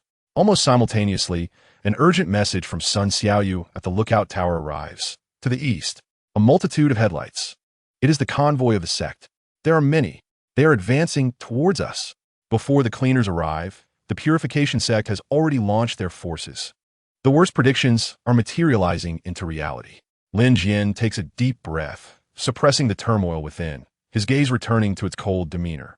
All personnel, take your positions. Prepare to confront the enemy. The trial has come earlier than expected.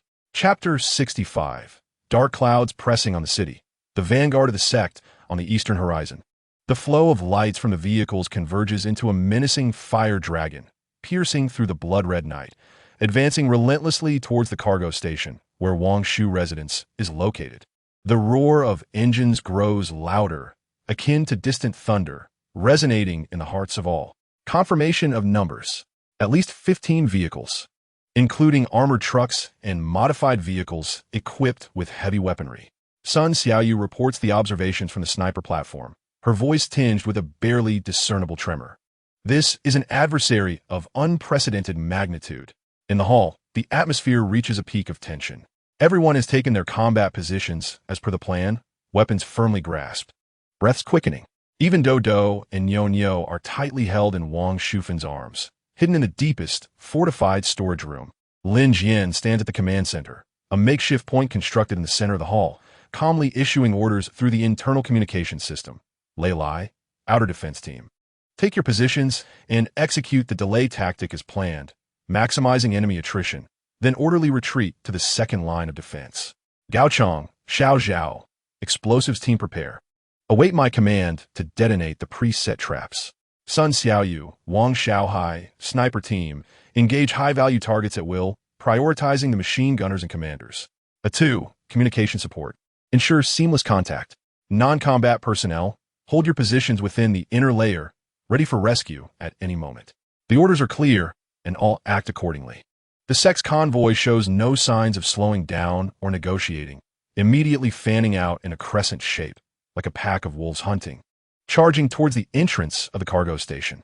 The headlights illuminate the area as if it were daylight. Open fire. Lei Lai roars at the outer defense line. Bang, bang, bang. The thunder of shotguns erupts. The assault team, concealed behind abandoned vehicles, fires first. Bullets strike the foremost sect vehicles, sparking flames, but they do not halt their charge. Tot, tot, tot, tot.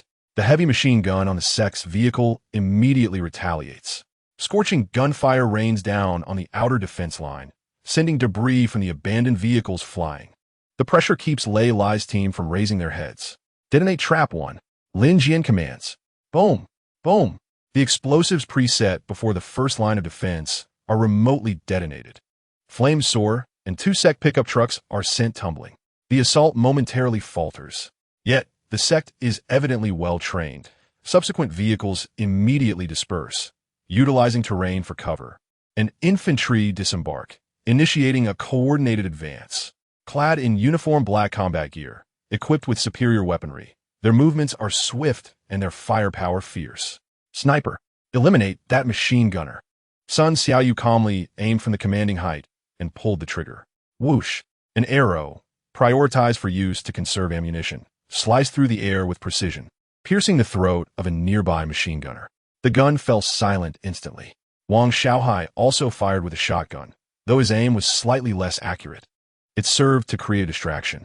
However, the numerical superiority of the cult was overwhelming. They surged forth like a tide, swiftly breaching the first line of defense and engaging in close combat with Lei Lai's team. Retreat. Fall back to the second line of defense. Seeing the dire situation, Lei Li decisively commanded. The assault team fired while retreating, utilizing cover to withdraw deeper into the station. The cult soldiers relentlessly pursued them. Detonate trap number 2. Block the passage. Lin Jian seized the opportune moment. Another explosion rang out. The narrow passage leading into the station was partially collapsed by debris, slowing the advance of the cult forces. The battle momentarily reached a stalemate, with the cult halted outside the second line of defense, relying on vehicles and cover for firing. Wangshu's side defended using fortifications and sniping advantages. Yet, the situation remained grim. The cult's manpower far exceeded expectations, and their equipment was notably superior. Ammunition for Wangshu's forces was rapidly depleting, and casualties began to emerge. A two was struck in the arm by a stray bullet during the retreat, fortunately sustaining only a minor injury. Their objective was clear: to launch a fierce assault and seize this position. Gao Chong, sheltered behind cover, remarked to Lin Jian, "This feels less like a probe and more like a full-scale offensive." Lin Jian's expression darkened. What prompted the purification cult to launch such a large-scale attack on Wangshu? Was it due to previous conflicts? Or did they learn something, perhaps about the cleanser's beacon? Just then, the cult's onslaught suddenly weakened. Gunfire became sparse, and the advancing soldiers halted, instead beginning to construct defensive fortifications. What was happening? What were they planning? Lei Lai was perplexed. A sense of foreboding arose in Lin Jian's heart. He picked up his binoculars to closely observe the rear of the cult's positions. There, beside the largest armored truck, figures clad in white robes, distinct from the ordinary soldiers' black combat uniforms, were visible. They seemed to be carrying something, arranging it on the ground into a structure resembling an altar. Were these priests? Gao Chong's expression changed. The cult's high-ranking officials. They intended to employ some sinister means. No sooner had he spoken than a chilling, nauseating wave of energy emanated from the makeshift altar. Simultaneously, a low, eerie chant resonated through the night sky. This was bad. They were summoning something. Lin Jian shouted sternly, "Everyone be on guard. Prepare for supernatural attacks." As if to corroborate his words, the desolate wilderness surrounding the freight station suddenly erupted with countless spine-chilling roars and crawling sounds. In the darkness, a multitude of crimson eyes flickered ominously. The army of mutated creatures, under the cult's priest command, was being summoned. The true crisis was just beginning. Chapter 66. The Dark Ritual and the Light of Purification. The low, eerie chant echoed through the night sky like an incantation. A chilling and foul energy emanated from the makeshift altar at the rear of the cult, rippling outward like waves, thickening the air into a suffocating miasma. Roars and hisses echoed from the desolate wilderness surrounding the freight station, responding to this summons, growing ever closer. In the darkness, countless crimson points of light surged forth like a tide. It was not merely the previously encountered mutated wolf pack, but an array of grotesque creatures, bloated, decomposing hounds exuding a foul stench, spiny crawlers, and even several massive abominations resembling mountains of flesh sewn together. The cult's priests had somehow managed to command these aberrant beings on such a grand scale. This was beyond all reason, all firepower, prioritized the priest and the altar. Lin Jian roared with fury. This ritual must be interrupted, or an endless tide of monsters would engulf everything. Bang! Bang! Sun Xiaoyu and Wang Shaohai immediately aimed their sniper rifles at the white-robed priest. Yet, the foe seemed well prepared, as a translucent energy shield rose around the altar. Bullets merely causing ripples upon impact, failing to penetrate. Heavy machine gun. Aim for the altar S-base. Les recommanded. Unleashing a torrent of fire from the commandeered heavy machine gun. The barrage struck the altar's foundation, sending shards flying, yet the chanting only grew more fervent. Meanwhile, the vanguard of mutated creatures had already surged to the second line of defense. Open fire. Hold them back. Lei Lai, eyes aflame with determination, swung a fire axe to fell a charging corpse hound. Gao Chong and Xiao Zhao fired their modified nail guns and shotguns, but the sheer number of monsters was overwhelming. The defense line buckled under the immense pressure. "This is impossible. There are too many." A two cried out, clutching his injured arm, his face pale with fear. The line of defense teetered on the brink of collapse. As the situation threatened to unravel, Lin Jian knew hesitation was no longer an option. He took a deep breath, concentrating all his energy into the purified core at his chest. Purification force field. Full activation. A resounding hum erupted, and a brilliant platinum light surged from Lin Jian. More solid and intense than before. The upgraded purification core operated at full capacity. The platinum halo expanded rapidly, forming a vast purification domain nearly 15 meters in diameter. Where the light passed, the chilling, foul energy dissipated like melting snow. The mutated beasts that entered the domain let out anguished cries as their decaying flesh withered and fell away, their movements becoming sluggish and agonized. Effective. The force field can restrain them. Gao Chang exclaimed with astonishment. The purification force field temporarily stabilized the front line. However, Lin Jian's complexion swiftly turned as pale as a sheet. Maintaining such a large-scale force field was an immense drain on his mental strength. He felt as though his head might explode. I can only hold this for a minute. Now is the time. Destroy the altar. Lin Jian gritted his teeth, blood seeping from the corner of his mouth. The opportunity was fleeting. Lei Li, Gao Chang, charge with me. Sun Xiaoyu commanded with urgency, leaping from her sniper perch, dagger in hand, darting toward the relatively weaker area of the monster horde to carve a path for the assault. Cover her. Lei Li Belud, redirecting the heavy machine gun to clear the way of monsters on her flank. Gao Chang and Xiao Zhao fought valiantly, unleashing a barrage of firepower. Sun Xiaoyu, her form agile, deftly evaded several monstrous assaults under the cover of the purification force field, swiftly approaching the altar. Yet, the shield surrounding the altar remained intact. Attack the energy nodes of a shield. They are usually located at the bottom. Xiao Zhao suddenly shouted, revealing his peculiar understanding of the energy apparatus. Sun Xiaoyu's gaze sharpened. Indeed, she spotted several crystals flickering with an ethereal glow at the base of the altar. Without hesitation, she channeled all her strength into her dagger and hurled it towards one of the nodes. Clang! The dagger ricocheted, but the node flickered violently. Effective. Keep going.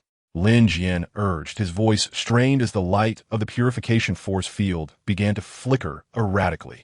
Let me handle this, Gao Chang exclaimed, picking up a prepared incendiary bottle from the ground and throwing it with all his might at the altar. Boom! Flames erupted against the shield, causing it to ripple violently. The incantation was momentarily interrupted. Now's our chance.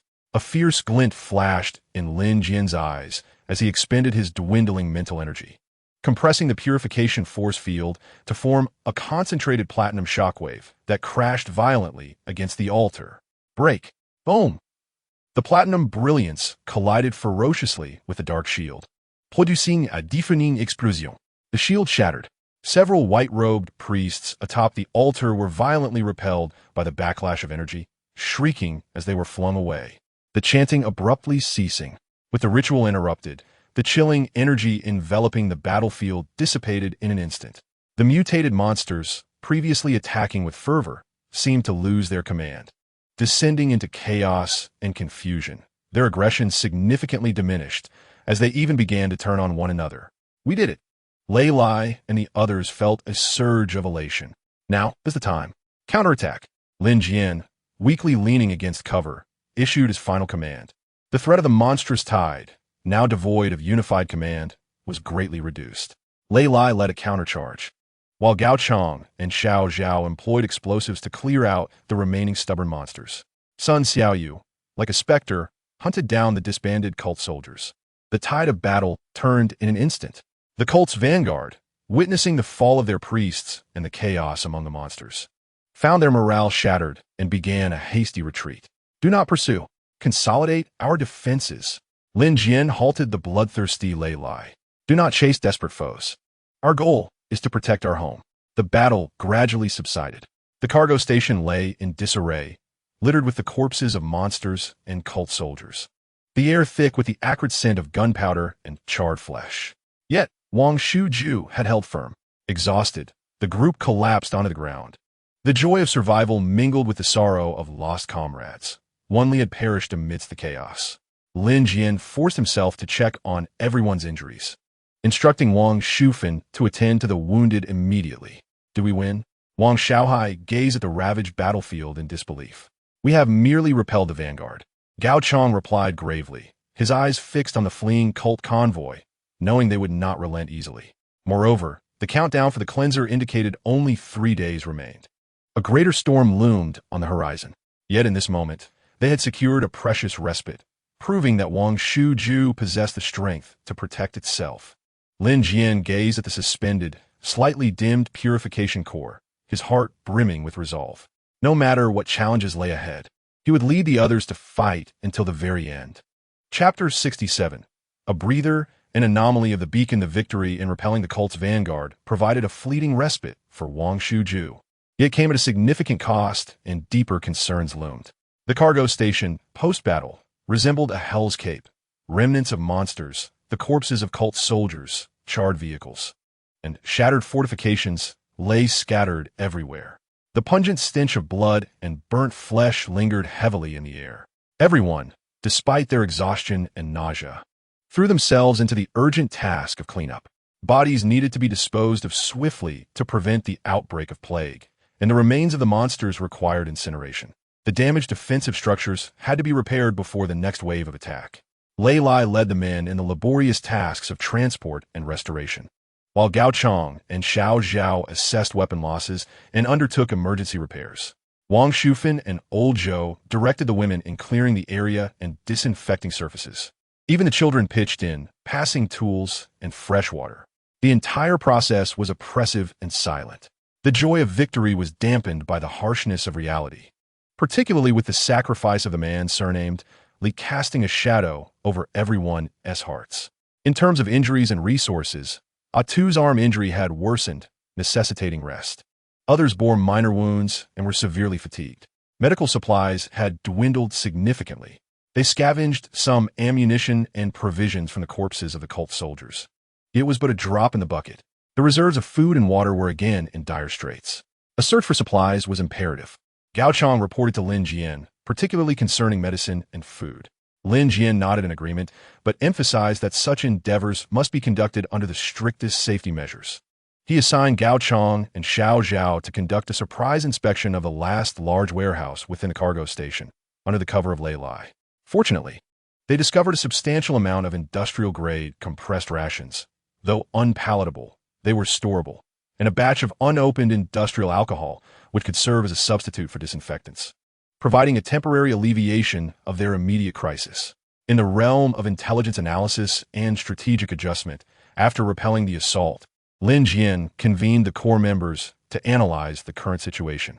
The cult had deployed a considerable force for this attack, yet it was not their main contingent. Gao Chong examined the captured cult communicator, which was damaged but had recorded some fragments. It appeared they were testing the waters or preparing for a larger operation. The altar and the ability to summon monsters posed a severe threat. Sun Xiaoyu, still shaken, remarked that had it not been for the manager's ability to restrain them, they might not have held their ground. The purification field was their trump card, yet they could not rely on it excessively. Lin Jian was acutely aware of his limits. His mental energy required time to recover. Next time, they might come prepared. The most pressing concern was the countdown of the cleanser. Xiao Zhao, his face still pale, reminded them that only 3 days remained. The beacon coordinates continued to shift slowly in their direction. The mood among everyone grew heavy, with the cult lurking ominously in front and the unknown cleanser approaching from behind. Wangshu felt like a fragile boat in the eye of a storm. "We cannot remain passive," Lin Jian declared resolutely. "In these final 3 days, we must accomplish 3 tasks. First, we must do everything in our power to strengthen the last line of defense, preparing to hold our ground until reinforcements arrive or to fight to the bitter end. Second, we must formulate a detailed emergency evacuation plan. If the situation becomes untenable, we must preserve the spark of hope. Thirdly, we must persist in monitoring external signals, particularly the broadcasts from Mapletown to the southwest, for it may serve as our final retreat." The internal cohesion and flicker of hope, despite the immense pressure. Lin Jian endeavored to maintain stability within. He publicly commended acts of valor displayed in battle and equitably distributed the limited rewards, such as additional provisions. Old Zhou organized a simple memorial service for the deceased, uniting the hearts of the people. The presence of Wangshu and the children remained a warm glimmer amidst the darkness.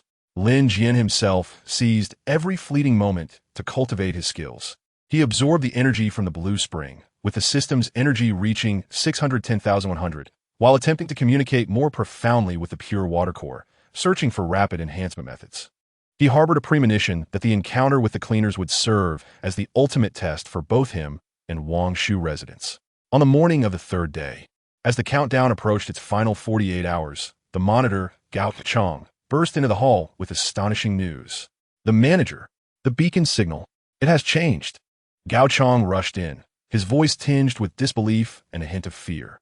"Changed? What does that mean?" Lin Jian felt a tightening in his chest. The countdown remained unchanged. However, The signal had been augmented with a new encoding. Gao Chong handed Lin Jian the deciphered message. The paper read, "Return home protocol activated. Cleaner unit. Judicator 01. Mission. Purify high-concentration anomalous energy source. Coordinates locked. Exact coordinates of Wangshu residence. Estimated arrival time, 24 hours. Recommendation. Unauthorized units must evacuate immediately. Repeat, evacuate immediately." The signal clearly indicated that the cleaners had not only pinpointed the exact coordinates of Wangshu residence, but had also classified it as a high-concentration anomalous energy source, with the mission objective being purification. The so-called cleaner unit was designated as Judicator 01. This was not a rescue. It was a declaration of destruction. The target of the cleaners was, in fact, Wangshu residence itself, or rather, the core of the hotel. The last vestige of hope had been utterly shattered. They were to face an inexorable extermination battle, wielded by an unknown high-tech force. A palpable sense of despair engulfed Wangshu residence in an instant.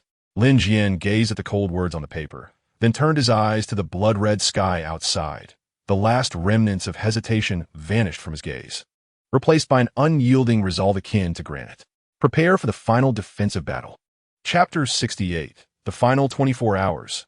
A desperate gamble, the Judicator's declaration of destruction fell like a final judgment, shattering the last thread of hope within Wangshu residence. Despair swelled like a frigid tide, instantly overwhelming everyone. "They are coming to kill us? Why?" Wang Xiaohai's voice trembled, nearly collapsing. The others also turned pale, including stalwarts like Lei Lai and Gao Chong, their eyes filled with disbelief and heaviness.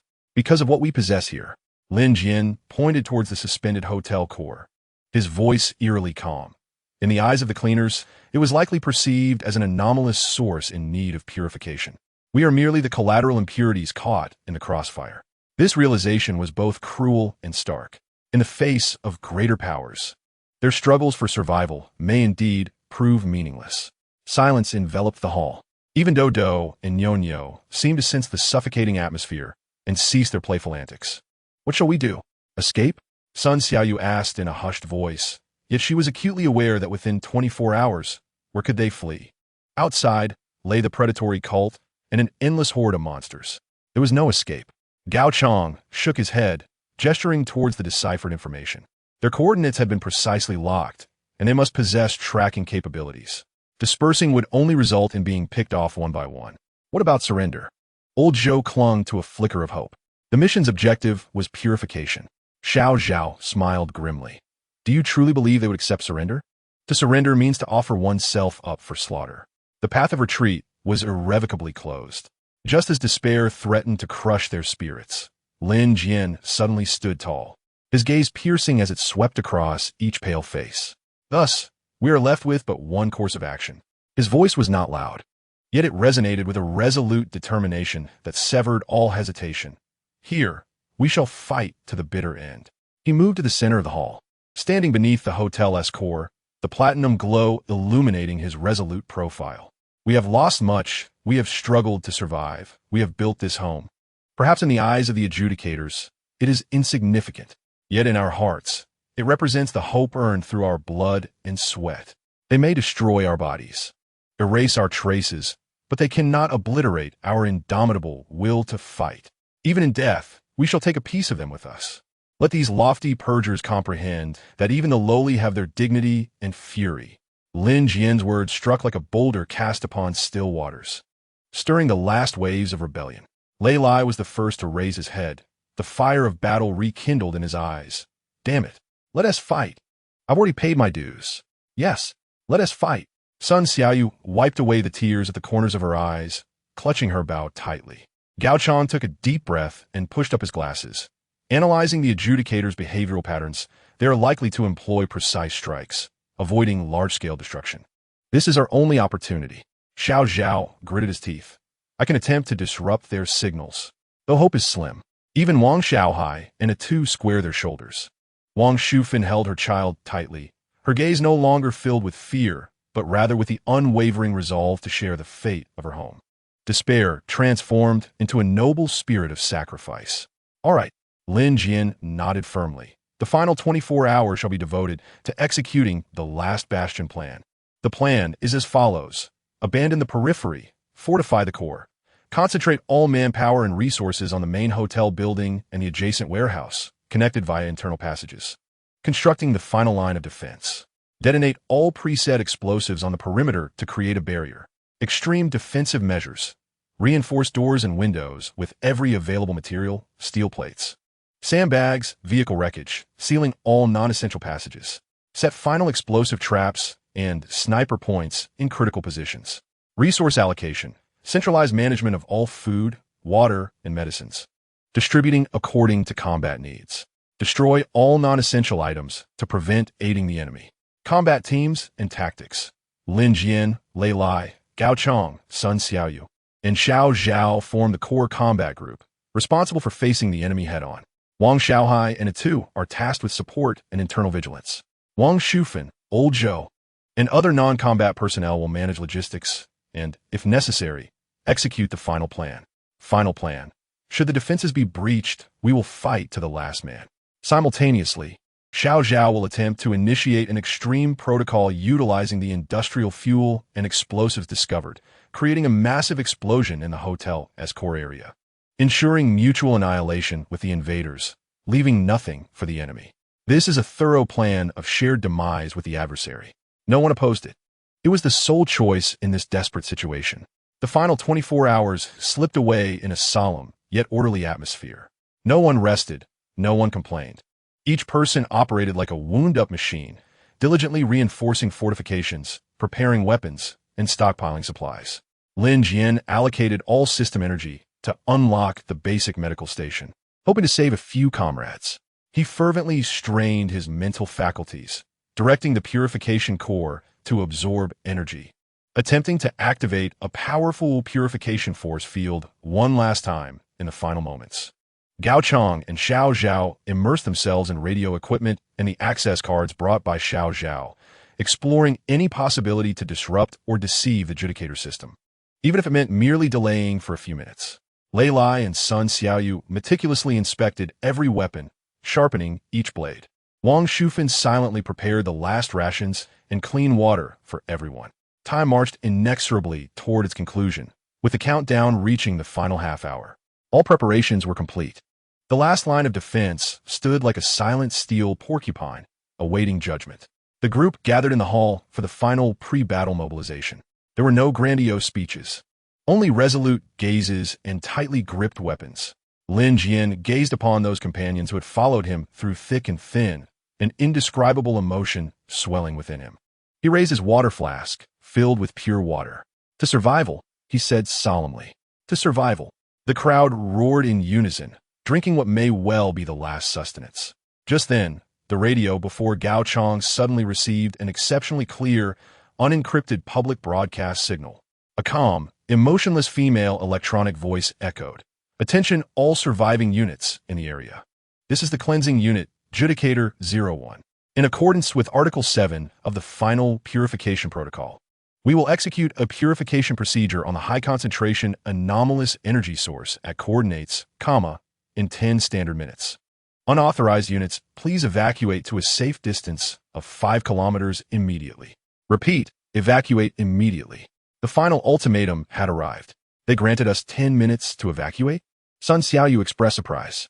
It is both a warning and a form of procedural justice, Gao Chong said bitterly, but it holds no significance for us.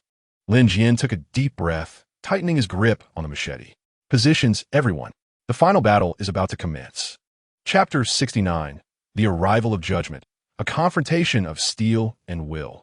The 10-minute countdown resonated like the tolling of a death knell, echoing in everyone's hearts.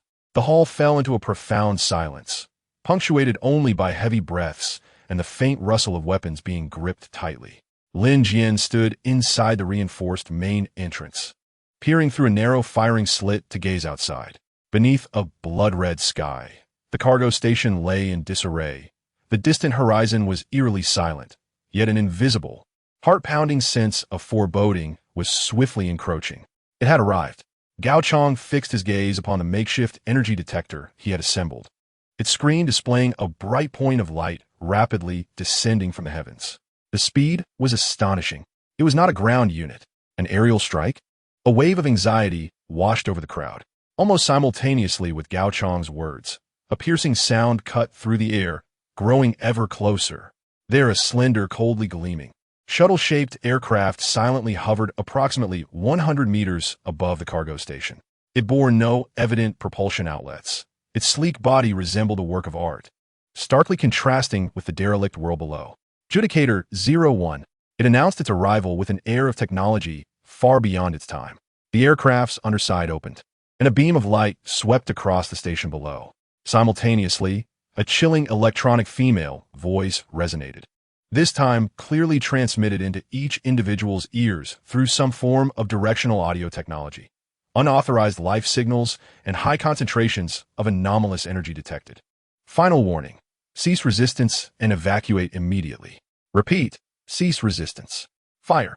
Lin Jian commanded without the slightest hesitation, his voice resolute. Negotiation was a futile hope. Only battle remained. Bang, bang, bang. The heavy machine gun controlled by Lei Lai unleashed its fiery tongue first, bullets raining down upon the aerial vessel. Yet, a scene of despair unfolded. The bullets seemed to collide with an invisible barrier mere meters from the aircraft hull, creating ripples that splashed outward before falling helplessly to the ground. An energy shield. Sun Xiaoyu's sniper rifle and Xiao Zhao's modified nail gun also fired in unison, yielding the same disheartening results. Their assaults were utterly ineffective. Warning, attack behavior detected. Initiating minimum clearance protocol. The electronic voice remained unperturbed. The aircraft's hatch opened once more, and this time 3 figures descended. They were humanoid units, approximately 2 meters tall, entirely clad in dark gray armor. Lacking discernible facial features, their eyes flickered with a cold red light, and their arms morphed into various peculiar weapon modules. They landed soundlessly, displaying remarkable agility. Cleaner infantry units. As the 3 cleaners touched down, they formed a triangular formation, advancing swiftly towards the main hotel building with precision and efficiency. They disregarded the obstacles before them, moving in perfect unison as if they were a single entity. Target their joints and weaponry, Gao Chang shouted, imparting a fundamental strategy against robotic units. Hot, hot, hot, hot. Fire concentrated once more. Bullets struck the cleaner's armor, yet most were deflected, with only a handful hitting the joints, sparking minor delays in their movements. Effective, but scarcely impactful. Use explosives. Les liabilud. Atu and Wang Shaohai hurled prepared Molotov cocktails and explosive packages with all their might. Boom! Boom! The explosions engulfed the 3 cleaners. But as the smoke cleared, they merely bore a few charred marks on their armor, their pace unwavering. Damn it! How we fight this? Wang Shaohai exclaimed in despair. The disparity was insurmountable. This is not a battle of the same caliber. The cleanser infantry has surged to the entrance of the main structure. They raise their arms, and the weapon modules illuminate, clearly poised to force entry. They must not be allowed inside. Lin Jian's gaze sharpened, and he activated the purification force field. Buzz. A platinum glow erupted once more, centered around Lin Jian. This time, he poured his remaining mental energy without reservation.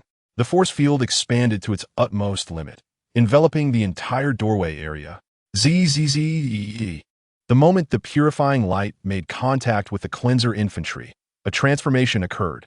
The energy shields on the cleanser infantry's surfaces emitted violent fluctuations and piercing noises. Their movements became noticeably stiff and chaotic, with the red lights in their eyes flashing wildly. Effective, their energy systems were disrupted. Gao Chang was astonished to discover that the purifying power seemed to have a particularly restraining effect on these high-tech energy life forms or mechanical entities. Now's the time. Attack! Lin Jian roared, enduring the excruciating pain in his brain to maintain the force field. The firepower of Lei Lai and the others surged forth once again. This time, the bullets finally penetrated the unstable shield, striking the armor of the cleanser and leaving deep dents. Sun Xiaoyu shot an arrow that hit a cleanser's optical sensor, causing it to emit a malfunctioning buzz. The scales of victory seemed to tilt slightly. However, blood continued to seep from the corners of Lin Jian's mouth. His mental energy was nearing exhaustion. The purification force field began to flicker uncertainly. The airborne Judicator 01 seemed to sense something amiss. Its body slightly adjusting as a more refined scanning beam locked onto Lin Jian below. High priority anomalous energy interference source detected. Elevating clearance priority. Authorization granted for the use of disintegration ray. A new weapon module unfolded from the underside of the aircraft, targeting Lin Jian at the center of the force field. A wave of destructive energy was gathering. The breath of death enveloped Lin Jian in an instant. Administrator, be careful, Sun Xiaoyu screamed as she lunged toward Lin Jian, attempting to shield him from his fatal blow. Everything transpired in the blink of an eye. The final outcome was about to be revealed. Chapter 70. The light of desperation and the resonance of the core, the devastating energy, was coalescing within the weapon module of Judicator 01, emitting a heart-stopping hum.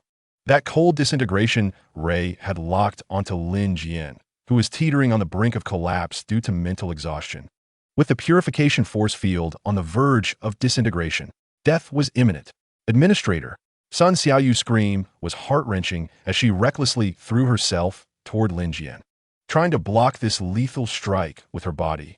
Lei Lai and the others were frantic, pouring out gunfire in an attempt to disrupt the aircraft. But the bullets struck the energy shield as though they were mere drops in the ocean.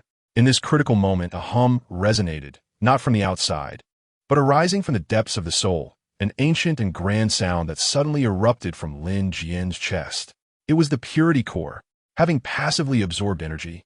Guided by Lin Jian, the Purity Core, sensing its host facing an absolute life threat and the hostile destructive energy from the outside, activated a certain mechanism that had long lain dormant within its depths. No longer was it a gentle blue light, nor a blazing platinum glow. It was a light, indescribable by mere colors, seemingly embodying the primordial chaos of the universe at its inception. This radiance was not blinding, yet it instantaneously consumed everything in its vicinity. Time and space appeared to freeze in that very moment. The impending emission of the disintegration beam, under the illumination of this chaotic light, silently melted away like snowflakes, dissolving into nothingness. The energy shield of the Judicator 01 spacecraft warped violently, emitting a mournful wail under the unbearable strain. While the craft itself seemed to suffer a fundamental shock, its suspended posture becoming exceedingly unstable. The three approaching cleanser infantry resembled ice cubes thrown into a furnace, their dark gray armor rapidly turning crimson, softening, and subsequently disintegrating. The crimson light in their eyes extinguished, they froze in place, only to transform into pools of molten metal in the next instant. The eruption of the pure water core lasted but a fleeting moment. The chaotic light swiftly retracted, retreating back into the core as if it had exhausted all its energy. The core itself dimmed, even showing fine cracks on its surface, which fell from Lin Jian's chest and clattered to the ground. With a thud, Lin Jian collapsed to the ground, his mind a blank slate, blood seeping from all 7 orifices, his body feeling as though it had been hollowed out. Yet he was still alive. The battlefield descended into an eerie silence. In the air, Judicator 01 seemed to be ensnared in a system malfunction, emitting sporadic electronic static, the scanning beams flickering erratically, temporarily losing its aggressiveness. On the ground, Lei Lai and Gao Chong stared in astonishment at the incomprehensible scene before them, both frightened and elated as they gazed upon the kneeling Lin Jian, miraculously alive. Administrator, Sun Xiaoyu was the first to rush forward, supporting Lin Jian. I'm fine, Lin Jian weakly gestured with his hand, his gaze fixed firmly on the dimmed, cracked pure water core on the ground, a storm of emotions surging within him. In that brief moment, he felt as though he had touched fragments of an ineffable truth regarding the essence of this world. Quick, now! Gao Chong was the first to regain his composure, pointing at the malfunctioning aircraft above. We must find a way to bring it down. Lei Lai immediately raised his heavy machine gun, aiming at the seemingly weakest connection points of the aircraft, its landing gear or sensors, and unleashed a furious barrage. Little Zhao also picked up explosives from the ground and hurled them with all his strength. Boom! Boom! Under the relentless assault, the shield of Judicator 01 finally succumbed to overload and collapsed. A fortunate explosive detonated at its base, disrupting its balance system. The aircraft emitted a piercing alarm, belching black smoke as it tilted dangerously toward the ground. Boom! A tremendous crash echoed. Judicator 01 slammed heavily onto the open ground of the platform, skidding for a distance before crashing through a low wall, finally coming to a halt. The fuselage was damaged in several places, yet its structural integrity seemed relatively intact. Had they won? Had they shot down a cleanser aircraft? It felt like a dream. Yet, in this moment, no one cheered. All rushed towards Lin Jian and the downed aircraft. With Sun Xiaoyu's assistance, Lin Jian struggled to retrieve the cracked pure water core. The core felt icy to the touch, devoid of any energy response, as if it had transformed into an ordinary stone. Yet he could sense that, deep within the core, there seemed to be a faint pulse of life. Quick! Inspect the spacecraft. Beware of ambush. Lei Lai, gun in hand, approached the crash site cautiously. Gao Chang and Xiao Zhao were more concerned with the technical aspects. Be careful. There might be a self-destruct mechanism. Let us not hastily open the hatch. The group encircled the smoking wreckage of the spacecraft, their emotions complex. This technological marvel, transcending the bounds of its time, now resembled a beached leviathan, fraught with unknown dangers and, perhaps, secrets pertaining to the cleaners and the truth of this world. The battle for the survival of Wangshu had reached an unexpected pause. Yet greater enigmas and challenges were just beginning to surface. The key to all of this seemed to rest upon that temporarily dormant, yet potentially transformative, pure water core. Chapter 71. Secrets within the wreckage and the core's anomaly. The wreckage of the Arbiter 01 lay quietly amidst the ruins, emitting faint electrical arcs and wisps of smoke. Its cold metallic exterior marred with scars, creating a striking and eerie contrast against the surrounding blood-soaked debris. The air was thick with the scent of ozone and burnt metal. After a brief shock, an overwhelming fatigue and a sense of survival washed over everyone. Yet, at that moment, none dared to relax. The nature of the crashed vessel, whether a blessing or a curse, remained uncertain. Prioritize treating the injured and fortifying our defenses. Lin Jian strained to issue commands, his voice hoarse and weak. His mental strength was severely depleted, with capillaries ruptured in multiple places, yet his consciousness remained relatively clear. The backlash and protection of the pure water core seemed to have preserved his essence.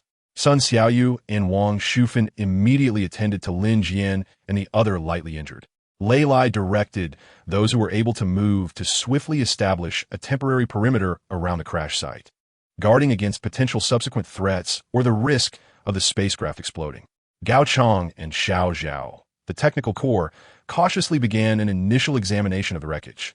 They dared not attempt to open the possibly locked hatch, opting instead to start from the exterior. The energy shield generator had overloaded and destroyed the propulsion system, seemingly based on some form of anti-gravity technology. The principles were entirely beyond Gao Chang's comprehension as he observed and recorded, his tone filled with awe and confusion. This level of technology surpasses ours by at least several eras. Xiao Zhao focused more on the details, pointing to a relatively intact section of the fuselage, where a clear emblem was present. Not the grotesque design one might expect, but an exceedingly simple symbol composed of two concentric circles with an abstract light point in the center, exuding an aura of cold and human order. I have never seen this emblem. It does not resemble any known national or organizational insignia. Xiao Zhao frowned. Look here, Gao Chang announced, having made a more significant discovery.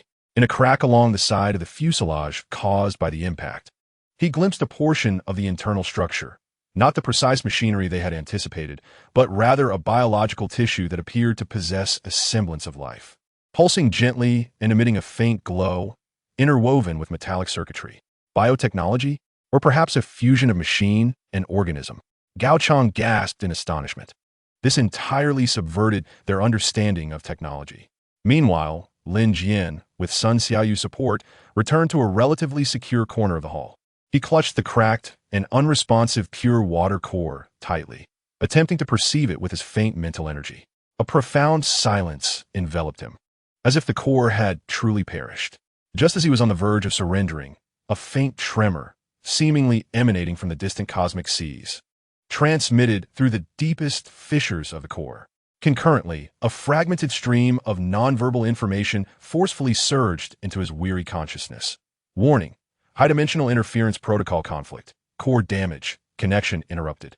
Urgent energy repair needed. The information was sporadic and nebulous, yet it contained an immense wealth of meaning. High-dimensional interference? Protocol conflict? Core damage? Lin Jian's heart trembled with shock.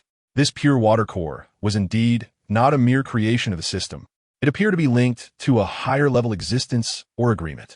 The onslaught from the adjudicator, a form of high-dimensional interference, had led to the protocol conflict, causing the core to overload and sustain damage in its attempt to protect him. What exactly was the adjudicator? Was their so-called purification aimed at this protocol conflict or the core itself? Countless questions surged within him. Yet the most pressing concern was how to repair the core. It required energy, but evidently not ordinary electricity or blue spring energy. At that moment, an urgent message crackled through the communicator from Lei Lai, who was guarding the wreckage of the aircraft. Administrator, the aircraft is stirring. Light is emanating from the crack. It seems something is about to emerge. Tension gripped everyone instantly. Could there still be surviving cleaners inside? Lin Jian struggled to rise. Help me over there. Upon their arrival at the crash site, they beheld the light seeping from the fissure growing increasingly radiant. It was not the ominous glow of weapon charging, but a gentle white light, as if scanning the surrounding environment. Then, under the anxious gaze of the crowd, a silver orb, the size of a fist and smooth as a mirror, began to float slowly from the crack, as if cradled by an invisible hand. The surface of the orb bore no interfaces or markings. It hovered quietly in the air, its soft white light sweeping over each individual present, ultimately settling upon the damaged pure water core in Lin Jian's hand. Subsequently, a calm voice, starkly contrasting with the previous cold electronic tone of the adjudicator 01, resonated from the orb, imbued with a hint of human-like perplexity. Detected high-priority anomaly protocol. Individual status, severely damaged. Detected native environmental contamination level, extremely high. Logic conflict reassessing task priority. The orb's light flickered several times, seemingly engaged in complex calculations. Finally, it turned to Lin Jian and posed a clear inquiry. Native individual. What is your relationship with the Observer Protocol's 7th sample? Are you aware of the truth behind the Great Purge? Observer Protocol? 7th sample? Great Purge? These new terminologies unveiled deeper and more terrifying enigmas. It appeared that the calamity concealed secrets far beyond human comprehension. The key to the answers seemed to lie within Lin Jian's grasp, nestled within that nearly shattered core. Chapter 72. The Orb's Inquiry and the Shattered Truth. The silver orb hovered in the air, radiating a gentle yet rational glow, its questions reverberating like thunder in the desolate ruins. The terms Observer Protocol, Sample 7, and Great Filter Truth lie far beyond the comprehension of Lin Jian and his peers, exuding a chilling essence that pertains to the higher laws of the cosmos. Despite his physical frailty and the excruciating pain in his mind, Lin Jian remained fixated on the orb, his thoughts racing. This orb was evidently a component of the Arbiter 01, perhaps even its core AI. However, its demeanor starkly contrasted with that of the previously hostile cleaners, resembling more that of a bewildered researcher. I do not comprehend your words, Lin Jian cautiously uttered, his voice hoarse. What is the Observer Protocol? What is Sample 7? And what is the Great Filter? The orb's luminescence flickered gently, seemingly analyzing Lin Jian's response. Language logic analysis confirmed the presence of a native intelligent entity's standard communication mode. The information database comparison yielded no related permission authentication. Conclusion: low probability of protocol authorization for contact. It paused momentarily, its glow focusing on the damaged core in Lin Jian's hand. Priority confirmed. Repairing Sample 7 is the primary sequence task. Severe damage detected in the sample. Energy depletion noted. Protocol connection interrupted. The energy pollution level of the native environment is excessively high, rendering effective repair impossible. The orb's words revealed several key pieces of information. The true identity of the purified core is that of Observer Protocol Sample 7, which is of utmost importance. Its primary task is to repair it, rather than to cleanse it. The current state of the Earth environment, referred to as the native environment, is severely polluted, hindering restoration efforts. Are you not here to destroy us? Sun Xiaoyu could not help but inquire, her tone imbued with a flicker of hope after surviving calamity. The orb turned to her. Destruction? The initial directive of the cleaner units is to purify high-concentration anomalous energy sources in order to maintain the stability of the Great Filter Barrier. However, the current circumstances present a logical contradiction. The existence of Sample 7 fundamentally conflicts with the purification directive. Re-evaluation is necessary. The Great Filter Barrier? Gao Chong sharply seized upon this keyword. What is that? Is this global catastrophe related to it? The orb's glow flickered once more, as if engaged in some form of permission assessment. Ultimately, it provided a chilling elucidation in a measured tone. The Great Filter Theory is an inevitable cosmic disaster meme that civilizations encounter at a certain stage of development, utilized to filter qualified species. The calamity you currently experience is a manifestation of the Great Filter, designed to test a civilization's adaptability, cooperation, and comprehension of profound cosmic rules under extreme conditions. Its words slice through the suffering of humanity like a cold scalpel, dissecting it into a ruthless examination. The traces of failed civilizations will be eradicated, while those that successfully pass the filter shall be granted the privilege to engage with the broader cosmos. The Or continued. The Observer Protocol was established by a transcendent civilization that has passed the filter, aimed at non-intrusive observation and documentation of the filtering process. The samples serve as key monitoring nodes deployed within the filtering field. The beam of the 7th sample orb once again pointed towards the core in Lin Jian's hand, its fundamental function being that of an order anchor, designed to counteract the entropy-induced chaos wrought by the Great Filter within a certain range, thus providing a stable window for observation and potential enlightenment for qualifying native individuals. Fragments of truth gradually come together, yet they plunge everyone into an icy abyss. This cataclysm, which led to the world's destruction and countless deaths, turns out to be merely a cosmic selection test, and they, along with the entire life of the planet, are mere guinea pigs in this cruel experiment. The function of the Purity Core, Sample 7, is to maintain a semblance of order within this testing ground, akin to a cheat sheet in an examination. Meanwhile, the task of the cleaners is to eliminate any anomalies that may disrupt the test results. Thus, the assault on Wangshu residents by Arbiter 01 is a consequence of the Purity Core's interference with the fairness of the test. This is utterly absurd. How can this be justified? Lei Lai roared, unable to accept such a theory that treats human suffering as a trivial matter. The sphere remained devoid of emotional fluctuations. The laws of the universe are not swayed by individual sentiment. The Great Filtering is an inevitable path for civilization's ascension, harsh yet efficient. Lin Jian took a deep breath, suppressing the tumult within, and posed the most critical question. Why have you changed your stance? Is it due to damage to the core? Correct, the sphere replied. The priority of Sample 7 supersedes local purification directives. The complete destruction of the sample signifies a failure of the observational mission, which is unacceptable. Therefore, my current highest directive has been altered to, at all costs, restore Sample 7. It turned towards Lin Jian, native individual Lin Jian. You have established a profound symbiotic connection with Sample 7. You are pivotal to the restoration process. However, a warning is necessary. Restoring the sample entails drawing a substantial amount of energy, which may temporarily exacerbate the filtering intensity in the local area. Mutations and disasters, and could attract the attention of other cleaner units. The pros and cons lay bare before them. Restoring the core could revive the strongest support of Wangshu residents and might unveil further truths about the great filtering in this world. Yet the cost may invite even more terrifying dangers and further deteriorate the surrounding environment. It is a daunting choice. What is required for the restoration? Lin Jian inquired solemnly. High purity order energy or chaotic essence of the same frequency, the sphere responded.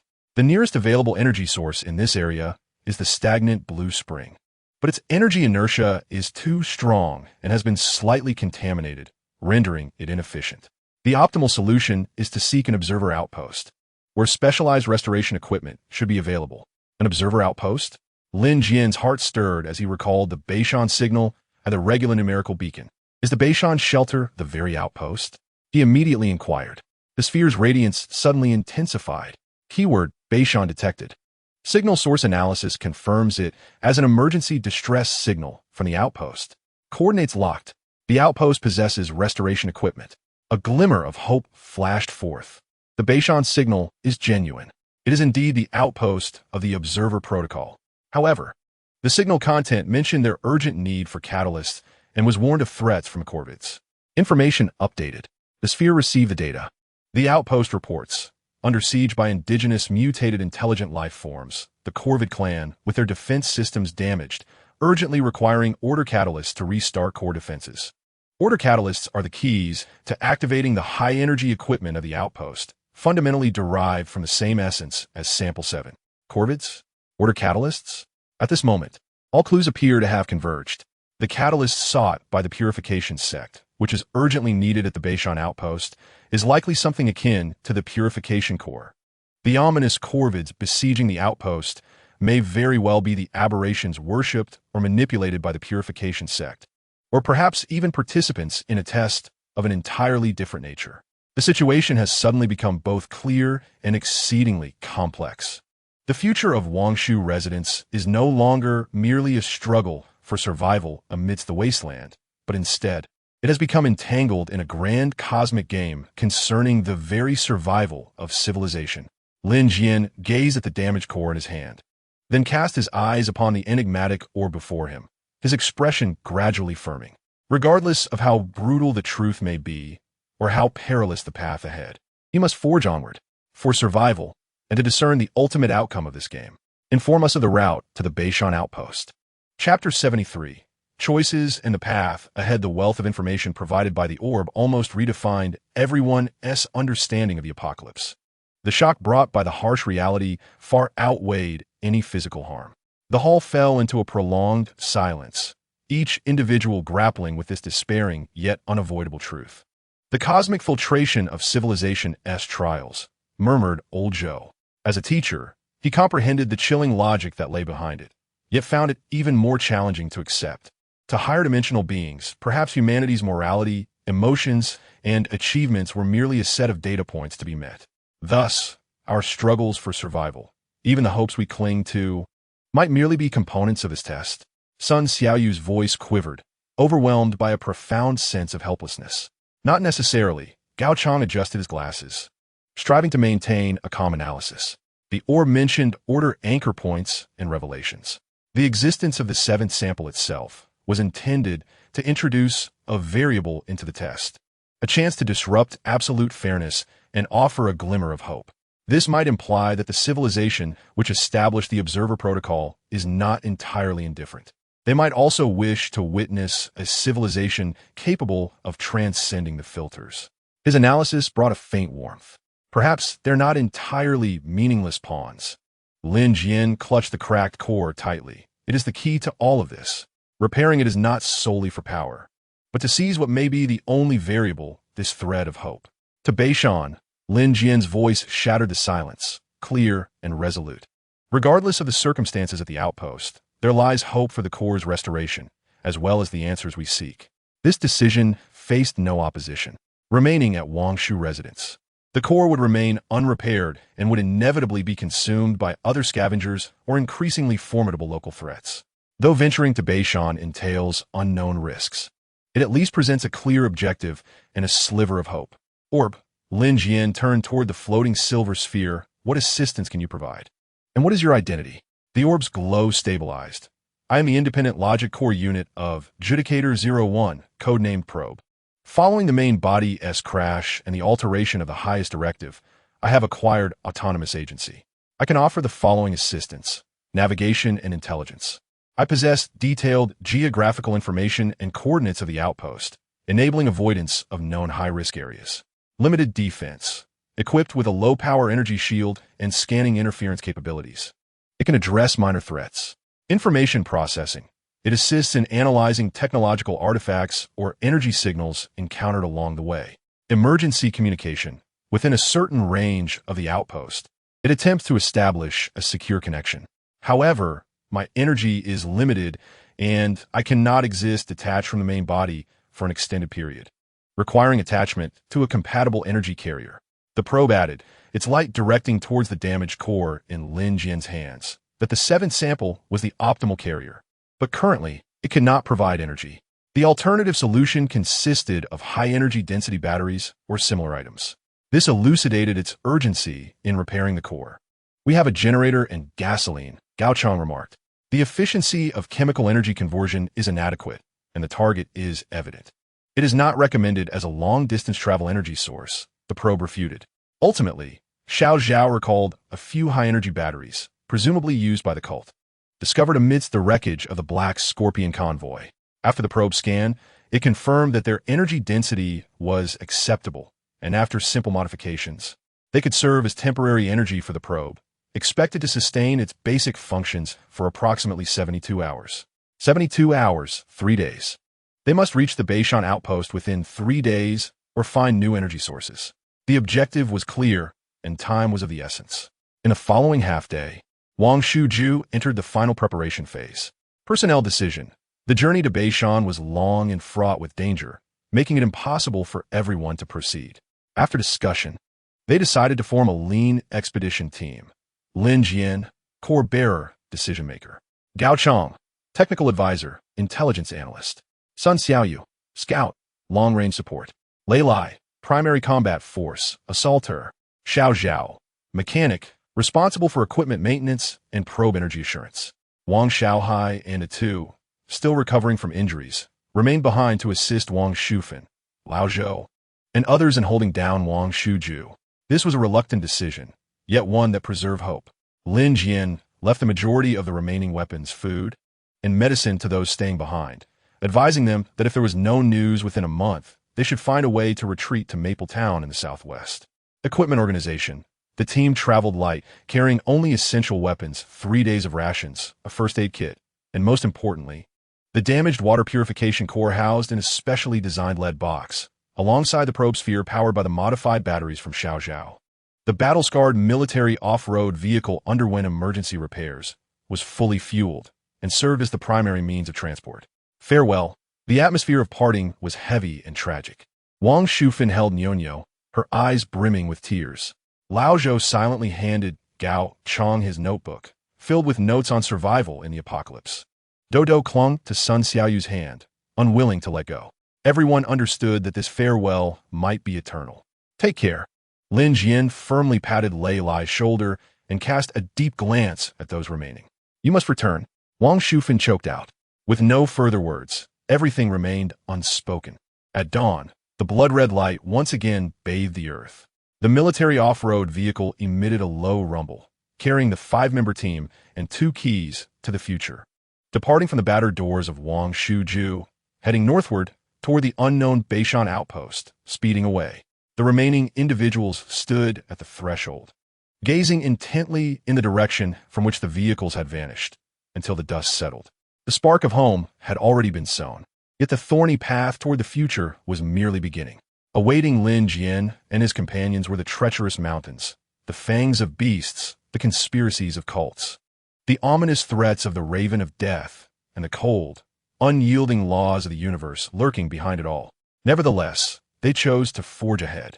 Chapter 74. The perilous journey north. The military off-road vehicle jolted along the desolate highway, its wheels stirring up clouds of dust. The atmosphere within the vehicle was heavy with tension. No one spoke, save for the engine's roar and the howling wind outside. Each individual was processing the impact of the harsh truths uncovered and vigilantly observing their surroundings. Having departed from Wangshu for the better part of the day, the scenery along the route had grown increasingly bleak. Abandoned vehicles lay piled high on either side of the road, and the remnants of buildings occasionally revealed the crimson gaze of mutated creatures. According to the navigation of the probe sphere, they needed to first traverse a vast plain to the north, then veer northeast into the mountains. The probe hovered on its vehicle-mounted stand, emitting a steady glow as it continuously scanned the environment. 3 kilometers ahead, it detected significant residual energy, suggesting a recent high-intensity conflict. Caution was advised. Lin Jian nodded, signaling Lei Lai to reduce speed. Gao Chong raised his binoculars to observe the path ahead, where the earth appeared to be torn apart, revealing a massive gap, a bridge spanning a ravine, now fractured, leaving only twisted rebar and precarious remnants. The bridge is broken, Gao Chong stated gravely. The damage is consistent with explosives, and the evidence is fresh. Can we take a detour? Sun Xiaoyu inquired. The probe projected a holographic map, Rerouting would require at least 2 additional days and necessitate traversing an area marked as a high-risk, decaying swamp. Directly crossing the ravine was the only relatively swift option. Weighing risks against time, we must scout on foot, Lin Jian decided. Lei Lai, Sun Xiaoyu, cover me and Gao Chong as we approach the broken bridge. Xiao Zhao, stay with the vehicle and keep the engine running. The four cautiously exited the vehicle, using the cover of abandoned cars to approach the shattered bridge. The air was thick with the acrid scent of gunpowder and a faint whiff of something foul. As they neared the edge of the broken bridge, the sight before them was harrowing. The jagged rupture of the bridge clearly indicated it had suffered a violent explosion. Even more unsettling were the enormous, viscous claw marks and corrosion marring the bridge piers and debris. This was not merely the result of human destruction. Gao Chong crouched down to examine the claw marks, indicating the presence of large mutated entities, and not just one type. Just then, the probe emitted a frantic alarm. Warning. High-speed biological signals detected approaching from below the ravine. Quantity, 3. Energy level, high. Withdraw. Lin Jian commanded sharply. Almost simultaneously, 3 dark figures shot up from the depths of the ravine with astonishing speed, accompanied by a piercing shriek. They were a type of flying mutant never before seen, possessing bat-like wings, yet their size was far greater, with a wingspan exceeding 3 meters. Covered in dark purple scales, its head resembling that of a contorted lizard. It spewed forth a noxious green corrosive slime. Its razor-sharp claws glimmered ominously as they lunged towards the 4 on the bridge. Open fire. Rod Lailia. As the heavy machine gun unleashed a torrent of flames. The bullets ricocheted off the creature's scaled hide, igniting sparks yet failing to penetrate its defenses. Sun Xiaoyu's arrow flew with precision towards one beast's eye, but the creature deftly evaded, the arrow merely grazing its scales. Watch out for the acid, Gao Chong shouted. Another beast opened its maw, unleashing a foul-smelling green slime that shot towards them like a projectile. In an instant, Lin Jian activated the remnants of his purification field. A platinum halo flickered briefly, intercepting most of the acidic spray with a hissing sound of corrosion. The force field trembled violently, leaving Lin Jian pale and drained. The speed and aggression of these airborne monsters far surpassed any foes they had encountered before. We cannot linger. Retreat to the vehicle, Lin Jian decided swiftly, firing as they fell back. However, the monsters were cunning. One pinned Lei Lai down with its firepower, while 2 others attempted to flank them, severing their escape route. To make matters worse, ominous sounds of crawling and growling echoed from the chasm below, indicating more creatures had been stirred. The vehicle. Quickly get in. Xiao Zhao shouted anxiously from the car, providing covering fire with a mounted machine gun salvaged from their transport. As they faced imminent encirclement, a fierce determination flashed in Lin Jian's eyes. He plunged his hand into his vest, grasping the cracked purification core. Though its energy was depleted, its unique material held promise. Perhaps by concentrating his final reserves of mental strength, he could infuse it with an unwavering will. With a mighty slam, he hurled the core to the ground. In my name, resonate. With a thud, the core collided with the earth, producing a dull sound. There was no explosive energy, yet a faint vibration, imbued with an essence of supreme order, radiated outward from the core. This ripple seemed to touch upon some fundamental rule. The 3 ferocious flying monsters suddenly halted, a flicker of instinctive fear and confusion flashing in their crimson eyes, as if they had encountered a natural enemy. Now, Lin Jian bellowed, seizing the moment. The 4 of them sprinted with all their might back to the off-road vehicle. Lei Lai was the last to leap aboard, slamming the doors shut behind him. Drive, Lin Jian shouted.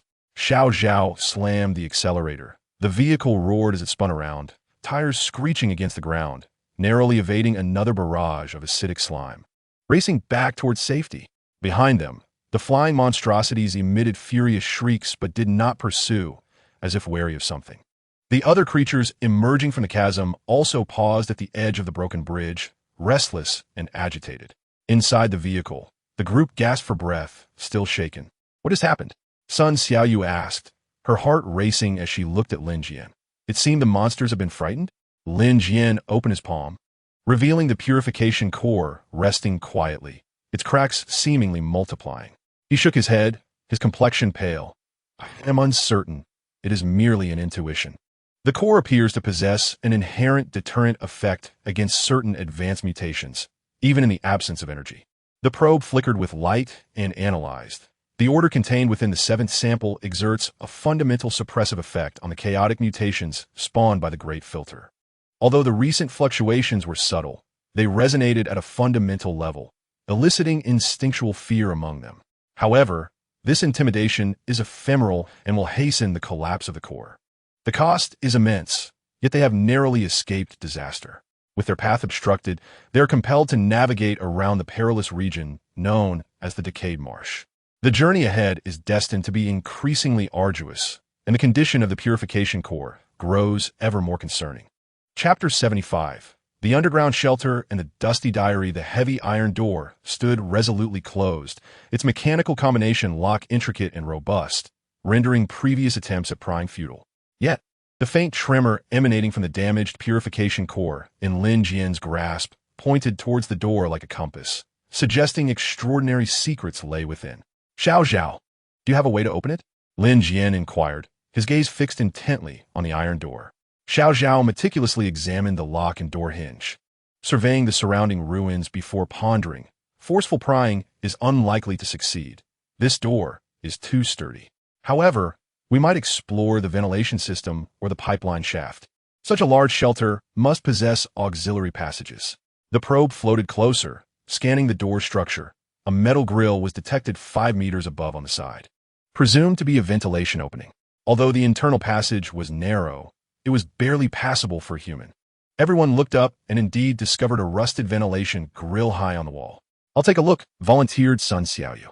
Her agile form, aided by Lei Lai's support, allowed her to ascend with ease. Using her dagger, she pried open the loosened grill, revealing dark, dust-laden ventilation ducts. The passage was narrow, yet traversable. Sun Xiaoyu's voice echoed from within the duct. "I'm going in with you." Lin Jian resolved to explore personally. The core's sensitivity was paramount. He had to enter. Gao Chang also insisted on accompanying them to handle technical analysis. Lei Lai and Xiao Zhao remained outside, vigilant in case of emergencies. Lin Jian, Gao Chang, and Sun Xiaoyu sequentially crawled into the cramped ventilation duct. The air was fetid, saturated with decades-old dust and mildew. They could only advance on their bellies, their flashlights casting limited beams of light in the darkness. After crawling for approximately 10 meters, they encountered a vertical shaft leading downward. Using ropes, they cautiously descended to the bottom, pushing open another grill to fall into a dark corridor. The corridor was flanked by thick concrete walls, the floor blanketed in dust.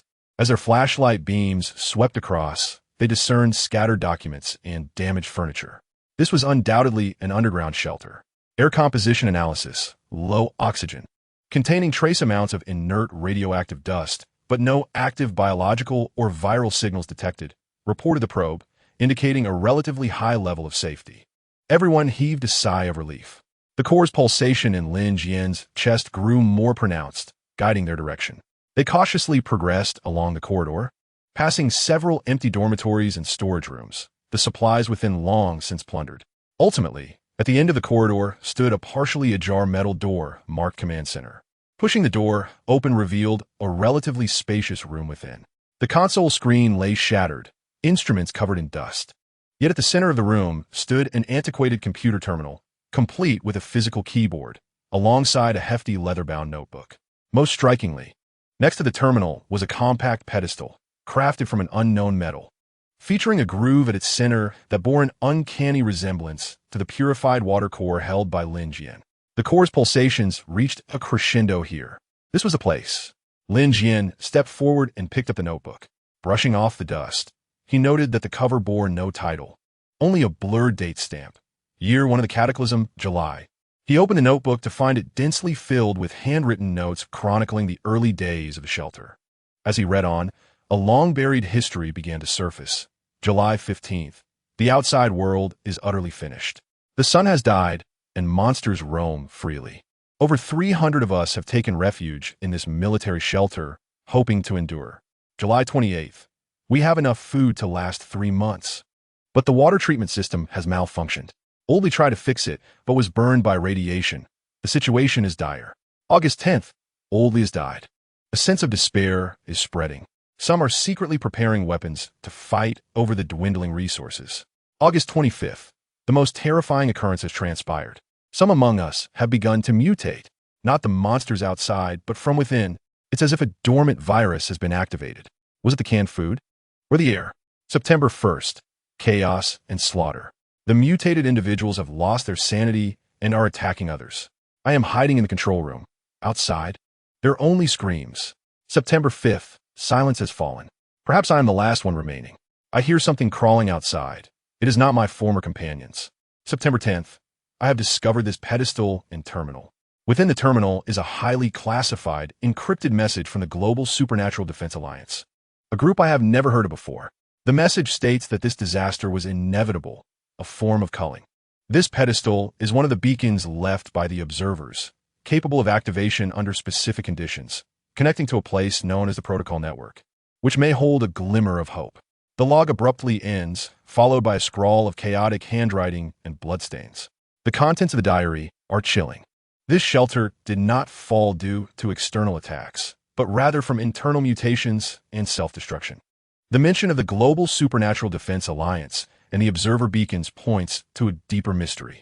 The term Global Supernatural Defense Alliance appears absent from public databases, suggesting it may be a secret organization privy to certain truths before the cataclysm.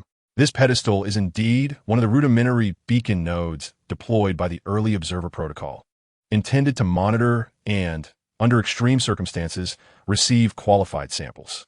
Lin Jian approached the metallic pedestal and slowly brought the purified water core near the groove. The moment the core made contact, a transformation occurred. The pedestal suddenly illuminated with a soft blue glow. The damaged core seemed to be infused with some form of vitality, the cracks on its surface visibly mending.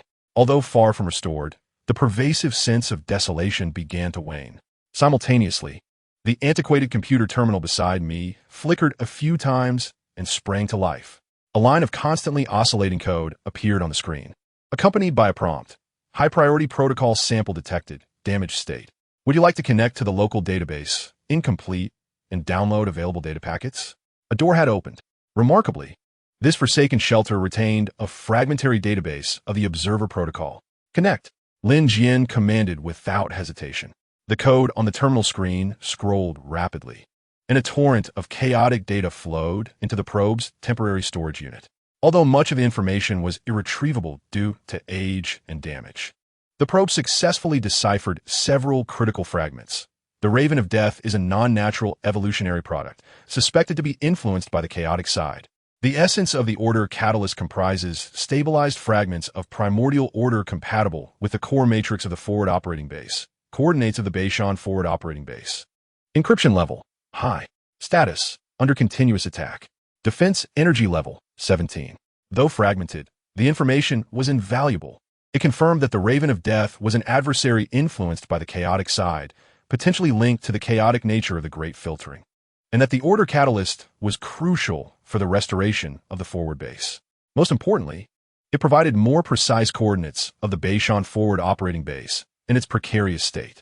Only 17 defense energy remained. The base could be breached at any moment. We must hasten our pace. Lin Jian felt an unprecedented urgency. Just then, an urgent call came through the intercom from Lei Lai, who was stationed outside. Administrator, there's a situation outside. There are lights in the swamp. It's a convoy. They're heading this way. More uninvited guests. Are they friend or foe? The brief respite just gained was shattered once more.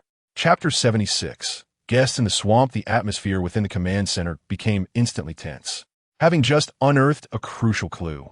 A new development emerged outside. Can you discern what type of convoy it is? Lin Jian quietly inquired through the intercom to Lei Lai outside. I can't make out the specific model. The headlights have been modified and are quite bright. There are several of them, at least 5 vehicles. They're moving slowly, but their direction is unmistakably towards our platform. Lei Lai's voice carried a note of vigilance. It did not exude the brazen confidence of raiders, yet it lacked the desperation of fugitives. Prepare to conceal, Lin Jian immediately ordered. Gao Chong, Sun Xiaoyu, we're going out. Xiao Zhao, do your best to cover our tracks. The three swiftly retraced their steps, climbing out through the ventilation shaft to reunite with Lei Lai and Xiao Zhao. The off-road vehicles were urgently hidden behind a broken wall of the ruins. The 5 of them, utilizing the shadows of the debris, anxiously watched the direction of the swamp. The lights of the convoy drew nearer, the sound of engines becoming distinctly audible. As Leilai had indicated, it was indeed 5 modified off-road vehicles and trucks. Their bodies cloaked in camouflage, yet devoid of any conspicuous insignia or flags. They moved with remarkable caution, skillfully avoiding mud pits and obstacles, indicating that the drivers were very familiar with the swamp environment. The convoy halted approximately 100 meters from the platform, extinguishing their headlights, yet the engines remained running. Approximately a dozen individuals leapt from the vehicle, all clad in standardized, functional combat attire, equipped with advanced weaponry. Their movements were precise and professional as they swiftly fanned out in a semicircle, taking advantageous positions while vigilantly surveying the remnants of the platform. These individuals were clearly well-trained and disciplined, far from ordinary survivors or marauders. Could they be military personnel? Wang Xiaohai mused quietly. It seemed unlikely. Gao Chong scrutinized their gear and formation. There were no standard military insignias, and their equipment bore a hodgepodge of international brands, resembling mercenaries or private soldiers belonging to a substantial organization. Have they spotted us? Sun Xiaoyu inquired. They likely have not, Lei Lai replied in a hushed tone. We are well concealed. However, they must be aware of the entrance to this refuge and have come here with intention. At that moment, the leader of the group, a person of average stature, agile in movement, and whose face was obscured by camouflage paint, gestured, prompting 2 members to advance and inspect the iron door of the refuge, as well as the surrounding evidence. Boss, the lock is intact, but there are fresh footprints and tire tracks nearby. Someone arrived before us, one team member reported. The leader's expression hardened, immediately signaling for heightened alertness. The atmosphere grew tense and charged. Lin Jian and the others felt a wave of despair. The professionalism of their adversaries exceeded expectations, and they had detected the traces left behind. Should they confront or negotiate? The intentions of the other party remained unclear, yet their formidable strength made direct conflict ill-advised. As Lin Jian hesitated on whether to reveal themselves for a negotiation, a figure from the opposing team, seemingly a technician, began scanning the area near the iron door with a device. Suddenly, he exclaimed, "Boss, we've detected weak, non-standard energy residues. The signal characteristics are quite unique, reminiscent of the order side response mentioned in the Academy's database." The order side? Lin Jian's heart raced. Could it be that these individuals were aware of the observer protocol? Upon hearing this, the leader raised his hand to halt any potentially drastic actions from his subordinates. He stepped forward, directing his voice towards the ruins with clarity and calmness. "Friends hiding within, we mean you no harm. We are an external team from the Geological Exploration and Anomalous Phenomena Research Foundation, here tracking an anomalous signal. Please, come forth and converse with us." The Geological Exploration and Anomalous Phenomena Research Foundation? This was yet another organization Lin Jian had never heard of. Moreover, they were pursuing anomalous signals. Could it be related to the resonance leak from the purification core? Lin Jian exchanged glances with Gao Chong and the others. The opposing team seemed to possess knowledge of something significant and were currently exhibiting restraint. "I will go out and speak with them." Lin Jian resolved to take the risk. "Lei Lai, you provide cover. If the situation turns unfavorable, make a hasty retreat without concern for me." "Manager," Sun Xiaoyu attempted to dissuade him. "This is an order," Lin Jian asserted firmly. He needed intelligence, a deeper understanding of this suddenly appearing research foundation. Taking a deep breath, he rose from behind the crumbled wall, raised his hands high to signify he bore no weapons, and cautiously approached the center of the platform. The team from the research foundation immediately trained their weapons upon him, but refrained from firing. The leader appraised Lin Jian, his gaze sharp. "Who are you? What are you doing here?" The leader inquired. "I am Lin Jian, merely a passing survivor," he replied.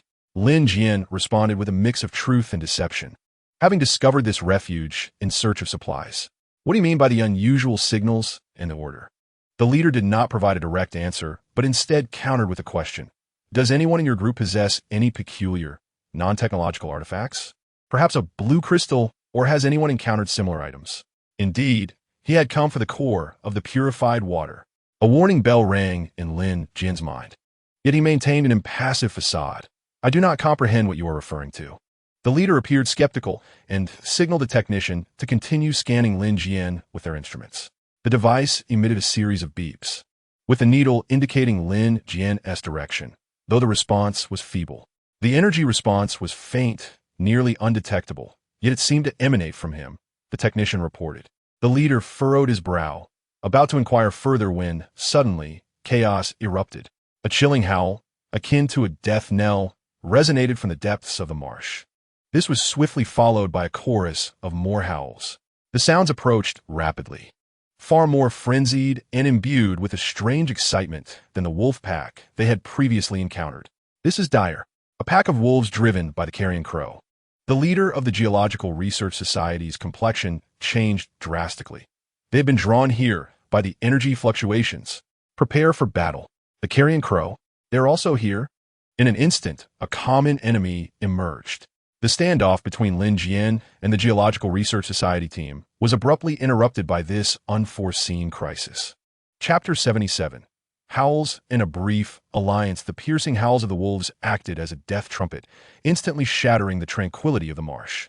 The sound emanated from all directions, filled with a frenzied bloodlust, far more disconcerting than the flying monsters Lin Jian had encountered in the ravine.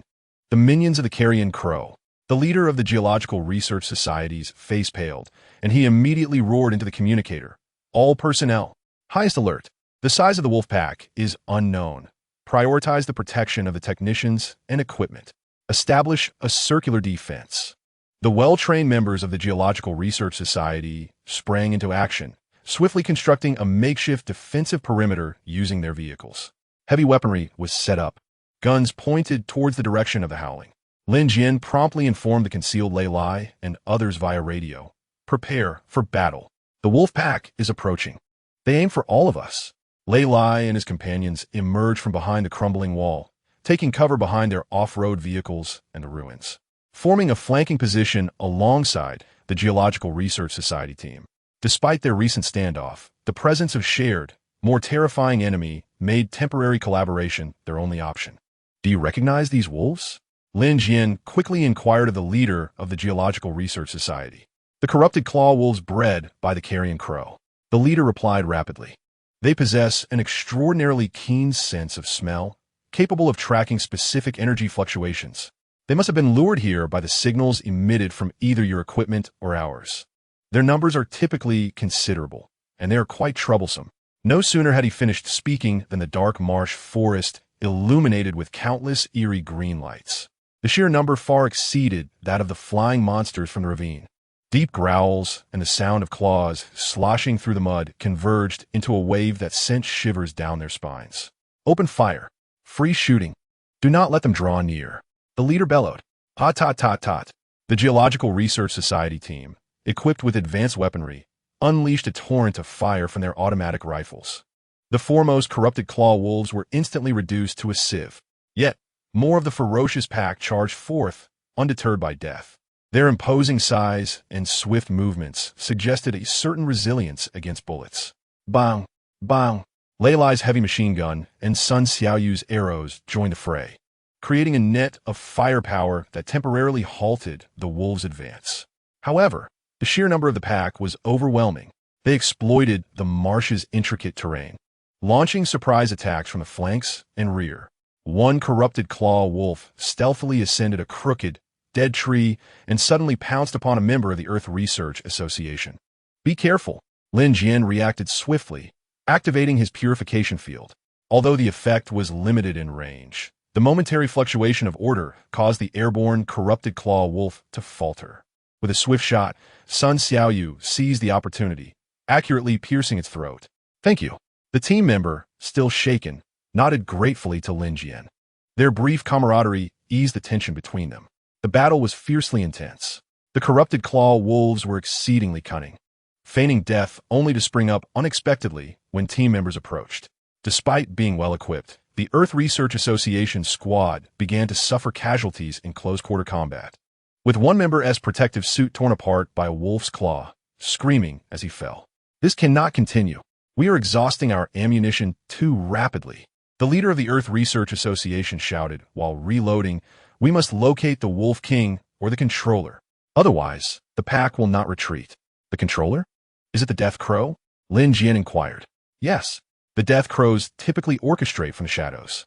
They possess limited combat strength. It can unleash mental disturbances and command mutated creatures. The leader exclaimed. Our instruments should be able to detect its location. A technician concealed behind a vehicle operated a device resembling a tablet, the screen displaying erratic spectral fluctuations. Found it. Southeast, approximately 300 meters away. There's a strong source of mental energy. Energy signatures confirm it is the Death Crow. Organize a strike team. Eliminate it, commanded the leader, though the relentless waves of wolves surrounding them reflected his trepidation. The difficulty of breaking through was immense. I'll go, Lin Jian suddenly declared. The purification field counters mutated creatures. It may help resist the Death Crow's mental interference. Furthermore, I need to demonstrate my value to the Earth Research Association to gain intelligence and potential collaboration. You? The leader looked at Lin Jian with surprise. My abilities will be effective against them, Lin Jian succinctly explained, glancing at Lei Lai and Sun Xiaoyu. Lei Lai, provide covering fire. Xiaoyu, follow me in. It's too dangerous. Sun Xiaoyu protested urgently. There's no time for hesitation. Lin Jian's gaze was resolute. He took a deep breath, channeling the dwindling reserves of his mental strength into the purification core once more. The core responded faintly, cracks appearing to deepen slightly. Warning, core stability is further declining. Forced use may lead to irreversible damage. No time to spare. Lin Jian growled, a faint platinum aura emanating from his body once again. Like an arrow released from a bow, he dashed toward the direction indicated by the technician. Cover him. Seeing this, the leader of the Earth Research Association immediately ordered concentrated fire to clear the wolves in Lin Jian's path. Lei Lai's heavy machine gun roared, carving a path forward.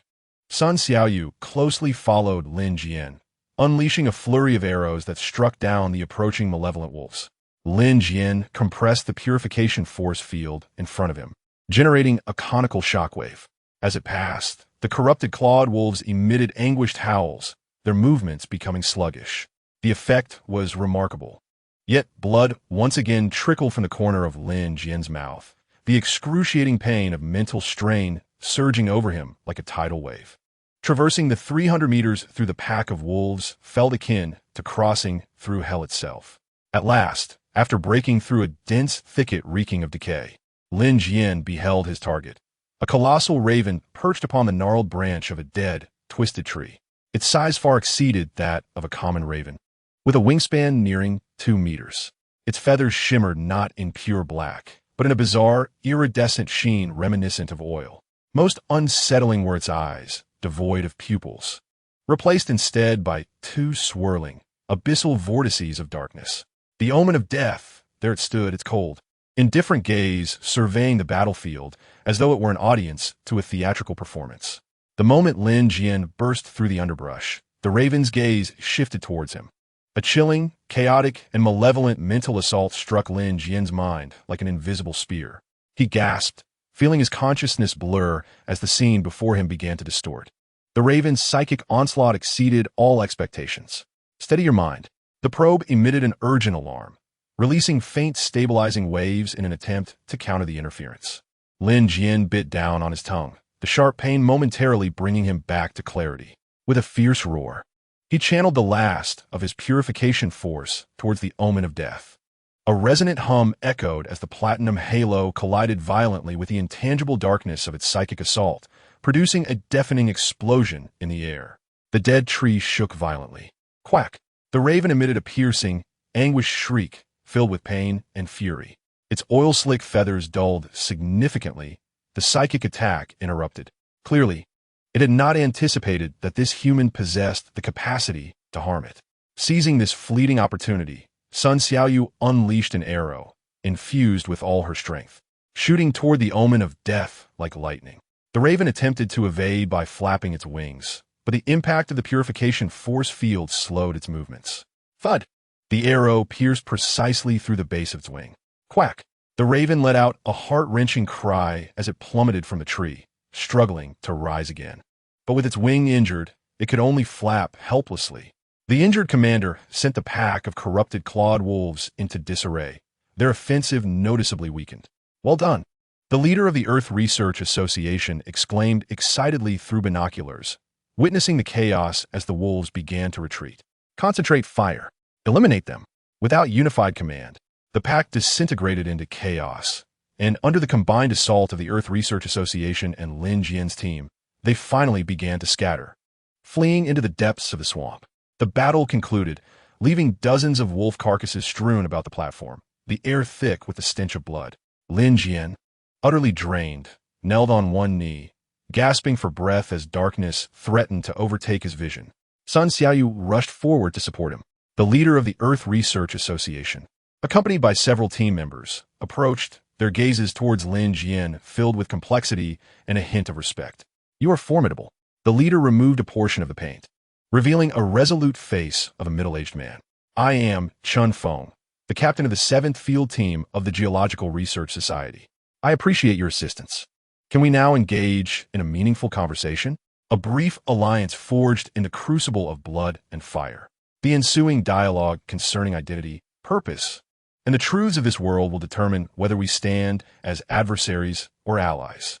Chapter 78. The Secrets of the Geological Research Society. The battlefield was left in disarray post-conflict, with members of the Geological Research Society diligently attending to the wounded, clearing the site, and recovering equipment. Although the atmosphere was weary, the previous hostility had significantly dissipated. Lin Jian, supported by Sun Xiaoyu, sat across from Captain Chinfeng. Lei Lai, Gao Chong, and others stood watchfully behind Lin Jian, while Xiao Zhao seized the moment to inspect the vehicle and the status of the probe's energy. Chun Feng extended a bottle of energy drink to Lin Jian, saying, "Here, replenish your strength. Your abilities are quite extraordinary. I have never encountered anything like them." Lin Jian did not accept the drink, instead gazing at him calmly. "Now, can you enlighten me about the Geological Research Society? Why are you pursuing signals from the Order side?" Chun Feng smiled faintly, retracting the drink to take a sip himself, his expression growing serious. The Geological Exploration and Anomalous Phenomena Research Foundation, on the surface, is an international, non-governmental scientific organization. In reality, we are the Guardians of Order. Guardians of Order? Gao Chong echoed, frowning. "Precisely," Chun Feng nodded. The cataclysm was not a mere coincidence. Decades ago, some of the Foundation's leading scientists, through the study of ancient texts, geological anomalies, and supernatural phenomena, hypothesized that the Earth might periodically undergo a cosmic-level sifting event, which they termed periodic reset or the Great Filter. Lin Jian's heart raced. This aligned perfectly with the information revealed by the probe. Chun Feng continued, "In anticipation of potential disasters, the Foundation has clandestinely established a series of shelters, outposts, and research facilities worldwide, amassing knowledge, technology, and resources. Our aim is to preserve the embers of civilization and seek methods to confront and even transcend the filtering process. We call ourselves the Watchers." "So, you're aware of the Observer Protocol?" Lin Jian inquired directly. A flicker of surprise crossed Chun Feng's eyes as he scrutinized Lin Jian. "You are familiar with this term? It appears your exposure to secrets runs deeper than I had anticipated." He did not deny it, but elaborated. The Observer Protocol is a concept mentioned in the Foundation's highest classified documents, speculated to be a monitoring system left by a transcendent civilization that has already passed through the filtering process, with its purpose remaining unknown. We have been striving to locate and establish contact with it, yet to no avail. He gestured toward Lin Jian's chest. "The faint energy fluctuations emanating from you, its orderliness and purity, align remarkably with the characteristics of the Observer's creations documented in our database. The signal we are tracking is indeed related to it. Can you disclose the source of this energy?" After a moment of contemplation, Lin Jian decided to reveal a fragment of the truth to foster trust. "It is called the Pure Water Core. I acquired it by chance. It is indeed connected to the Observer and is the reason for our journey to Bashan." "The Bashan outpost." Chun Feng's expression shifted dramatically. "You intend to go there?" "One of the most critical outposts of the Foundation is under siege, as indicated by the intermittent signals we have recently received. It is facing a fierce assault from the Chaos Incursion, also known as the Harbingers of Doom and the forces behind them, and the situation is dire. The Chaos Incursion refers to the collective of entities that seek to exploit the Great Filter's chaotic energies to hasten the demise of civilization. Chen Feng's tone was grave, stating that the Harbingers of Doom are one of their vanguards and minions. Their objective is to obliterate all bastions of order, including our outposts and any potential observer nodes. The puzzle of truth is becoming clearer. The Earth Research Society, known as the Guardians of Order, is a clandestine organization committed to preserving civilization in the face of apocalypse and combating chaos. The Purification Cult and the Harbingers of Doom are likely components or byproducts of the chaos incursion. Can you establish contact with the Bashan outpost? Gao Chong inquired urgently. Chun Feng shook his head. Communications have been severed for quite some time. Our mission here is twofold: routine reconnaissance and resource gathering. In an attempt to re-establish contact with Bashan, we did not anticipate encountering you in this. He glanced once more at the Purification Core. The Purification Core is essential for restoring the defense system of the Bashan outpost and is part of the Order Catalyst. Lin Jian revealed this crucial information. A spark of delight ignited in Chun Feng's eyes. Indeed, the Foundation's archives vaguely record that the core matrix of the outpost requires a special source of order to be fully activated. You are the hope of Bashan, with a common enemy, the chaos incursion, and a shared goal of rescuing the Bashan outpost. The alignment of interest between the two parties swiftly solidified. We can collaborate, proposed Lin Jian. You possess intelligence, equipment, and familiarity with the environment. We have the vital components to restore the outpost. Joining forces to head towards Bashan enhances our chances of success. Chun Feng scarcely hesitated. That suits me perfectly. The Bashan outpost must not fall. On behalf of the Earth Research Society's 7th Field Team, I agree to ally with you to proceed to Bashan. The alliance was officially forged, and both parties promptly exchanged further intelligence. The Earth Research Society team comprised 12 members, with one casualty, well-equipped and seasoned in wilderness survival and combating mutations. They also provided a more precise map of the Bashan region and information on known hazards. As a gesture of goodwill, Chun Feng shared a significant piece of intelligence.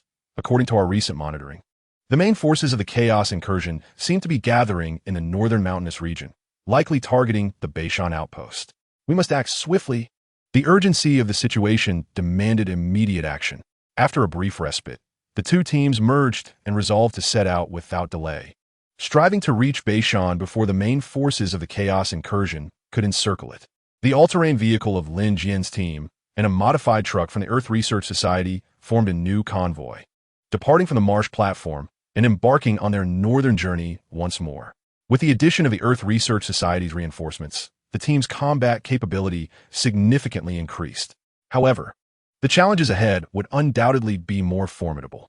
The expedition to Bashan was no longer a solitary flight, but an organized rescue mission vital to the survival of civilization. The core of pure water in Lin Jian's hand remains the most crucial yet delicate trump card in this operation. Chapter 79, Perilous Night Journey. The roar of the united convoy's engines resonates sharply in the tranquil night. The modified trucks of the Geological Research Society forge ahead, with Lin Jian's off-road vehicle closely trailing behind, the two vehicles resembling solitary boats racing through a blood-red twilight, escaping the treacherous, decaying marshlands and plunging into the rugged northern hills. According to the map provided by Chun Feng, they must traverse the region known as the Broken Spine Hills to reach the outskirts of the northern mountain range.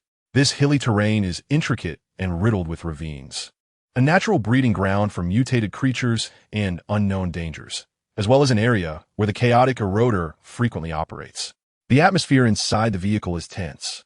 The brief exhilaration from the recent alliance with the Geological Research Society is swiftly overshadowed by concerns about the road ahead. Lin Jian closes his eyes to recuperate, striving to restore his depleted mental strength. Yet the waves of weakness emanating from the core of pure water hinder his tranquility.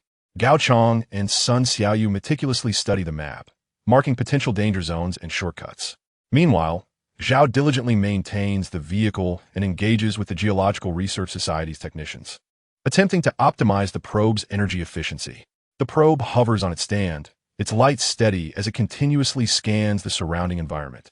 5 kilometers ahead lies the core area of the hills. Multiple abnormal energy fluctuations have been detected, varying in intensity.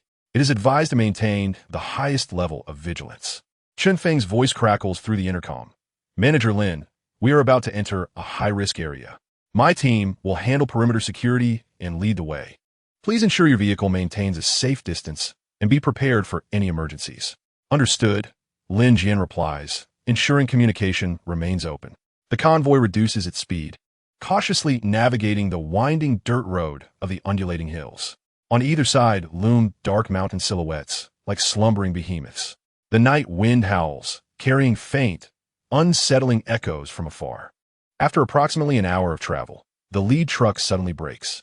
We have a situation. Chunfeng's voice is alert. The road ahead is partially blocked by a landslide. Movement can be seen on the slopes to the sides.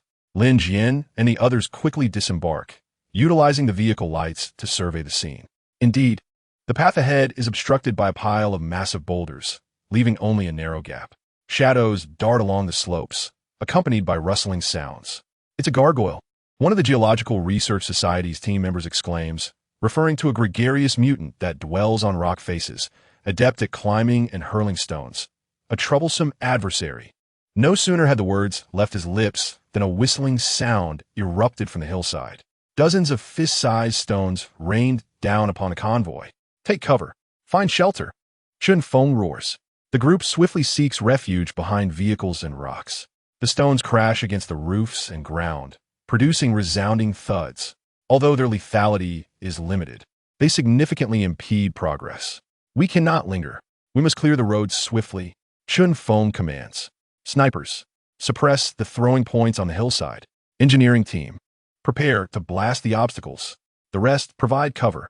The Geological Research Society's team displays exceptional professionalism. Two snipers quickly occupy high ground, their precise shots sending several gargoyles tumbling down the cliff. The engineering team, armed with explosive charges, advanced towards the barricade under the cover of gunfire. Lin Jian's squad was equally engaged. Lei Lai unleashed a barrage from his heavy machine gun, providing fire suppression on the hillside. Sun Xiaoyu, with her keen eyesight, picked off those gargoyles attempting to approach the engineering team with her bow and arrow. Suddenly, the probe emitted a warning. A large biological signal was detected approaching from beneath the ground, moving at great speed. Just as the alarm sounded, the ground beside the convoy violently heaved and cracked open. A colossal creature, resembling a gigantic worm, erupted from the earth. It lacked eyes, its head dominated by a massive maw lined with spiraled, serrated teeth, exuding a foul stench as it lunged towards the team members who were placing the explosives. Be careful, Lin Jian shouted, simultaneously forcing the purification force field into activation. A faint platinum halo enveloped one of the team members. The creature's enormous mouth collided with the force field, emitting a tortured shriek as its movements faltered. Bang! Lei Lai's machine gun bullets slammed into its soft body, splattering putrid ichor. Seizing the opportunity, Sun Xiaoyu's arrow pierced through its head. The creature thrashed violently for a moment before collapsing to the ground. Quick! Detonate! The engineering team, still in shock, hurriedly triggered the explosives. With a deafening roar, the barricade was blown open, creating a gap wide enough for vehicles to pass. Get in the car. Move through here. Chun Feng shouted. The convoy immediately revved up and surged through the opening. The gargoyles on the hillside let out anguished shrieks, but having lost their advantageous position, they could not pursue effectively. They navigated the first checkpoint without incident, yet everyone understood this was merely the beginning. In the hilly terrain, danger lurked at every turn. Along the way, they encountered bizarre, fungal forests that released hallucinogenic spores, electric jellyfish-like creatures lurking in the streams, and further assault from elusive gargoyles and subterranean worms. Thanks to the rich experience of the Earth Research Society and the unique abilities of Lin Jian's squad, they repeatedly transformed peril into safety. Yet the depletion of ammunition and stamina was staggering. In the darkest hour before dawn, the convoy was compelled to halt in a relatively sheltered hollow for a brief respite. Exhausted, the personnel needed to repair the vehicles. Leaning against a rock, Lin Jian felt the faint pulse from the purification core. Continuous battles and the use of the force field had worsened the condition of the core, with cracks seemingly spreading further. Repairing it was urgent. Chun Feng approached, handing Lin Jian a high-energy compressed biscuit. Hang in there, Manager Lin. Once we traverse that Phantom Gorge ahead, we won't be far from the outskirts of North Mountain. Phantom Gorge? Lin Jian frowned. Yes, it's marked as extremely dangerous on the map, Chun Feng replied solemnly. It is said to be a disaster zone of chaotic erosion, with unstable space that frequently manifests illusions and temporal distortions. Many teams have gone missing there. Temporal distortion? Lin Jian was taken aback. This sounded far more terrifying than mere monsters. Is there an alternate route? Gao Chang inquired. Yes, but it would take an additional 2 days and is equally perilous. Chun Feng shook his head. We must take a gamble and race against time. Just then, Sun Xiaoyu on watch suddenly exclaimed, "Look, in the sky." Everyone looked up to see several indistinct black dots rapidly moving towards North Mountain against the blood-red horizon. It's the death crows. There are quite a number of them. Chun Feng's expression changed dramatically. They were gathering. The situation in Bashan was likely worse than we had anticipated. The sense of urgency was unprecedentedly intense. They had to traverse the Ghost Valley swiftly, or their efforts might come to naught. After a brief rest of less than half an hour, the convoy set off once more, heading towards the fabled Death Canyon, from which there was no return. The entrance to the canyon loomed like the gaping maw of a demon, awaiting their arrival. Chapter 80. Ghost Valley. The entrance to Ghost Valley was flanked by 2 black cliffs, as if cleaved by a colossal axe, creating a narrow, profound chasm between them. As they approached the canyon, a chilling and disconcerting atmosphere enveloped them, rendering the air almost viscous. The sanguine moonlight appeared to be devoured here, and the canyon was engulfed in darkness, with only the beams of the headlights casting flickering, distorted shadows upon the rock walls. All vehicles activated their high beam mode. They maintained a tight formation, reduced their speed, and were instructed to remain strictly on the main path. Chun Feng solemnly warned over the intercom that any situation could arise within the canyon. They must keep communication open and report any hallucinations immediately. The convoy slowly entered the canyon. The sound of wheels crunching over gravel echoed painfully in the eerie silence, heightened by the towering cliffs on either side, which seemed poised to crush them. The probe's light flickered erratically, warning. High-intensity background radiation and incomprehensible spatial fluctuations detected. Minor disturbances in physical constants. This place is extremely perilous. Even the probe issued its highest-level alert. A sense of dread gripped everyone. After traveling approximately a kilometer, anomalies began to manifest around them. The cliffs displayed vague, mirage-like images of shattered cities, fleeting silhouettes of running figures, and explosive flames, reminiscent of scenes from a cataclysm, flickering in and out of existence through time and space. It's an illusion. Do not be distracted, Chun Feng shouted, but his voice sounded distorted and distant within the canyon. Lin Jian concentrated, allowing her purifying field to emit a faint glow, attempting to stabilize the chaotic energy around them, though with little effect. The turmoil here seemed to stem from deeper rules. Suddenly, the lead truck jolted violently, as if it had collided with something, yet the path ahead was undeniably empty. What is happening? Chun Feng urgently inquired of the driver. I don't know. It feels like we hit an invisible wall. The driver replied, terror-stricken. It's a spatial fold. The probe analyzed urgently, indicating that the spatial structure here was unstable, possibly harboring unseen faults or barriers. Before the words could fully settle, everyone experienced a sudden, intense dizziness. The scene before them twisting and reassembling in an instant. The convoy appeared to have entered a bizarre tunnel, with the surrounding cliffs vanishing, replaced by rapidly swirling colorful lines and fragmented shards of time and space. Hold on tight, Lin Jian shouted. In the next moment, the sensation of vertigo vanished, and the convoy re-emerged in the canyon, albeit with their positions seemingly altered. The truck that had been in front now inexplicably appeared at the side and rear of the off-road vehicle. Spatial leap? Gao Chang exclaimed in astonishment. Not quite. It's a short-range temporal displacement. The probe corrected, indicating that they had been randomly teleported a distance. Everyone, check your status. Fortunately, it appeared that neither the personnel nor the vehicles had sustained any damage. Regrettably, they have lost their way. The terrain within the canyon appears to have transformed, and the paths once etched in memory have vanished. Communication is severely disrupted, with signals faltering intermittently. Xiao Zhao reports, misfortune does not come alone. From the depths of the canyon, a chilling sound of wailing and whispering emerges, as if countless tormented souls are lingering at their ears. These voices pierce the soul, invoking profound fear and despair. It is a form of spiritual pollution. Maintain your mental fortitude. Chen Feng, seasoned in experience, immediately instructs his team to consume anti-interference medication. Lin Jian exerts all his strength to sustain the purifying energy field. A faint white light flickers like a candle in the wind, barely dispersing the encroaching negative spiritual energy, safeguarding those nearby. However, his own mind is plagued by excruciating pain akin to being pricked by needles. Look over there. Sun Xiaoyu suddenly points to a rightward fork in the path.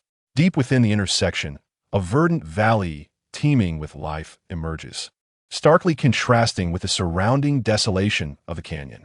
One can even hear the melodious chirping of birds and the fragrance of blooming flowers. It is a trap. Gao Chong immediately deduces a powerful illusion designed to lure them in. Just then, the left rock wall unexpectedly turns translucent, revealing a magnificent silver edifice imbued with futuristic technology. The entrance to the building stands wide open, seemingly welcoming their arrival. Two utterly distinct illusions manifest simultaneously, rife with allure and eeriness. Which path should they choose? Le Lienquitus. The probe's light flickers violently, as if engaged in complex calculations. Both directions detect formidable energy sources and spatial distortions. The authenticity remains indeterminate. It is advisable to rely on intuition. Intuition? In this tumultuous stream of time and space, can intuition be trusted? All eyes turn to Lin Jian. As the bearer of the core of purification, his perception may hold the most unique insight. Lin Jian closes his eyes, enduring the mental agony, and immerses his consciousness into the faint connection with the core. He no longer relies on sight, but seeks to feel the essence of energy emanating from both directions. The vibrant valley on the right exudes seemingly tranquil energy, yet within its depths lies a chaotic greed poised to consume. Conversely, the technological structure on the left radiates cold, orderly energy bearing a familiar sense of order that resonates with the core of purification. Although exceedingly faint, it undeniably exists. The left. Lin Jian abruptly opens his eyes, decisively proclaiming that behind the illusion on the left lies a force of order. Trusting Lin Jian's judgment, the convoy cautiously navigates toward the translucent rock wall on the left. The moment the vehicle's front touches the wall, there is no collision. Instead, it feels as though they have traversed through a curtain of water. The scene before them transforms instantaneously. The technological edifice vanishes, and they remain within the canyon.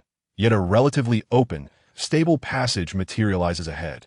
At the end of the passage, the exit of the canyon and the distant silhouette of the northern mountain can be faintly discerned. They have made the right choice. Hurry, break free from the canyon. Chen Feng exclaims excitedly. The convoy accelerates, racing toward the exit. Behind them, the ghostly canyon reverberates with countless unwilling roars and the ominous sounds of spatial rending. Yet it seems incapable of affecting this passage, temporarily stabilized by the power of order. Minutes later, the convoy finally bursts forth from the exit of the ghostly canyon. The sensation of seeing the light of day again, albeit under a blood-red sky, leaves everyone with a profound sense of relief, as if they have narrowly escaped a great calamity. Gazing back at the profound and menacing canyon, a sense of trepidation gripped each heart. Just moments ago, the tremor in Sun Xiaoyu's voice echoed ominously. Could it be the might of the North Mountain outpost? Gao Chong speculated. The emergence of that passage was no mere happenstance. The probe assessed. The likelihood is exceedingly high. The core matrix of the outpost may have sensed the proximity of the seventh sample, momentarily forging a path for us amid the tumult of space-time. Regardless of the reason, they had successfully traversed the most perilous terrain. The North Mountain loomed ever closer. Yet, as they cast their eyes toward the distant North Mountain range, a heavy melancholy enveloped them once more. There, shrouded in an impenetrable veil of thick, inky clouds, was the main peak of North Mountain. Within those clouds, countless swirling shadows could be discerned. The main force of the Harbingers of Death was indeed at their doorstep. The stage for the final confrontation lay ahead. Chapter 81. At the Gates of War. Emerging from the Ghost Canyon, the silhouette of the North Mountain Range stood stark against the crimson sky. The main peak towered majestically, resembling a silent giant. Yet at this moment, it was obscured by an ominous shroud of dark clouds. This was no natural phenomenon. but rather a tempest of swirling harbingers of death, casting a pall over the land. The shrieks of the ravenous horde coalesced into a cacophony that threatened to shatter sanity, sending chills down the spine, even from a distance. Beneath the blackened skies, more writhing shadows were barely visible at the foothills, a vast legion of mutated creatures under duress. The main force of the chaotic irritants had completely besieged the North Mountain outpost. The situation was graver than anticipated.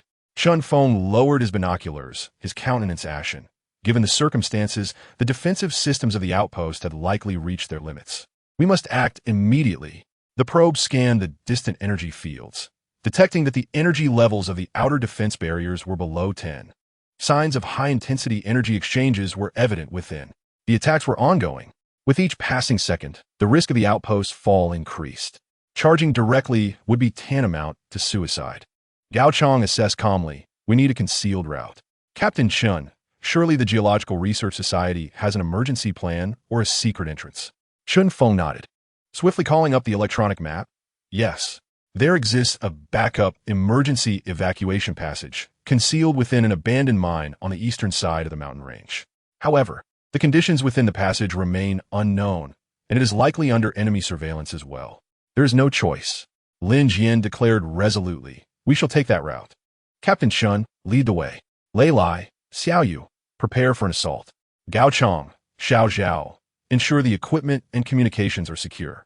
The plan was swiftly devised. The convoy no longer advanced along the main road, but veered eastward, utilizing the cover of hills and forests to approach the target mine by a circuitous route. Along the way, the atmosphere grew increasingly oppressive. The air was thick with the acrid scent of gunpowder and decay, while the distant sounds of explosions and anguished cries filled the air. They even glimpsed several sites of fierce combat, where the resistance troops left behind by the Geological Research Society desperately battled against the relentless tide of mutations, taking refuge in crumbling fortifications. The third watchtower appeared to have fallen. Chun Feng gazed at a hill ablaze with fierce flames, his voice low and fists clenched. The defenders there had likely met with total annihilation. Silence enveloped the atmosphere, save for the rumble of engines and the weighty breaths of the squad. A poignant sense of foreboding spread among them as they ventured into a veritable hell. An hour later, the convoy arrived at the designated coordinates on the map. There lay an exceedingly concealed entrance to a mine, nestled deep within the mountain's embrace, nearly concealed by vines and rubble. Without precise coordinates, it would have remained undiscovered. "This is the place." Chun Feng signaled for a halt, and everyone, lightly burdened, took only the essential weaponry and gear. The vehicles were camouflaged on site. The team swiftly disembarked, preparing their most vital supplies. Lin Jian carefully secured the dim core of purified water close to his person. Xiao Zhao checked the spare batteries of the probe, which could sustain operations for several more hours. Signs of triggered passive sensors were evident at the entrance, yet no ambush was detected. The scouts from the Geological Research Society reported an unsettling quiet within, perhaps too quiet. "Something is amiss," Chun Feng noted as time pressed on. "I will lead the way." Lei Lai hefted the heavy machine gun, his voice low and resolute. "I shall accompany you." Sun Xiaoyu tightened her grip on the compound bow. Chun Feng designated 2 elite team members. "We shall join as well. Manager Lin, you and your team remain behind. Maintain your distance." The assault team ventured first into the abyss of the mine, followed closely by Lin Jian, Gao Chong, Xiao Zhao, and the remaining members of the Geological Research Society. Inside, the mine was dark and damp, the air thick with the scent of mildew and a faint trace of blood. The beams of their flashlights danced through the dust-laden, cobweb-strewn tunnels, illuminating the uneven iron tracks and rubble below. Old, abandoned lighting circuits and ventilation ducts lined the tunnel walls. After progressing approximately 100 meters, they encountered a fork in the path. The left led to the main mining area, while the right branched off toward an emergency exit. Chun Feng scrutinized the map's indications. Just then, the probe emitted a frantic alarm. Warning. High concentrations of chaotic energy residues detected. Ambush ahead. Almost instantaneously, from the darkness flanking the fork, dozens of crimson eyes flickered to life. Accompanied by guttural roars, shadowy figures lunged forth like phantoms. They were not aberrations, but rather humans, or what remained of them. Clad in tattered uniforms of the Geological Research Society or civilian attire, Their forms were grotesquely distorted, skin pale and rotting, joints twisted backward, nails like claws, emitting inhuman howls. Their eyes brimmed with madness and a thirst for destruction. These were the warped beings corrupted by chaotic energy. Chun Feng was filled with a mix of rage and alarm. They lay in ambush here. Be cautious. They retained some combat instincts. Open fire. Lei Lai bellowed, unleashing a torrent of bullets from the heavy machine gun.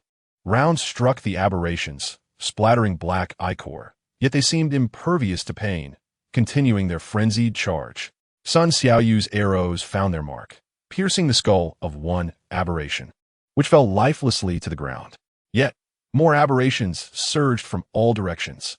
They utilized the mine's intricate terrain, launching surprise attacks from ventilation shafts and behind derelict mining carts.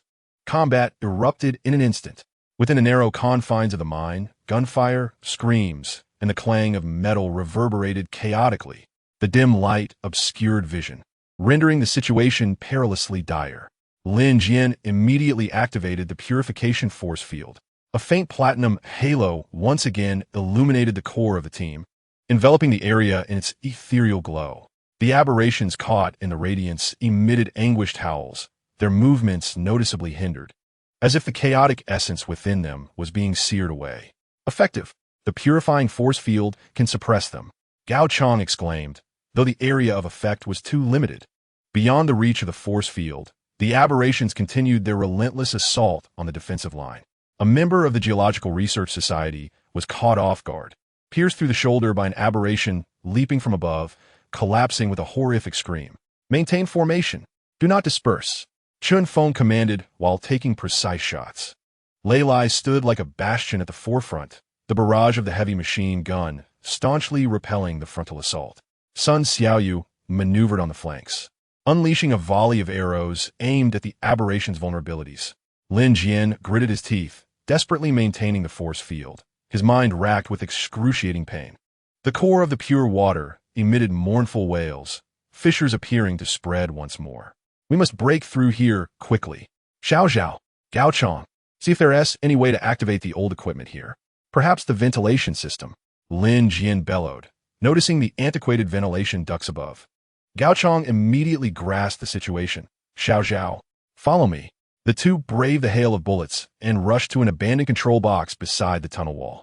Xiao Zhao pried open the box door with tools, revealing corroded wires and switches within. Try that largest circuit breaker. Gao Chong pointed at a switch with a faded marking.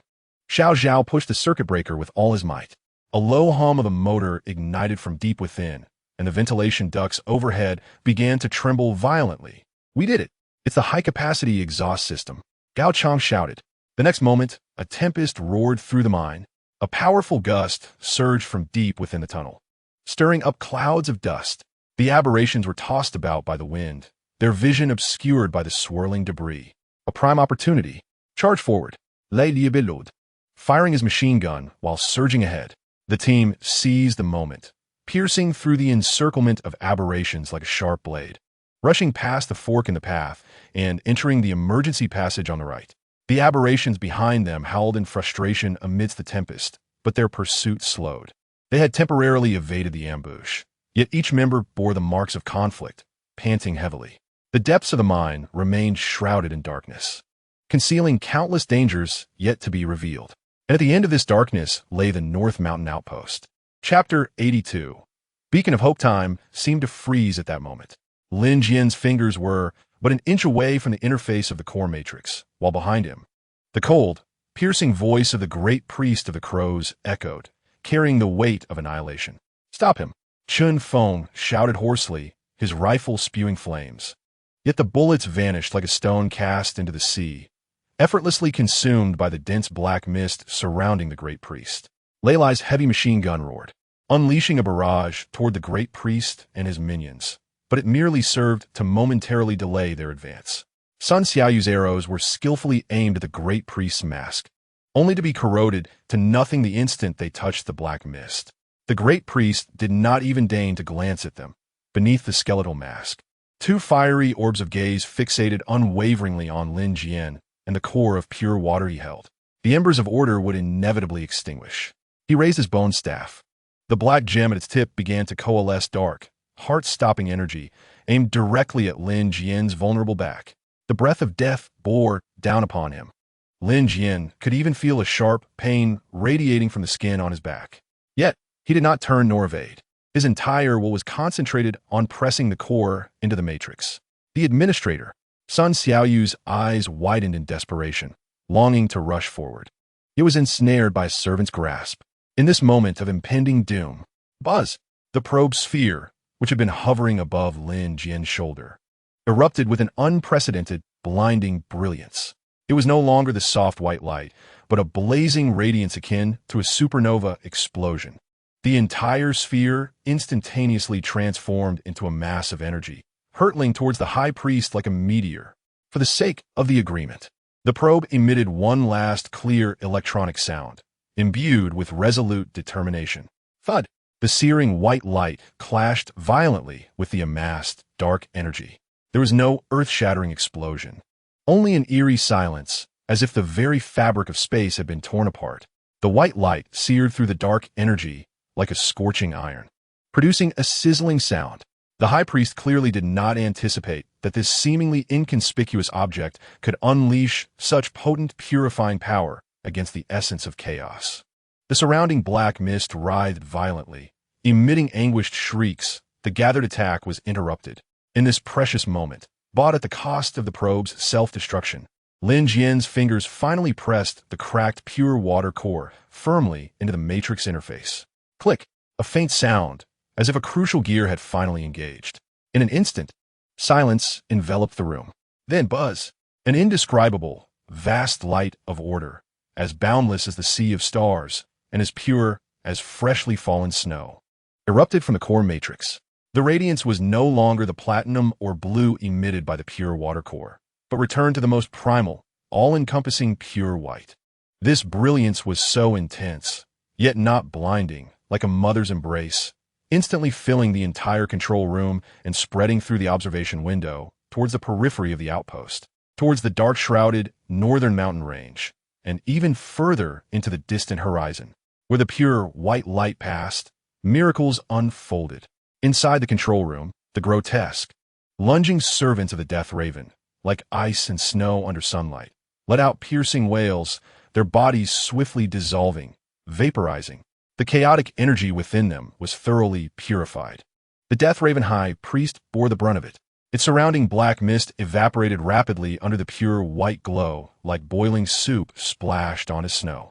The bone staff in its hand emitted a sound of unbearable fracture, the black gem at its tip shattering into powder. No, this is impossible. The High Priest let out a desperate and incredulous roar, the ghostly flames beneath its skeletal mask flickering violently, ultimately extinguishing completely. Its body, drained of all power, collapsed to the ground, transforming into a true, lifeless husk. Outside the control room, in the corridors, the aberrations scattered throughout the outpost, the minions of the Death Raven, crumbled under the all-encompassing light of order. Their madness was quelled, their filth purified, leaving only the most primitive dust of matter behind. Beyond the perimeter of the outpost, the ominous storm of the Death Crows, once shrouding the heavens, was suddenly met with the onslaught of pure white radiance. As if confronted by its nemesis, it emitted a piercing shriek of terror, disintegrating in an instant. Countless Death Crows plummeted from the sky like dumplings, turning to ash before they even touched the ground. The controlled army of mutated creatures lost its grip on sanity, descending into a state of confusion and chaos, and began to scatter in flight. The chaotic offensive, before the vast brilliance of order, crumbled into nothingness. The pure white light persisted for approximately 10 seconds before gradually retracting, returning to the core matrix. Yet, the matrix itself had undergone a profound transformation. No longer did it resemble its previous dim and dying form. Instead, it now pulsated with a warm and formidable white luminescence, akin to a beating heart, infusing the entire outpost with vibrant life. The damaged walls began to self-repair, extinguished lights flickered back to life, and paralyzed equipment resumed operation. The nauseating aura of chaos was swept away, replaced by a refreshing and invigorating energy field. Surviving the ordeal. Inside the control room, Everyone collapsed onto the floor, gasping for breath, gazing at the rejuvenated core matrix, their faces awash with shock, joy, and tears of disbelief. Did we succeed? Sun Xiaoyu murmured, as the wounds on her arm began to heal rapidly in the afterglow of the Order's light. We did it, Shen Feng exclaimed, looking at the desiccated remains of the high priest on the ground, then at the revitalized matrix, tears welling in his eyes. The outpost was saved. Dr. Li, filled with excitement, rushed to the console, trembling hands operating the controls. Core matrix energy levels restored to 120. Stable operation. All defense systems are back online. The order barrier has been re-established. We have won. Cheers, cries, and sighs of relief echoed throughout the control room. Lin Jian, utterly exhausted, leaned against the matrix base, clutching the now dull and somewhat gray water purification core. In the final moments, it seemed to have infused all its essential power into the matrix, fulfilling its purpose. It now resembled an ordinary stone, devoid of any energy fluctuations. The probe had also vanished, sacrificed to grant him that crucial second. A tremendous price was paid, yet they triumphed in this seemingly impossible victory. However, just as the crowd reveled in their joyous victory, the central screen of the core matrix suddenly illuminated, revealing lines of entirely new information that had never appeared before. Observer Protocol 7th Outpost. Reboot complete. Highest authority connection established. Welcome back, Protocol Executor Lin Jian. Now commencing transmission of the Great Filter's ultimate truth and the continuation plan for the Spark of Civilization. Chapter 83. Truth and the Spark inside the control room. The celebratory clamor gradually subsided, all eyes fixated on the colossal screen at the heart of the matrix. The information displayed heralded the uncovering of deeper truths. Protocol Executor Lin Jian, identity confirmed. Based on the deep binding with the 7th sample, water purification core, and your outstanding performance in crisis, you are granted the highest management authority of the Bashan outpost and eligibility to access the ARC project's core database. Lin Jian took a deep breath and approached the console. Dr. Li and his colleagues instinctively took a step back, recognizing that the forthcoming information might only be accessible to Lin Jian. The screen began to rapidly scroll through an immense influx of data and holographic images, gradually revealing a stark and grand truth before Lin Jian. The great filtering truth essence. It is not merely a catastrophe or a test, but rather a pivotal moment of resetting within the cyclical entropy and creation of the universe. Its purpose is to eliminate the outdated civilizations that are overly reliant on chaos and unable to transcend dimensional limitations, thereby making way for a new cosmic epoch. Executors, not a specific civilization, but the spontaneous operation of the fundamental rules of the universe. The chaos irritants, such as the harbingers of death, serve as the cleansers birthed by these rules, devoid of subjective malice.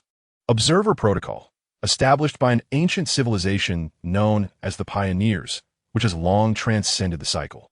Its aim is not to intervene in the filtering process, but to seek out potential seeds of civilization capable of breaking through the filter and achieving dimensional ascension amidst countless cycles, offering extremely limited guidance and support to prevent the complete extinguishment of the flame of civilization. The act of observation itself constitutes a record and study of cosmic rules. The 7th sample, core of purity, not a weapon or tool, but an order anchor and seed preservation device deployed by the pioneers. Its core function is to maintain a small patch of stable order amidst the chaotic waves of filtering and to provide eligible individuals, protocol executors, with the key to access the ARC project. The ARC project objective, not to escape Earth or combat the filtering, which is impossible, but to preserve as much as possible the core information of current civilization, technology, culture, genes, before the resetting tide completely engulfs everything, encoding it into the core of the order anchor. Process, when filtering reaches its zenith and the old cosmic rules collapse. The order anchor will initiate the final protocol, launching the preserved civilization's seed information into the cosmic background radiation, becoming a unique informational specter, awaiting the emergence of the next cosmic epoch to be captured and interpreted by new, potential civilizations, thus achieving the intergenerational inheritance of civilization. Current status. The Bashan outpost is one of the 7 primary nodes of the ARC project on Earth. Now, the 7th node has been reactivated, Yet the filtering process has entered its irreversible final stage. According to calculations, there remain less than 3 months until the ultimate resetting moment. In 3 months, the entire planet and indeed the entire cosmic dimension will be reset. The information on the screen came to a halt. A profound silence enveloped the control room. Everyone was rendered speechless, shaken by this truth that far exceeded their imagination. Their previous battles, sacrifices, and struggles appeared so insignificant, yet tragically noble in the face of the cosmic scale of rules. So everything we did ultimately cannot change the outcome? Sun Xiaoyu's voice trembled, tinged with despair. No, Lin Jian replied, his voice remarkably calm, yet imbued with a penetrating strength. He caressed the now dull yet hope-laden core of purity, order anchor, resting against his chest. We have changed the outcome. He gazed at the screen, and then at each companion beside him. We have safeguarded this outpost, reactivated the Matrix, allowing the ARC project to continue. We have secured an opportunity for human civilization to leave its mark. Perhaps under the grand cosmic principles, we shall ultimately fade away. Yet, our knowledge, our history, our emotions, and all that we have fought for will not vanish entirely.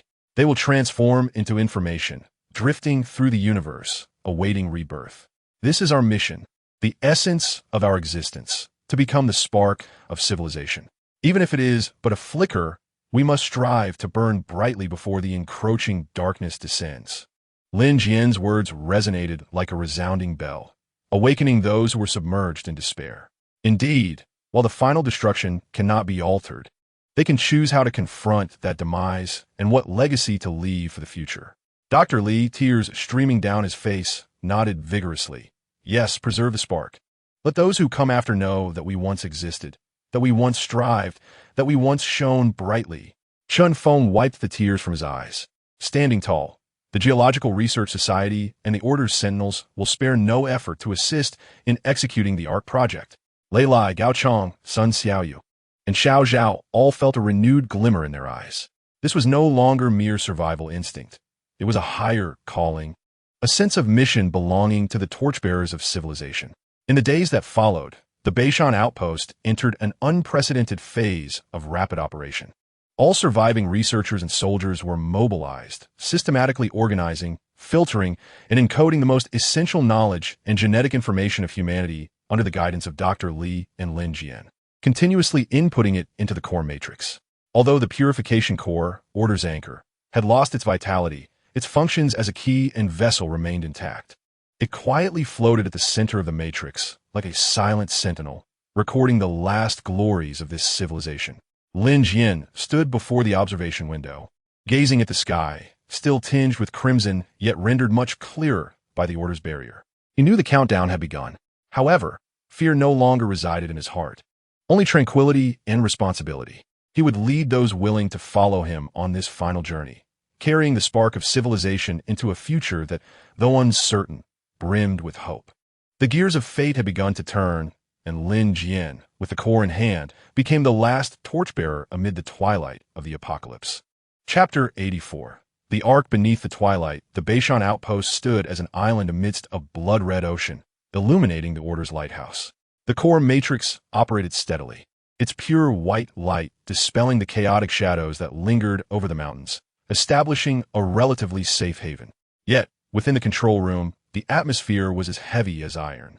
The vivid red digits of the countdown loomed over everyone like the sword of Damocles. Time until estimated 0 hour. 88 days, 7 hours, 13 minutes. Less than 3 months. This was the final lifespan of the entire known world and even the universe itself. There was no time for sorrow, no time for despair. An unprecedented sense of urgency and mission propelled every survivor within the outpost. Lin Jian was officially appointed as the highest commander of the outpost, codenamed the Torchbearer. Dr. Li served as the chief technical officer, while Chun Feng took on the role of chief of security. All resources and manpower have been mobilized to the fullest extent for a common objective, the ARC project. At its core, the plan aims to harness the formidable energy and unique properties of the 7th Outpost's Order Anchor, specifically the Purification Core, to encode the essence of selected civilizations into ultra-high-density data, imprinting it into the core data structure of the anchor. When a moment of 0 hour arrives, and the fabric of cosmic rules disintegrates, the anchor will initiate the final protocol, launching this concentrated ember of civilization into the cosmic background radiation in a form that transcends the speed of light, thus becoming an eternal imprint of information.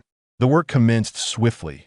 Information screening and collection team, led by Dr. Li, technological database, integrating the pre-catastrophe cutting-edge technologies preserved by the Earth Research Society, encompassing vital fields such as physics, biology, energy, materials, and medicine, with a particular focus on knowledge pertinent to survival, including fusion energy, ecological cycles, and fundamental physical theories.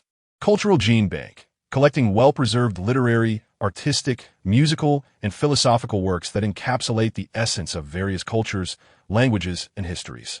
Efforts were even made to gather fragments of survivors' memories and emotional data, preserving the brilliance of humanity.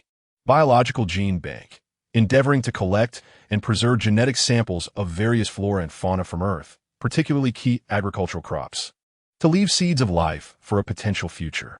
Historical records, meticulously documenting the unfolding of the catastrophe, humanity's struggles, and all events that transpired during this final period, including the tales of Lin Jian and Wangshu.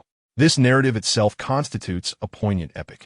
Energy and Matrix Maintenance Team, led by Gao Chong and Xiao Zhao, maximizing energy, restarting the fusion reactor beneath the outpost, which had been shut down due to insufficient energy to provide the immense power required for information encoding and the final launch.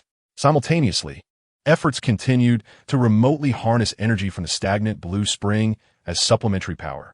Matrix optimization, ensuring the core matrix operates stably under extreme loads, repairing damage from prior conflicts, and reinforcing the order barrier to withstand any potential final counterattacks. Launch device preparation, inspecting and calibrating the colossal information launch array atop the outpost, which serves as the harbor for the Ember's departure. Safety and external liaison team, led by Chun Feng, Lei Lai, and Sun Xiaoyu. Internal cleansing and defense, thoroughly eradicating the remnants of chaotic contamination within the outpost. Establishing a multi-layer defense system to ensure absolute safety during the execution of the plan. External reconnaissance and rescue, dispatching teams to utilize the limited remote communication restored by the outpost, attempting to contact other possible survivor enclaves, such as Maple Town to the southwest, to inform them of the truth and to facilitate the arrival of qualified scientists, scholars, and survivors carrying vital genetic and cultural samples. This represents a brutal selection process, yet it is a necessary course of action. Final vigilance, formulating contingency plans to address various extreme scenarios that may arise during the 0 hour. Lin Jian, serving as the overall commander, orchestrated the entire operation, spending most of his time in the core control room, alongside the Matrix and the now dormant order anchor. He sensed that, with the influx of vast information, subtle changes were occurring within the anchor. Although it no longer emitted energy, its structure became increasingly dense and profound. He frequently communicated through the communication system with Wangshu and Lao Zhou, who resided far away in Wangshu. Learning that, with the aid of the subsequent rescue team from the Geological Research Society, they had safely relocated to the relatively stable vicinity of Maple Leaf Town, brought him a modicum of solace. He selectively disclosed the truth of the ARC project to them, revealing the ultimate conclusion without concealment, yet granting them the autonomy to choose whether to journey to Bashan and partake in this final epic or to spend their remaining days in tranquil seclusion. Wangshu opted to remain in Maple Leaf Town with her children, Nyonyo and Daodu, hoping they could complete their final journey in a more serene environment. Lao Zhou and Tu resolutely decided to venture to Bashan, aspiring to contribute their life's knowledge to the flame of civilization. After a painful deliberation, Wang Xiaohai also chose to stay and accompany his mother and sister. The choices of life and death, the brilliance and helplessness of humanity, appeared particularly vivid and heavy beneath the twilight of the apocalypse. As time passed relentlessly, the countdown continued its merciless ticking. The launch array atop the outpost was being tirelessly calibrated day and night, emanating an eerie blue glow, akin to a lighthouse pointing towards an unknown horizon. Survivors from various outposts arrived one after another, bringing with them more knowledge, samples, and stories. The information repository within the control room grew increasingly vast, as the seeds of civilization were being meticulously gathered and concentrated. A solemn yet noble atmosphere enveloped Bashan. It was no longer a desolate refuge, but a sanctum preparing for the funeral of an entire civilization and the promise of rebirth. Lin Jian stood before the observation window, observing the bustling and orderly outpost beneath the blood-red sky. He understood that the final trial was gradually approaching. The moment of zeroing out would signify not merely the dissolution of material existence, but possibly herald terrifying anomalies in the realm of rules. Whether the Order anchor could successfully launch amidst the impending chaos remained uncertain. Yet, he had no other choice but to press forward for those who had perished, and for the faint, potential existence of the future. Chapter 85. The Final Migration. Estimated time until 0 hour, 71 days, 4 hours. 55 minutes. The Bashan outpost fell into a rapid rhythm, akin to a precise yet tragic machine, making final preparations for the ultimate journey of civilization. Beyond the Order barrier, the disintegration of the world accelerated. The blood-red sky frequently exhibited distorted light bands and eerie, tearing sounds, signaling the instability of cosmic rules. The gates of the outpost became a passage connecting the ruins of the apocalypse with the last bastion of hope.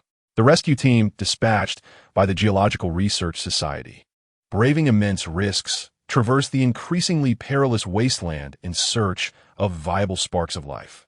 On this day, an urgent alarm rang out in the control room.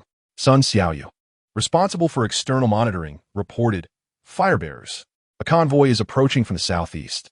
It is substantial, with armed escorts, but the formation is disordered, apparently having endured fierce battles." Lin Jian immediately accessed the external surveillance footage. He beheld a battered convoy composed of various modified vehicles, struggling to navigate the rugged mountain path towards the outpost. Among the convoy, he could even see civilians bearing burdens, aiding one another. They were the people from the Iron Shield Sanctuary. Chen Feng recognized the emblem on the convoy's banner, a mid-sized survivor stronghold renowned for its discipline and combat prowess. To his surprise, they too had succumbed. He opened the barrier entrance, guiding them into the safe zone, where the medical team and reception group awaited. Lin Jian commanded that, regardless of their origins, any survivor willing to contribute to the R project will be welcomed by Bashan. The convoy slowly entered the secure perimeter of the outpost. As the doors swung open, those disembarking bore the marks of exhaustion and tattered clothing, yet their eyes often reflected a mix of relief at having survived and the weight of harsh revelations. At the forefront stood a burly man, a scar etched across his face, named Barton, the former sheriff of Iron Shield. Upon seeing Chen Feng and Lin Jian, he rendered a crisp military salute, his voice gravelly. "Report. The Iron Shield refuge has fallen. Over 300 of us broke through, but we lost more than half along the way, leaving 127, including 27 technicians and their families. We are willing to obey Bashan's command and serve the Ark Project." His words were succinct yet laden with profound tragedy. The annihilation of a mid-sized stronghold was but a microcosm of the countless misfortunes within this apocalyptic backdrop. Such scenes unfolded repeatedly in the days that followed. Estimated time until 0 hour. 58 days, 11 hours, 20 minutes. A convoy from the southwestern Mapletown arrived, bringing Old Zhou, a 2, and several engineers skilled in agriculture and water management. Wangshu entrusted them with a letter for Lin Jian and a drawing by Nyonyo. The letter contained but a simple message: "Take care," while the drawing depicted a crooked sun, a house, and stick figures holding hands. Lin Jian carefully tucked away the letter and artwork, a small warmth amidst his cold mission. Estimated time until 0 hour. 42 days, 8 hours. 1 minute. A group of scientists, clad in tattered white lab coats and claiming to hail from a nearly destroyed Biosphere 4 experimental base, were rescued by reconnaissance aircraft from the Earth Research Society while fleeing chaotic creatures. They brought with them the invaluable, relatively intact global flora and fauna gene bank backups, along with crucial data on ecosystem cycles. Estimated time until 0 hour. 29 days, 23 hours, 58 minutes. There even came a small contingent of artists, musicians, and historians, trudging from the ruins of a forgotten library. Lacking formidable weaponry or advanced technology, they carried hard drives brimming with books, musical scores, and paintings. Fueled by a fervent desire to preserve humanity's cultural heritage, survivors from all corners of the earth, with diverse backgrounds, converged upon the Bashan outpost. Among them were soldiers, scientists, engineers, doctors, teachers, workers, farmers, and artists, each having lost homes and loved ones, burdened by heavy pasts, yet united in a singular purpose. Together, they sought to leave a final imprint for human civilization. The outpost grew crowded and bustling, yet order prevailed. Each individual found their place, contributing their light and warmth to the collective effort. The information repository expands at an unprecedented pace as the embers of civilization are gradually and cautiously gathered, compressed, encoded, and infused into the silent anchor of order. Lin Jian traverses the base, observing the scientists who toil ceaselessly in the laboratories, the laborers who sweat profusely on the construction sites, the teachers recounting history to children in makeshift classrooms, and the musicians polishing their instruments in the corners. His heart swells with a tangle of emotions. This is the final twilight of civilization, yet simultaneously, it embodies the most radiant moments of humanity. However, beneath the calm surface, turbulent currents surge. As the moment of reckoning approaches, chaotic activities outside the order barrier grow more frequent and intense. Powerful chaotic aggregates occasionally batter the barrier. Although repelled, they consume precious energy. What is even more unsettling is that subtle signs of disturbance have begun to surface within the outpost. Occasional equipment malfunctions, fleeting moments of disorientation among personnel, and even localized, inexplicable physical anomalies. The loosening of cosmic rules has already begun to affect this last bastion of order. The firekeeper, Dr. Li, reports to Lin Jian with a furrowed brow, expressing concern over the escalating interference at the level of rules. The error rate in information encoding has started to rise. We must hasten our efforts while preparing for the worst-case scenario. Lin Jian nods, his gaze drifting toward the increasingly profound anchor of order at the heart of the control room. The final migration has been completed, and the faint light has coalesced. What lies ahead is the inevitable embrace of the ultimate darkness that will engulf everything. Chapter 86. Omens of Collapse. Estimated time to 0 hour. 15 days, 3 hours, 12 minutes. As the countdown enters its final fortnight, the atmosphere within the Bashan outpost has become unbearably oppressive. This sensation does not stem from any visible external threat, but rather from a profound sense of disintegration that permeates the very fabric of the world. Outside the order barrier, the landscape grows increasingly bizarre. The crimson sky transcends mere color, resembling thick paint that slowly drips, distorts, and at times tears apart briefly, revealing endless voids behind its fissures. The earth emits a dull, bone-cracking roar, and the outlines of distant mountains begin to blur, akin to melting wax figures. Even more terrifying changes are occurring within the order barrier. Initially, the anomalies were minor.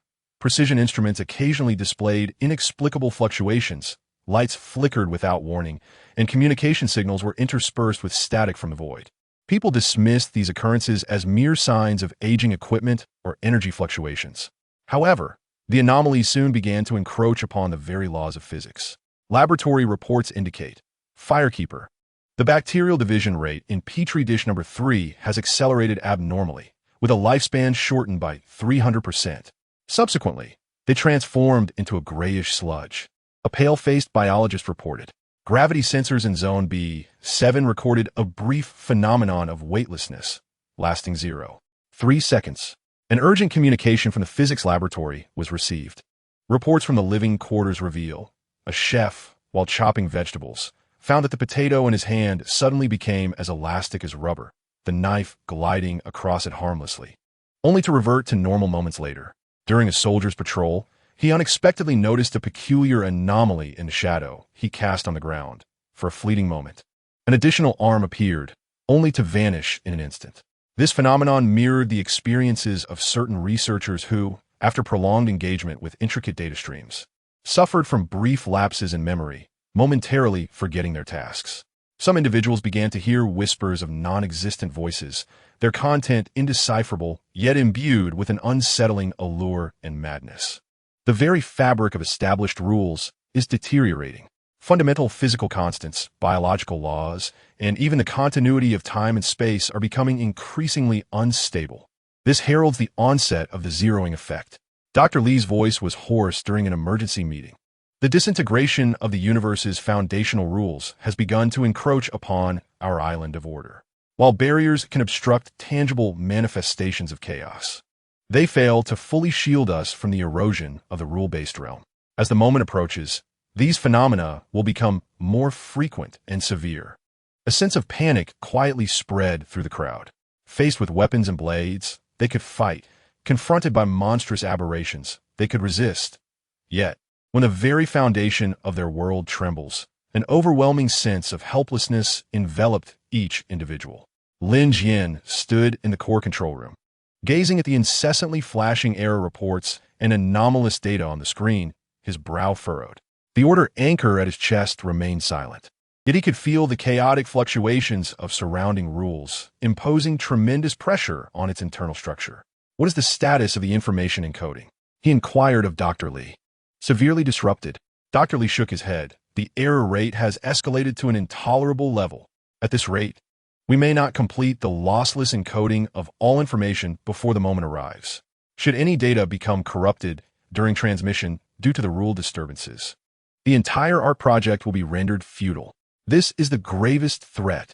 The seeds of civilization we have painstakingly gathered may not be preserved intact. Is there any way to stabilize the encoding environment? Chen Feng asked urgently. Unless a more powerful source of order can reinforce the local rules, Dr. Li replied, glancing at the anchor on Lin Jian's chest. However, the anchor itself was depleted of energy, and it needed to conserve the energy for the final launch. They found themselves in a dilemma. Reinforcing the encoding environment might consume the launch energy. Neglecting to do so could lead to data corruption. Just as despair settled over the group, the main screen in the control room abruptly switched to a forced signal source. The image flickered momentarily before stabilizing, revealing an unfamiliar room filled with various sophisticated instruments and displays. An elderly man, clad in worn uniform, appeared on screen. His face was gaunt, yet his gaze was sharp. Calling Bashan outpost. Calling the firekeeper Lin Jian. This is the Deep Blue Sea Shelter. Please respond. The old man's voice crackled with static, though it was distinctly audible. The Deep Blue Shelter? Everyone was taken aback. Could there be other large survivor outposts still in existence? And beneath the sea, I am Lin Jian. Please proceed. Lin Jian responded immediately. Time is of the essence. I shall be brief. The elderly man spoke rapidly. We have detected an acceleration in the global breakdown of rules. The zeroing moment may arrive sooner than anticipated. At the heart of our Deep Blue base lies the most advanced quantum computing array, Abyss. We can endeavor to utilize the principles of quantum entanglement to provide a fleeting yet relatively stable reference frame for your information encoding process. Quantum anchoring. This is indeed a fortuitous boon. What are the conditions? Lin Jian inquired calmly, aware that there is no such thing as a free lunch. We require you to take the core data backup of Abyss along with your order anchor at the time of final launch. The elder stated candidly. As the Deep Blue base is situated at the intersection of continental plates, rendering the geology exceedingly unstable, we may not survive until the last moment. However, we have preserved comprehensive data on the global marine ecosystem, geological evolution, and cutting-edge quantum technology. This is an indispensable part of the Ember of civilization, a terminal transaction transcending continents and oceans. Lin Jian exchanged swift glances with Dr. Li and Chen Feng. Such an opportunity is rare, fraught with both risks and prospects. We agree, Lin Jian declared decisively, establishing the connection immediately. Share the coding protocol. Excellent. Maintain open communication while the connection is being established. May the Ember endure. The image of the elder began to blur as the signal grew unstable. Soon, a peculiar and stable quantum signal interfaced with the North Mountain Core matrix via the Deep Space Communication Array. The chaotic encoding environment seemed to be invigorated, and the error rate began to significantly decline. Hope was rekindled. However, just as the group began to exhale in relief, a violent explosion and a barrage of gunfire erupted from beyond the control room, followed by a chilling alarm. Report. The perimeter of the order barrier is under siege by a colossal chaotic conglomerate. The intensity surpasses historical records. Barrier energy is plummeting. Leilai's urgent voice crackled through the communicator. It is the fleeting glimmer before the descent into oblivion. Chaos is making its final counterattack. Feng's expression changed dramatically. Internal strife, unresolved, external threats surged forth. And this time, it is the most ferocious yet. The final trial descends in the most brutal manner. Simultaneously, Lin Jian took a deep breath, her gaze sharp as a blade. Dr. Li, focus entirely on the information encoding. Feng, Lei Lai, defend the barrier at all costs. Until the very last moment. The moment of reckoning has arrived. Chapter 87. The Final Vigil. Estimated time until 0 hour. 7 days, 0 hours, 1 minute. The final 7 days. The North Mountain Outpost faces the fiercest offensive and defensive battle since its inception.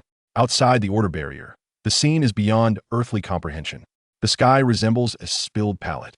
Twisted colors flowing wildly, and the rifts in space emit whispers of void that threaten to shatter sanity. The earth fractures, where magma and ice coexist in a bizarre and ephemeral dance. Against this chaotic backdrop stands an indescribable horror, a tide formed by countless chaotic energies converging, howling, writhing, and relentlessly assaulting the seemingly fragile, yet vital pure white barrier that maintains the last vestiges of order. Each impact sends tremors through the entire outpost. The barrier flickers with intense light, energy readings plummeting. All defensive units, maximum power output, target the core of the conglomerate. Feng roared through the command channel, his voice hoarse. He personally arrived at the outermost defensive position, where the fiery tongues of heavy machine guns appeared feeble in the face of the chaotic onslaught. Lei Lai led the assault team, maneuvering the few remaining armored vehicles back and forth along the edge of the barrier, employing energy weapons and explosives to diminish the strength of the conglomerate as much as possible. Vehicles were continuously consumed by chaotic energy, and soldiers evaporated amidst the brilliance. Sun Xiaoyu occupied the high ground, having replaced her composite bow with a high-energy sniper rifle, each specially crafted armor-piercing round aimed at the dimly discernible, pulsing dark core within the conglomerate. Yet, the core was shrouded in layers of protection, making it difficult to strike. Within the barrier, the phenomenon of rule erosion intensified. Laboratory equipment malfunctioned extensively, and the walls of the living quarters alternated between transparency and distortion, causing individuals to suddenly find themselves back at their previous location just minutes earlier. As panic and chaos spread, in the core control room, Dr. Li and his team worked tirelessly against the clock to finalize the coding. Thanks to the quantum anchoring provided by Deep Blue Base, the coding progressed slowly yet resolutely amidst the tumultuous waves. The progress bar advanced, albeit at a glacial pace. Lin Jian stood before the control console, a steadfast anchor amidst the storm. He monitored the battle outside through the surveillance screens, while simultaneously gauging the status of the order anchor point. Within the anchor, vast amounts of civilizational information were being compressed to an inconceivable density, its structure enduring immense pressure, trembling slightly. It engaged in an invisible struggle against the external chaotic tide, maintaining the last semblance of stability within the control room. Barrier energy remaining 40. At this rate, it could sustain us for a maximum of 48 hours. Reported a technician in despair. 48 hours is nearly 5 days away from the predicted 0 hour. Time is insufficient. Arbiter. The signal from Deep Blue Base is extremely unstable. The effectiveness of the quantum anchoring is diminishing. Another technician exclaimed. As misfortune compounded, Lin Jian's gaze sharpened. We must buy time. Feng, contract the defense line. Abandon the outer positions and retreat to the second barrier, the perimeter of the outpost's main structure. Concentrate energy to extend the core barrier's duration. Understood. Feng immediately executed the command. The defensive forces fought and retreated, suffering heavy losses, yet they bought precious time for the core barrier. Dr. Li.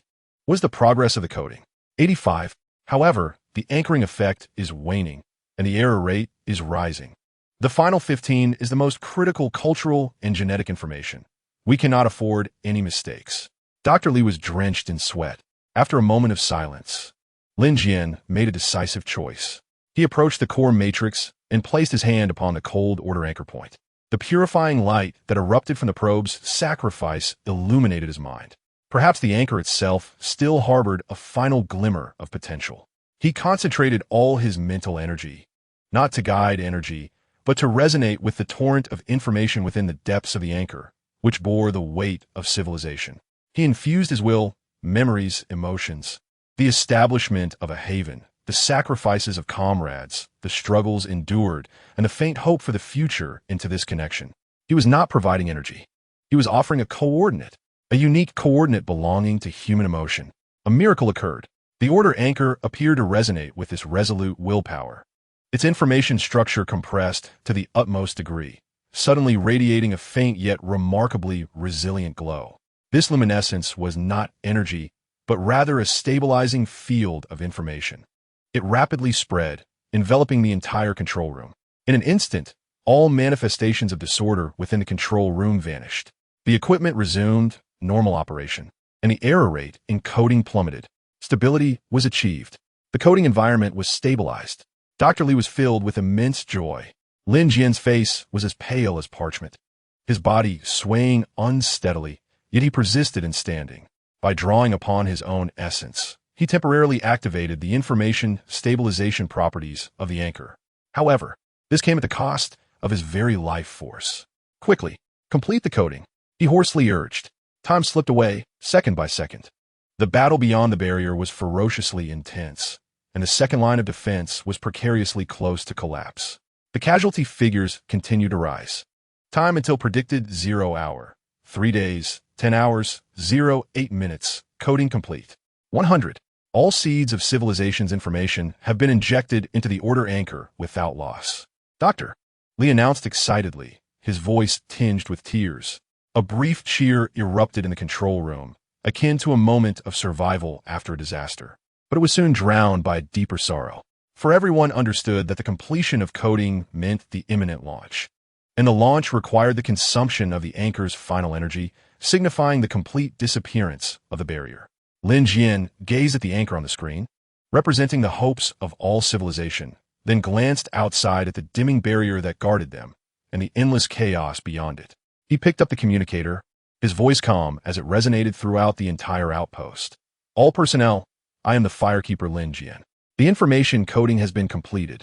The seeds of civilization are prepared. I express my gratitude to each of you for your final contributions to humanity's legacy. Now, I command, all non-essential personnel proceed immediately to the deepest underground emergency shelter. Perhaps there lies a glimmer of hope. Defense forces, continue to hold your positions until the very last moment. May the seeds endure. May civilization persist. Upon issuing the command, an unusual silence enveloped the outpost. No one moved. The scientists set down their instruments, the soldiers tightened their grips on their weapons, and the artists picked up their instruments. No one chose to enter the shelter.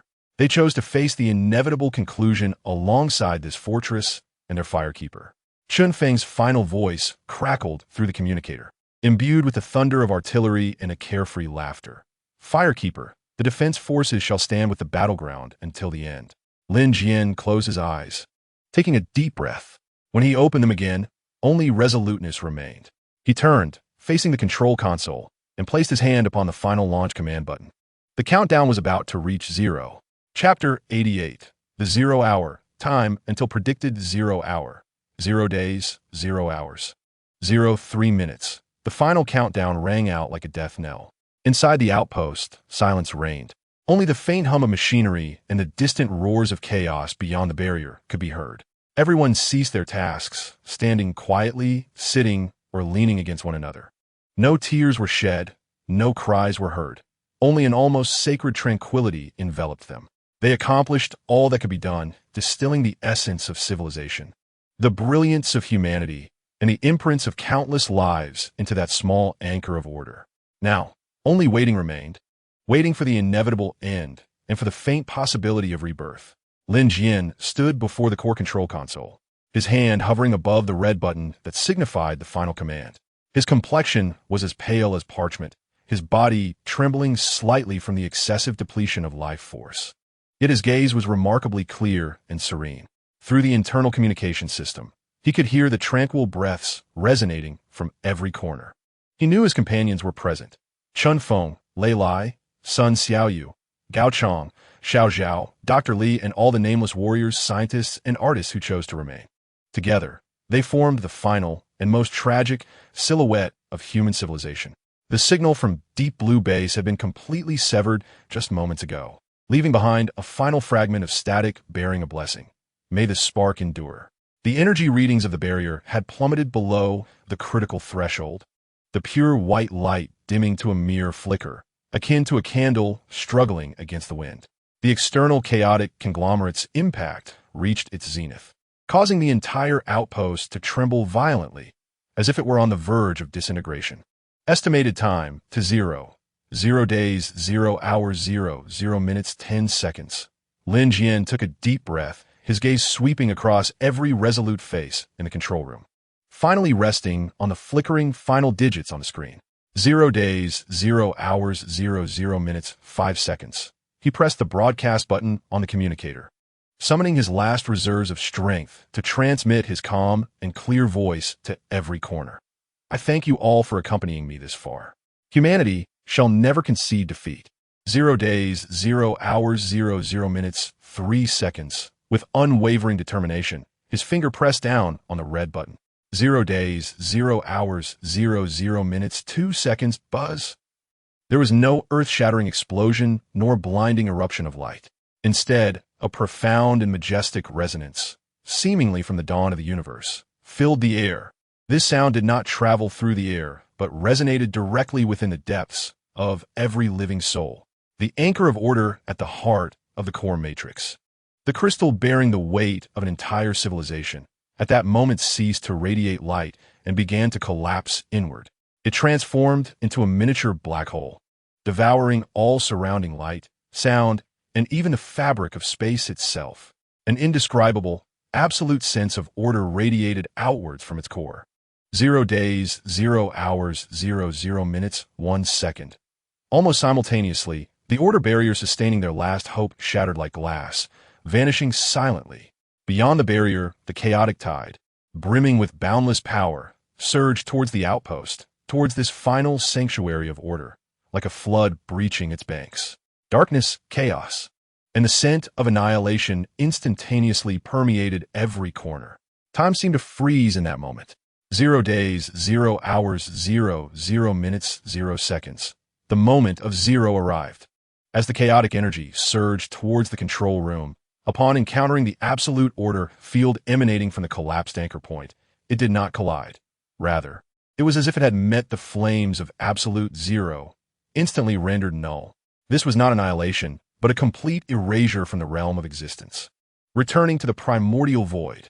Yet, this order field was exceedingly minuscule, capable only of safeguarding the anchor point itself and the closely adjacent Lin Jian.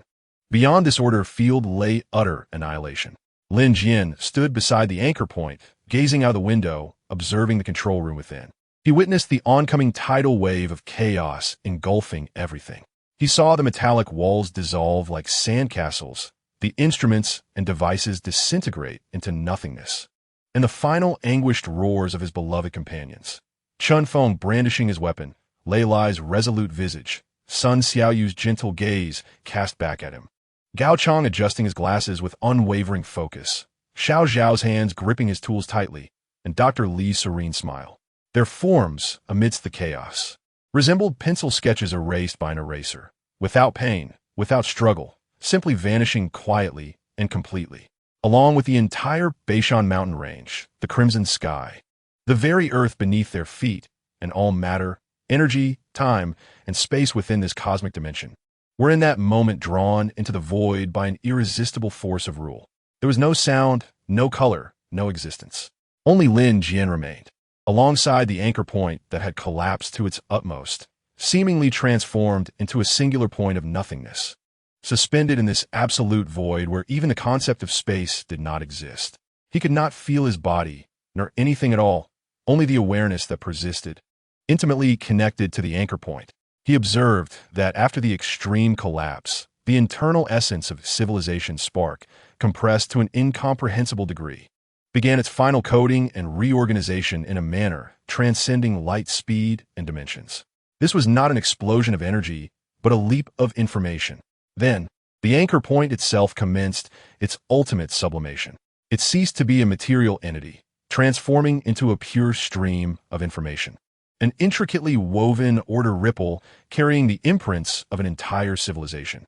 This ripple, akin to a stone cast upon a surface of absolute tranquility, set forth ripples radiating from the center of Lin Jian's consciousness into the depths of the void where even direction did not exist. It no longer aimed at a specific target, but instead imprinted itself upon the very backdrop of existence, becoming an eternal specter of information, awaiting the moment in an unpredictable future when a new cosmic epoch would dawn and a new order would be born to be captured and interpreted by the fortunate. Lin Jian's consciousness, accompanied by this ripple bearing all hope, drifted towards the endless void. He felt no passage of time, no changes, only an unprecedented tranquility and release. His mission was complete. Humanity's civilization had left its testament of existence in the most tragic yet romantic manner. Uncertain how long had passed, perhaps an instant, perhaps an eternity, within that absolute void, Lin Jian's consciousness seemed to capture a faint yet profoundly familiar vibration. The fluctuations emanated from the depths of his consciousness, resonating with a distant existence that transcended both time and void. Was it the system, or perhaps a primordial connection to the core of pure water? At the threshold of rebirth following this nullification, it seemed that unresolved causality lingered. Chapter 89 Epilogue. Echoes of the Starry See the Wave of Order, which bore the entirety of human civilization's information, gently rippled through the absolute void following the moment of nullification, surpassing the concepts of time and space. It was not a tangible entity, but rather a mark, a ghostly code inscribed upon the very foundation of existence, awaiting the moment to be deciphered. Lin Jian's consciousness, serving as the initial coordinate and vessel of this wave, gradually became indistinct and diluted alongside its expansion, ultimately merging with the essence of this civilization, becoming a part of the long-awaited continuum. His personal joys and sorrows, loves and hates, transformed into inconspicuous yet indispensable data points amidst the torrent of information, interwoven with the imprints of countless other lives. Whether it was eons or merely an instant, at an indeterminate moment beyond the grasp of time, new ripples were born from the absolute void. A new cosmic era unfurled its narrative in an ineffable explosion. New physical constants were established. Novel, fundamental particles emerged. Space expanded rapidly, and energy transformed into matter, giving rise to an infinitely promising new universe that began to compose its own tale. After a duration unfathomable in its length, in a remote corner of this nascent universe, on a blue planet that had just birthed primordial life, the spark of intelligence finally ignited. A young race, whom we may refer to as the star spirits, emerged from ignorance, gazing at the starry skies and contemplating the mysteries of their existence within the cosmos.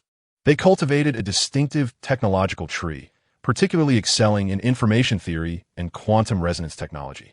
Their scientists constructed vast arrays of radio telescopes, not to seek the voices of extraterrestrial civilizations, but to listen to the faintest whispers within the cosmic background radiation, believing that therein lay the secrets of the universe's inception.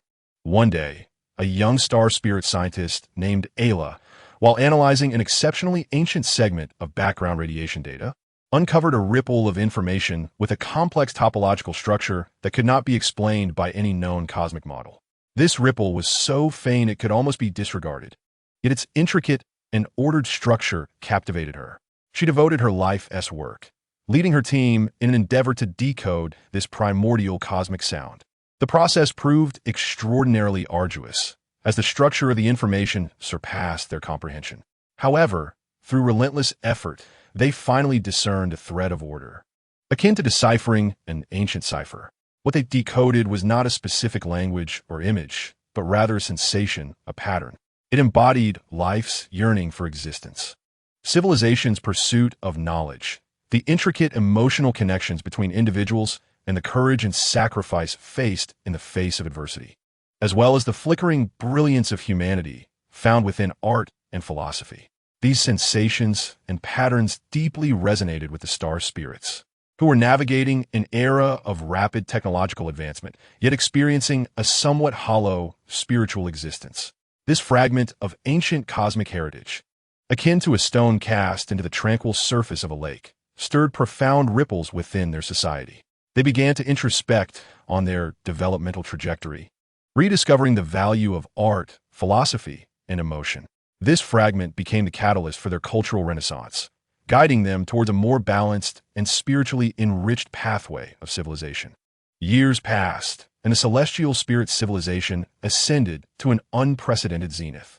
They did not cultivate formidable military might. Instead, they emerged as renowned chroniclers and custodians within the cosmos. They traversed the starry seas, abstaining from interference, merely observing and documenting the tales of other civilizations, thus establishing a vast cosmic archive. Deep within the archives lay a special exhibition hall, named the Echoes of Origins. At its center, a holographic projection displayed a simplified model of the deciphered order waves. Adjacent to it, an inscription read, Source, Unknown Ancient Epoch ID, UER-01. Nature, suspected imprint of information left by a previous cosmic cyclical civilization. Content, non-specific knowledge. The essence of emotions, spirit, and patterns from a civilization that once existed. Impact, guiding this civilization toward the development path that emphasizes the balance between the spiritual and material, serving as one of the cultural cornerstones of the celestial spirit era. Note, based on special markers within the information structure, it is inferred that this civilization referred to itself as humanity. Their final message was, may the spark endure, may civilization persist. Ira, now a venerable elder, returned to this exhibition hall with the support of her students. She gazed at the ever-flowing light and shadow representing the essence of human civilization. Her eyes filled with tranquility and reverence. They succeeded, did they not? She whispered to her student beside her. Their spark has indeed been caught by us in another epoch. Moreover, it illuminates our path. The student nodded, their eyes shimmering with the same brilliance. Human civilization had indeed perished, along with their cosmos, dissolving into nothingness. Yet, the sacrifices of Lin Jian and all at the Bashan outpost were not in vain. The order waves they left behind, like a speck of dust in the universe, nurtured a different, more beautiful bloom of civilization in the newly reborn cosmos eons later. This flower may never know the precise visage of humanity, nor the tales of Wangshu, nor the names Lin Jian, Chun Feng, and Sun Xiaoyu. However, the indomitable spirit they embodied, the relentless will in the face of despair, the thirst for knowledge, the compassion for their kin, and the contemplation of existence transcended time and space, achieving a legacy. This may well be the ultimate success of the art project. This is the eternal starlight that shall never extinguish amidst the embers of civilization. End of text.